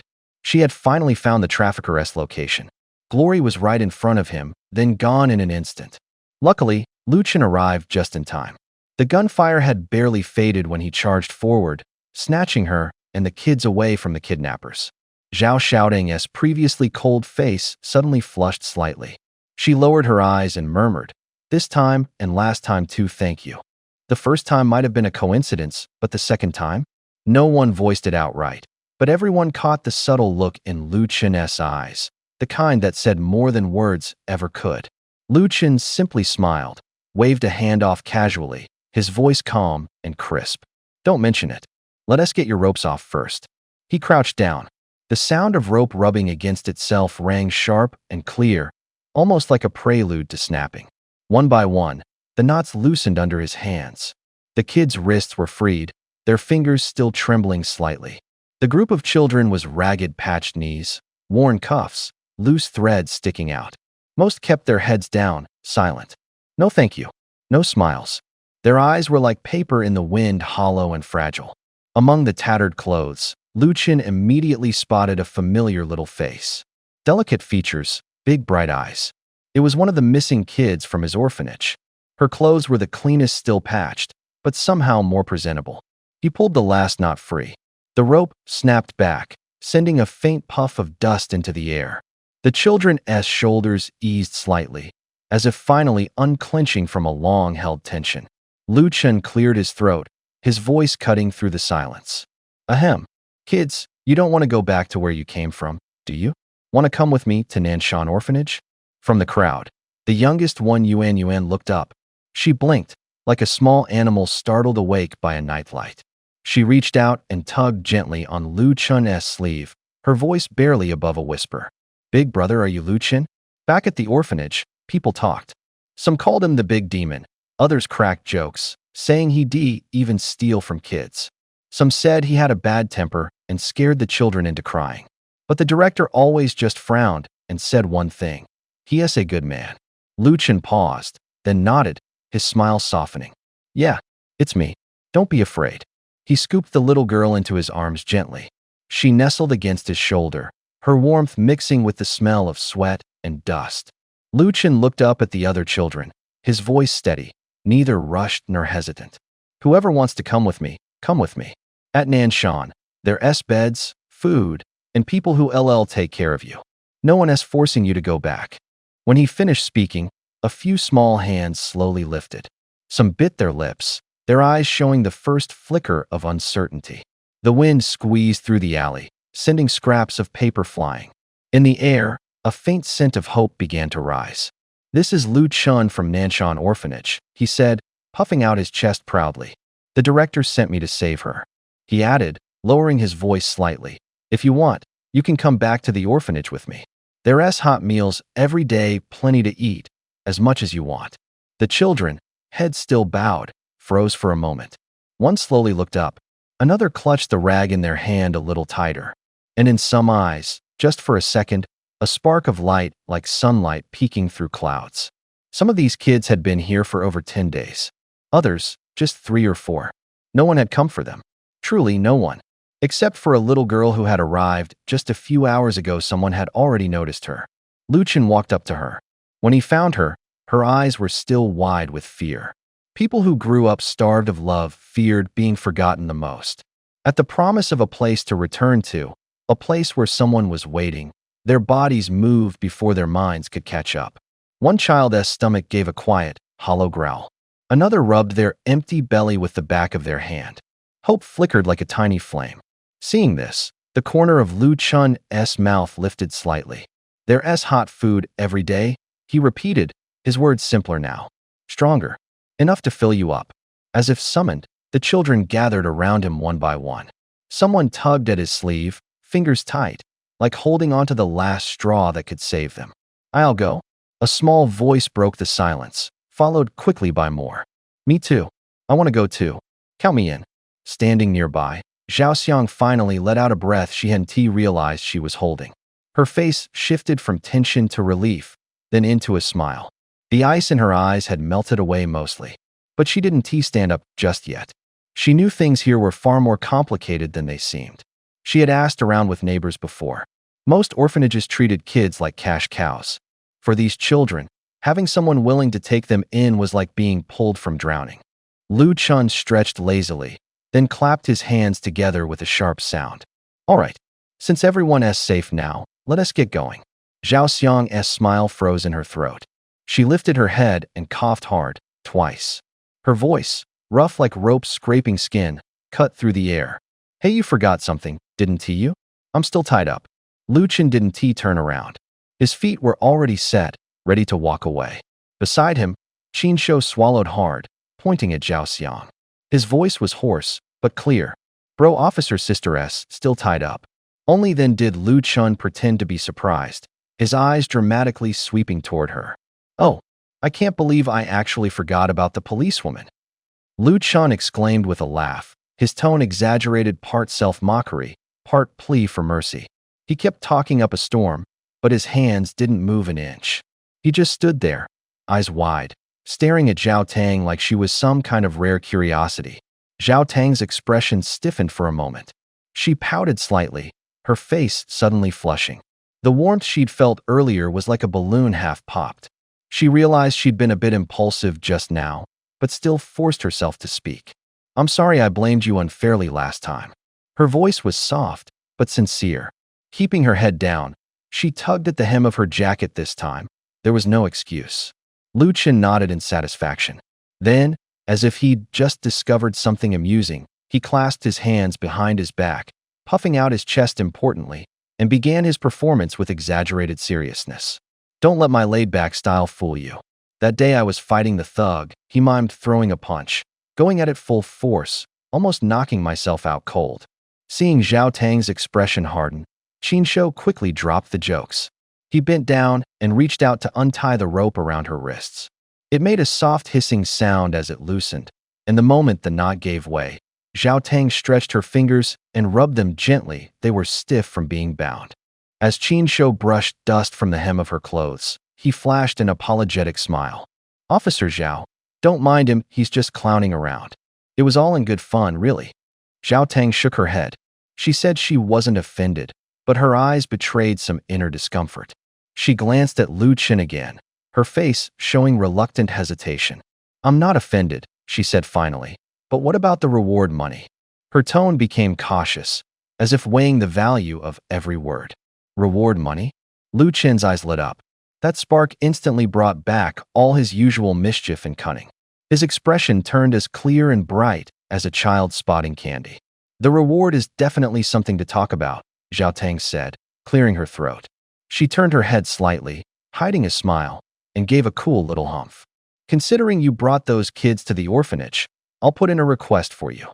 As soon as she said it, Lu Chen seemed to exhale in relief. His gaze drifted toward the group of children in the distance. They were still whispering among themselves in the corner, eyes full of curiosity. He took a couple steps closer, his smile never fading, practically ready to count every penny of the reward right then and there. "What about those kids?" Qin Shou asked, pointing toward the distance, his voice a little shaky. Zhao Xiaotang stared at them. The wind tugged at her uniform, the badge on her chest flashed in the sunlight. She stepped forward, calm and resolute. "I'll report it up the chain. I'll get them out of the orphanage." When Lu Chen heard that, his brow eased and a small smile flickered across his face. Then he turned to Qin Shou, grinning like he'd found leverage. "I knew it, Officer Zhao's such a good person. Of course she'd help," he said, flattering. Qin Shou froze. His face went red, then pale. He muttered in defense, "Bro, I never said I was going to donate." "What? Expecting Officer Zhao to donate again? That's too much. She's doing this out of the goodness of her heart. She doesn't owe anyone anything," Lu Chen said louder, as if shielding Zhao Xiaotang from all criticism. Zhao Xiaotang shrugged helplessly. She watched the children playing and chasing each other in the distance, their laughter coming and going. She closed her eyes as if listening to that string of laughter, then said softer but firmly, "Then I'll donate a month's salary." She held last month's pay stub in her hand. Her voice was nervous, but there was an unmistakable warmth of conviction. Lu Chen hurried forward and grabbed her hand like it was a lifeline. "On behalf of the kids, thank you," he said. His gaze shifted to Qin Shou and Su Xiaodan, sharp as a blade, forcing a decision. Qin Shou swallowed hard. His fingertips trembled as he slowly raised one finger. "I'll donate a month's salary too." Su Xiaodan stood straight, without hesitation or affectation. She let out a light, cool chuckle, her voice as crisp as knuckles on porcelain. "I'll donate a whole building." The air seemed to lose its warmth at her words. The three of them went silent at once. Low exclamations escaped throats. Mouths opened, but no one could find the words. Lu Chen was almost breathless. Half a second later he blurted, "Xiaodan, maybe you should think about it? A building isn't exactly small." Su Xiaodan shook her head. Her smile held stubbornness and a gentle warmth.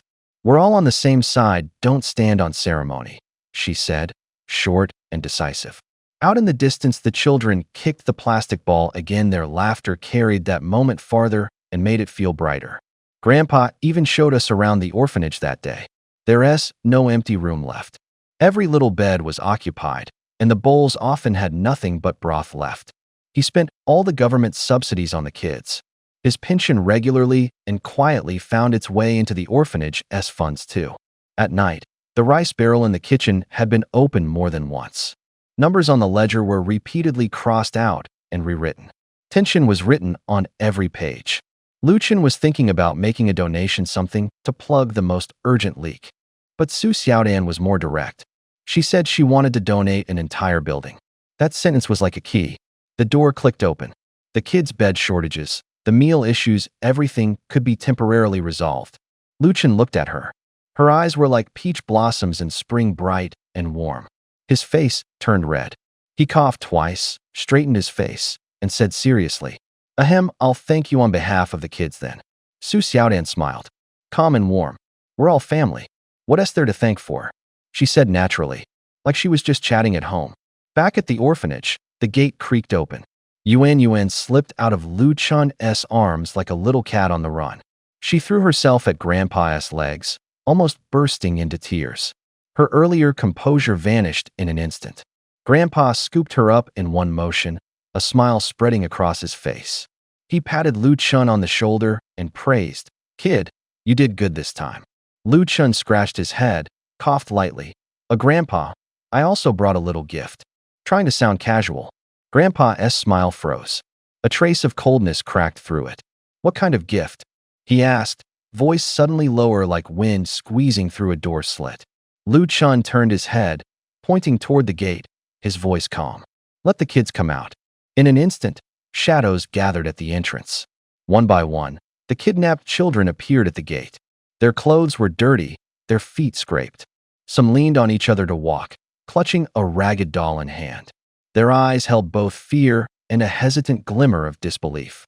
The wind outside carried dust, fluttering the hems of the children's clothes. Crying, whispers, and the scuffing of shoes wove together in the air. Grandpa's face darkened. His wrinkles deepened like a cracked map. From the shadows, a man stepped forward, smelling of smoke, sweat, and something crude. He sneered, "Sorry to interrupt. I'll be on my way." Then, he moved to grab Yuan and head out quick, efficient, like someone fleeing. His hand had just touched Yuan's arm when Lu Chun lunged forward in one swift step. He grabbed the man's coat hem. The fabric tore slightly under his grip. His fists clenched tight, his knuckles turning white. The man stiffened, eyes flashing with menace. His heel scraped harshly against the gravel. In the air, the tension shattered like glass. Lu Chun rushed forward, grabbing the director's sleeve and leaning in close, his voice urgent and breathless. "Don't go, director. Don't walk away." His eyes burned with intensity, his words coming out in compressed bursts, each syllable pushed forward like a drumbeat. "They're from the orphanage nearby, kidnapped by traffickers. It's been 1 or 2 weeks already. No one has come looking for them." He jerked his fingers toward the group of children behind him. His tone carried both accusation and fear. "If you send them back now, they might not even get a hot meal. The beds are full, the money's tight hell. Even the emergency fund is barely scraping by." The director's footsteps came to a sudden halt. His sleeve wrinkled under Lu Chun's grip.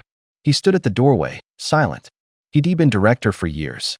The broken beds, the worn-out blankets, the rusty pot in the kitchen, these images had been circling in his head for a long time. When he heard no one else come, his breath caught for half a beat. He rubbed his temples. His fingertips trembled slightly. After a long pause, he slowly lifted his gaze. The wrinkles on his face folded like crumpled paper, etched with embarrassment and helplessness. "We really don't have any extra budget," he muttered, his voice so low it almost slipped through the cracks.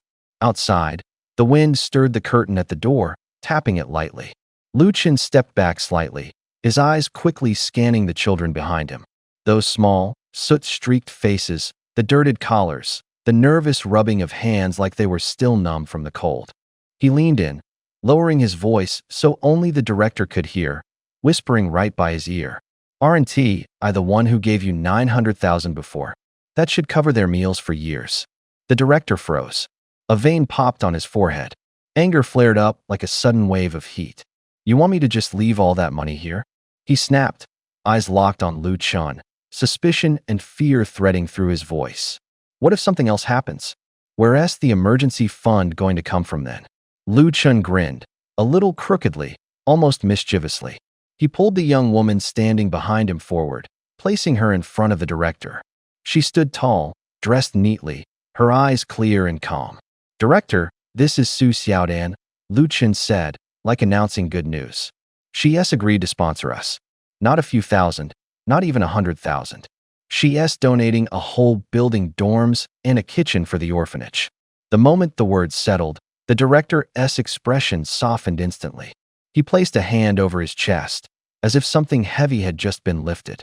The light from the hallway fell across his face, and for the first time in a long while, his wrinkles looked a little softer. He asked quietly, "Are you sure?" Su Xiaodan nodded, her voice steady. "I'm sure. I want to see these kids have a real home." The director looked again at the children, his gaze now gentler. He swallowed hard, his voice thick but firm. "All right, I will take them in. Thank you both." Outside, the wind stopped. The courtyard fell silent, like a taut string finally loosening. "Give it a few more days. You'll be moving into a new home soon." After saying that, Lu Chun shrugged his shoulders. His voice was calm, as if he were announcing something trivial. He glanced at the exposed wires in the room, then at the damp corners of the wall. The burn marks from the fire still remained. The smell of mud lingered in the sewer pipes. The equipment was outdated, and there were many problems, but none of it mattered to him. The old man froze, his eyes going blank. A giant question mark seemed to pop into his gaze. Staring at Su Xiaodan standing in front of him, he mumbled, "How much?" Lu Chun was clearly pleased with himself. He raised one finger confidently and answered sharply, "1 building." As the words fell, the old man's face changed. His eyelids trembled, and unconsciously, his hand moved to touch his chest. After a long pause, as if digging something out from the depths of his mind, he whispered in horror, "You little brat, didn't go and sell yourself, did you?" Lu Chun's face turned red in an instant. He turned his back, coughed twice, and replied in an embarrassed yet determined voice, "Don't talk nonsense. Just bring the kids over. As for the rest of the expenses, I'll find a way to handle them." Standing beside them, Su Xiaodan raised her hand to cover her mouth, hiding a light chuckle. She bowed deeply to the old man, her voice as soft as a breeze. "Please take care of us from now on, sir." Qin Shou, carrying the camera on his shoulder, turned the lens toward the children. He steadily focused on each young face. A smile tugged at his lips as he pressed record. "Listen up. Grandpa has agreed. You're moving into a new home." The children's expressions remained flat. There was no obvious excitement. One of them simply rubbed their stomach and turned their eyes toward the kitchen, as if already smelling the aroma of hot soup. For them, being able to eat warm meals every day meant safety. Finally, Lu Chun did something good. "Come on, everyone. Don't just talk. Nanshan Orphanage is desperately asking for donations. Is anyone going to help raise funds?" "Lu Ge fights monsters and gives money? That's seriously awesome. We should chip in too." I looked it up. The name is Nanshan Orphanage. I'm donating right now. No child should be denied education because of poverty. No child should suffer while others live in comfort. The live stream exploded into chaos. Viewers hammered their keyboards, flooding the chat box with the same message over and over again. "Start the donation drive. Start the donation drive." Notification sounds dropped like rain. Someone shouted at the production team to open a donation channel. Others pasted photos of the orphanage directly into the comments feed. In the studio, the director stared at the screen, his expression darkening. It wasn't about the money, it was about attention. Lu Chun already had a huge following. After today's drama, he was probably about to gain even more fans. The young assistant snickered quietly beside him. "Director, are you actually worried about that?" He raised an eyebrow. "This time it's a good cause, right? He saved a kid and helped catch a child trafficker." His tone was teasing. The director stared helplessly at the rising vote count on the screen. In just a few minutes, the numbers were ballooning like bubbles. He gave a bitter smile and finally sighed. "Let us ask Lu Chun first, whether he is willing to open an online donation channel. We'll chip in something from the show too." The assistant perked up immediately. Nodding, he said with a grin, "Knew it, you're a softie at heart," and got straight to work. The clatter of keyboard keys, the hum of a phone call being dialed suddenly. The studio buzzed with energy. In the distance, sirens grew louder. Several police cars roared up and screeched to a stop in front of the orphanage, kicking up dust and the sharp sound of gravel grinding against pavement. The officers who stepped out moved in unison, their uniforms gleaming under the afternoon sun, badges catching cold, hard glints of light. Lin Yu was the first to step forward. His face was composed, his steps steady as drumbeats. Behind him followed Yi Guan, Buru, and a reporter whose camera hummed softly on his shoulder. Lin Yu stopped in front of Lu Chun, stood tall, and saluted clean and polite. "Comrade Lu Chun," he said, "in recognition of your contribution to combating crime and lawbreaking in our city, I represent the Jiangnan Public Security Bureau and the citizens of our city." The words were formal, but spoken slowly, with weight. Occasionally, the reporter's camera clicked softly. The crowd fell silent, even the stream's comments feed seeming to pause mid-scroll. After a few brief formalities, Lin Yu pulled out a red sash and a certificate. The sash shimmered like a small flag in the light. The certificate's cover gleamed with golden lettering. He extended it toward Lu Chun. At the same moment, another officer unfolded a statement and read aloud. "The Public Security Bureau will assist in setting up an official donation channel for the orphanage and coordinate with social resources to ensure transparency, and that every donation reaches its intended destination." The cameras focused on Lu Chun. The live stream's comments feed exploded, nearly bursting with the audible excitement of viewers watching from beyond the screen. Some started sending virtual gifts, others instantly clicked the support button. Lu Chun reached out, his fingertips brushing the certificate. A coolness spread through his palm. His eyes swept across the sash, the officer's statement, the camera lens. Around him, the noise ebbed like a receding tide, leaving only a few clear, decisive words, exactly the kind of promise and action he had been waiting for. Not praise, but real help. He took the certificate, nodded once, and said, voice low and clear, "All right, I accept. For your contributions, the Jiangnan City Police Department has decided to award you a bonus of 20,000 Jiuzhou coins as a token of appreciation." The voice from the stage was calm. Someone clapped. Others murmured quietly among themselves. That was 10,000 more than last time. Zhao Xiaodang had submitted a supplementary report about his rescue, and Master Lin Yu had fought hard to get him this extra. It wasn't a large sum, but it carried sincere intent. Lu Chun accepted the thick envelope. The paper was coarse, its corners wrinkled from fingertips. The weight settled in his palm, cold and real. He stood at attention and returned a salute. A smile touched his lips, his voice clear. "Combating crime and upholding justice is the duty of every citizen," he said. As soon as he finished speaking, reporters around the microphone rushed closer like hungry birds. Red lights blinked on their recorders, pens scratched hurriedly against notepads. "Can you talk about your feelings at that moment? Facing a criminal and seeing a child being abducted, were you scared?" A young reporter shoved the microphone toward him. The fabric cover rubbed slightly, making a faint sound. Lu Chun cleared his throat. His eyes drifted, as if flipping through a stack of old photographs. "It actually started when I was 3. He began, his voice low and slow.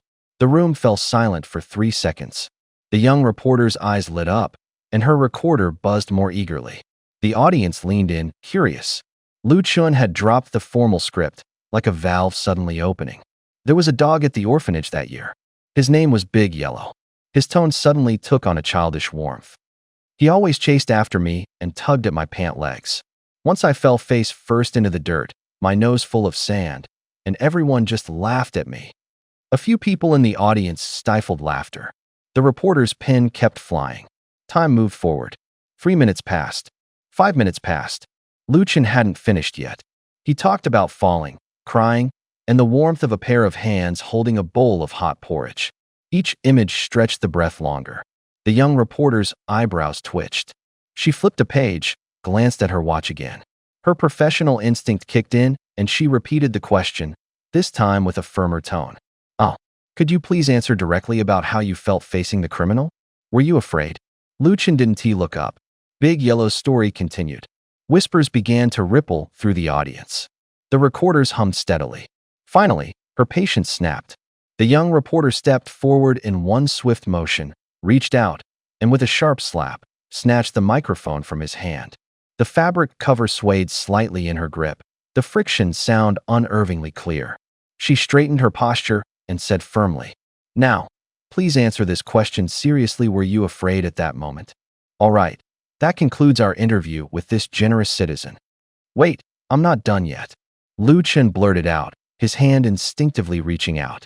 The young reporter bit her lip, her smile stretching like it might split her face, her voice trembling slightly.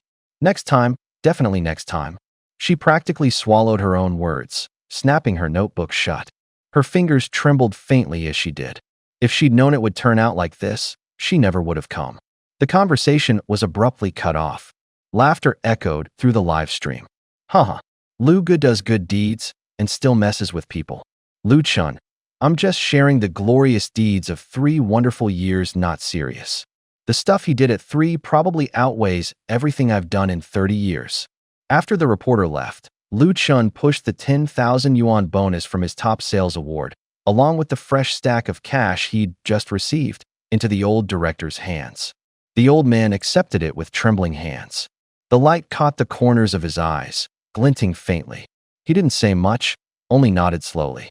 Lu Chun turned and got into the car. The door shut with a low thud, the engine humming quietly beneath them. Night air slipped through the window crack, carrying the cold edge of the city. The streetlights blurred into a string of pearls sliding backward. He pressed his gaze against the glass, watching the scenery blur past in fast reverse. His lips twitched slightly, then he sighed. A faint growl rumbled from his stomach. "Damn it, broke again," he muttered. "Time to figure something out." Sitting behind the wheel, Su Xiaodan glanced sideways at him. Her fingers tapped lightly on the steering wheel, as if weighing something. "Lu Gu." Actually, she started cautiously. Before she could finish, Lu Chen cut her off. His tone hardened. "Don't. I know what you're going to say." He lifted his chin, voice slicing like cold steel. "I won't accept charity. Don't treat me like someone who depends on others." He pounded his knee twice, hard, as if trying to beat down the shame clawing at his chest. Thinking of the gratitude in the old director's eyes, his face burned. The orphanage had already accepted a whole building from her. Accepting more help felt like losing the last shred of dignity he had left. Su Xiaodan fell silent. She turned back forward, gripped the steering wheel tighter. The headlights cast a cold glow on her profile. Outside, the wind kept rustling the roadside billboards, tapping lightly against the metal frames. Inside the car, only the low hum of the engine remained. Neither of them spoke again. Qin Shou stuck his head out the car window for a breath of fresh air. The wind brushed across his face. Suddenly, a poster slapped right onto his face with a pap. The paper scraped against his nose, leaving a slight sting. He smacked it off. As it fluttered down, he focused on it, his eyes suddenly lighting up. "Hey, bro, what do you say we sign up for this?" He passed the poster over, his voice buzzing with excitement. Lu Chen took the poster, raising an eyebrow slightly. In big letters, it read, "Local Cooking Competition Grand, prize $30,000. Open to amateur cooks only. Teams of 2. Local cooking competition." Lu Chen read aloud, his voice calm, almost like confirming the words were real. "Yeah, we can totally do this. 30 grand for first place." Qin Shou grinned like he might leap out of his seat, his fingers rubbing the edge of the poster like counting cash. His eyes were full of confidence. Back in the day, he'd cooked for his whole family for years. Knife skills, timing, seasoning all second nature to him by now. And since pro chefs were banned from entering, the competition would be way easier. Lu Chen stared at the poster for a long moment. His mind turned over every angle, but couldn't come up with a guaranteed win. He sighed, then shoved the worry aside like tossing away an old jacket. "Fine," he said, suddenly decisive. "To celebrate our future victory, I'm treating everyone to hot pot tonight." Treating us. The car went quiet for half a second, then exploded into stunned laughter. The front passenger, Su Xiaodan, slammed on the brakes so suddenly the car jolted, nearly throwing everyone from their seats. The tires screeched against the pavement. "Are you serious?" Another person looked up at the sun, already low on the horizon. His eyes brimmed with disbelief.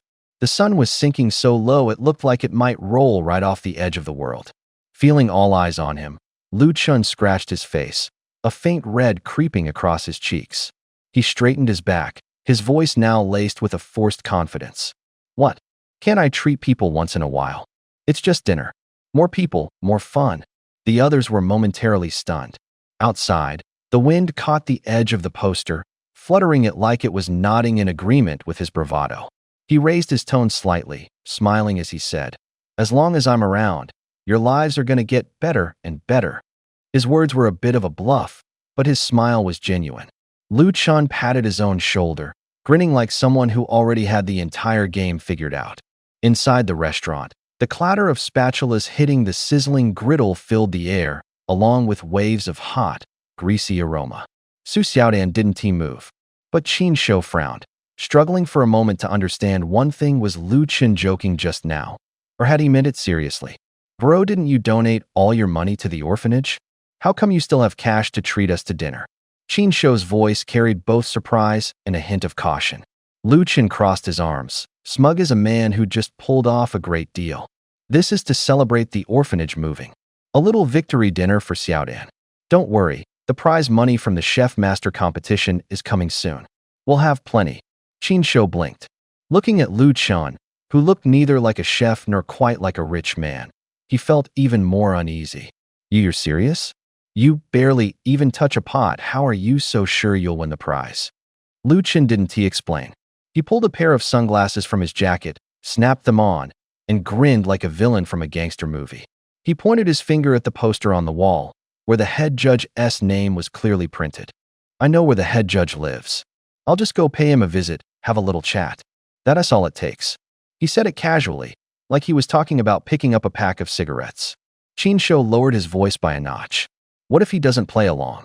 Lu Chun shrugged, and his smile suddenly turned a little cold. Won't play along? Then you just tell old Mo one thing for me: I feel like eating fish. As the words fell, the noise in the restaurant seemed to hit pause. Su Xiaodan remained expressionless. Qin Shou's head buzzed. Was that a joke or a threat? He swallowed hard, his voice trembling slightly. Bro, what exactly did you use to do before all this? Leaning against the car window, Lu Chun's eyes carried the weight of 1,000 stories. His voice slowed, like he was about to pour an entire river's worth of history into their ears. It all started when I was 3 years old. John lifted his head to gaze at the sky. Tears slid down his cheeks. His body felt drained, as if all strength had been sucked out, and his chest was numb. In his mind, scenes played out one after another, gray, cold, like a movie rewinding. Inside the car, Lu Chun hummed a tune as usual, his hands steady on the steering wheel. He pressed the gas, cruising at 80 kilometers an hour. Outside the window, streetlights blurred into streaks of light. Wind slipped through the cracks, carrying the scent of the city. Soon, the three arrived in the city center. Lu Chun said he still had to adjust his shift and would report in the next day. He casually dragged the other two into the nearest hot pot restaurant. A bell above the door chimed softly. Heat hit them in the face, along with the rich, spicy aroma. Bubbles rose from the bubbling broth, red oil swirling in circles. They sat down. The menu rustled softly as they flipped through its pages. Lu Chun studied the moderately priced dishes, coughed lightly, and looked up with the grin of a seasoned actor. Tonight's on me. Don't hold back. Order whatever you want. His tone wasn't serious, but it carried a kind of ease that made people drop their guard. Su Xiaodan smiled faintly, her eyes calculating. The light shimmered in her glass, dancing in her gaze. Her fingers tapped gently on the rim, a barely audible sound. At the words "tonight's on me," Qin Shou immediately straightened up. He nodded like a child who'd just been given permission, smiling awkwardly. Great. Great. Fragments of memory flickered through his mind. The first time they had fried chicken. That day, Lu Chun had only 100 yuan on him. He spread the crumpled bill on the table, slapped the surface, and said, "Eat first, then go." The fried chicken smelled so good it made them forget the cold. Grease stuck to their fingers, and laughter wouldn't stop. Another time, it was takeout. It was raining, and the hallway was as narrow as an alley. Someone rushed out with a paper bag, and Lu Chun reached out from the side, handing the box to them as if it were the most natural thing in the world. The steam and scent wrapped around their faces, warm and comforting. The last time was that old, rundown orphanage. The paint peeled off the walls, and the windows creaked in the wind. The kids gathered in the yard, eyes shining like stars in the night sky. Lu Chen pulled out a thick wad of cash from his car and handed it to the director. The children squealed and rushed forward, their laughter like tiny bells clear and real. That lunch wasn't too extravagant, but every child ate their fill. Lu Chen stood by the door, his hands still cold from the morning, but his face was glowing. These memories didn't come with fancy words. Just taste, just sound, and always that hand reaching out. Qin Shou picked up his tea. Warm, bitter at first, then sweet. He looked at Lu Chen, eyes bright, voice slightly choked. Bro, didn't think we'd end up like this? Lu Chen froze. His expression stiffened for 3 seconds, then he shrugged slightly. The air smelled of chili and garlic, but suddenly, he felt a chill down his back, like someone was watching him. He forced a slightly awkward smile. Boss. Lu Chen waved, his tone teasing. Give him the extra spicy dipping sauce. Don't hold back. The waiter called back, his voice bright and echoing through the restaurant. Extra spicy, coming right up. The pot bubbled again, the broth rippling in small waves. The 3 silhouettes stretched under the lights. Qin Shou took a sip of tea, his lips curling up despite himself. His voice was soft, a little wet, but also full of laughter. No, don't. Qin Shou shouted at the top of his lungs, his voice blazing like fire after biting into chili peppers. Bro, seriously, I can't handle spicy food. The guy beside him shrugged, his smile a bit sharp. Relax. If your stomach gets messed up, I'll take you to the best proctology clinic in the city tomorrow. He said it so casually, like handing over a warranty. On the other side of town, all that remained on the road was the low hum of an electric scooter. Luo Chung rode with one hand, holding a poster for the Chef Master competition in the other. The paper flapped in the wind, the red letters seeming to dance. He wore a carefree grin. Lately, Lu Chen hadn't come looking for trouble. He delivered food during the day and worked odd jobs at night. In just 2 days, he'd already saved up a decent amount. Life had suddenly become simple and bright. But the photographer sitting behind him wasn't so relaxed. Looking at the poster, he frowned slightly, his voice barely above a whisper, like he was afraid to break something. Bro, do you really think you can win first place? Luo Chung pulled the bike closer to the curb, full of confidence. Of course I can. Don't let the way I look now fool you, I've always loved cooking. He shook his hand, almost like he was convincing himself. I even studied under a few chefs from state banquets. That 30,000 prize? I've had my eyes on it for a long time. He laughed again and asked, so, what do you feel like eating tonight? Just say the word. The photographer pointed at a hot pot restaurant by the roadside. Through the window, steam rose from bubbling red broth. He caught sight of someone sitting inside Lu Chen. Then he glanced at Luo Cheng's rear seat, where Luo was leaning back, almost cockily. His heart tightened. Quietly, he muttered an apology under his breath. Bro, I want to eat there. Luo Cheng glanced at the shop. The storefront was old, the neon sign flickering weakly. Business didn't look great, but he'd made a bit of money these past few days and was feeling a little too confident. That 30,000 prize felt like a net already closing over him. Without thinking much, he parked the bike, got off, and pushed open the door. The wind chime at the entrance rang once. Heat hit them immediately, thick with the scent of Sichuan peppercorn and clarified butter, intense and sharp. The dining area was mostly empty, with only one table occupied. The soup on the table still steamed, chopsticks resting on the edge of a bowl. The light stretched the side profile of the man sitting there into a long, shadowy shape. Luo Cheng's fingers clenched hard on the handlebars until his knuckles turned white. A cold hand seemed to grip his heart. He gritted his teeth, his voice low but broken with tension. Lu Chen. The previous incident hadn't even blown over yet, and any trace of smugness on Luo Cheng's face had completely vanished. His smile faded in an instant, and he instinctively shrank his neck in, his breaths growing short and shallow. He shot a glance at the photographer beside him. The camera strap hanging off the guy's shoulder was swaying slightly. As soon as he noticed Luo Cheng looking, he quickly put on an innocent face and spread his hands. Bro, I really didn't know he'd be here. Luo Cheng held himself stiff for a while before finally exhaling sharply. His voice came out low and tight, like it had been forced through clenched teeth. Let us go? Let us eat somewhere else.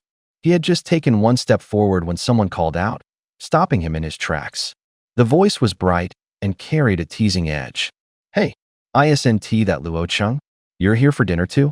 Lu Chen stood in the doorway, a slightly surprised smile on his face. Luo Cheng's body stiffened. He turned his head and returned a forced grin. Oh wow, what are you doing here? Qin Shou narrowed his eyes at him, smiling with daggers behind his lips. His tone was almost flirtatious. Luo Cheng, you're not trying to run away just because we're here, are you? Xiao Dan stood off to the side watching. She had seen Lu Chen's live streams online. Her first impression of Luo Cheng had been arrogance. Right now, she remembered how every time Luo Cheng ran into Lu Chen, things always ended with Luo looking flustered and out of his depth. Like a cat startled into jumping, Luo stomped his foot, his voice laced with frustration. You think I'm scared of you? He lowered his voice, stepping back slightly and trying to force himself to look calm. It's south, just this place is a bit too average. I'm worried it might ruin my appetite. Qin Shou didn't respond. He just smiled even wider, his laughter slicing through the air like a blade. Lu Chen glanced at the nearby table. Steam rose from the hot dishes, filling the air with delicious smells. He lifted his head and suggested calmly, why don't we just share a table? As soon as the words left his mouth, it was as if the entire area had been hit with a pause button.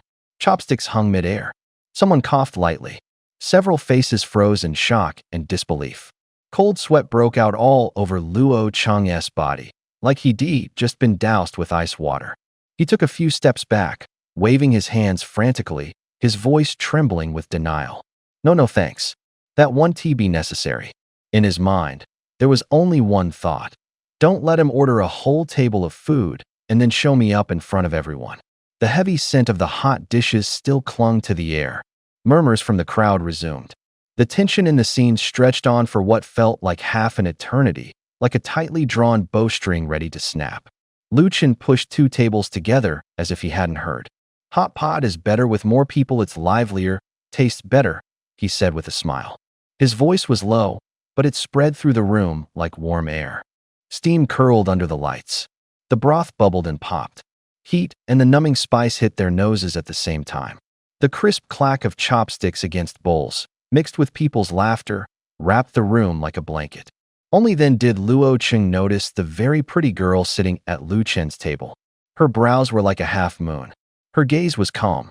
Her skin was as white as porcelain, catching the light with a faint sheen. Her long legs were crossed neatly. She sat perfectly straight. She lifted a hand to tuck her hair back, gentle, deliberate, her knuckles catching the light. Luo Cheng felt his chest tighten. It was like a little deer had bumped into him. His heart began to race. He almost shouted out, "Mom, I'm in love." He had just been thinking about how to refuse sharing the table, but now he found himself sitting down as if a magnet had pulled him. He glanced at the menu and relaxed. There were no outrageously expensive dishes. Nothing that would empty a wallet or turn faces red, no extravagant seafood. He felt a private relief. His principles hadn't been abandoned. He could still hold on to his frugal bottom line. Because there were two more people, Lu Chen asked for another menu and ordered a few more dishes in a casual tone. Plates arrived quickly, steaming, oil beads sparkling under the light. A long mist warmth spread through Luo Cheng. He squinted a little, wondering, was this really the same Lu Chen they all knew? If it had been the old Lu Chen, the table would already have been piled high with delicacies to celebrate. Even Su Xiaodan and Qin Shou rubbed their eyes and stared at Lu Chen. Qin Shou tilted his head, a little dazed. Bro, I think I can hardly recognize you. Lu Chen looked up, swept his gaze over them, and smiled in rebuttal. When have I ever been that outrageous? Everyone's mouths twitched, a smile settled over the room. Qin Shou seemed to have pieced something together. He cleared his throat and addressed Lu Chen seriously. Think about it, other guests. Influencers, if they do something they shouldn't, fans will turn on them and their persona collapses. Once your image goes, you're in real trouble. Lu Chen listened and blinked. And me? His voice was calm, but there was a light in his eyes. The smells, the laughter, even the bubbling broth seemed to wait for his next word. Your character didn't collapse, it's been ruins for a long time already. Lu Chen glanced at the three people beside him.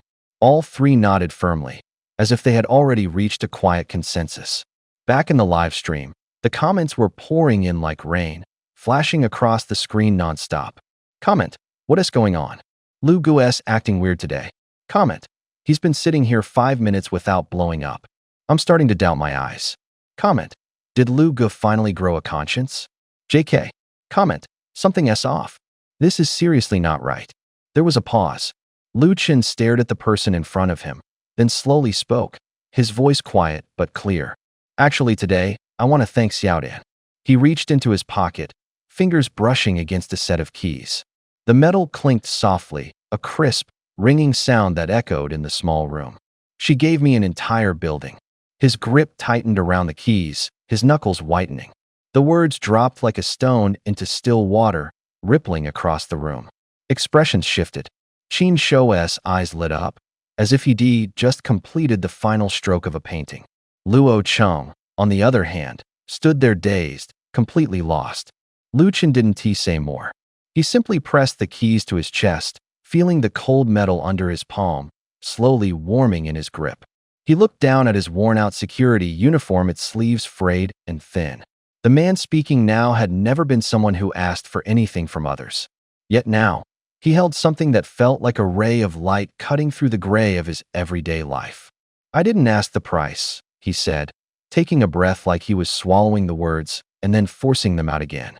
In Jiangnan, a property like that isn't something you buy with a few weeks or even months of wages. His tone was flat, but every word carried weight. Su Xiaodian smiled.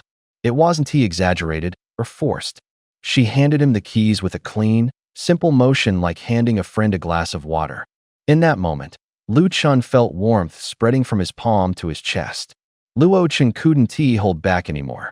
He tapped Qin Shou lightly on the shoulder. What the hell is going on? Why is Lu Chen thanking her? He was practically bouncing, like a kid about to tear open a present. A small smile tugged at the corner of Qin Shou's mouth, like he was hiding a secret. I'd say don't ask, he said, his voice light with laughter, his eyes heavy with meaning.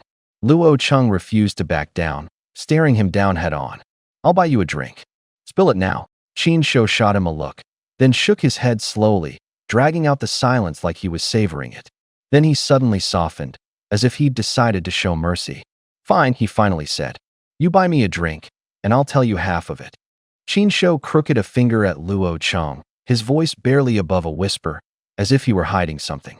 Actually, Xiaodian is that rich woman Grandma Luo introduced to Lu Chen that day.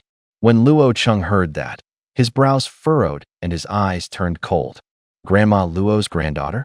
That sentence hit like a bucket of icy water dumped over his head. The flickering hopes he had left were quickly snuffed out. Qin Shou didn't answer. Instead, he stepped closer, emphasizing every word. Today, she just gave Lu Chen an entire building. Luo Cheng froze. The whole world seemed to be struck by something heavy. A dull ache pressed in his chest. For someone standing nearby, it almost sounded like the sharp crack of breaking glass. But the sound wasn't from outside, it came from deep within him. His back suddenly slumped. His fingers turned white. His mouth tasted like he'd bitten into a piece of iron, bitter and metallic. He looked like someone who'd just been dumped. His voice was hoarse, barely audible.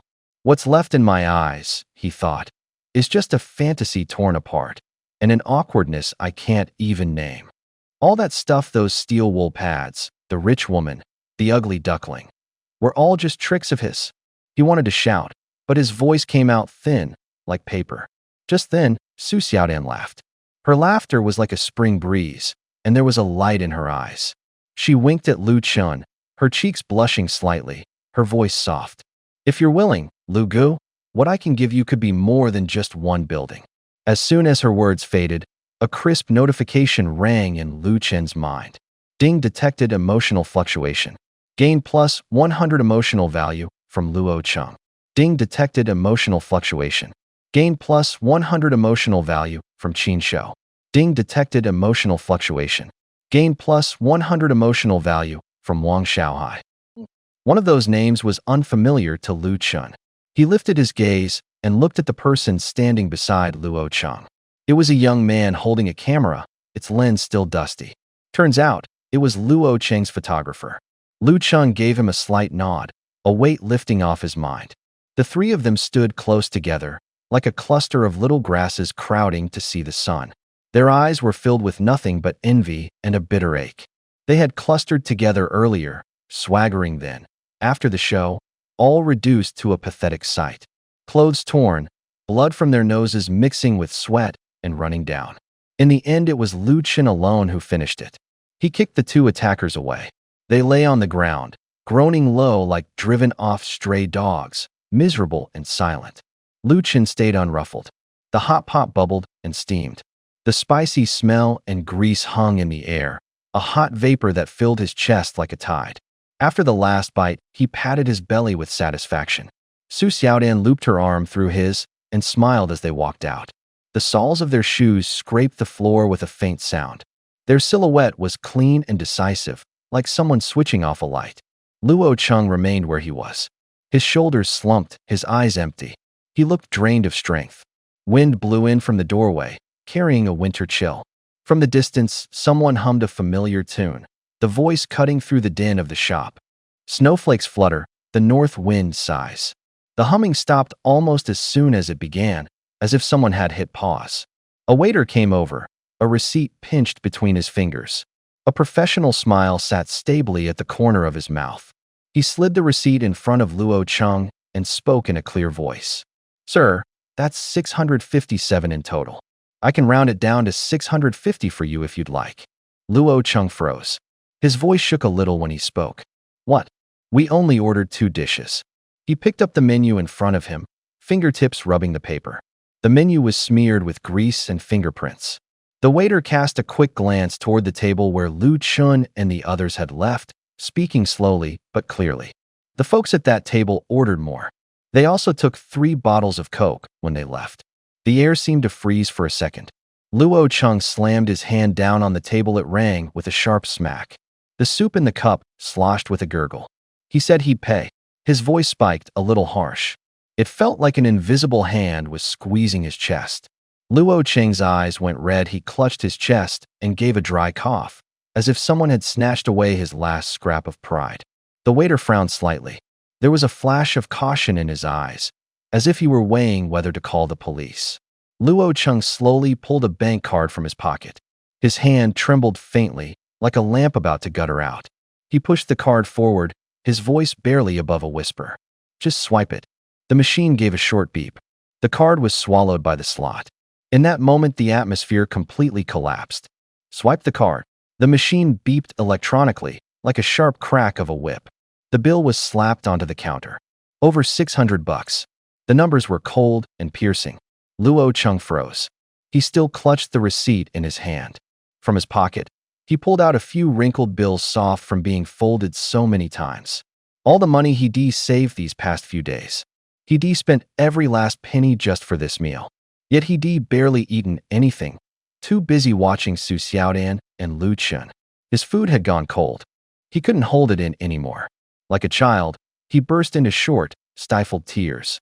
"Wah!" he cried, his nose suddenly burning as tears rolled down his cheeks. On the way back, Lu Chen took a sip of his Coke as he walked. The fizzy drink popped slightly between his teeth. Suddenly, he stopped and squinted, muttering to himself, "Oh crap, did I forget to pay the bill?" Beside him, Qin Shou's face tightened. He didn't say a word, just silently nodded. Deep down, he mourned for Luo Cheng. Around them was the night sky and the street lights, the distant clinking of silverware from the restaurant still echoing faintly. The 3 of them, full and satisfied, were now walking back. Qin Shou seized the moment to steer the conversation toward business. The competition was a team event, 2 people per group. If he wanted to win, he couldn't do it without Lu Chen's help. "Bro, can you cook?" Qin Shou asked, his voice urgent yet slightly cautious. Lu Chen was taken aback. A flash of memory flickered through his eyes, like a scene from the past. "That essay-long story, it starts when I was 3. No beating around the bush." Qin Shou immediately slammed the table, cutting him off. His tone was sharp, like pulling back a thread about to snap. "Cut to the chase," Lu Chen said with a shrug, his face now wearing that classic mischievous grin. "Back when I was 12, I once cooked a whole meal for everyone. They ended up crying and laughing at the same time, begging me never to cook again." Qin Shou blinked, half in disbelief. His face shifted from shock to a surprising hint of joy. You actually can cook? Lu Chen nodded firmly. Yep. And I can handle something as intense as a competition. Qin Shou let out a breath, like someone who just grabbed a lifeline. In his mind, he started calculating. This could work. This could really work. The car dropped them off at the front of Su Xiaodan's upscale villa. Under the night sky, the house looked like a glowing box. The entrance light was soft, and the tree shadows stretched long across the ground. As soon as they walked in, Qin Shou's phone vibrated. The caller ID showed the Shou's production number. He pressed answer, his voice laced with anticipation and a touch of nervousness. The barrage of comments flew across the screen like raindrops. As the audience watched the photos of the children, their eyes filled with sorrow. Someone backstage urged, "Can we open a donation channel?" Ask Lu Chen what he thinks. Open a donation channel? Someone repeated in his earpiece. Her voice was crisp, laced with anticipation. Lu Chen's eyes lit up. It was like a tiny light bulb had flickered to life in his pupils. Donations? For me? He was already mentally calculating which apartment to check out tomorrow and which sports car he should test drive first. Beside him, Qin Shou sighed and picked up his phone, patiently explaining once again. Bro, listen to me. It's not for you, it's for the kids at the orphanage. Lu Chen immediately turned around, indignant. I protest. I'm an orphan too. We all deserve a share. You're a kid? Qin Shou raised an eyebrow, his voice tinged with exasperation. Lu Chen replied solemnly. I'm 3 years old plus 442 months. The room fell silent for half a second. Su Xiaodan rolled her eyes, her expression as baffled as the comments flashing on the screen. The comments started rolling in on their own. I don't even know this streamer anymore. Lu Ge looks this happy and hasn't he been arrested, yet is there something wrong with our system? Got it. Next time I go into the girls' locker room, I'll just say I'm 32JK. Dude upstairs is 68 and still trying to get an age discount? One request, don't let Lu Ge handle the money. I can already picture him launching the donations into space with a rocket. Seconded. +1. Laughter and sarcasm flooded every corner of the screen. Some let out quiet sighs. Others hovered their fingers over the tip button, then canceled. Eventually, after a vote from both the audience and the show's production team, the stream opened a donation channel. The funds would be managed by the orphanage director, a thin, elderly man personally overseeing all income and expenses. The decision appeared on the screen with a green check mark. Lu Chen's smile suddenly stiffened.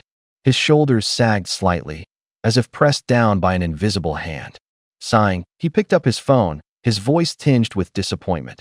Hey, cancel my Ocean View villa and that sports car order. The room fell silent. Qin Shou looked at the sea of comments, then patted Lu Chen's shoulder half in comfort, half in amusement. Bro, you're taking this way too seriously. He paused, softening his tone. Don't be sad. The money's going to a good place. That's better than you seeing a few more apartments. Your job now is to make people laugh, not count cash. Lu Chen's lips twitched as he exaggerated an innocent expression. In front of the camera, he flashed his signature goofy smile. Immediately, a stream of hearts and laughing emojis floated across the screen. The air seemed to soften, warmed by that shared laughter. Aren't you going to do a shout-out and thank the viewers for their donations? Qin Shou asked bluntly. Lots of streamers did that. It brings you closer to the audience and builds viewers. Qin had picked up the trick from other channels. Lu Chen looked down, thought for a moment, and hesitated. I have a bit of social anxiety. When those words came out, Qin Shou and Su Xiaodan practically had their eyes pop out. They swarmed around him like they'd found a rare animal, sizing him up, speechless. Su Xiaodan rubbed her ear and asked to be sure. Lu, you have social anxiety? Lu Chen nodded hard. Yeah. You're really socially anxious? Qin Shou didn't buy it. Thinking back to when he'd first met Lu Chen, he was already convinced the guy was lazy, not afraid of people. Seeing their skepticism, Lu Chen dropped the act. He shot his head up and said matter-of-factly, yeah, ever since I was a kid, when I see a pretty girl on the street, I don't even dare give her a kiss. Isn't that social anxiety? They both froze, then let out an exaggerated, huh? You call that social anxiety? But the mood shifted quickly. Social anxiety had another meaning, using your social presence to intimidate others. Lu Chen happened to be that kind. Whenever he spoke, The air felt squeezed and people in the room subconsciously took a step back. Qin Shou and Su Xiaodan exchanged looks, sweat rising. Maybe we should skip the interaction segment? Su Xiaodan whispered. Qin Shou was about to nod when his phone screen flashed. Lu Chun had already picked up his phone, smiled at the camera, and in a calm, brisk voice said, "I'm free today, figured I'd sit down and chat with everyone." Notification pings started going off in the stream. Viewers' messages flooded in like a tide. Lu Chun was slouched on the couch. His phone screen was a pale glow. The chat scrolled like falling snow. Each line of text seemed to shine. The phone buzzed again and again. Notification tones came in a steady stream. He squinted. Something felt off. The numbers had multiplied several times. What had been a 10 or 20,000 viewer room suddenly spiked to 40 or 50,000. The viewer count in the top right corner climbed like a speedometer. Qin Shou had his phone up too, eyebrows raised. He pointed at the screen. "Bro, who's tipping?" he asked. Donation alerts popped up in the chat one after another. Each came with a little red heart and the clink of coins ding dong, ding dong. Some people only sent 1 yuan, but there were so many of them. It quickly added up to tens of thousands. Qin Shou opened the pushed video. It was a short clip from an official account. In the footage, Lin Yu solemnly saluted Lu Chun. A formal voiceover said, "Comrade Lu Chun, thank you for your contribution to maintaining public order in our city." The voice sounded like an announcement, the words weighed heavy. Below that was a clip edited by the 100 yuan survival show team. A donation link hung at the end. On the page, the words "donate and enter the raffle to join a live video call" were flashing. They're all here to donate. Lu Chun couldn't believe it. Donation alerts washed across the screen from right to left like a tide. The numbers jumped so fast it hurt to watch. Qin Shou smiled, his eyes bright. "Let's do the same. Set up a raffle. Anyone can join the live call no matter how much they give. It keeps people watching and pushes tips," he said. He'd picked up the crowd-pleasing tactics from popular streamers. Simple, blunt, and instantly effective. The day's first raffle caller popped up in the chat. A system tone sounded. A small window appeared in the center of the screen. A voice came through first dry, ragged with sobs, like air held in for too long finally forced out. "Brother Lu, I met my girlfriend in college." The man's voice trembled. His words carried the weight of the past. There was a nasal quiver and muffled crying in his tone. "I love her so much. She loves me too. We were together from freshman year through graduate school. We went through everything." He choked on the words. The nasal sobbing grew heavier. A white caption floated up on the screen. Someone was tipping, and the tip sounds grew even denser. Finally, she asked for a bride price 500,000. "My family couldn't come up with that kind of money. We broke up. We'd been apart for only a week when she met a rich guy. Today just so happens to be the 6th anniversary of when we got together. It's also the day they're getting married." I'm really messed up," he said, his voice cracking. His words seemed torn apart, hanging in the air. The live stream went silent for 2 seconds first. Then messages flooded in like a tidal wave. People hammered their keyboards, short and urgent. "Dude, this reminds me of my first love. Same here. Because of some stupid money, we couldn't make it. I had it worse. Her parents wanted 800,000. We ended up torn apart. Seeing stuff like this makes me feel like I'm looking in a mirror."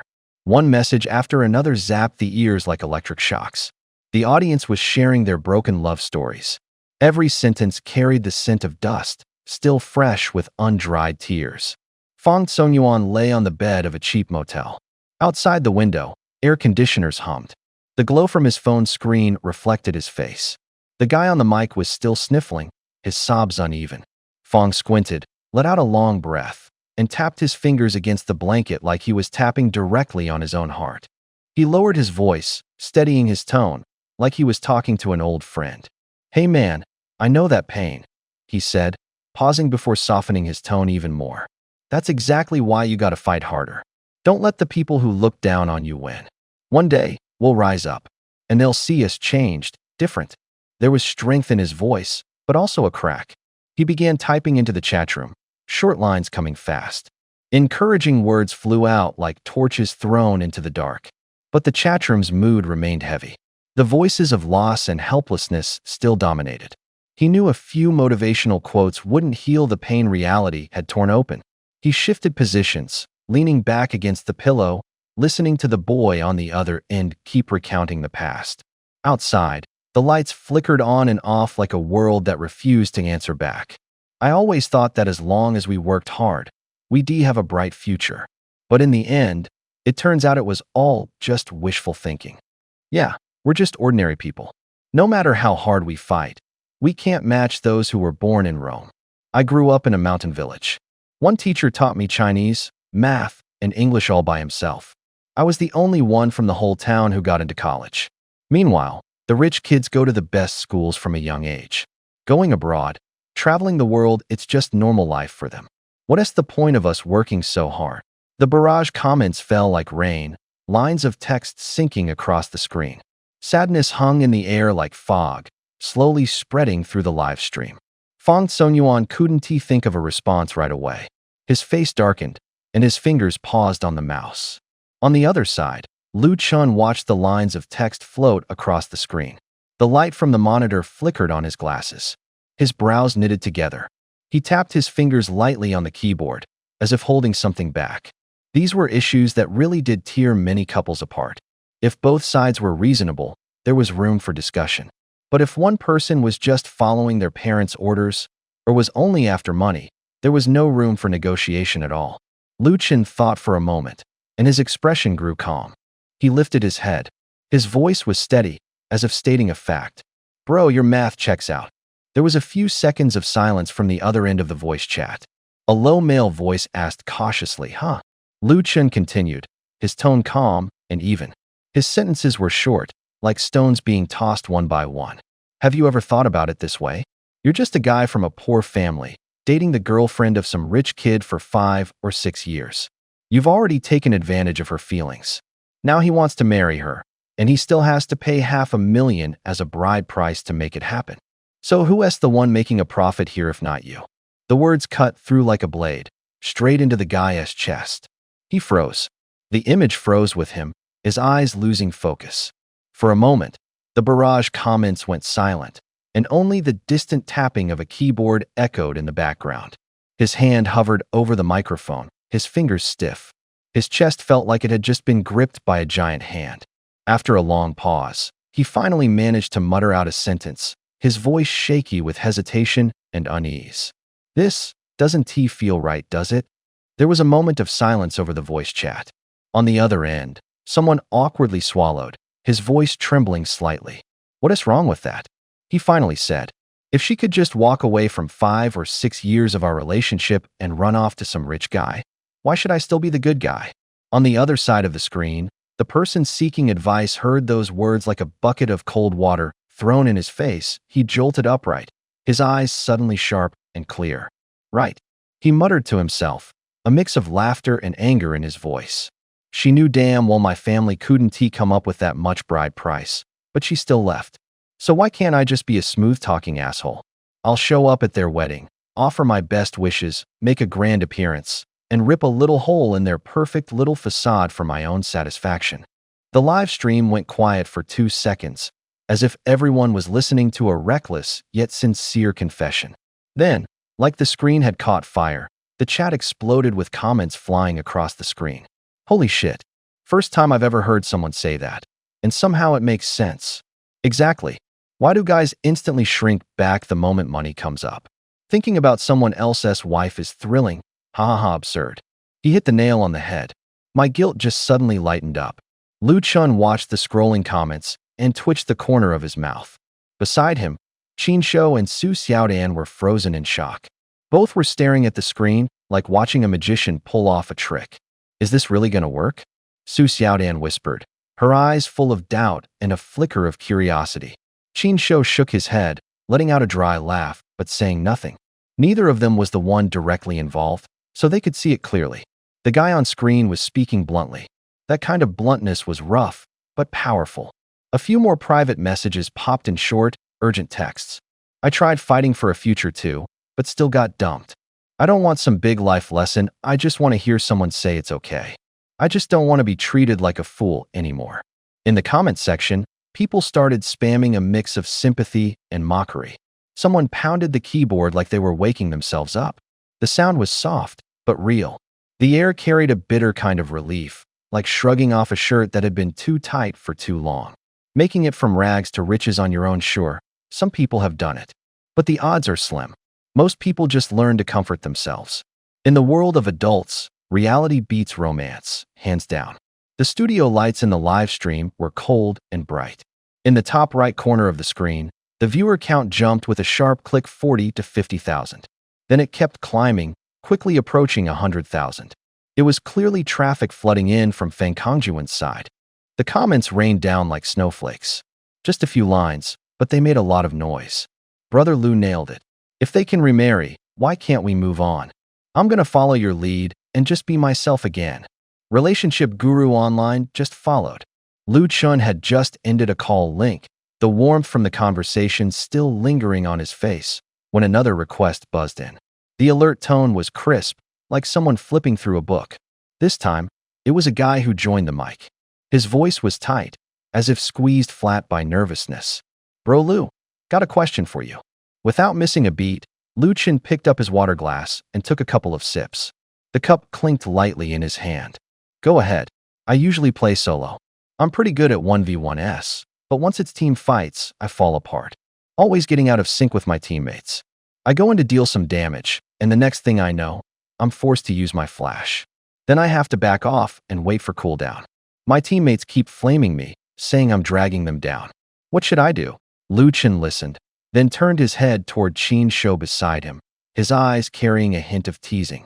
Is this viewer in the wrong room? We're here mainly for relationship advice. And since I don't really play team fights, I can't say I have much to offer on that. Qin Shou coughed immediately, hiding Lu Chun's smirk. Bro, isn't that a bit harsh saying that to him? Making us look like we have no class? Qin Shou complained, winking as he played it up with a cheeky grin. Lu Chun rolled his eyes, his voice flat and casual. What is the big deal? You don't say anything. I want to say anything. He is not some superhero who can hear through walls, is he? Right as he finished speaking, the live stream exploded. Notification sounds chimed one after another. Laughter rose like a wave, and Danmu comments poured down like rain. Ha ha ha ha, which bro is on mic? I'm dying laughing. Lu Chun kills it again. Sure, this dude doesn't have superpowers, but he has got a phone. Bro, don't panic, it's only because they're nice. I couldn't have held back like that sweat. More Danmu popped up, flashing across the screen. The clatter of keyboards and the murmurs of laughter blended into a lively, chaotic buzz. Lu Chun didn't take it too seriously. He looked down, thinking, as if solving an invisible puzzle. Maybe this guy had something else going on beneath the surface. On the other end of the stream, the two voices suddenly sounded surprised. Bro Lu, do you actually play games? You're making it sound like he is some kind of pro. Lu Chun shot out some gaming jargon short, crisp terms, positioning, tempo, vision. His tone was calm, but the words carried an edge. The other side went quiet for a few seconds. Then came a more cautious voice. Bro Lu, are you actually teaching him how to play? Lu Chun froze for a moment, then shrugged. Games. I don't play. Seriously, I don't. Qin Shou's eyes nearly popped out of his head, like he'd seen a ghost. Weren't you just teaching him a second ago? Before the words even faded, a clear voice came through the mic, sounding like it was right in their ears. Thanks, Bro Lu. This time, I definitely want to lose to my girlfriend again. That did it. The live chat absolutely exploded. Danmu went completely haywire. Wait, what kind of implication was that? Don't make those kinds of dirty jokes, guys. I understood that. I'm mentally scarred. QAQ. My dude Lu can be a pro gamer now? Come on, don't make stuff up, sweat. I'm reporting this. The notification chimes rang again. The laughter turned into shrieks and teasing banter. Some viewers hammered their keyboards, others spammed the chat with memes.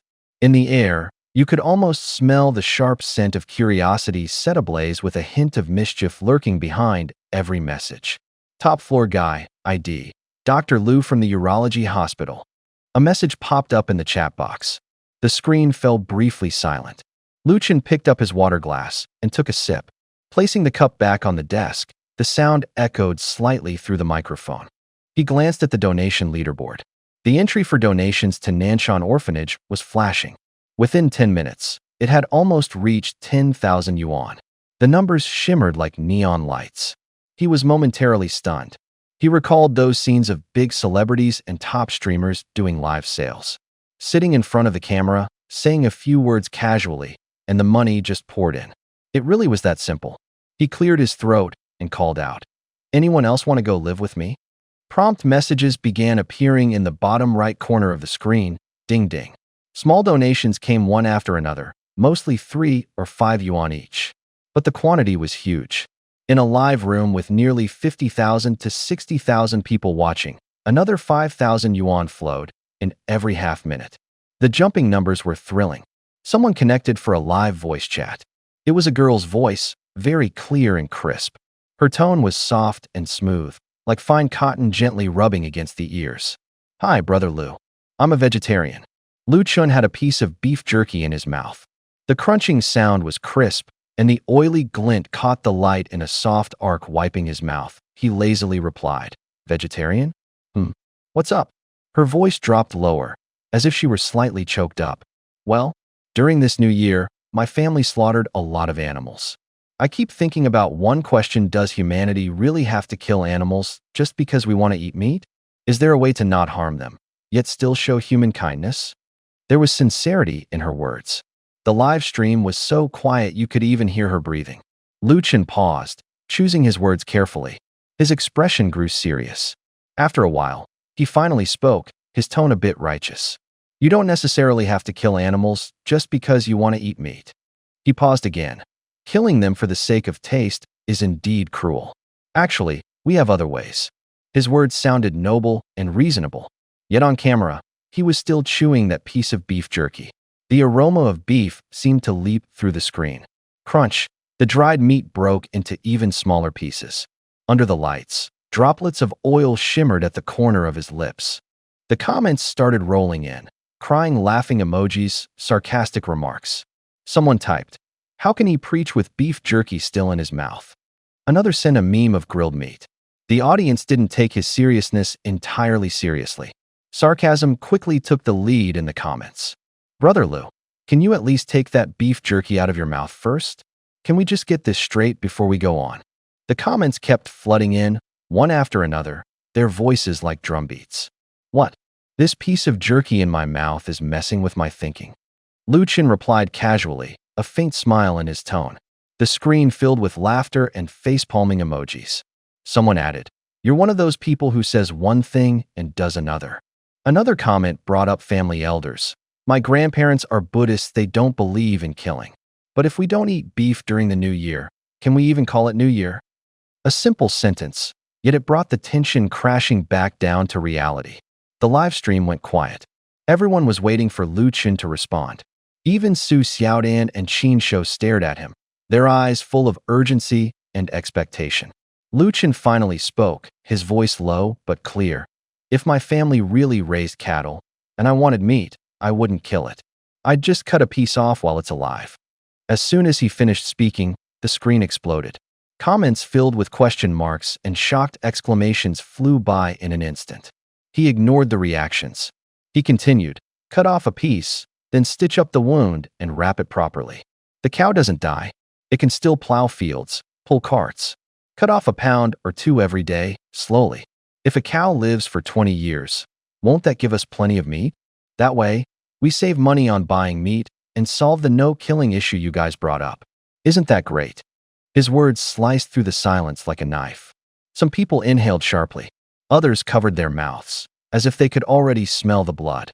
Some tried to laugh, but held it in. After a long pause, Qin Shou finally snapped out of it, his voice trembling slightly. "Bro, are you doing business with the Grim Reaper or something?" Lu Chen raised an eyebrow. "What do you mean?" "I've seen living Buddhas," Qin Shou said, "but this is my first time seeing a walking Yama." His voice carried both fear and reluctant awe. On the other side of the screen, Fang Songyuan stared at the back-end numbers of the live stream. The viewer count suddenly dropped like someone had pinched the line 200,000 viewers, then suddenly down to just a few thousand. The heat bar on the screen collapsed in chunks, like a heartbeat that had just skipped a beat. He suddenly panicked. His voice started to tremble. He tried even harder to keep the remaining audience from leaving. Does anyone else have any questions?" On the screen, a comment scrolled by like a dull arrow, piercing straight into his heart. Streamer, stop trying. Everyone's watching Lu Chen now. When Fong Songyuan saw the name, his expression darkened instantly. It felt like something slammed into his chest. The viewers were leaving. Some had already switched to Lu Chen's live stream. Without hesitation, he quickly opened Lu Chen's live room. The screen switched. Comments flooded in like a tidal wave, flashing rapidly across the screen. In the middle was Lu Chen's face, so unfairly handsome it made people want to smash the screen. On camera, he smiled with effortless confidence. His voice was low and relaxed, like he was chatting casually with friends. What if I go home for vacation and my parents keep nagging me? Someone asked. Book your flight back to school early. Don't disappoint them too much, Lu Chen replied with a smile. On the screen, 3 laughing emojis popped up in the comments. Streamer, I got home and found someone parked in my spot. What should I do? Another question came. Next time, don't rush to move the car. Check if your wife is home first, he said, winking. The comments exploded again. His rhythm was calm and steady. Every time he answered, donations poured in from the bottom right corner of the screen. Ding ding ding, the alerts rang nonstop. The donation counter for the orphanage ballooned like an inflated balloon, soaring past the 100,000 mark in seconds. Fong Songyuan tightened his grip on his phone. Sweat broke out on his neck. The number of viewers in his stream was dropping fast. The comments were sparse and cold. He could hear his own heartbeat, his throat dry. If this kept up for another 2 days, all his fans would be gone. Just then, his phone rang sharply, piercing through the silence like a jolt back to reality. A strange number showed up on the screen. He hesitated for a second, but answered anyway. Hello? He lowered his voice, trying to sound composed. A deep male voice came through the receiver, calm and direct. Fong Songyuan. Do you want to beat Lu Chen? Fong froze. He lifted the phone closer to his face, staring at the unfamiliar number for 2 seconds. His tone turned cautious. Who are you? A competitor just like you. Luo Cheng. The voice replied plainly. Luo Cheng. Contestant number 13? Fong Songyuan's eyes narrowed slightly. He recognized that face from one of Lu Chen's earlier live streams. 2 people who'd both gotten screwed over. In the footage, Luo Cheng had been voted to the bottom of the rankings. Lu Chen's entering the MasterChef showdown tomorrow, Luo Cheng said bluntly. His voice carried urgency, like slamming down a cup of coffee in one gulp. You team up with me, and we'll take him down. He paused. Half the prize money is yours. It was like laying his last card on the table. Fong Songyuan looked down, thinking. The only sound in the room was the soft clink of ice bouncing against the glass. He tapped his fingers twice on the rim of his cup, hesitating slightly before speaking. But I can't cook. He came from a well-off family. He could appreciate good food, that much he was confident about. But actually stepping into a kitchen? No way. Just holding a spatula would probably scare the hell out of him. Luo Cheng caught the hesitation in his tone. He coughed quickly and leaned forward, eyes suddenly bright with something close to excitement. I've been cooking since I was a kid. Learned a few tricks from banquet chefs. My cooking's solid. The problem is. He hesitated. I just don't have the fan base. You guys have all the attention. If we team up, he continued, voice quickening, we combine our traffic. We'll draw all the eyes to the competition. Not just the prize money will gain followers. Imagine how many people will share the moment I defeat Lu Chen on live TV. As he spoke, his hands started drawing invisible circles on the table, each word tightening the deal like a noose. Fong Songyuan stayed silent. Outside, the streetlights stretched their shadows long across the floor. After a long pause, he finally lifted his head. His voice was calm, but sharp. Fine, I'll be your partner. But there are 2 conditions. Luo Cheng leaned in eagerly. Go ahead. First, you cook. I won't touch anything. Fong said, shaking his head. I'll handle the tasting and the camera. Don't even try handing me a spatula again, I'll ruin everything. Second, he continued, voice cutting. Half the prize money goes to me, no matter what happens. If you try to play games, he locked eyes with Luo Cheng, I'll release all those old videos of you. Luo Cheng blinked, then burst out laughing. Deal. Just show up on stage with me, and I'll make sure every dish we serve hits the trending list. They shook hands. Just a few sentences, and an alliance was forged. Outside, the sound of distant traffic hummed like a steady drumbeat in the night, each beat falling firmly into place. All right, I'll sign up with you for the Chef God contest. They smiled at each other. There was no warmth in it, only calculation. Let Lu Chun taste failure, one of them murmured. Knock his popularity down and we'll take his spot, the other agreed. They bumped palms. The plan kicked into motion. Meanwhile, Lu Chun was still chatting with viewers in the stream, clueless about the storm brewing outside. He leaned back in his chair and let out a long yawn. His eyelids were heavy as lead. Let us call it for today. I'm dead tired. He said it casually. On screen, the chat exploded requests, coaxing, pleading. Lu, can't you stream a little longer? It's only 8. How can you sleep at your age? Aren't you going to give a little more to the orphanage? The messages swarmed around him like a school of small fish. He flipped his hand and hit the end stream button. The screen went black, like night falling. The audio cut out along with it. Qin Shou beside him froze. His face went strange as he turned to Lu Chun. Bro, you've only been on an hour. His voice had equal parts annoyance and surprise. Other streamers usually did at least 3 hours. Lu Chun picked up a strip of beef jerky and bit off a big chunk. His teeth made a crisp crunch. The salty aroma clung to his tongue. MS enough for me an hour a day. I can't even get my hands on that donation, he mumbled. The words were light and a little sly. Sweat beaded on Qin Shou's forehead as he stared. You always liked the orphanage, didn't you? You've always acted like you cared about them. He pressed, puzzled. Lu Chun shrugged and twirled the jerky, a smile twitching at the corner of his mouth. I care a lot, sure. But if you care that much, taking a little something for yourself isn't too much, is it? Silence fell in the room. Qin and the woman beside him, Su Xiaodan, exchanged looks. No one could manage a laugh. The stream was cut, but Qin's webcam was still on. Outside, the debate kept raging. The viewers didn't give up. Instead, they grew more urgent, spamming the chat faster with short phrases, question marks, and strings of exclamation points. Somebody suggested checking the orphanage. The scene switched to Nanshan Orphanage. Phones in the office started buzzing. Donation alerts chimed one after another, like a steady beat. The caregiver looked up, eyes suddenly bright. Donation notifications popped up on the computer screen, line after line, each one like a small light blinking on. They glanced at one another, joy and unease flickering across their faces. Outside, the children chased each other in the yard, their laughter drowned out by the cascade of alert sounds. The old director stared at his phone. Texts poured in like a tide, the screen flickering nonstop. His expression went strange. His fingertip hovered on the display, then slid away. What trouble has that brat gotten into this time? He muttered under his breath.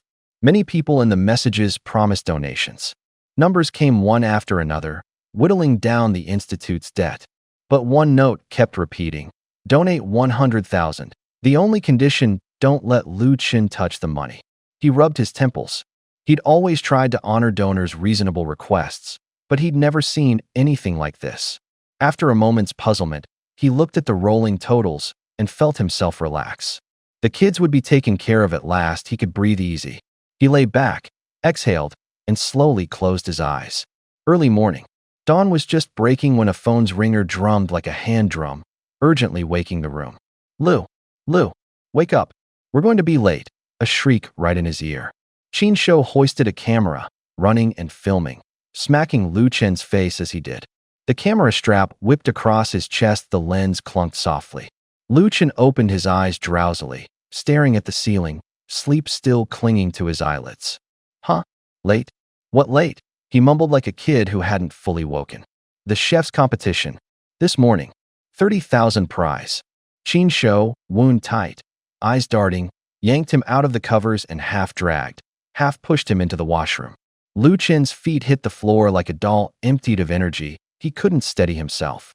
Qin Shou splashed water hard on his face while shoving a toothbrush into his mouth and brushing fiercely. Toothpaste foamed, bubbles spilling out and dripping down his chin into the basin. The camera didn't stop. The live stream feed jittered wildly. Comments popped up like sparks. Some people laughed out loud, some sent images.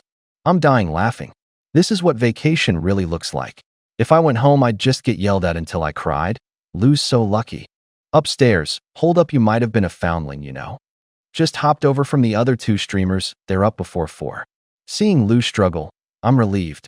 In the frame, Lu Chun was still rubbing his face. eyes half open. Qin Shou scrubbed him with a towel, shoved him in front of the wardrobe, fished out a wrinkled jacket, and handed it over like a parent dressing a child.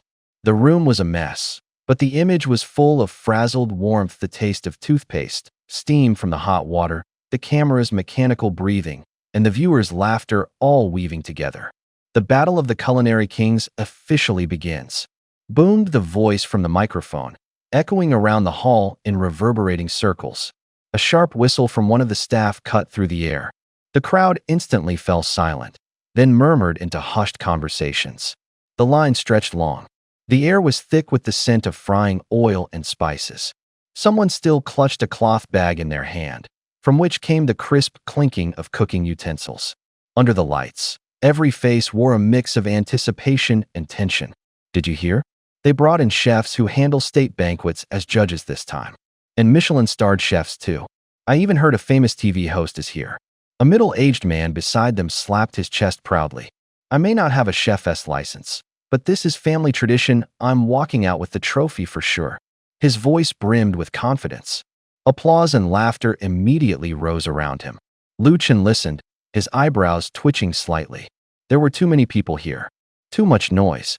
The more he listened, the more uneasy he felt. He glanced at Qin Shou. Qin Shou stayed behind him, eyes darting across the crowd, scanning like he was calculating something. Qin Shou, this competition seems pretty big, Lu Chen murmured quietly. Qin Shou cleared his throat, his voice barely above a whisper, as if afraid someone might overhear. I checked yesterday. A lot of famous chefs who handled state banquets, and even Michelin-starred chefs, this competition was where they started. Many who became famous came out of this very contest. He said it calmly, yet his words carried weight. In just one sentence, he elevated the gravity of the entire event. Lu Chen's smile stiffened. His chest felt like it had been pressed down by something heavy. He looked at his own hands. His palms were sweaty. Neither of them held much hope anymore. Making it past even the preliminary round was uncertain. Just as the two fell into silence, the stadium's PA system switched tones, becoming closer, clearer. The staff's command cracked like a hammer. Next, the team of Lu Chen and Qin Shou, please step up to the stage and prepare. Lu Chen's lips twitched. Then came a sharp, resentful glare, aimed directly at Qin Shou. Around them, curious eyes turned, lips curling into stifled giggles. Qin Shou scratched his head and laughed, his tone slightly helpless. Bro, the name was given by my parents. I can't change it either. The moment the words left his mouth, Lu Chen's face went blank, then frozen. He took a deep breath, as if swallowing his nerves. Then he stepped forward, his shoe heels brushing softly against the floor. Side by side, they walked toward the stage, surrounded by scattered applause, whispers, and the clatter of cooking tools. The air grew hotter with every second. The two stepped into the registration office. As soon as the door shut behind them, the copier hummed to life. The air conditioner exhaled a soft, steady breath. The clerk slapped a form onto the table. The echo of the paper hitting the desk rang clearly in the small room. He handed over a pen, his eyes wary. Have either of you ever cooked before? He asked, his gaze traveling up to the tiny camera mounted on Qin Shou's head, as if inspecting evidence. Qin Shou smiled and nodded. His voice was quiet, but crisp and clear. Yeah, when I was a kid, I used to help out at village banquets, chopping, cooking, serving, you name it. He mimed the motions with his hands, as if replaying the rhythm of knife and spatula. The red light on the camera above his head blinked steadily, like it was capturing everything. The clerk nodded, though not warmly. He turned his gaze to Lu Chen, his tone more direct now. What kind of food do you usually cook yourself? Lu Chen hesitated for a moment. The memory of being able to cook as a 5-year-old felt flattened by time, but he quickly adjusted his expression, cleared his throat, and put on a composed air. I just got back from overseas. I've been eating mostly Western food these past few years. When I cook, I start with northeastern rice, soak it in spring water, then cook it at high heat. At the end, I add just a touch of Lao Gan Ma, this chili sauce, for flavor. He spoke like he was reading from a recipe, with a hint of performance in his tone, as if elegance itself were an ingredient. Standing beside him, Qin Shou's face darkened slightly at the mention of Lao Gan Ma, a look that shifted from disdain to resignation. He tapped his fingers twice on the edge of the form, as if holding something back. The registration clerk furrowed his brow, pausing his pen over the papers several times. The only sound in the room was the soft scratching of the pen on the form. After a long silence, he finally marked a check next to each of their names, folded the paper neatly, and handed it back. The rustle of paper against paper made a faint, crisp sound. Lu Chen finally let out a breath he hadn't realized he was holding, his shoulders dropping as if a weight had been lifted. Just as he was about to tug Qin Shou toward the door, a single step into their escape, the cold voice rang out from behind them again. "Stop right there. Anything else?" Lu Chen stood frozen in place. Beads of sweat trickled from his hairline down his forehead. The stage lights cast a dry, stark glow on his face. A faint hum of static buzzed through the microphone. The crew member glanced at him, smiling genuinely but slightly surprised. "Your English, it's actually pretty good." "Thanks," Lu Chen replied, nodding. His voice was soft but steady. Then he grabbed Qin Shou's arm and hurried him onto the set. The live stream exploded instantly. Comments flooded the screen like water spilling from an overturned bucket. Viewers were laughing uncontrollably, doubling over in their seats. "Bro Lu really knows how to act." Someone typed. "So gentlemanly even when eating instant rice," another chimed in. "I can cook scrambled eggs with tomatoes." Came a cheeky jab. Qin Shou was stunned too. Squinting, he tugged on Lu Chen's sleeve and whispered, "Bro Lu, why didn't you just make something up? They wouldn't have known anyway." Lu Chen stopped walking and crossed his arms over his chest. He gave a slight shrug, as if adjusting his own sense of integrity. "I can't lie." The words were short, but they hit Qin Shou like a hammer, solid, direct. He rolled his eyes, thinking how stubborn this guy was, and how oddly principled too. "What about that medical compensation money from the police last time?" Qin Shou changed the subject, pushing further. "You said you'd keep it for me, remember?" Lu Chen's gaze drifted into the distance, as if looking at an old photo. "I'm keeping it. I'll give it back to you when you grow up." Qin Shou's lips twitched. Truth was, that money had long been sent to the orphanage by Lu Chen. He remembered the kids' smiling faces when they received the envelope, the sounds of bowls clinking as they rushed to grab a bite. But he didn't blame him. The money was gone now. Might as well consider it a good deed. A half-second of silence passed between them. From the side of the stage, the host's impatient voice echoed. The microphone still carried the lingering laughter from the audience. Qin Shou lowered his voice again. "You always said the people at the orphanage used to cling to your legs, saying your cooking was great. So how come you told them Lao Gan Ma with instant rice?" Lu Chen shrugged, his tone full of self-assured pride. "Because it is good. Just mix the chili sauce into the softened rice. Simple, but damn delicious." As he said it, he looked like he was showing off a secret treasure. His eyes sparkled. Qin Shou wanted to laugh, but all he could do was shake his head helplessly. The comments section scrolled on. Some viewers began mimicking Lu Chen's tone, making the live chat even more chaotic. Under the stage lights, Lu Chen's shadow stretched long behind him. He took one step forward, slightly bowed like he was making a silent promise to an invisible audience. "Later on, they wouldn't even let me touch the food anymore," Qin Shou said with a shrug, his voice tinged with helplessness. "I've got mad cooking skills, but no chance to show them off." Lu Chen looked at him and raised an eyebrow. "Ever tasted your own cooking?" "Yeah," Qin Shou replied with a bitter smile. "I even made myself puke." A brief silence hung in the air. Qin Shou felt like Lu Chen had just shoved a knife into his chest. His face flushed bright red. "You're really?" They walked through the crowd and entered the venue. It was a massive open-air stadium. The stands were empty, transformed into a temporary kitchen setup. Dozens of cooking stations lined up side by side. Flames roared from stoves, spatulas clanged against woks, and waves of heat rolled out like fire rolling across the field. The floor was aluminum countertops. The air was thick with the smell of sauces and a hint of burnt food. Someone shouted orders while others focused on chopping vegetables. Close by, they could hear the sizzle of ingredients hitting the pan and the sharp metallic sound of iron spoons tapping against metal. A girl with a tablet approached them. She glanced at her list and spoke crisply. "Lu Chen, Qin Shou Station 32, get ready." They made their way to Station 32. As soon as Lu Chen turned around, he spotted a few familiar faces. Luo Cheng was standing nearby. Beside him was a man he didn't recognize, and the assistant holding a camera reminded Lu Chen of someone from that survival TV show. Xiao Anya was there too. She was already in a custom chef's uniform, apron tied tight, busily preparing ingredients. When she saw Lu Chen, she gave a slight nod, her eyes smiling. "Hey, Lu Chen, you're here to compete too?" Luo Chen called out, clearly delighted. Lu Chen nodded, surprised to see so many colleagues showing up. Before he could respond, Luo was pulled aside by the other man, who discreetly covered the mic on his collar and whispered into Luo Cheng's ear. "Bro, are you really sure about this?" Luo Cheng glanced at Lu Chen. A calculating look flickered in his eyes. Then he shrugged, patted his own chest, and grinned. "Relax. I've got this." Ruo Cheng was suddenly yanked away by someone. Lu Chen followed the crowd, now devoid of the earlier casual chatter. The two arrived at their own cooking station. Only a few scattered ingredients remained on the counter.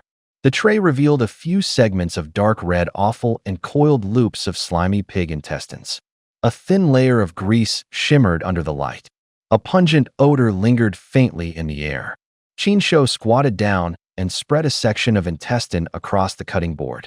His fingers slid across the inner lining, producing a faint squelching sound. He shrugged, his brow tightening. "We're late," he muttered. "What's left is barely enough for anything." Lu Chen glanced at the shared ingredient area around them. The organizers had distributed the supplies in order whoever went first picked first, and the next person could only take what was left. Restocking wouldn't happen until everything was gone. That's why people lined up so early in the morning. Qin Shou stood straight again, pointing at the loops of intestine and bits of offal on the board. "This is all we've got. We'll have to go with braised pig intestine in 9 ways." Lu Chen froze. The name hit like a punch. In their circle, that dish carried weight. Qin didn't elaborate. His eyes had already begun calculating timing and steps. Braised pig intestine in 9 ways is a classic Shandong dish, Qin explained briefly. The preparation is meticulous. First, you wash the intestine until there's no odor left. Then you repeatedly saute it, caramelize sugar for color, and finally simmer it slowly to absorb the sauce. The success of the dish hinges entirely on the cleaning and the heat control. One slip up, and a lingering stench ruins everything. The live chat in the broadcast exploded instantly. Messages popped up like tags, flooding the screen. Who would even dare to eat that intestine? As a Southerner, I'm just not used to this. Braised pig intestine in 9 ways is a famous dish. But this dish is super hard to make. Even professional chefs can mess it up. A staff member beside them pressed the start button on the timer. With a mechanical click, the timer lit up. The sound rang sharp and cold across the station, slicing into the rhythm of the competition like a knife. Qin hoisted the intestine over the sink and turned on the cold water. The stream hit the meat, creating a slick, squishy noise. His hands moved through the water, scrubbing with fingers numb from the mix of oil and temperature. Without looking up, he barked orders at Lu Chen short, direct. Split it open and turn it inside out. Scrape off the white membrane completely. Then blanch it 3 times. When you caramelize the sugar, don't hold back. Let it darken, just keep the flame steady. You handle the wok, stay focused. Lu Chen nodded and got to work. The knife came down on the cutting board with a crisp thunk, slicing through the soft tissue. The pot on the stove began to hum, oil flickering with tiny pops. Heat rose with the mingled scent of caramel and organs, sharp enough to make your eyes narrow. Their movements were precise, without wasted motion or unnecessary words. Only rhythm and sound filled the space: the rush of water, the squelch of scrubbing hands, the sharp chop-chop of blades, the sizzle of frying oil, and the cold, steady ticking of the countdown behind them. Every second was a race against time. You've got 40 minutes. Produce the finished dish in 40 minutes. The referee's voice was cold like a knife slicing through the air and through Qin Shou's chest. His entire body stiffened. His face twisted instantly, his breath coming fast as he asked, 40 minutes? Isn't this dish supposed to take way longer than that? The dish was called 9-turn intestine, not something you could throw together quickly. The intestines had to be blanched and soaked repeatedly, then simmered slowly in sauce until tender and glossy. It required multiple rounds of recooking and reducing the sauce. This was a dish that took hours to build its layers of flavor and shine. 40 minutes? Impossible. Lu Chun's eyes dropped to a floating panel in the corner of his vision. Emotion points. Over 110,000. The number flickered. He swallowed hard. His hand hovered over the purchase button like it was a lifeline. He had used this system before to cut corners, to scrape by. Each time felt like burning through a backup round of ammunition. But if he used it all now, what would he have left if things went south later? Qin Shou was still frozen in shock. Xiao Anya approached from the side of the counter, her steps light and quick. She called out with a smile, "Lu Chun, didn't he expect to see you here at the Chef God competition?" Lu Chun nodded slightly, his smile faint. They had gotten to know each other after the whole house selling incident last time. Our ingredients were used up by the previous group. Lu Chun shrugged, his voice tinged with helplessness. Xiao Anya blinked, surprised. She glanced around the station and asked, "But this cooking station has been empty since this morning. How could your ingredients be gone already?" Down below and on the live stream, things were heating up. Notification sounds kept popping up in the chat room as viewers flooded in from other guest streams. Table 32's been empty all day. They're the first group. I can confirm it. I've been watching since morning, and they haven't even started. Suddenly, a comment exploded across Lu Chun's live stream. "Don't waste your energy, bro. I work here." The winner has already been decided. The moment that message dropped, the chatroom exploded.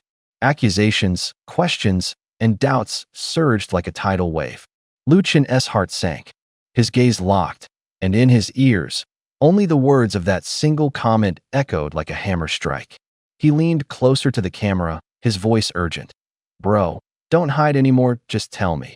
Is there something shady going on in this competition?" He didn't know much about how the culinary world worked.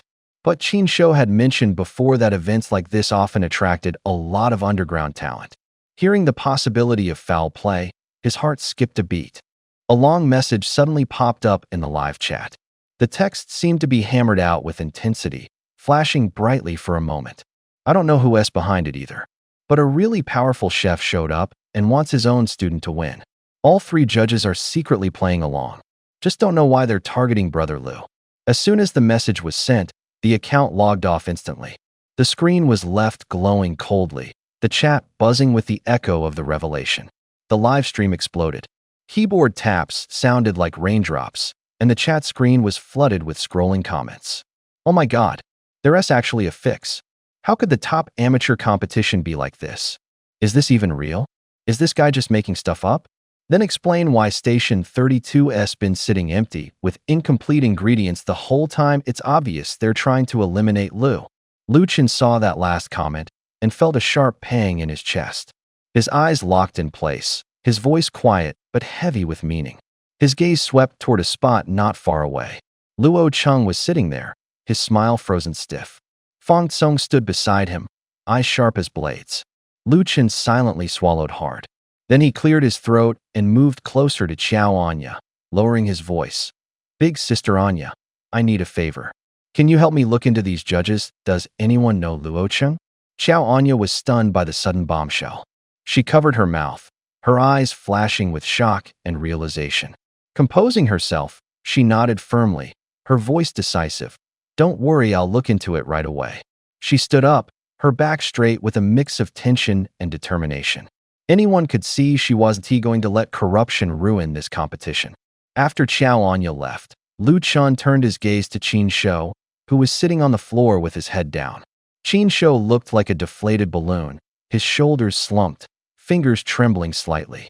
Lu Chun took a few steps toward him, his smile a mix of encouragement and cautious hope. "Qin Shou, do you still want to win this thing?"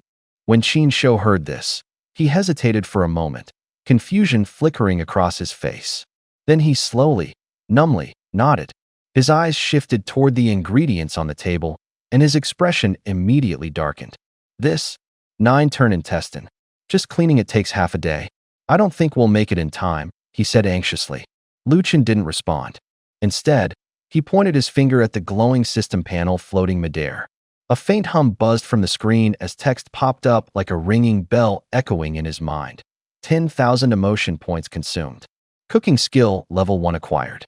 A surge of knowledge rushed into his mind like a tidal wave. Knife techniques, control of heat, seasoning secrets, and even some questionable dark recipes. These strange recipes flashed through his mind, each carrying a heavy stench of oil and fishiness. Lu Chun sneered slightly and lifted his gaze toward the three scrutinizing faces on the judging panel. The stage lights sliced through the air like blades. The murmurs from the audience sounded like distant ocean waves. Qin Shou himself was no slouch when it came to cooking. He quickly caught a mistake in Lu Chun's movements and called out, somewhat urgently, "Bro, you have to dump out the first wash water, it still smells like crap." Lu Chun shook his head, his voice calm but firm. "No, don't pour it out. That's the key to preserving the flavor." As he spoke, he moved with practiced efficiency. With a flick of his hand, he scooped up the brownish, foul-smelling water and poured it back into the intestines, gently stirring. The sounds of water, oil, and the soft clink of metal against porcelain filled the space. The first wash water gets boiled again, then reduced into sauce. The hidden flavor inside the intestinal lining gets drawn out and seeps into every inch. It may look pale on the outside, but deep inside, it's as rich as the heart itself. He explained with vivid metaphor, his voice low but clear.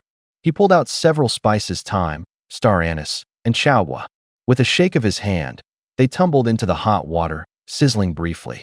The stench began to dissipate like smoke in the wind, slowly fading away. The steam now carried a herbal fragrance. But the pink intestines were slowly changing color. The water had dyed them a yellowish brown, looking almost as if they hadn't been fully cleaned. Qin Shou stared at the hue, his face twisted in a complex mix of emotions. "Bro, this color, the judges probably won't even touch it," he whispered, as if uttering a curse. Lu Chun didn't answer directly. The surrounding noise seemed to split into two layers, distant and muffled, while his focus remained locked on the three judges. Under the lights, the intestines glistened faintly with oil. The lingering scent of spices in the air felt like a gamble on an invisible outcome. Lu Chun merely smiled. He picked up the soy sauce from the prep counter and poured it into the wok. As the sauce hit the oil, it splashed outward, forming a ring of dark, shimmering light. The oil was heating up, hissing softly. He dropped the pig's large intestine into the wok. Contact with the hot oil made the sound sharpen suddenly, like tearing paper. A burst of fragrance erupted, but a faint trace of fishy odor still lingered, like muddy river water not fully rinsed away. The soy sauce in the wok began to bubble. Its color slowly deepened from amber brown to a rich crimson, gaining a glossy sheen like caramelized sugar. Looking at it, even Qin Shou couldn't spot any flaws. By sight alone, this dish was nearly indistinguishable from authentic, nine-turn intestine. Lu Chun then poured back the first rinse water he had saved earlier from cleaning the intestines, covered the wok, and switched to low heat for simmering 20 minutes. Not a long time, but enough for the heat to mellow the flavors. Finally, he fished out the intestines, sliced them thinly, and arranged them neatly on a plate. On the plate, the meat glistened like polished bronze. "My nine-turn intestine is done." He lifted the plate, his voice calm but full of confidence. Luo Cheng and Fong Songyuan had also just finished. Side by side, they carried their dishes to the judge's table. Someone set down the braised pork plate with a crisp clink. Steam rose, carrying sweet aromas like feathers drifting toward the judges' faces. Lu Chun turned to leave, but the host, Judge Chow, called him back. "Son, don't rush off yet. We haven't commented on your nine-turn intestine yet."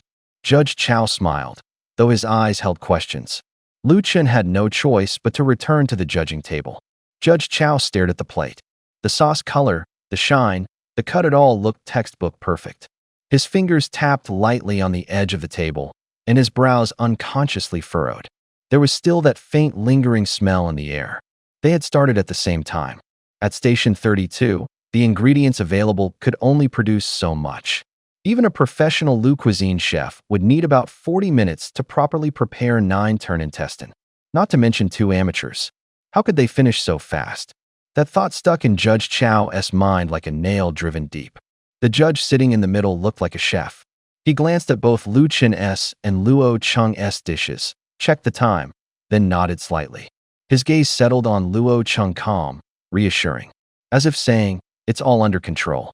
Luo Cheng responded with a slight smile, the corner of his mouth twitching. Fang Songyuan kept wiping the edge of his plate.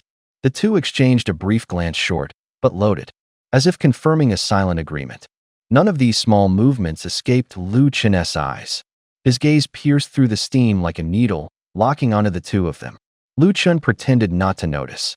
He held his head high, chest out, and began introducing the dish. "This is a classic Shandong cuisine 9 turns intestine," he said calmly. His voice flowed smoothly across the judge's table. "I've removed most of the off odor," he paused, "but I've kept just a hint of its original flavor. It's that very note that lets people recognize this as real pig's intestine." As he said this, his expression remained completely neutral. His eyes carried a deliberate calmness, almost defiant. Judge Chow pushed his glasses up, his smile tinged with curiosity. "You left it on purpose?" "Yes," Lu Chen replied, short and sharp. "I made sure to leave some during the cleaning process." The words hung in the air like a ripple. Judge Chow's expression subtly shifted. He inhaled slightly, catching a faint scent rising from the dish, not overpowering, but deep and genuinely gamey, like the natural aroma lingering in cooked meat. It was oddly awakening. Was it intentional or a mistake? He asked almost instinctively. A faint smirk tugged at the corner of Lu Chen's lips, no shame in it, only provocation. Intentional. A sharp electronic chime rang out, clear and distinct. Ding detected emotional value fluctuation. From Judge Chow. Plus 100 emotional value. Ding emotional change detected again. From Judge Chow. Plus 200 emotional value. The alerts kept coming, one after another, like applause or mockery. Judge Chow's heart skipped a beat. The scene replayed in his mind. Lu Chen's answer. That smirk had suddenly clicked. This kid hadn't just failed to cook properly. He had deliberately left that hint of flavor, bringing the true essence of the ingredient straight onto the plate. For a moment, he hesitated to pick up his chopsticks. A few soft chuckles and murmurs drifted from the judge's table. Judge Chow took a step back, his frown deepening. Regret flickered in his eyes. He hadn't expected that a seemingly perfect 9 turns intestine would carry such a hidden punch. The man who held the utensil high in the air seemed suddenly frozen in place. The tool wouldn't come down. Eyes from the audience pierced his back like needles. The staff members stared at him. Both judges watched too. Judge Chow broke into a sweat. He stepped forward, leaned his nose close to the plate of 9 turn intestine, and took a deep breath. His voice was dry, not too fishy. "I guess it's okay." He cut off a small piece, just a thin slice from the edge, and popped it into his mouth. Lu Chen watched him, lips curling into a faint smile. He had seen this move coming all along. As soon as the meat touched Judge Chow's tongue, his pupils constricted sharply. His entire body jolted as if struck by electricity, and he began to tremble violently. His jaw clacked, as if he had bitten into something icy and unbearable. His face shifted from flushed to pale in an instant, sweat pouring from his eyes. He opened his mouth to curse. The words got stuck at his throat. Only 2 syllables came out. "You." His voice choked in his throat. His eyes darted around, landing on the face of the contestant below. There were too many observers seated in the crowd. He knew exactly what it meant to admit he had been sabotaged, that the competition had been rigged. The other 2 judges also noticed the change on Judge Chow's face. One of them swallowed hard, his expression darkening. The air seemed to freeze. Someone whispered softly, "There's definitely something wrong with that pig intestine." Just as the central judge in the middle stood up, preparing to dismiss Lu Chen from the stage, Lu walked over and held the plate right in front of him. Steam still rose from the dish.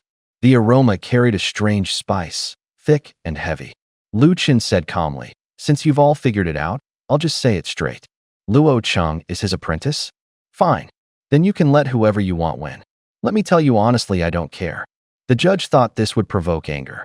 But Lu Chen only gave a light chuckle, his eyes showing no sign of panic. Then he added more clearly, "Let me tell you this too, my intestine was always stuffed with a filling." His voice wasn't loud, but it hit the room like a hammer blow. Silence fell over the room. Even breathing sounded noticeable.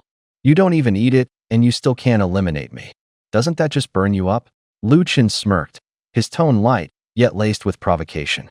Chef Jin's face darkened. He muttered a curse under his breath, his voice rough like a spatula scraping against a cast iron pan. He feigned clumsiness, then suddenly flicked the edge of the plate with his palm. The plate flipped. Hot oil splattered, letting out a sharp sizzle.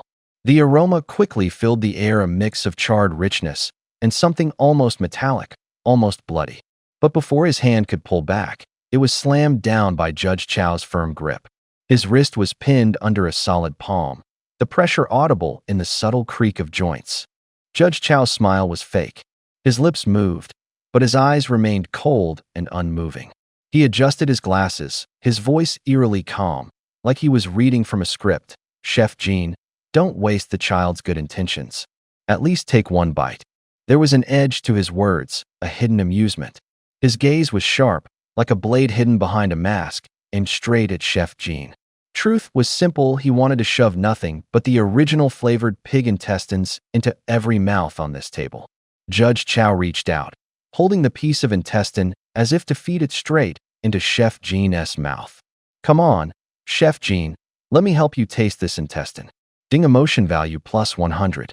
Ding emotion value plus 200. Ding emotion value plus 300.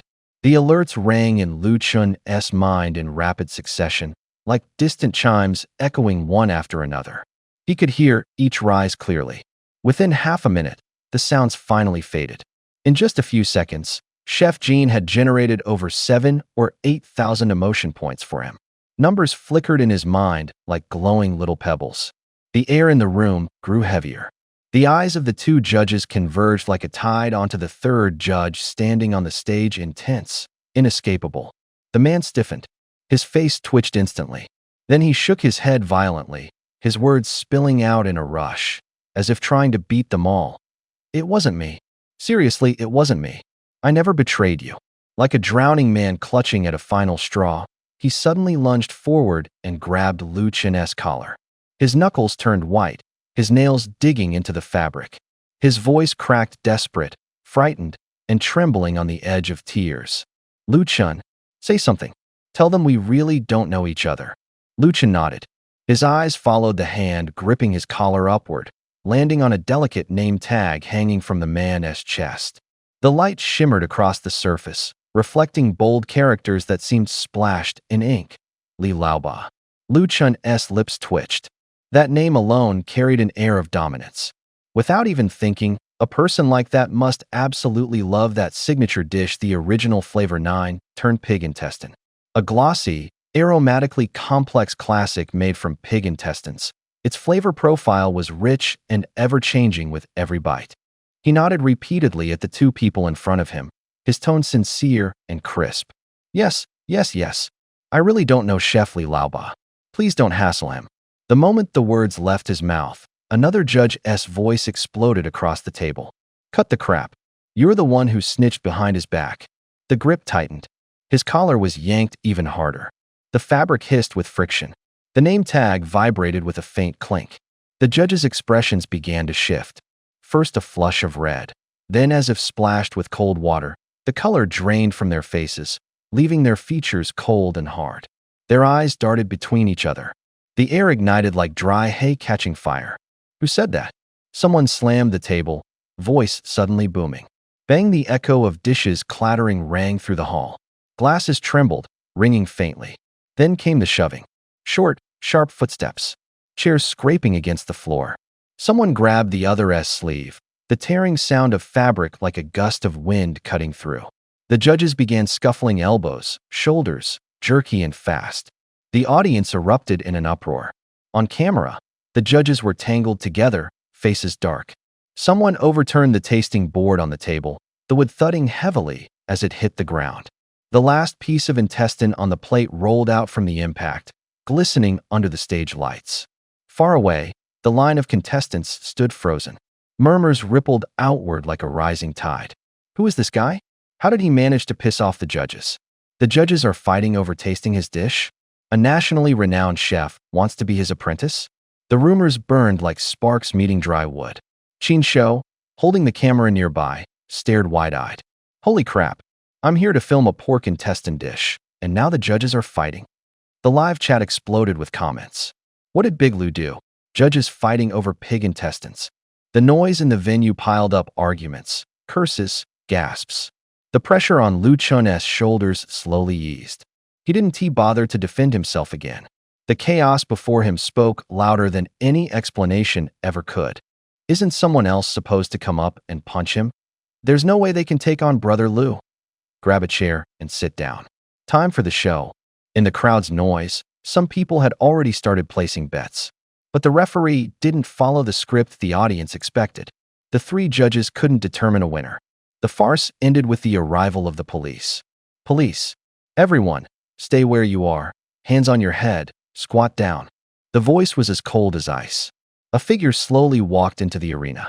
The figure's posture was rigid, moving silently, yet slicing through the entire noisy crowd, leaving silence in its wake. Only a few piercing shouts continued to echo. It was people on the sidelines calling out.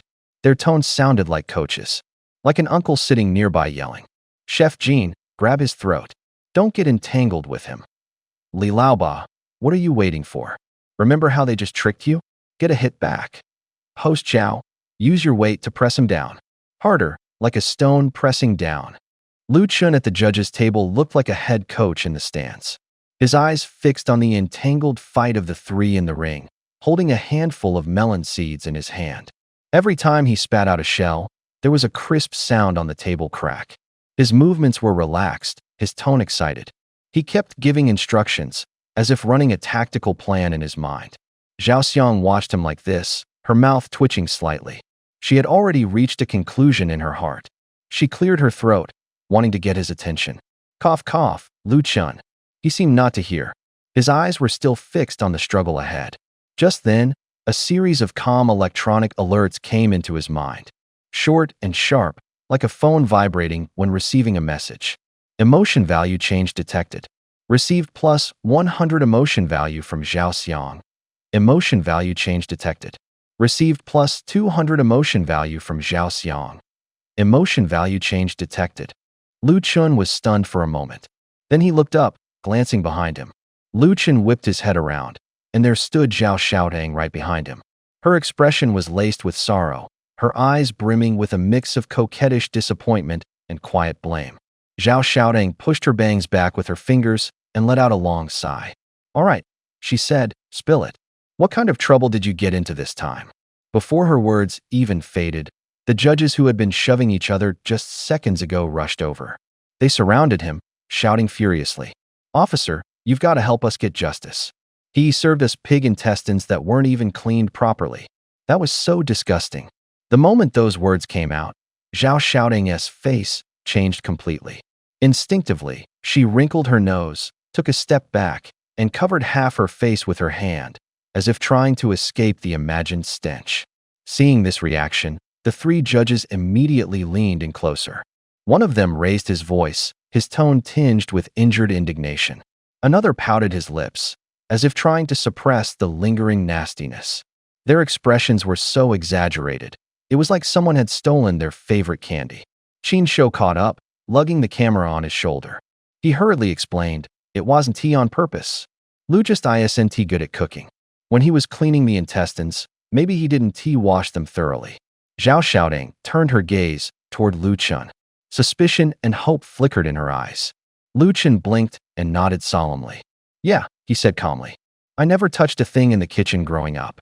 Suddenly asking me to clean pig intestines? I admit I didn't do a good enough job. I'll just wash them properly next time. Isn't that all?" Next time the three judges shuddered in unison, as if they just heard some horrifying omen. They stumbled back a couple of steps, fumbling to cover their noses. Chef Jean stood silently to the side, his eyes sharp as blades. He tugged at his apron and stood straight, his posture suddenly tense, like a pair of scissors being forced open. "Don't try to weasel your way out," Jean said coldly, his voice low.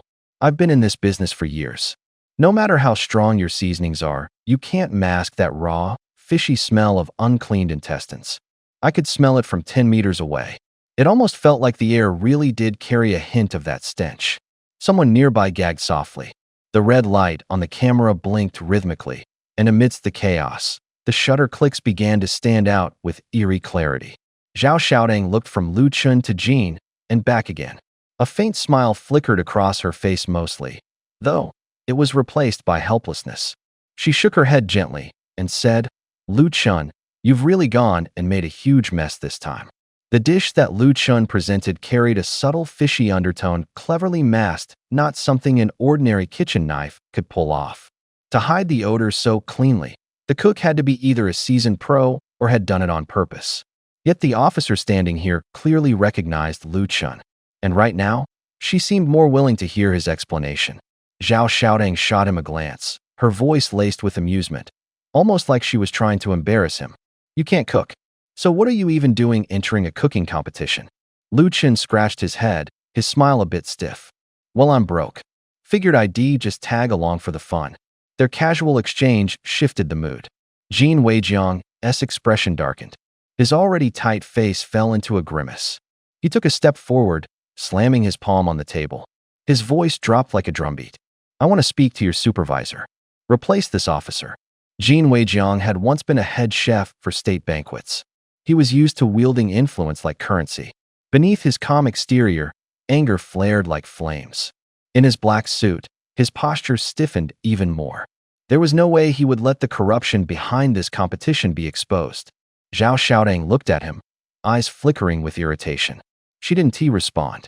Instead, she turned to Lu Chun, curiosity threading her tone. What's his problem? Lu Chun's gaze drifted toward the entrance of the competition hall. There was movement by the door figures shifting. He seemed to hear distant footsteps. Quietly, he murmured, Him? Probably still dazed from getting hit earlier. He spoke casually, but his eyes flicked toward a shadowed corner. If Qiao Anya showed up, maybe the truth would finally come out. At that moment, two figures rose on their toes, trying to slip out through the main entrance. Luo Cheng and Fong Songyuan hurried toward the door crack, eyes darting with anxiety to escape.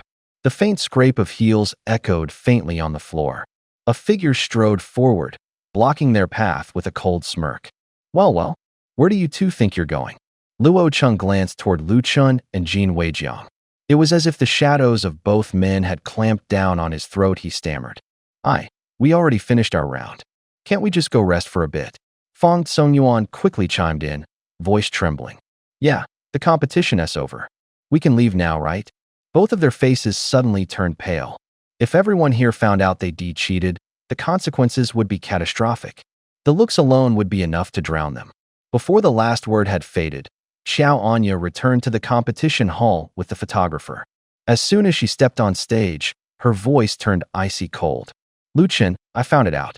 She slammed the evidence onto the table and pointed at the crowd. Luo Cheng used to be Jin Weijiang's apprentice. I also found someone who reported Jin Weijiang's collusion with other judges during the live stream. The sentence exploded like a bomb inside the venue. All the contestants turned around. Eyes like knives focused on Qiao Anya. Someone gasped softly. What? Jin Weijiang colluding with judges? That can't be right. He's a respected figure in the culinary world. Did she just say Luo Cheng was Jin Weijiang's apprentice? The attention quickly shifted to Jin Weijiang, sitting on the judges' panel. He saw the staff members behind Qiao Anya. His face dropped instantly. He knew that no amount of explanation would matter anymore. His words would carry no weight. He didn't even try to defend himself, just quietly bowed his head. That single gesture spoke louder than any confession. Luo Cheng really was my apprentice, Jin Weijiang finally said, his voice barely above a whisper. He came to see me yesterday and asked me to cause some trouble for Lu Chun. After that, he couldn't bring himself to say another word. The two judges beside him stood up as well. Their voices trembled, almost like an apology. We were also manipulated by Luo Cheng. We switched Lu Chun's ingredients. We're truly sorry. Accusations rained down like heavy iron plates from the sky. All the suspicion, all the anger, fell squarely on Luo Cheng. The crowd's stares magnified him like a magnifying glass, like a courtroom. Whispers began. Camera shutters clicked rapidly. The air felt thick with dust, oppressive and cold. Luo Cheng's face darkened. He wanted to defend himself. But as the words reached his lips, he took a breath and his voice dropped to a gravelly murmur. Yes, it was me. He nodded. No fierce denial. No long-winded explanation. He knew that if he didn't take the fall, 3 careers would be ruined. He chose silence. He chose to bear it all. Luo Cheng shouldered all the fury by himself. Beside him, Fang Tsong had long slipped away without a trace. The jeers from the audience hit like pebbles on tin, cold and clear. Qin Shou looked at Luo Cheng and softened. She reached out and tugged lightly at Lu Chen's sleeve, her voice barely a whisper. "Brother, can't we let it go this time?" Lu Chen froze, looked up at her. His brow lifted as if surprised that Qin Shou would plead for him. After a moment, he gave a wry smile. "Weren't you the one who said this contest was rigged and unfair?" Qin bit her lip, a justification flickering in her eyes. "Luo Cheng treated us to a meal before. You've messed with him more than once. Consider it even." Lu Chen scratched his head, a little embarrassed. The stage lights made every face look harsh. The judges from Jin Weijiang had gone pale, as if splashed with hot oil. These contests had big names, but were informal famous chefs would be at a disadvantage. Luo Cheng was only a guest for the livestream. His fall wasn't severe. Lu Chen glanced at Luo Cheng, head bowed. His shoulders slumped like a flag twisted by the wind. The crowd's insults pounded at his back. He didn't answer. Silence weighed heavier than any protest. Lu Chen took a deep breath and let go of the urge to deliver another blow. His voice was quieter than before, but resolute. "Let's leave this to the organizers. Considering he treated us to a meal, let's let it go." He stepped back and raised his hand to signal a stop. In the din, people grudgingly moved away. The staff stiffened, then cautiously approached. "So, when can the competition resume? I'm still waiting to collect my prize." The words hung in the air like a pinprick. The staff swallowed and asked even more carefully, You don't know how to cook?" Lu Chen cast a quick look at the ashen Jin Weijiang, then at the judges. He smiled faintly, a light in his eyes. "I'm very confident in my cooking." For a moment the audience fell silent. A scoff of derision rippled through like distant thunder. Zhao Xiaotang glared at him, her voice laced with sarcasm. "Your first move is that original flavor large intestine? What kind of culinary skill is that?" After watching the live stream, Joanna felt a chill run down her spine. She pressed her lips together, unable to say a word. "Lu Chun, that original flavor intestine of yours? Just thinking about it creeps me out." A crew member, mustering up courage, stepped onto the stage holding a thick stack of envelopes. The crisp paper noise echoed through the competition hall. "Competitor Lu Chun, thank you for exposing the scandal. On behalf of the organizers, we're awarding you 10,000 in cash." As the words left his mouth, applause and murmurs blended into a chaotic mix. Lu Chen hadn't even had time to respond. The money in his hands felt heavy, like a stone. He was just about to serve today's dish and prove himself. Someone from the audience started heckling. The crew member flushed, cleared his throat, and continued, his voice slightly dry. To ensure fairness, WeVE decided to add a mutual tasting round. All competitors must taste each other's dishes, and the final winner will be decided by our staff after tasting everything. Before he could finish, the room exploded. The contestants exchanged glances, eyes filled with panic. "Wait, who is actually going to eat the intestines he made?" "I move to disqualify Lu Chun. He clearly doesn't know how to cook." "I second that." And another motion, no awful ingredients allowed in this competition. The arguments crashed like waves, one after another. Someone slammed the table, the sound sharp. Others laughed out loud, their laughter laced with schadenfreude. Voting, bickering, hands raised. 3 minutes later, the verdict came down. Lu Chun was kicked out of the competition. The wind at the exit of the venue turned cold. Lu Chen stood outside the stage, looking up at the sky. The clouds hung low, like a gray blanket. He exhaled slowly, a thick breath turning into mist in the chilly air. "This must be what they call biting the hand that feeds," he said flatly, as if forcing the words up from his throat. Qin Shou stared at the stack of cash, his eyes flickering with mixed emotions. He had planned to use the money as a birthday gift for his father. The words caught in his throat like sand. "Saya was going to use this money to buy my dad something nice." Lu Chun's fingers tightened, pressing the money into the lines of his palm. "Don't forget," he looked straight at Qin Shou, "this was my reward for exposing the truth. It's the prize they gave me. Don't even think about touching it." His voice wasn't loud, but it carried weight. The wind around them picked up, scattering the words and carrying away what little warmth was left. Sheng stared at Lu Chun, who had just stuffed the bonus back into his pocket. He let out a soft sigh. "Brother, what about my medical bills then?" Sheng's voice was thin, as if his breath had been hollowed out. Here, take 100. That's all I can give. Lu Chen flipped open the envelope, pulled out a crumpled $100 bill, and handed it over. His fingers trembled slightly. Sheng took the 100 without a word, and his expression immediately darkened. Brother, I got beaten to a pulp, and you're giving me just $100? His voice cracked, both hoarse and angry. Lu Chen smirked, watching him warily. Don't you get a paycheck? Shouldn't that be enough? The words cut like a knife. Sheng's eyes suddenly welled up. He hunched his shoulders slightly, his voice barely more than a whisper carried on the wind through a broken window. Don't you remember? Last time I went to the orphanage, I donated my entire month's pay. He hadn't even earned anything this time, and had already given his paycheck away. Bitterness churned in his chest. Sheng raised a hand to rub his eyes, tears glittered in them. Lu Chen hesitated, scratching his head. A look of regret and guilt flickered across his face. He weighed the envelope in his arms, his fingers tightening and loosening as if arguing with himself. Then he pulled out half the stack and shoved it forcefully into Sheng's hands. The motion was decisive, but there was no smile on his face. Lu Chen swallowed hard.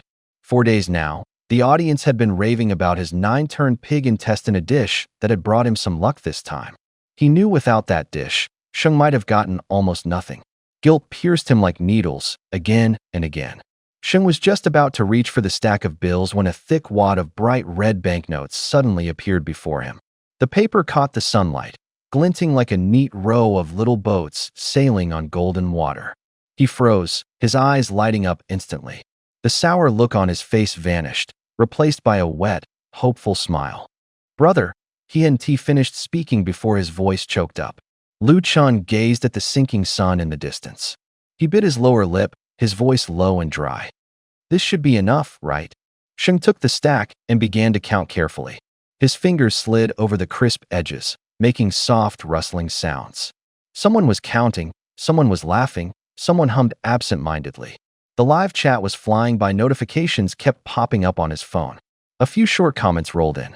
Holy shit, Lu actually gave him the money? This is so sweet. Both of them are so tragic. Lu Chen's shoulders sagged slightly. The setting sun stretched his shadow long behind him. With his head lowered, he seemed to be bearing some silent pain. The chat feed blew up. Looks like he's really in love with the photographer. He's so gentle, I cried. Suddenly a little jealous of the photographer. Jealous of that photographer's insane luck. For the money? My guy Lu can squeeze money out of anything. That's a real talent, Keck. A stack of bills lay spread on the table.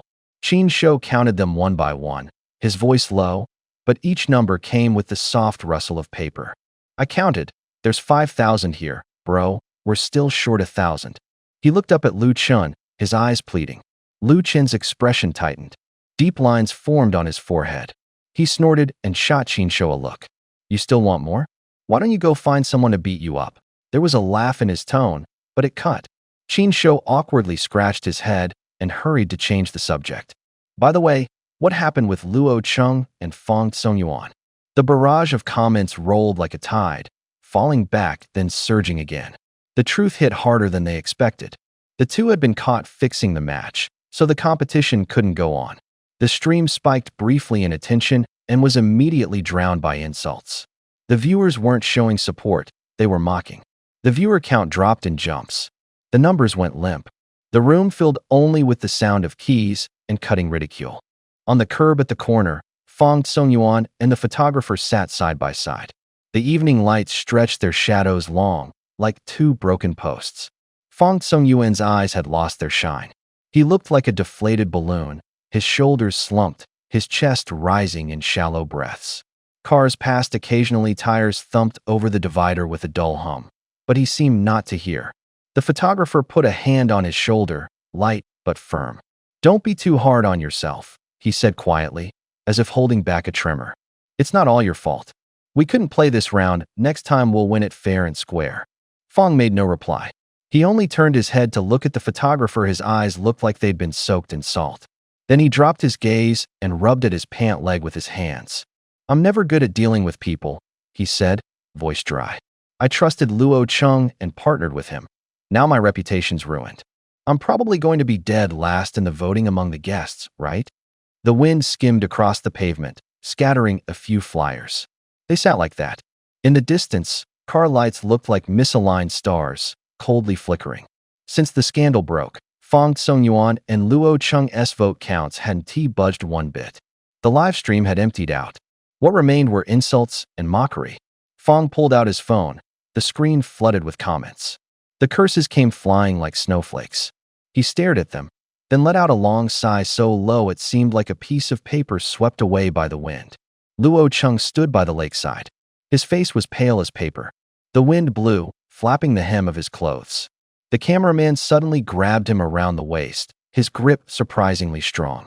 Their feet slipped on the grass, the camera swinging wildly across his chest. "Bro," the cameraman panicked, voice trembling slightly.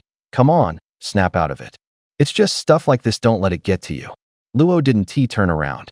He lifted his chin high, as if arguing with himself. "I'm not trying to jump. I just want to go down and catch a fish to calm myself." The cameraman froze at his words, then abruptly released him. He shrugged slightly, as if feeling played, blurting out, "You sure?" The next second, a splash burst outward. With a loud plop, Luo tumbled headfirst into the lake. Water hit the camera lens like raindrops pounding down. Choking and coughing, Luo arched his back, spitting water from his mouth, muddy and smelling of lake bottom. Standing on the shore, the cameraman furrowed his brow. He stared at the lake, disbelief in his voice. "Bro, tell me you're not being too naive, are you? Just got caught cheating, then roasted like that online, and you thought catching a fish would help?" In the water, Luo started swimming. His strokes were slow, almost half-hearted. A faint smile tugged at his lips, strained and forced. Did wrong. Fix it, and it'll be fine." He spat the words out clean, like reciting a textbook.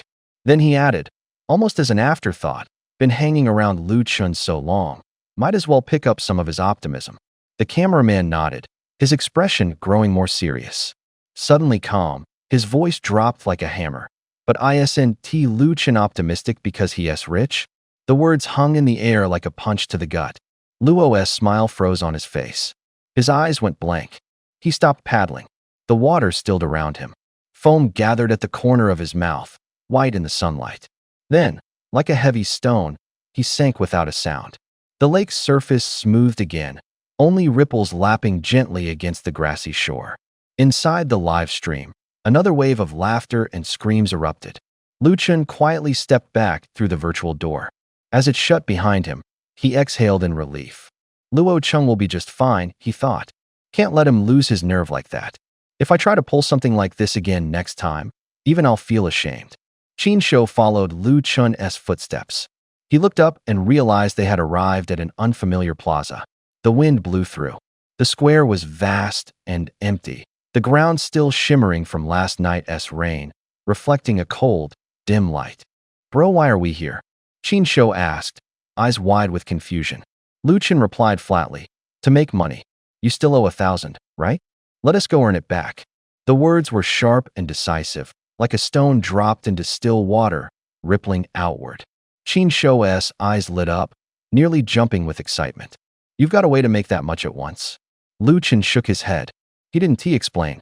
Instead, he tore off a piece of cardboard, and a pen was already in his hand. The tip hit the paper, scrawling out rough, bold black letters. The ink was strong and sharp-smelling. He handed the cardboard to Qin Shou and shoved his phone into his hand at the same time. "Hold this. You'll make up that 1,000 tonight." Qin Shou took the sign, his palms slightly warm. The stream shifted to show the plaza. The phone screens stretched their shadows long across the ground. The cardboard read, "Punch for 5 yuan, kick for 10 yuan." On the other side of the screen, viewers poured in like a flood, spamming messages nonstop. "Wait, really? Bro Lu, you're such a genius. Let us go all out. I'm betting on the show.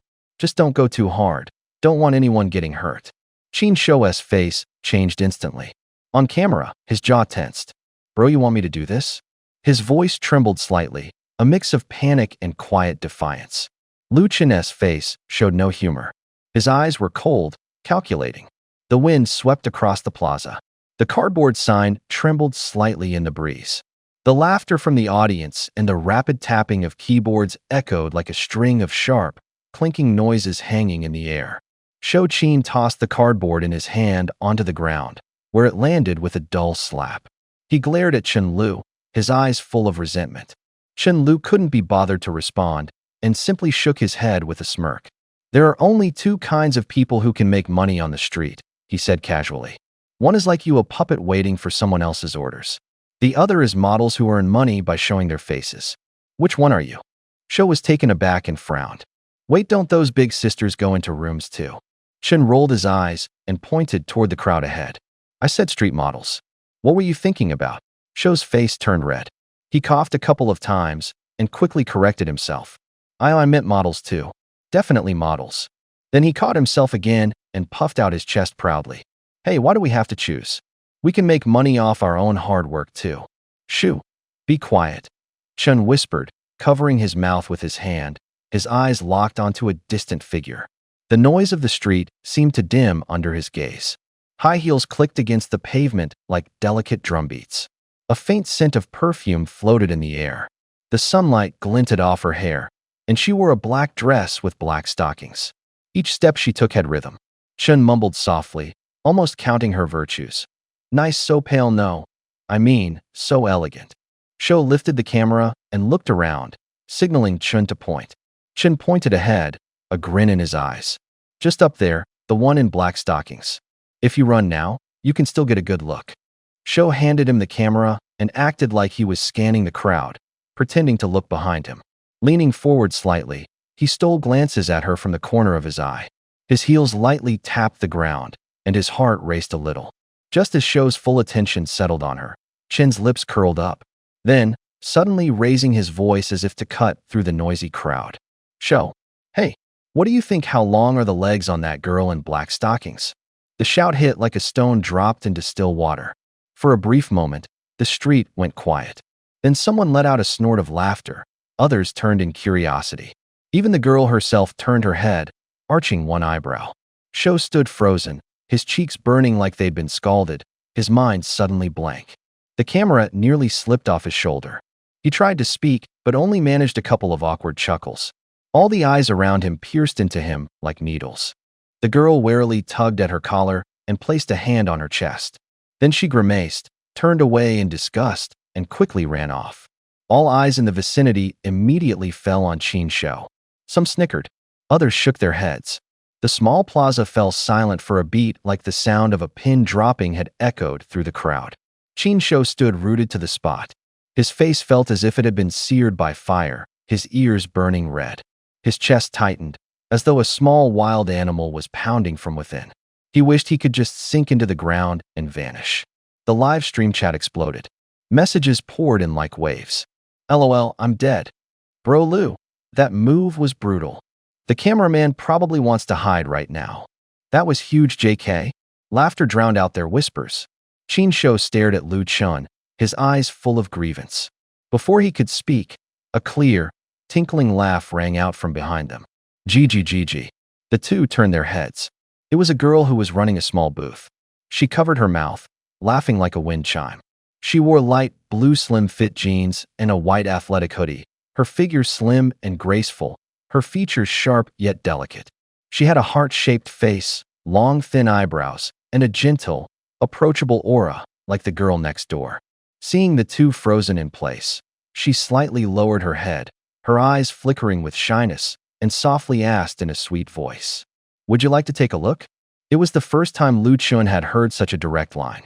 His gaze involuntarily drifted toward her chest. He hesitated, but clearly leaned in a little.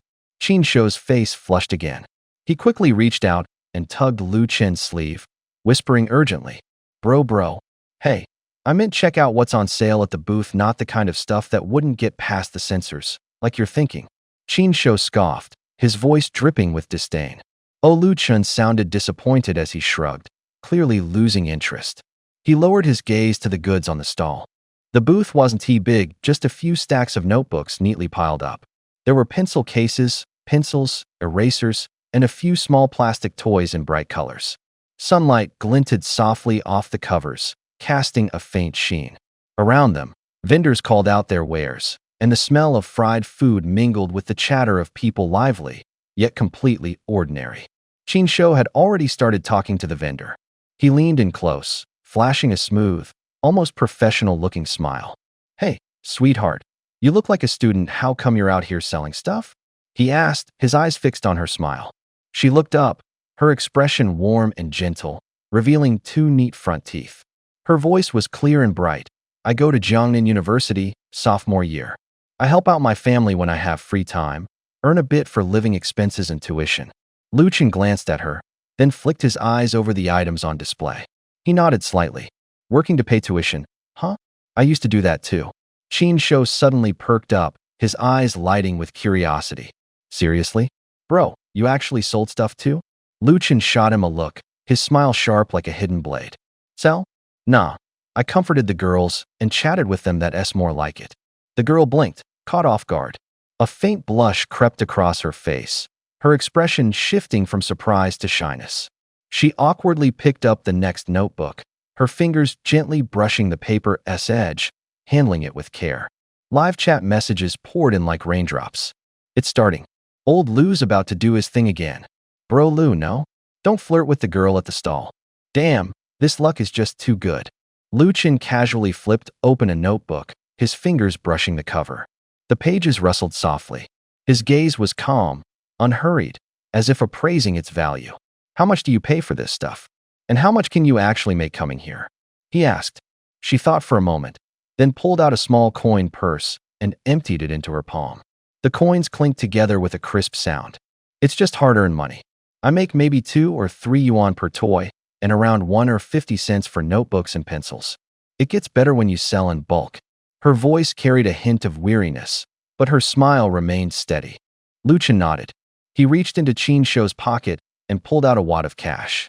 The crisp sound of paper rubbing against paper cut through the air. 500 yuan, neatly stacked in his palm.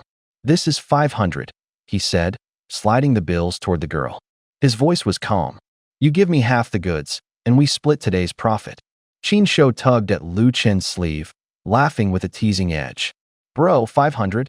You're not seriously into her, are you?" The girl didn't take the money. She stared at the stack of red bills, eyes wary. Her voice was soft, like a breeze. "You're not some bad guy, are you?" She pulled her hands behind her back, shoulders trembling slightly. She wore a simple jacket and carried a canvas bag like a girl straight out of school. Eyes from the crowd around them began to turn in their direction. The air smelled of fried food and the warmth of bodies. Lu Chen was about to say something when Qin Shou cut in with a question. "Do you really think he looks like someone who'd do something like that?" Lu Chen hesitated, opened his mouth, but didn't argue. Truth was, the only thing on his mind was splitting this haul cleanly and how much cash he could take home tonight. The words rose to his lips, then sank back down. The girl whispered, "No, my mom told me not to get close to men like that."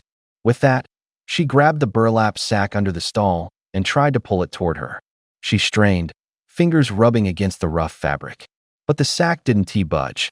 2 towering figures had already stepped on it. Their boots pressed down hard, letting out a dull thud.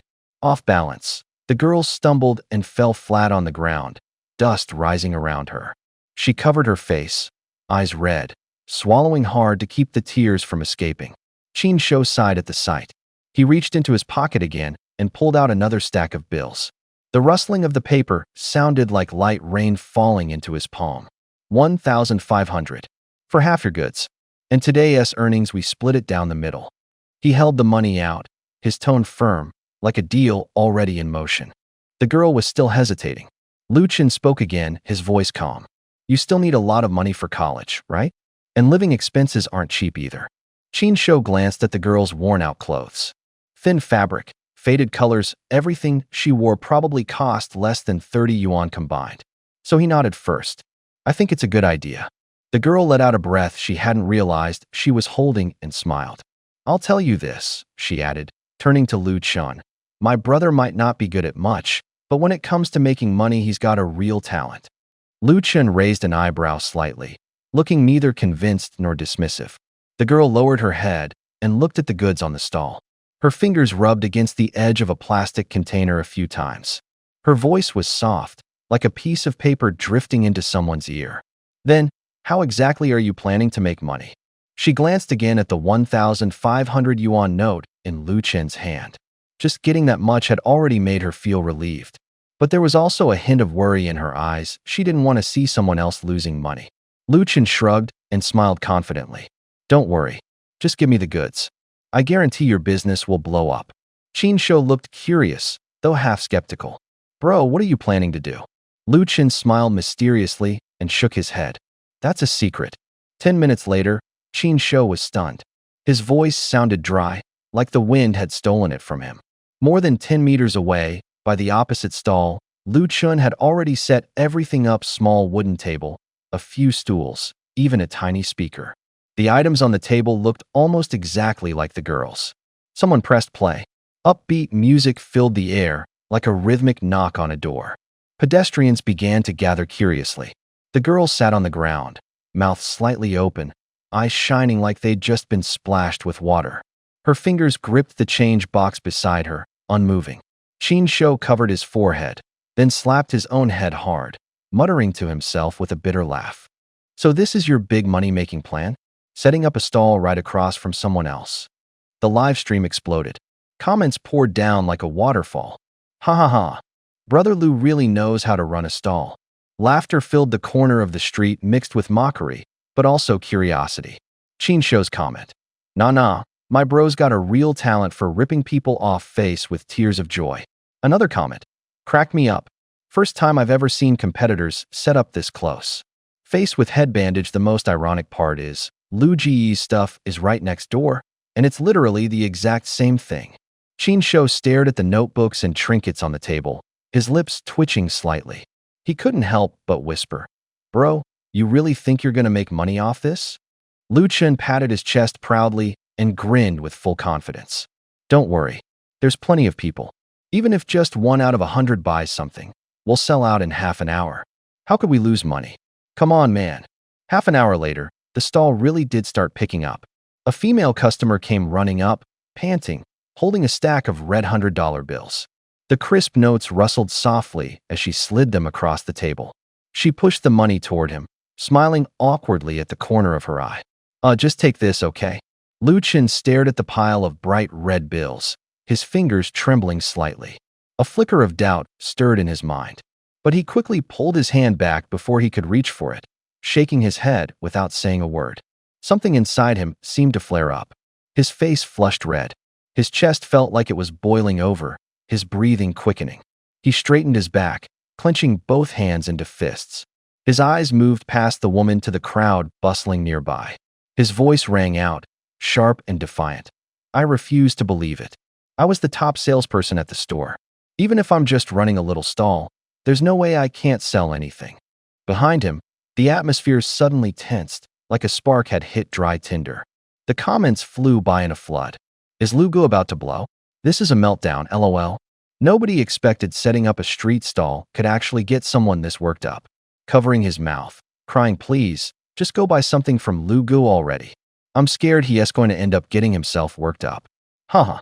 The sunset was like a blade, slicing the horizon layer by layer into shades of burnt orange. The air still held warmth. The square was bathed in a soft, golden glow. Shadows stretched long across the ground, almost like they were melting into it. A young man stood up. Golden light spilled onto his shoulders and the tips of his hair. He smiled, a quiet, picture-perfect kind of smile. People passing by couldn't help but glance over. In that moment, he looked like someone who had just stepped out of a painting. Then, a rough, jarring voice tore right through the scene. It was like a loudspeaker or a broken record, ripping the silence wide open. Hey folks, don't walk by and miss out. Everything half price. Everything half price. Don't miss your chance. The voice was high-pitched and urgent, like an old commercial repeating lines it had long memorized. People around turned their heads. Some laughed, some frowned. Others quickened their pace toward the sound. Lu Chen stood by his small stall. It was piled high with notebooks, old books, and a few little trinkets. His voice was rough but clear, like a trained actress, cutting easily through the crowd. Every time he shouted, he tapped the edge of his table like a metronome, keeping time. A boy, about 16 or 17, crept closer. He flipped open a notebook, fingertips grazing the paper, whispering like the wind. How much for this one? Lu Chen shot up 2 fingers, sharp and straightforward. 20 yuan. The boy blinked, then frowned. 20 yuan for an old notebook? That was pretty steep. That is kind of expensive. Lu Chen shrugged, a flicker of mischief in his eyes. He leaned in, speaking like a seasoned orator. You probably don't get it. This one is special. He held the notebook up like a sacred relic. It's like a charm. Carry it with you, and life gets a little smoother. School, luck, everything. You don't believe me? Take it home and see for yourself. His words were a bit exaggerated, sure, but seasoned, too. The boy's eyes lit up. There was a name for that kind of teenage curiosity, mystery. What magical power? The boy didn't wait for an answer, his eyes lighting up like they were about to glow. Lu Chen just smiled an amused, secretive kind of smile. You'll find out once you buy it and take it home, he said, his tone casual as he wiped the smile off his face. Without another word, the boy yanked a $20 bill from his pocket and slapped it hard into Lu Chen's palm. The edge of the note was still fluttering. Just as he was about to tear open the wrapping, Lu Chen suddenly stopped him, his movement sharp and decisive. He pressed his palm firmly onto the notebook, causing the paper to crinkle slightly. His expression changed, completely serious now, like a general before giving orders. Don't tear it open before you get home. And especially don't flip to the last page. Short words. Firm tone. Like 2 unbreakable commands. Qin Shou, standing beside them, couldn't help his curiosity. He poked Lu Chen's arm and whispered, Bro, what's actually in this notebook? Why can't we look at the last page? Didn't you get this from that girl? Lu Chen calmly stuffed the 20 into his wallet, a hint of amusement in his eyes. Aren't you smart enough to check for yourself? Qin Shou picked up the already open notebook. The ink on the pages was still slightly cool to the touch. The sound of flipping pages was crisp. He flipped straight to the last page. There it sat, the text neat and orderly, like an official notice. Suggested retail price, $10. Qin Shou's face immediately froze in shock. His voice shot up an octave. Bro, it says $10 right here. Lu Chen nodded, completely unbothered. Yeah. Then why'd you sell it for 20? Because I don't take suggestions. He planted his hands on his hips, tilted his head up toward the sky, his face a mix of guilt and smugness. A hot summer breeze swirled around them, lifting scraps of paper into the air, as if clapping in response to his words. The live chat in the stream exploded with comments. Words rained down across the screen like hail. Since when is not taking suggestions a valid excuse? Bro Lu, you're too clever. Someone call the Market Regulation Bureau over here. The crowd fell silent for a moment, then burst into laughter again. The air buzzed with excitement and a hint of indescribable curiosity. Is somebody going to do something about this? Someone shouted, slamming the table and bursting into laughter, the sound exploding around the stall. Haha, don't scare the kid too much. For $20, you could buy 2 of these notebooks, right? Another voice chimed in, laced with amusement. The girl beside them covered her mouth, her eyes sparkling. She looked at Lu Chen like he'd just performed magic. Qin Shou's face twisted in discomfort. He stepped forward to block Lu Chen, speaking in a low voice. Bro, what if we just leave? The way you're selling stuff, you might end up getting punched. But Lu Chen just grinned, clearly pleased. He nodded, his eyes shining. Good job, Qin Shou. Didn't he expect you to catch on to the secret of my money-making skills so fast? Qin Shou froze. He looked down at the sign on the ground, punch for 5 yuan, kick for 10. His lips twitched. Your method still feels exactly the same as before. Laughter rolled in like waves, crashing again and again. Someone shouted, others burst out laughing. The atmosphere around them grew livelier by the second. Qin Shou's face flushed bright red, as if someone had stuffed balloons straight into his chest. Lu Chen shrugged it off, shaking his head and wagging his index finger from side to side. Not at all, not at all. This is just a small part of my grand plan. Curious now, Qin Shou leaned in and whispered, Bro, then how exactly are you running this stall to make so much money?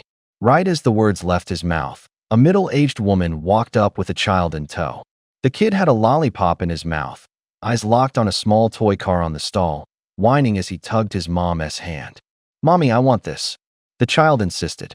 The mother glanced first at Lu Chen, then down at the toy car. Its body shimmered in the sunlight. She lowered her voice and said to Lu Chen, Boss, how much is this one? Not much, 35. The little toy car had originally cost 20. But as soon as Lu Chen slapped on a new price tag, it became 35. The middle-aged woman frowned upon hearing the price. She tugged the child beside her and quickly walked away, her voice laced with authority. Come on, baby. We're going to buy from the other side. She left decisively, like someone who came here, often her eyes sharp, calculating. Qin Shou stood rooted to the spot, his face sour. See, I told you setting the price so high wouldn't work. He muttered bitterly. Who is gonna buy it at that price? Lu Chen didn't respond. He simply watched the woman walk toward the opposite stall. A few minutes later, the crisp clinking of coins rang out. Then the woman nodded in satisfaction, turned around, and shot Lu Chen a nasty glare before spitting on the ground. Only then did Lu Chen speak, slowly and calmly. What do you know? There are only 2 stalls here. He raised a finger and pointed to both sides. Sunlight reflected off the price tags. If I mark it up, he continued, as if stating a fact, where do you think people will go? Like this notebook, for example, say mine's priced at 20 and the other one's at 10. Even if you don't need it now, which one looks like a better deal? Qin Shou blinked, realization flashing in his eyes. Then he shot up a thumb, grinning slyly. I knew it. When it comes to making money, bro, you're the best. Lu Chen glanced at him, a complicated look crossing his face. The way you said that doesn't sound like a compliment. Yeah, it's not a compliment at all. Qin Shou admitted cheerfully. The two exchanged glances, then let out a dry laugh. The tension eased. As they were talking, a crowd had already gathered around the girl's stall.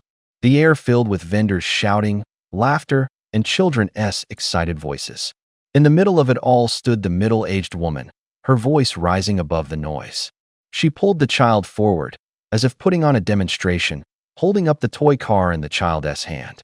Sunlight glinted off the car's paint. Look at this young lady, so pretty and so kind-hearted, she announced loudly. Then she pointed across the way, her tone laced with provocation. Not like the people over there, they look nice, but their hearts are anything but. The crowd grew curious, murmuring among themselves. The woman waved the toy car in the air, drawing everyone's attention. The child smiled, the little car in his hand sparkling in the sunlight. Guess how much it costs? How much? Someone called out. She waved both hands dramatically, grinning widely. 35. 35 yuan. The little girl was selling these toy cars for 20 yuan, the middle-aged woman shrilled. You're charging 35. You overcharged 15. Who has the heart to do that? She was like a whirlwind. Within 10 minutes, a crowd of about a dozen customers had gathered around the stall. There was the sound of footsteps, bargaining, and the soft clicks of phone cameras. All eyes were on Lu Chen and Qin Shou, filled with disdain. But Lu Chen only smiled faintly, quietly. Because that booming stall across the way, it was his too. Qin Shou froze, staring at the stall and then at Lu Chen. His voice trembled slightly. Bro, did you plan this all along? They had agreed earlier to split the profits. Lu Chen had intentionally marked up the prices at one stall to create a sharp contrast. Then the other stall became the obvious, more appealing bargain. The live stream chat exploded with messages. Short comments flew across the screen. Master, this is market strategy right here. Whoa, just learned something. I'm nearby, gonna check it out. Trying this tonight. The crowd sprang into action. The girl's stall was quickly cleared out, leaving only a few notebooks sitting lonely in the corner. The clinking of coins was replaced by quiet laughter and praise from the customers.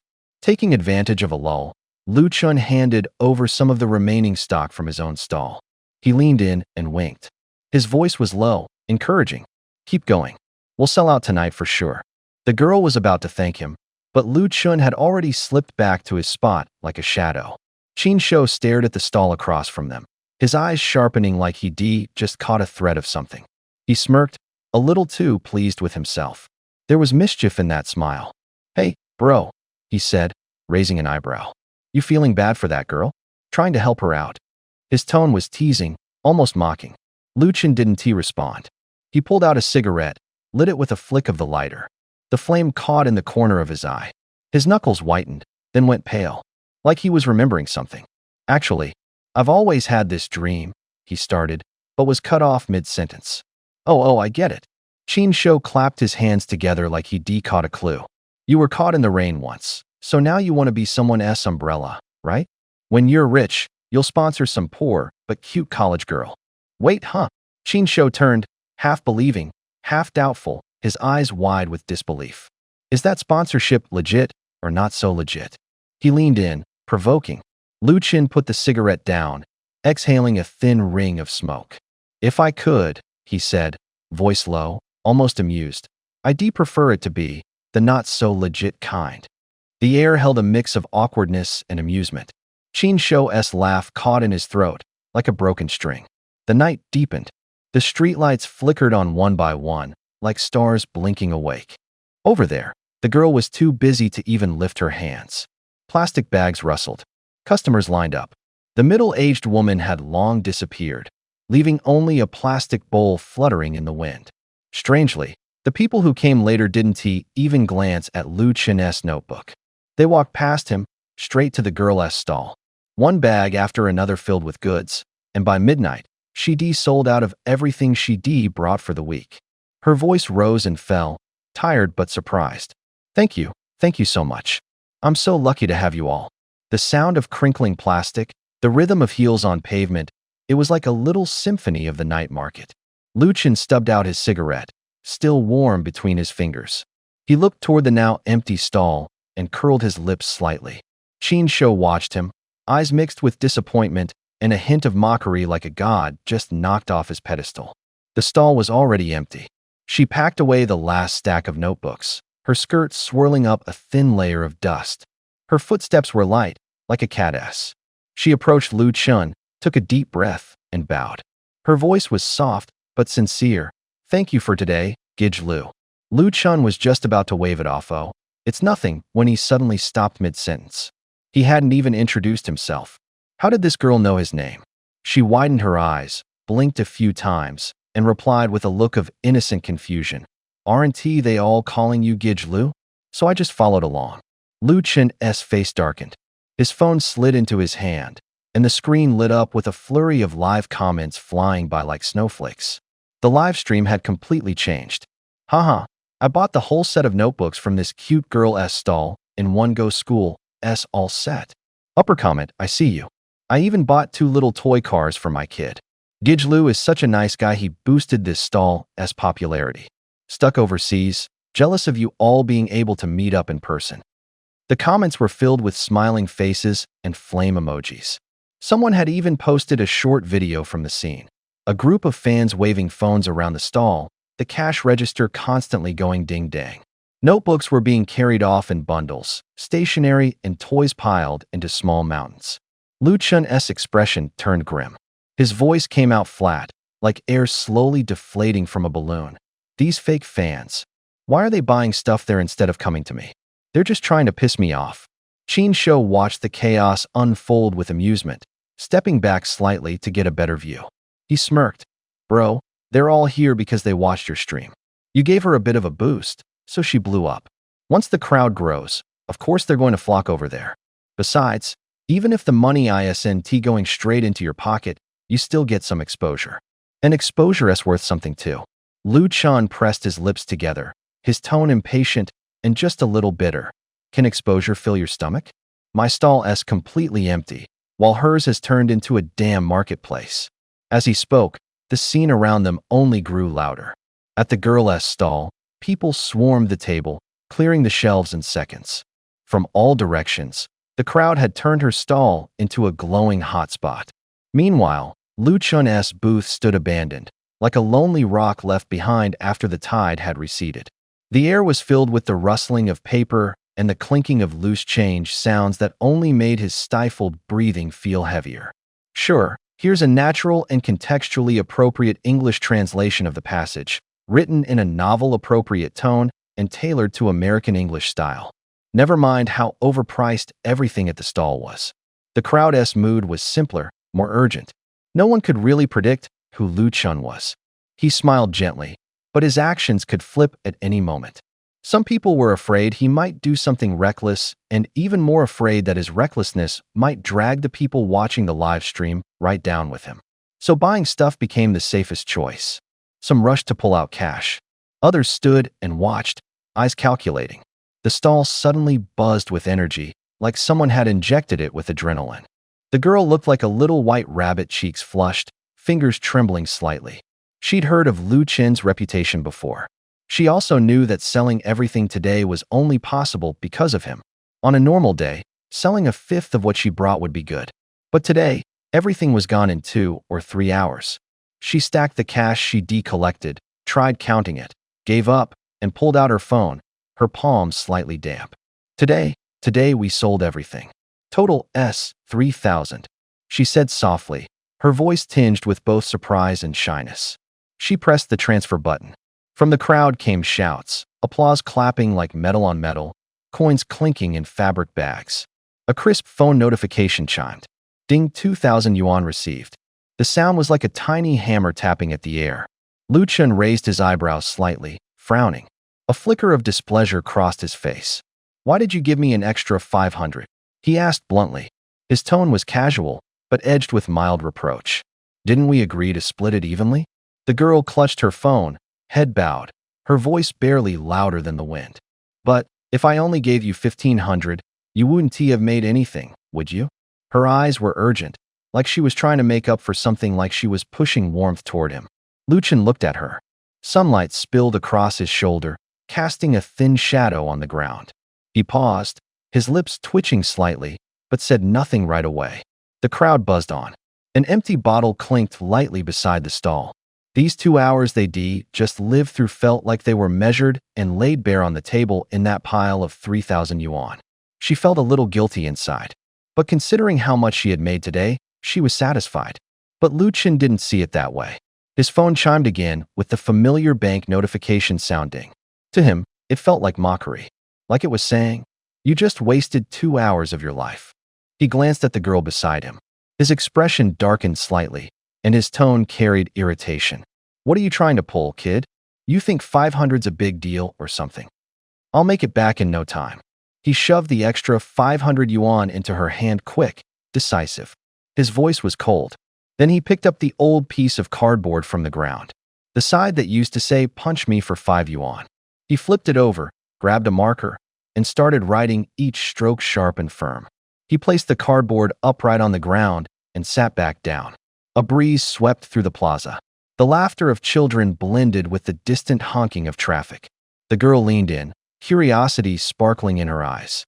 She read the words aloud, surprised. I'm a college student. My wallet was stolen. Please be kind and give me 50 yuan for food and drinks. If anyone could help me with a plane ticket to Shanghai, I would be even more grateful.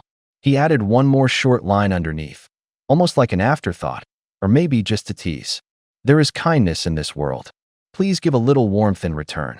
Then he tore off a corner of the cardboard, stuck a QR code on it, and drew thick lines to clearly list the payment methods.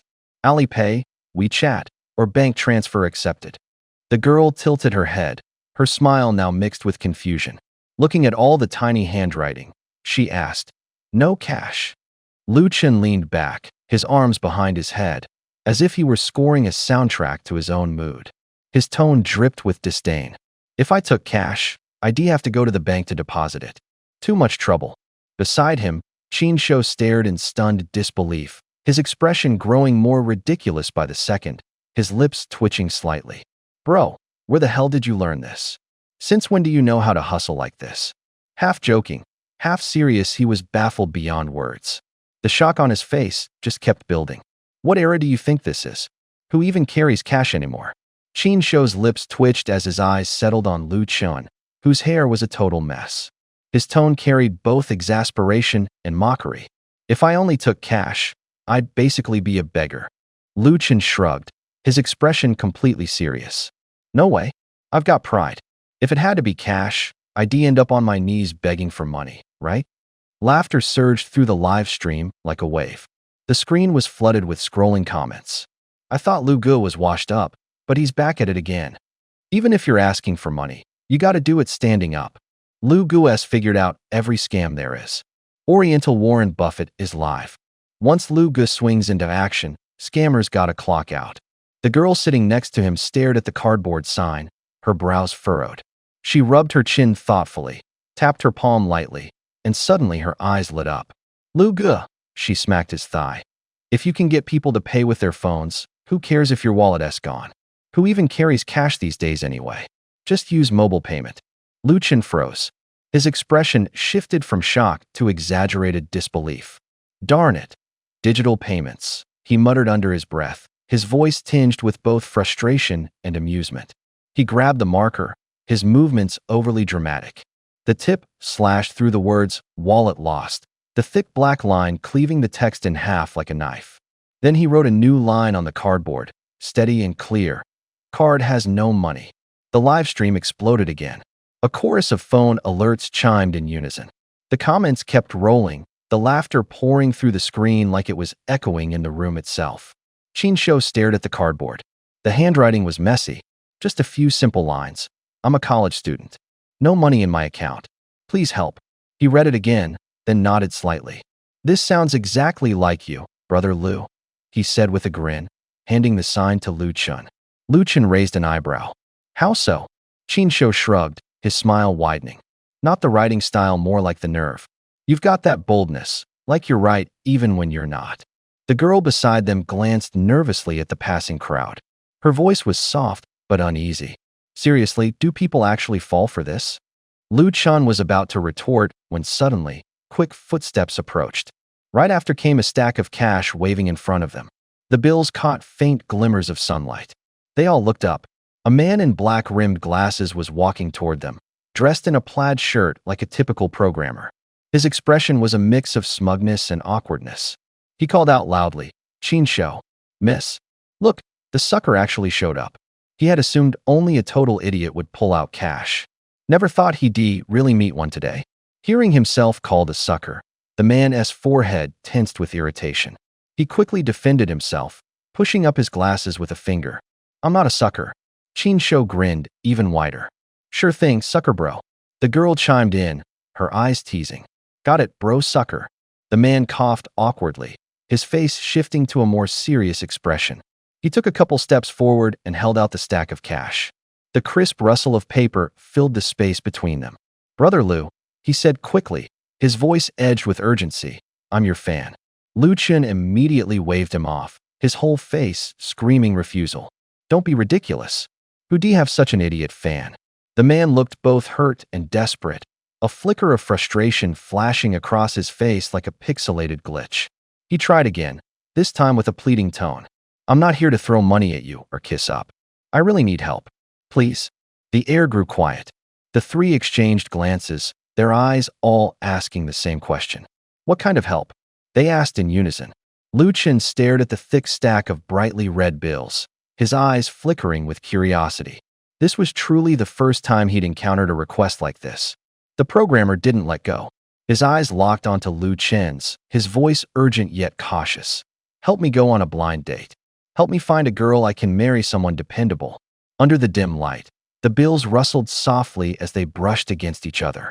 The red was glaring, like a sudden flicker of flame. The programmer shoved the money into Lu Chen's arms, his movements hurried, but his resolve heavy. He stammered out an explanation his parents were constantly on his back. Someone near the office had mentioned that Brother Lu's live stream actually works.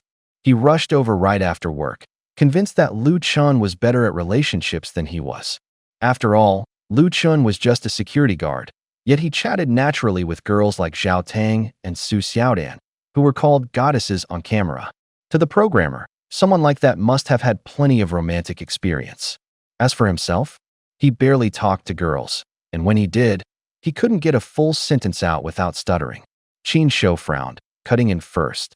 "Dude, are you sure you want to go with Lu Ge? Letting him pick someone for marriage?"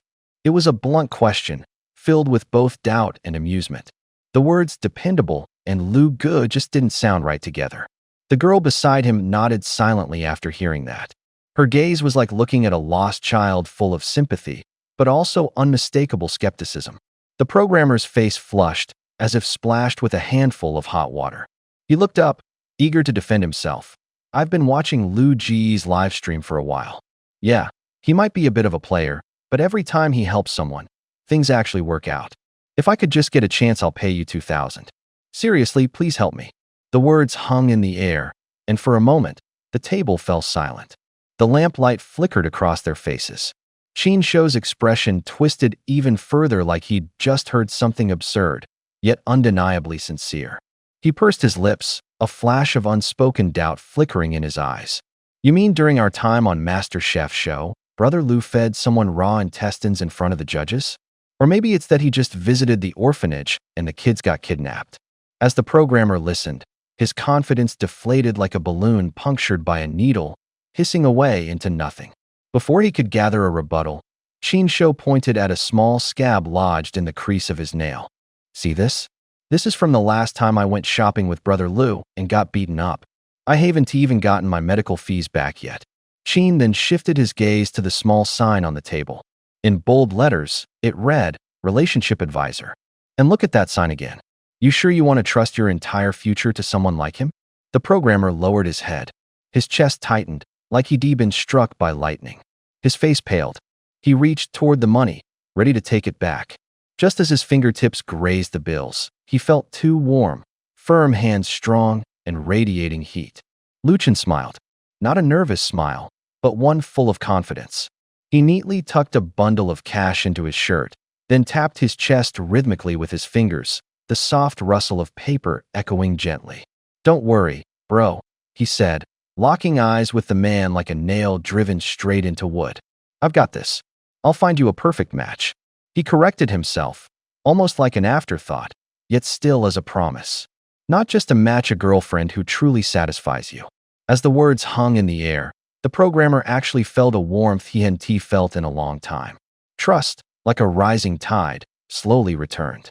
Chinsho's lips twitched, like they'd brushed against something hard. He stepped forward, placing a hand gently on Lu Chun's shoulder, murmuring a warning. Lu Gu, think straight. Marriage isn't something you just rush into. Lu Chun's eyes shifted. His muscles tensed. His smile twisted into a sharp, icy smirk. I don't need you to tell me that, he said coldly, his voice low and heavy. Anyone who tries to stop me today won't be walking out easy. He turned to the programmer, voice slicing like a blade. What do you say, bro? The programmer swallowed a burst of misplaced pride. He pressed his lips together, his knuckles cracking softly as he nodded. Lu Gu, you're right. I trust you. The programmer quietly pulled out a red envelope from his pocket. The rustling of the paper was barely audible. With a quick motion, he pressed it into Chinsho's hand. Big brother Chin, I'll leave the rest to you, he said, voice low, as if afraid of disturbing something. Chinsho flipped the envelope over in his hand. A grin quickly spread across his face. He patted his chest and declared confidently, no problem. Leave it to me. And even if Lu Gu tries to stir up trouble, he added, his tone firm with finality, I'll make sure everything is handled crystal clear. The programmer nodded, smiling awkwardly, as if forcing himself to keep it together. Both Chinsho and Lu Chun took turns patting his shoulder. The warmth and pressure of their palms felt like hammer blows. The surrounding noise seemed to dim. His stomach churned. For 1,000 yuan lighter in his wallet, like a silent weight had been pulled away. The girl beside him blinked her large eyes and glanced at Lu Chun. He folded the name tag in half and stuffed it back into his bag. Suddenly, his expression turned serious, as if he had become a different person. Go on, get out. Chinsho waved a hand, his tone sharp and commanding. This is a blind date, it needs to be taken seriously. Don't let her stay, or people will think we're putting on a show. She pouted like a kitten being shooed away. She gathered her belongings to the side, her movements reluctant but silent. Back home, she tapped absently on her phone screen. The cold glow of the browser lit her face. Soon, she found Lu Chun's live stream and clicked in. The screen buzzed with voices, chat comments, and virtual gifs. She stared at it, her brows slightly lifted. Now, only Lu Chun, Chinsho, and the programmer remained in the cafe. The clinking of their cups rang out clearly. Lu Chun fixed the programmer with a sharp stare, his gaze like a blade. If we're treating this as a blind date, then I'll be straightforward. Do you own a house? The words cut through the air like tearing through a thin veil of mist above the table. I have one back in my hometown, the programmer replied, swallowing hard, his voice slightly shaky. But if I keep saving for a couple more years, buying a 2-bedroom in Jiangnan isn't out of the question. Lu Chun took a sip of coffee. The bitterness lingered warmly in his mouth. He gave a slight nod, as if accepting the answer. Chinsho followed up, what about a car? I have a daily driver around 200,000 yuan, the programmer replied cautiously. Qin Shou raised an eyebrow, a hint of amusement in his smile. You're actually in pretty good shape. Then why come to us too for help? The programmer kept his head down, his face flushed red. He reached into his coffee cup, his fingertips stirring a cube of sugar. The sugar clinked softly against the porcelain walls of the cup. Steam curled around his nose and lips. He swallowed hard, his voice barely more than a whisper, as if squeezed from his throat. I'm not really good with girls. He glanced up for a moment, then quickly looked away, his eyes flickering with nervous energy. So I was hoping you guys could help me out. 1. Speak for me. And 2. Help me pick someone reliable. Qin Shou chuckled at that. His laugh carried a hint of pity and a touch of teasing. Don't worry. My brother's got away with people. Oh. Before he could finish, Lu Qin slapped a hand over Qin Shou's mouth. Quick and smooth, like swatting a fly off his shoulder. Qin Shou squirmed, laughing under the hand that silenced him. Lu Qin pulled his hand back, his gaze settling on the programmer. He raised an eyebrow, a smirk playing on his lips. You've never been in a relationship before? He asked, like he was confirming some rare and curious fact. The programmer shook his head. His shoulders lifted slightly, as if trying to pull his nervousness inward. Lu Qin's smirk widened, his tone laced with playful disbelief. Oh, so you're a total rookie. My bad. The programmer didn't argue. His expression looked tired, almost like he was making peace with an old mistake. After watching Lu Qin's stream for so long, he had no choice but to trust the man in front of him now. He lifted the cup. The heat from the rim reddened his fingertips. The bitterness of black coffee spread across his tongue. He took a deep breath and spoke, clear and direct. Brother Lu, she's already on her way. I'm bad with words, and I know I won't be able to say anything in person. He paused, lowering his voice even more. So I'm counting on you. Don't make me sound too good. Make me sound a little worse. More plain, more ordinary. Lu Qin blinked, his brows knitting together. The coffee in his cup swirled slightly, making a soft clinking sound. Worse, he repeated, as if trying to fit that strange request into his head.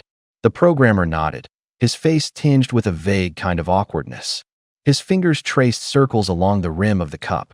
Yeah, I'm from the countryside. My family isn't rich. And I don't like girls who only care about your wallet the moment they meet you. He looked up, sincerity glowing in his eyes. His voice wasn't loud, but it was firm. I just want someone who can settle down with me. Not all about money. Not too materialistic.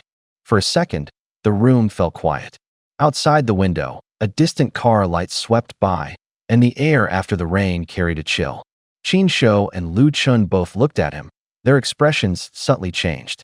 Lu Qin's lips twitched, as if weighing something in his mind.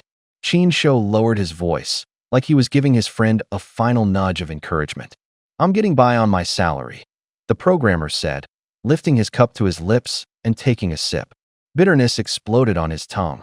He added, almost as if speaking to himself, my family expects a lot, so I can't let people expect too much from me. Lu Qin nodded slowly, his voice soft. His eyes showed both understanding and scrutiny. The programmer exhaled in relief. He dropped the square cube of sugar into his cup, the clink barely audible. He stirred slowly as the sugar crystals melted into the hot coffee, making tiny crackling sounds. I only get 4 days off a month, he continued. Since I have a lot of blind dates to attend, I'll need your help, Brother Lu. The moment the words left his mouth, it felt like a knife had sliced a tear in the room. Lu Qin's gaze shifted to the man's thinning crown. There was pity in his eyes, and something like an unnamed shock. You only get 4 days off a month? His voice was clear and clean. Just those 3 sentences, like a boomerang, struck the air with force. The programmer froze. His hand stopped at the edge of the cup, the stirring sound broken in two. His throat twitched, like a lock that wouldn't open. He lowered his head, his voice swallowed down, refusing to come out. The viewers outside the frame stirred as well. One person's fingers hovered above the keyboard, frozen mid-air. The laughter from earlier vanished in an instant, replaced by pale faces. The Danmu comments burst through like a dam breaking loose. Holy shit, Lu just hit another raw nerve. I only get 4 days off too, and I don't even make as much as he does.